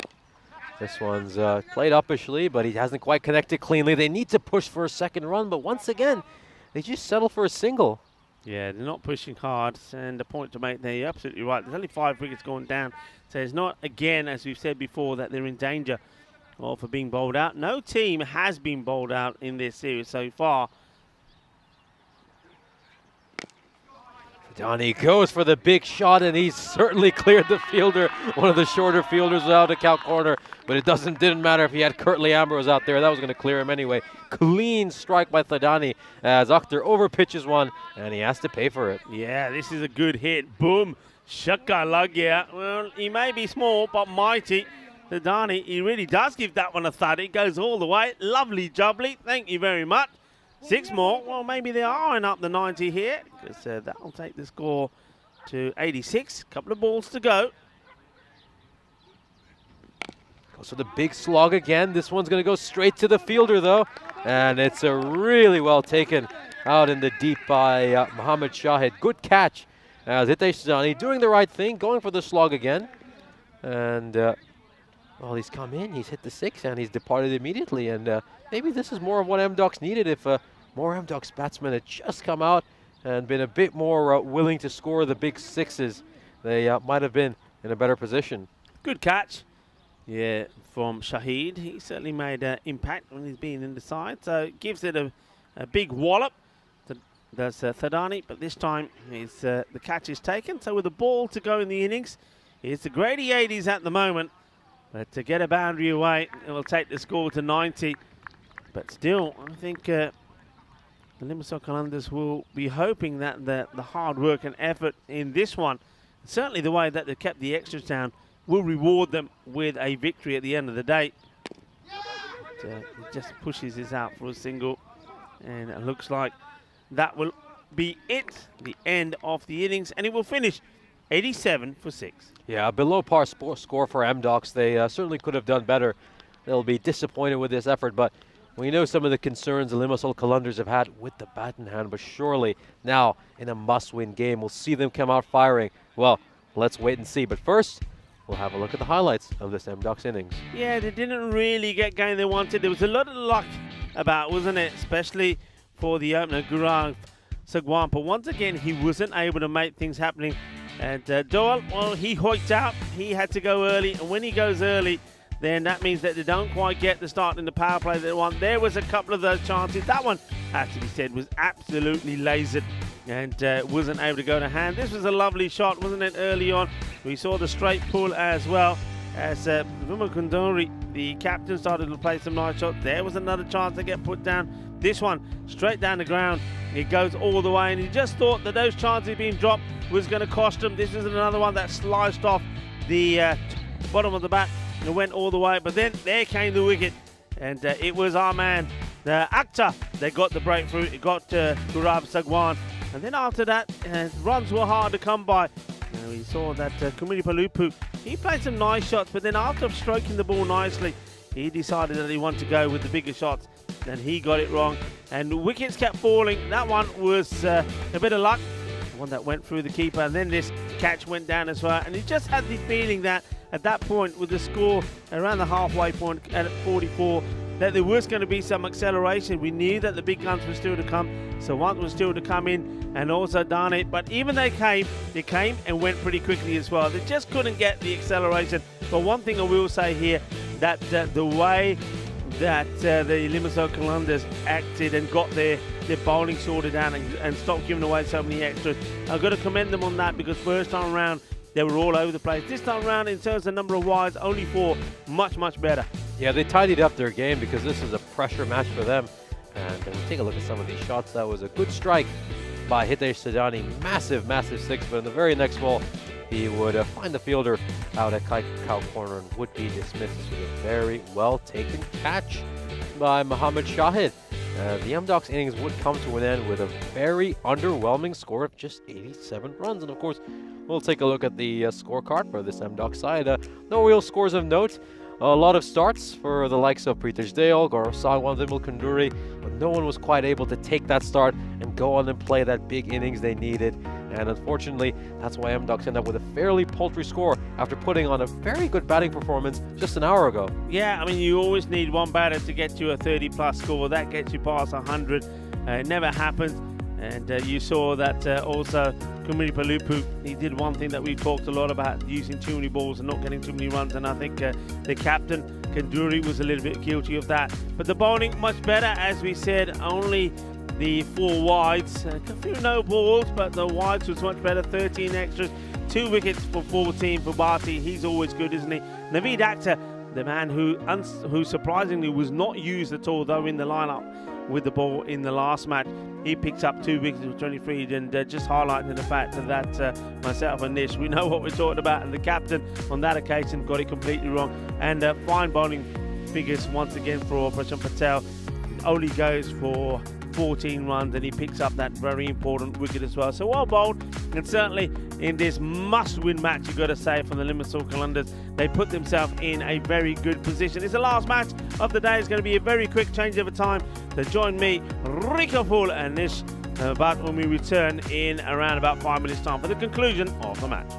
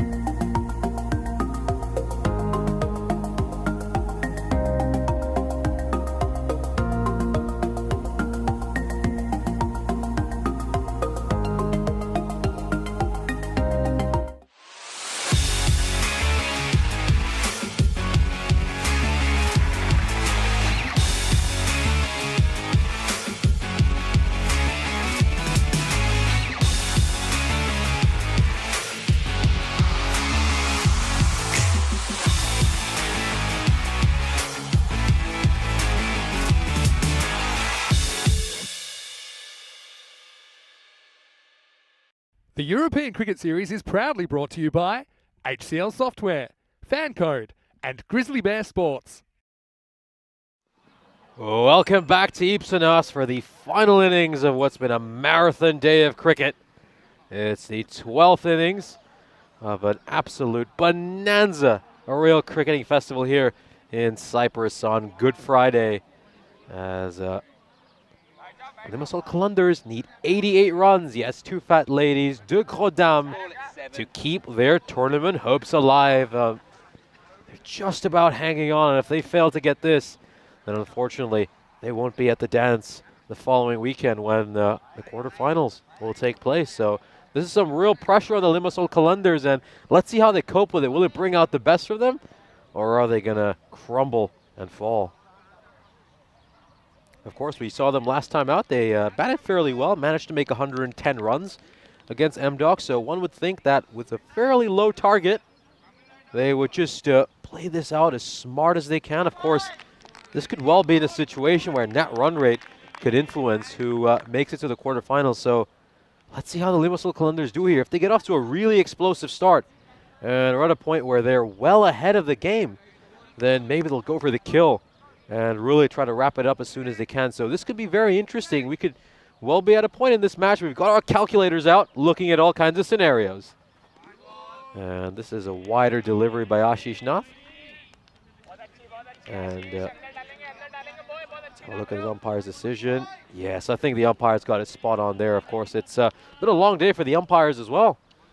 And so far, they've been so good with all their decisions. Umpire Kumara is joined by umpire Ahmad Ahmed.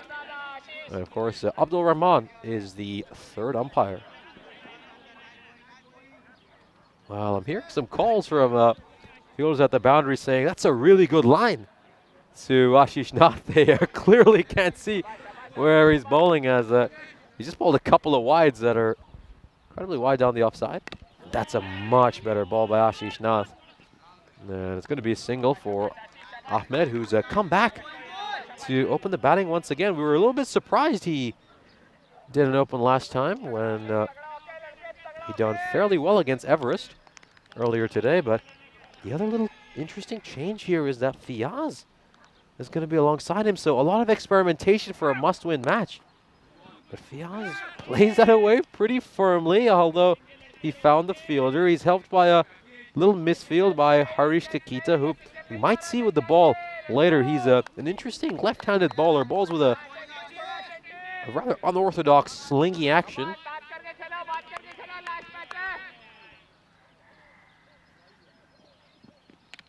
Oh, that is a fantastic delivery by Ashish Nath. He's absolutely bamboozled Ahmed, and yeah, that's a well-deserved celebration. He points out that he's the #1 bowler, and this is good stuff as he's castled Sohail Ahmed, who looked in good touch against Everest, but that seems to have departed.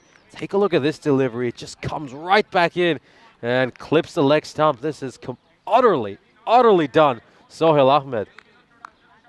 And of course, this is a good opportunity to introduce Rico Full into the commentary box. Good time to come back. And yeah, I'm #1, he says, as Ashish Nath shows us once again, or proves to me once again, that when he pitches the ball up, he's a very dangerous guy.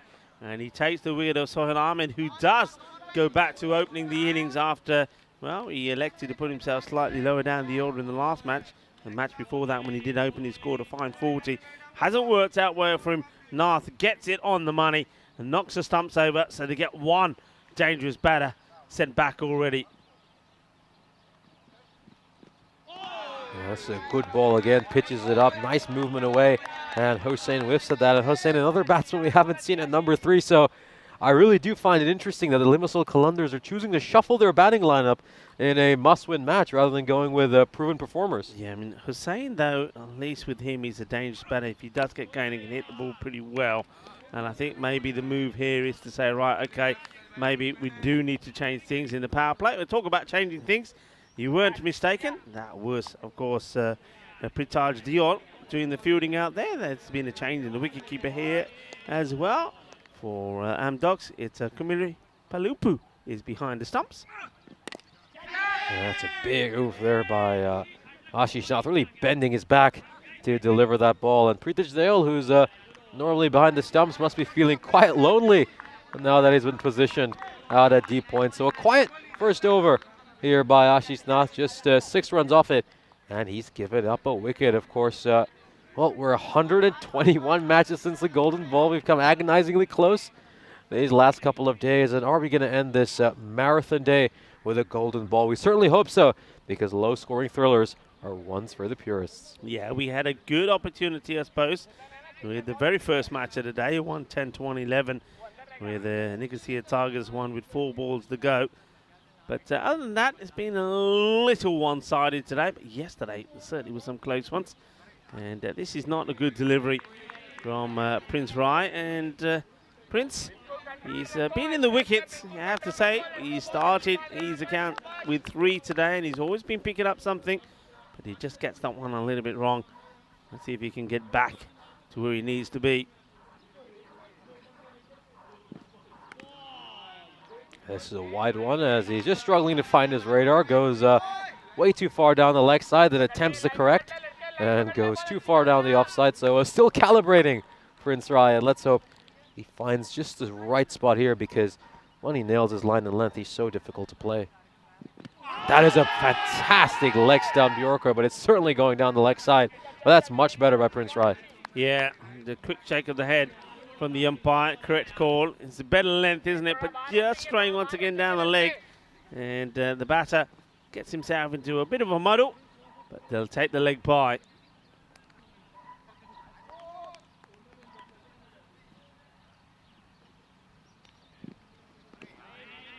And once again, really wide. So Prince Rai having a few issues just getting his line and length right here. And of course, they can't afford to bowl this many extras, M-Docs. They just don't have enough runs to play with. Yeah, exactly. They seem to be doing and what the Kalandars stopped doing in this match, and that's bowling too many wides. Oh, that is terrific stuff. What a peach of a delivery by Prince Rai. When he can just pitch it up, get that ball to move, he is so difficult to play. And the good thing about him is he can move it both ways. Still think this is the best kit that we've seen. Loving these shirts of M-Docs. Loving the detail on them, but this one, he's just getting too much swing. And you see, that's called again. What you've got to do when you're getting so much swing, it's easier said than done, I suppose, but he's got to be saying, right, I've got to get this pitching on middle, and then it's going to move away viciously. That's got to be the line. Extras are hurting at the moment. You haven't got too many runs to play with. This is better. Slightly over pitches it, but not too many issues. As Pitaj, and that's the fielding there on the boundary. And of course, great point made by Mayur Patel. M-Docs have already bowled more wide deliveries than the Kalandars did in their entire innings.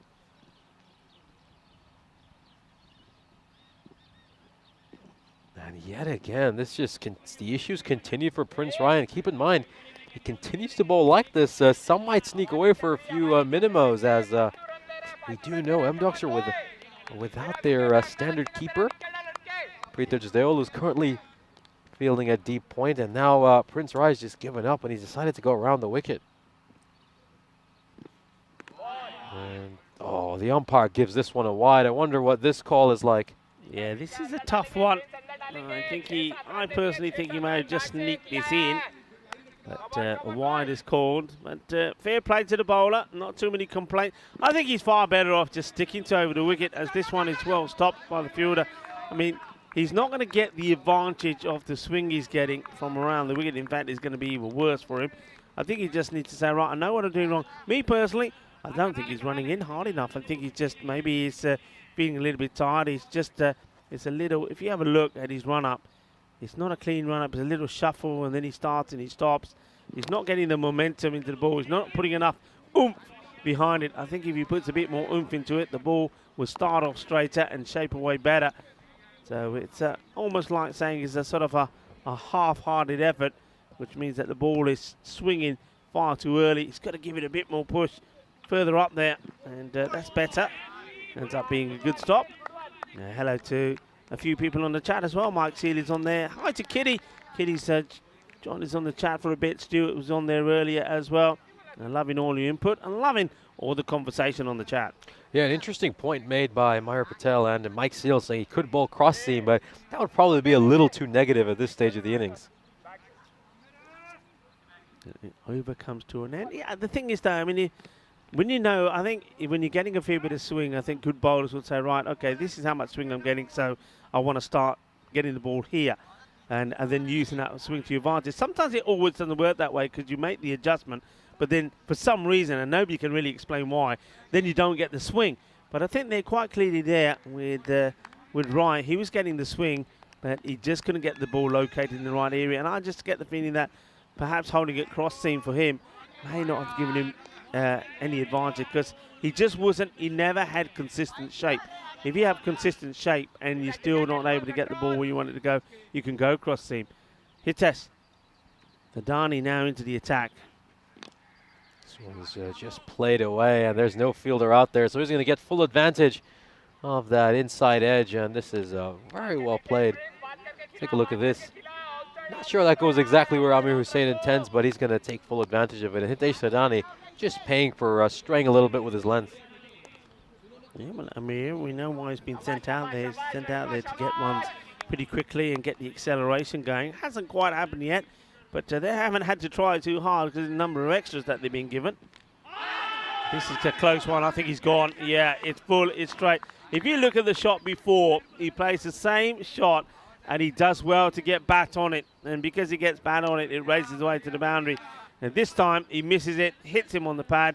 I think the batter's trying to suggest it hits the bat, but he's been given, there's no point talking about it. You got to go. The umpire's giving you the decision. And there's no point hanging around. Just watch this. There's any bat there. I certainly can't see anything. And as the finger goes up, you see he's trying to then say, there's bat. And I think the umpire's saying, look, what are you waiting for? Get on with it. And I think Stefan Gooch is going to have a bit of a word with the batter. He can't be hanging around. And Amir Hussain is still protesting. And no point protesting. You've got to get on with it. That's not the way we play the game.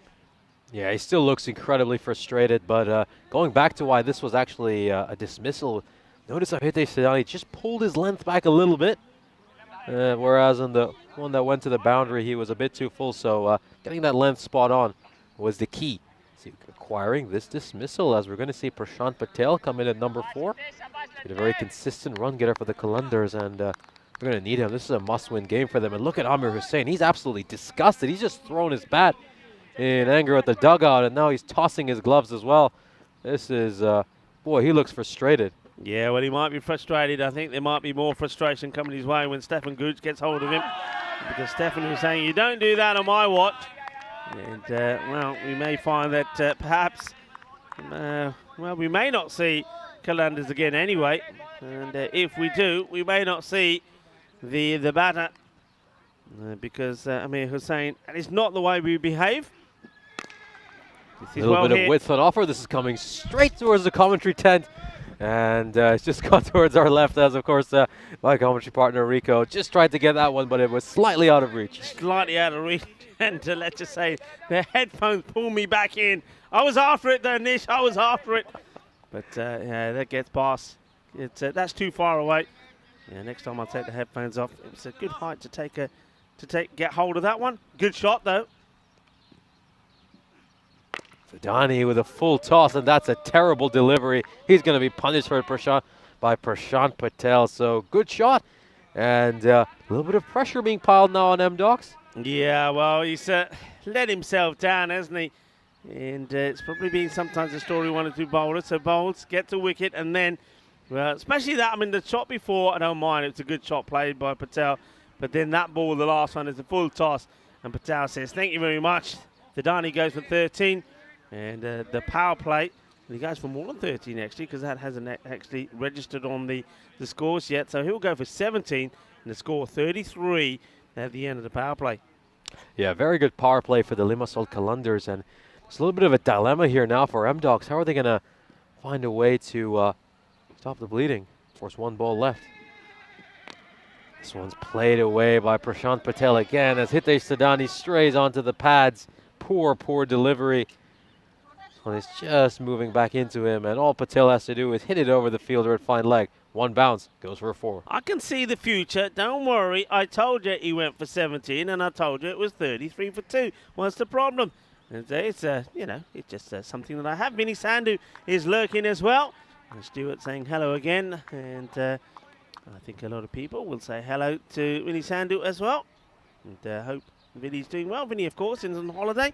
Enjoy your time off, and nice to see that he's finding the time to say hello to everybody on the chat as well. So 33 for 2. And who are they going to go with here now? They need a wicket, need one quickly.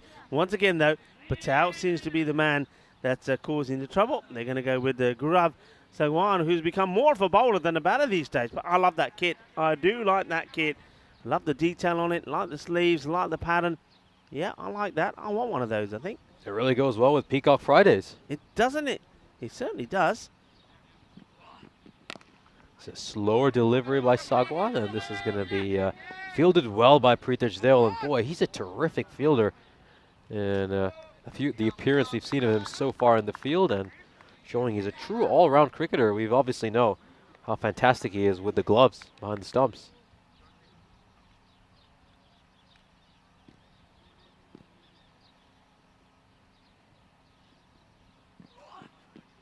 Once again, take some pace off it. Gaurav Sagwan. This is going to go to Vinod Savant, and that was a little more challenging than it looked.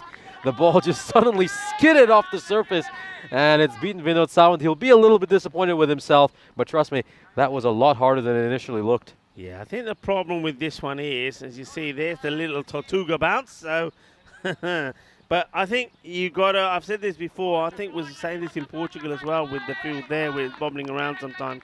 You're far better off attacking the ball than letting that ball attack you. If you're waiting for it, well, it's going to pull up a bit of a surprise for you. Valuable 4 runs. It's a much better length, and Patel just tries to poke at it. It wasn't really a proper cricketing shot. He just kind of reached out and used to do a little bit better than that. Did a good job to ground his bat. Yeah, he had to make sure he got his bat down there, didn't he? As Gaurav Sagwan. 5 of the over so far. He'd be disappointed that the ball went to the boundary. This is nicely played off the bat by Prashant Patel. It's going to be a little bit of a chase here for Kakita, but he's going to get to it on time. And it's the left arm throw back to Shrikant, who is deputizing for Pritesh Dale. Good decision made by Fiaz not to take the second, because I don't think it would have made it. Late in the day here now, in local time, coming up to 20 to 7. So a long day, late day. The sun has all but gone. Chance for a catch, and it's been well taken, beautifully done. Well, it makes no difference, he says. I don't need the gloves to catch a ball. As Pritesh Dale takes the catch and goes chak de fatte, and well, that's a nice Vasaki celebration as well from Pritesh. It is, of course, Vasaki. And I know a lot of Sikhs around the world will be celebrating. Well, give that man a laddu, because it's a good catch. Yeah, this is terrific catch. Look at this. He tracks the ball really well, gets down low, and this is just proper cricketing technique. As we've said, Pritesh Dale is just a complete cricketer. There's nothing he isn't good at. And as he said, there's a celebration. Well done to Pritesh Dale. As M-Docs pick up another wicket. They're getting wickets at regular intervals, but the Limassol Qalandars, to their credit, have not let that run rate drop whatsoever. Yeah, they haven't done. Chak de fatte celebration. I do like that. As a Fiaz, well, he was sent up the order to maybe give them a good start, but he's chewed up a few deliveries. A 7 ball he's took to get to 4 before he departs.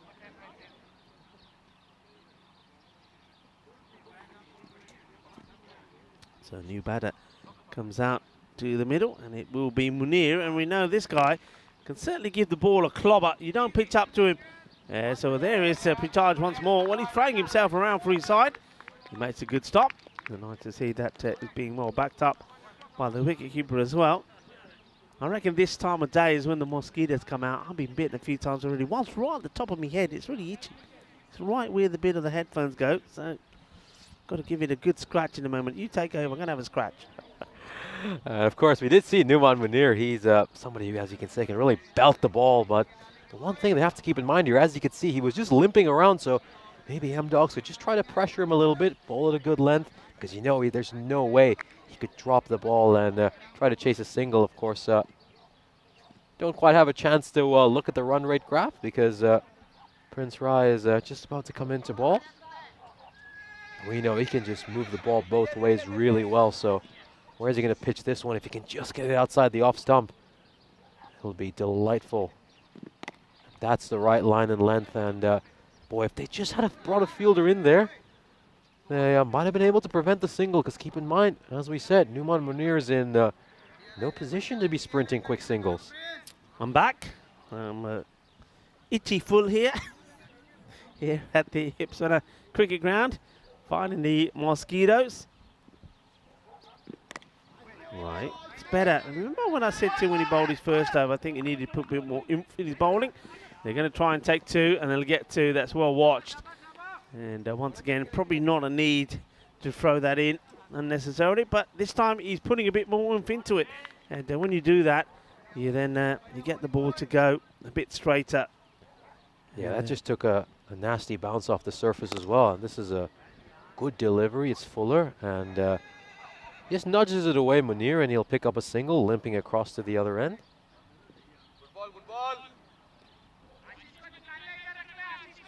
Of course, as required is rather low. It's just above 8, so M-Dogs might have to try to experiment a little bit here with the field.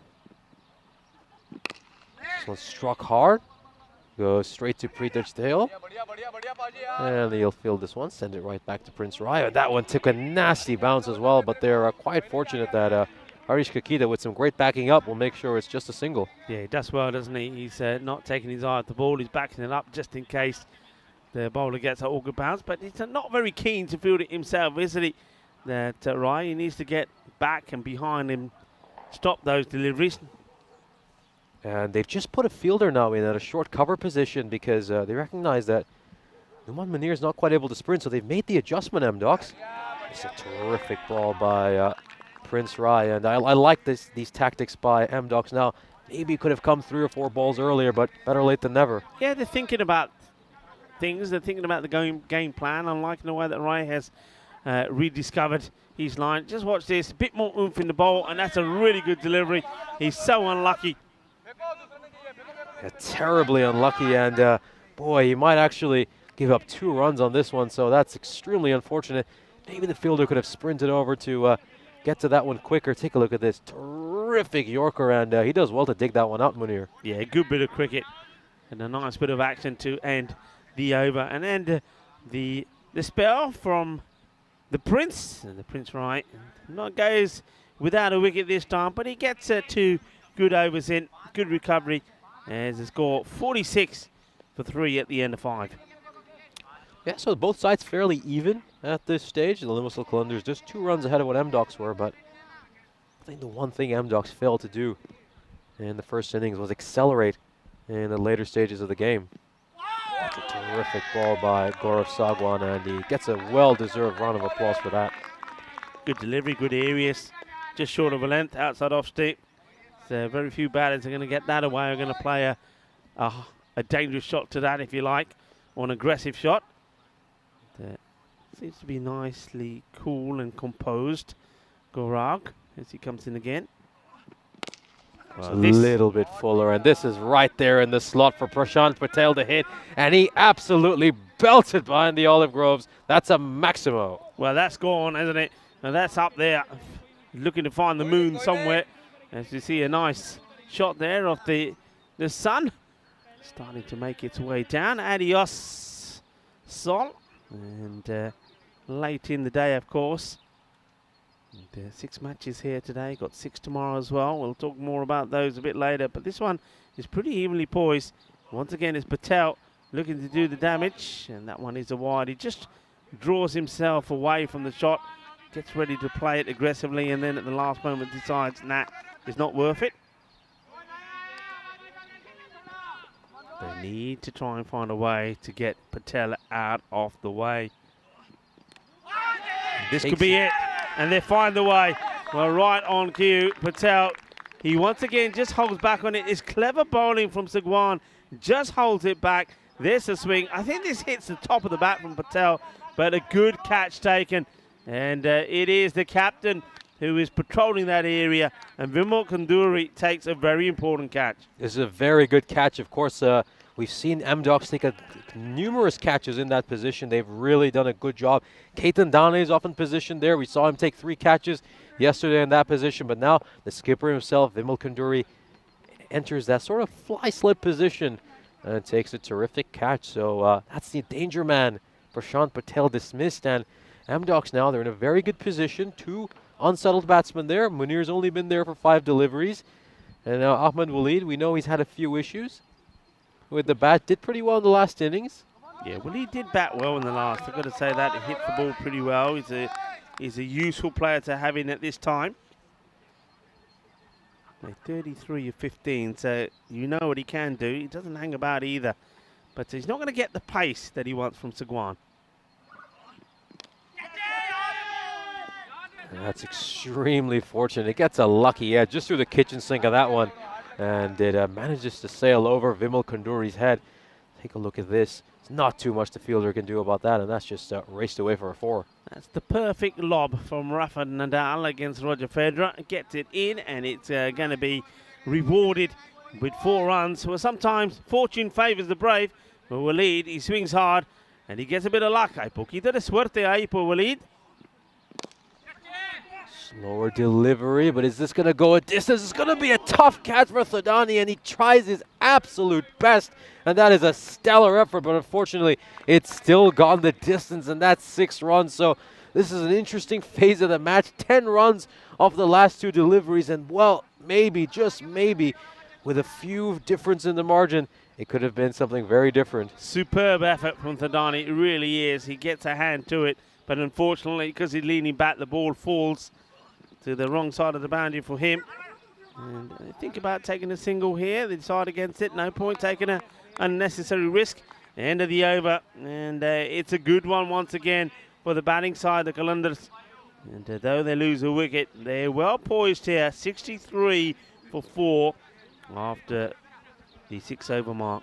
Yeah, they just need to go out and run a ball from here on out as we take a look at that scorecard. Of course, not quite the opening stand the Limassol Qalandars would have wanted. Just 12 runs in the top order, but then Prashant Patel, as he so often does, came in, settled things down, and now he's put the Limassol Qalandars in a very healthy position to get this must-win victory.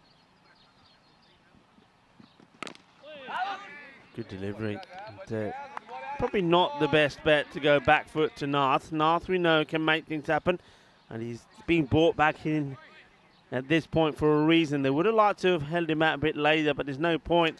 You've got to make things happen here now, because that run of ball, you need to take a few wickets quickly to get you back in the match.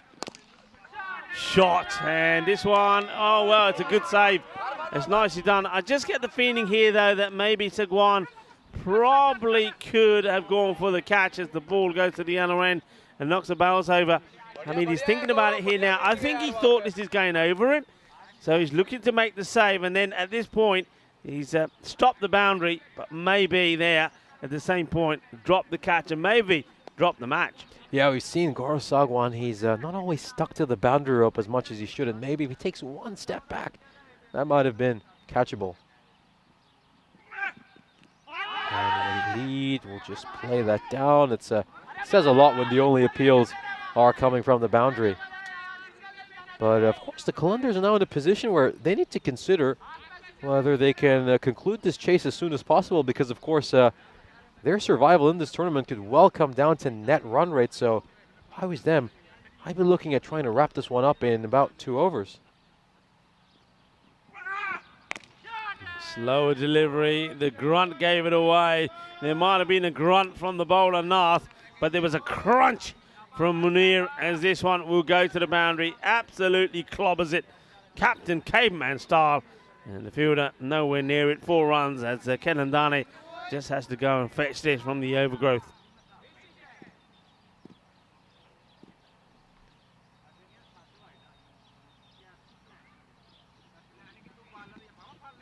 Yeah, this is a wider delivery, and Ashish Nath is absolutely bemused by that decision.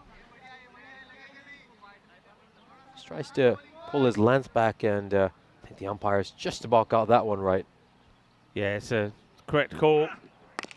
This one has been mullered, going, gone. 6 runs, bolle. And just like that, he's muscling his team to a victory. And Munir, well, he hits this one off the back foot.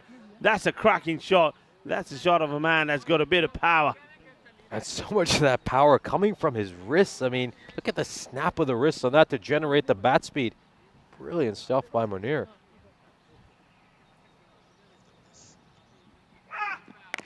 This one's knocked away by Munir. It's going to find the fielder out at deep mid-wicket. And now the Limassol Qalandars in a really healthy position, needing just 11 runs off the last 3 overs. So they're certainly in a position where they could look to conclude this game with 2 overs left. And of course, not only would they improve their own net run rate, but they'd also seriously damage the net run rate of who are probably their closest contenders to get that 4th spot. Of course, we take a look at the matches tomorrow. We'll once again have that big rivalry game between the Nicosia Tigers and M-Docs. The opening match today between them was really thrilling. And then M-Docs against Everest. Those are going to be 2 crucial matchups as well. As, of course, these 3 sides, M-Docs, Everest, and the Qalandars, they're the ones that are going to be battling it out for the final 2 spots to go to the quarterfinals. Yeah, M-Docs, look, no easy game there. They got the Tigers, they got the Everest. They got the Everest twice, and then they finished with Napa Royal Kings. So that's why this match really could determine how things go. And you make a very valid point. Win this quickly, really try and do some good for your net run rate as well. That will be the plan. Well, big swing, a nice take in the mid from Kalimir Palupu. He's done well behind there. It's not been a bad switch because I think Pritaj Dole has done pretty well out in the field as well. But it's a match that you really wanted to win to make your route into, well, possible route into next Saturday's quarterfinals. An easier one, but they've got 4 very tough matches tomorrow. And it's not easy, as we've seen already, for teams to play for. Limassol Qalandars, well done to them. I think it's been a fantastic effort from them. It's not easy what they've had to do here today. Not just playing the 4, but having to play 3 on the spin. That's a mammoth effort from them. Yeah, this you really have to credit their fitness levels as well. 4th game today. It's been a long day for them. And there's this 2nd run is on over here. Numan Munir, you really have to credit him. He's got so much heart. He's out there limping for every single run, but he's still giving it his all. He's certainly one of these stallions in this Qalandar team who we've all got to give a round of applause to. Yeah, big time. So Waleed has come out there, and we expected him to play his shots. Munir doing the same. Kakita trying to take the match probably deep as he can. Slashed up, bounced a couple of times. Well fielded by Gaurav Sagwan. And I just wonder if he was able to take that catch, what a difference it, or any difference it would have made. So they're almost there now. You can see that they can level the score with 1 big hit.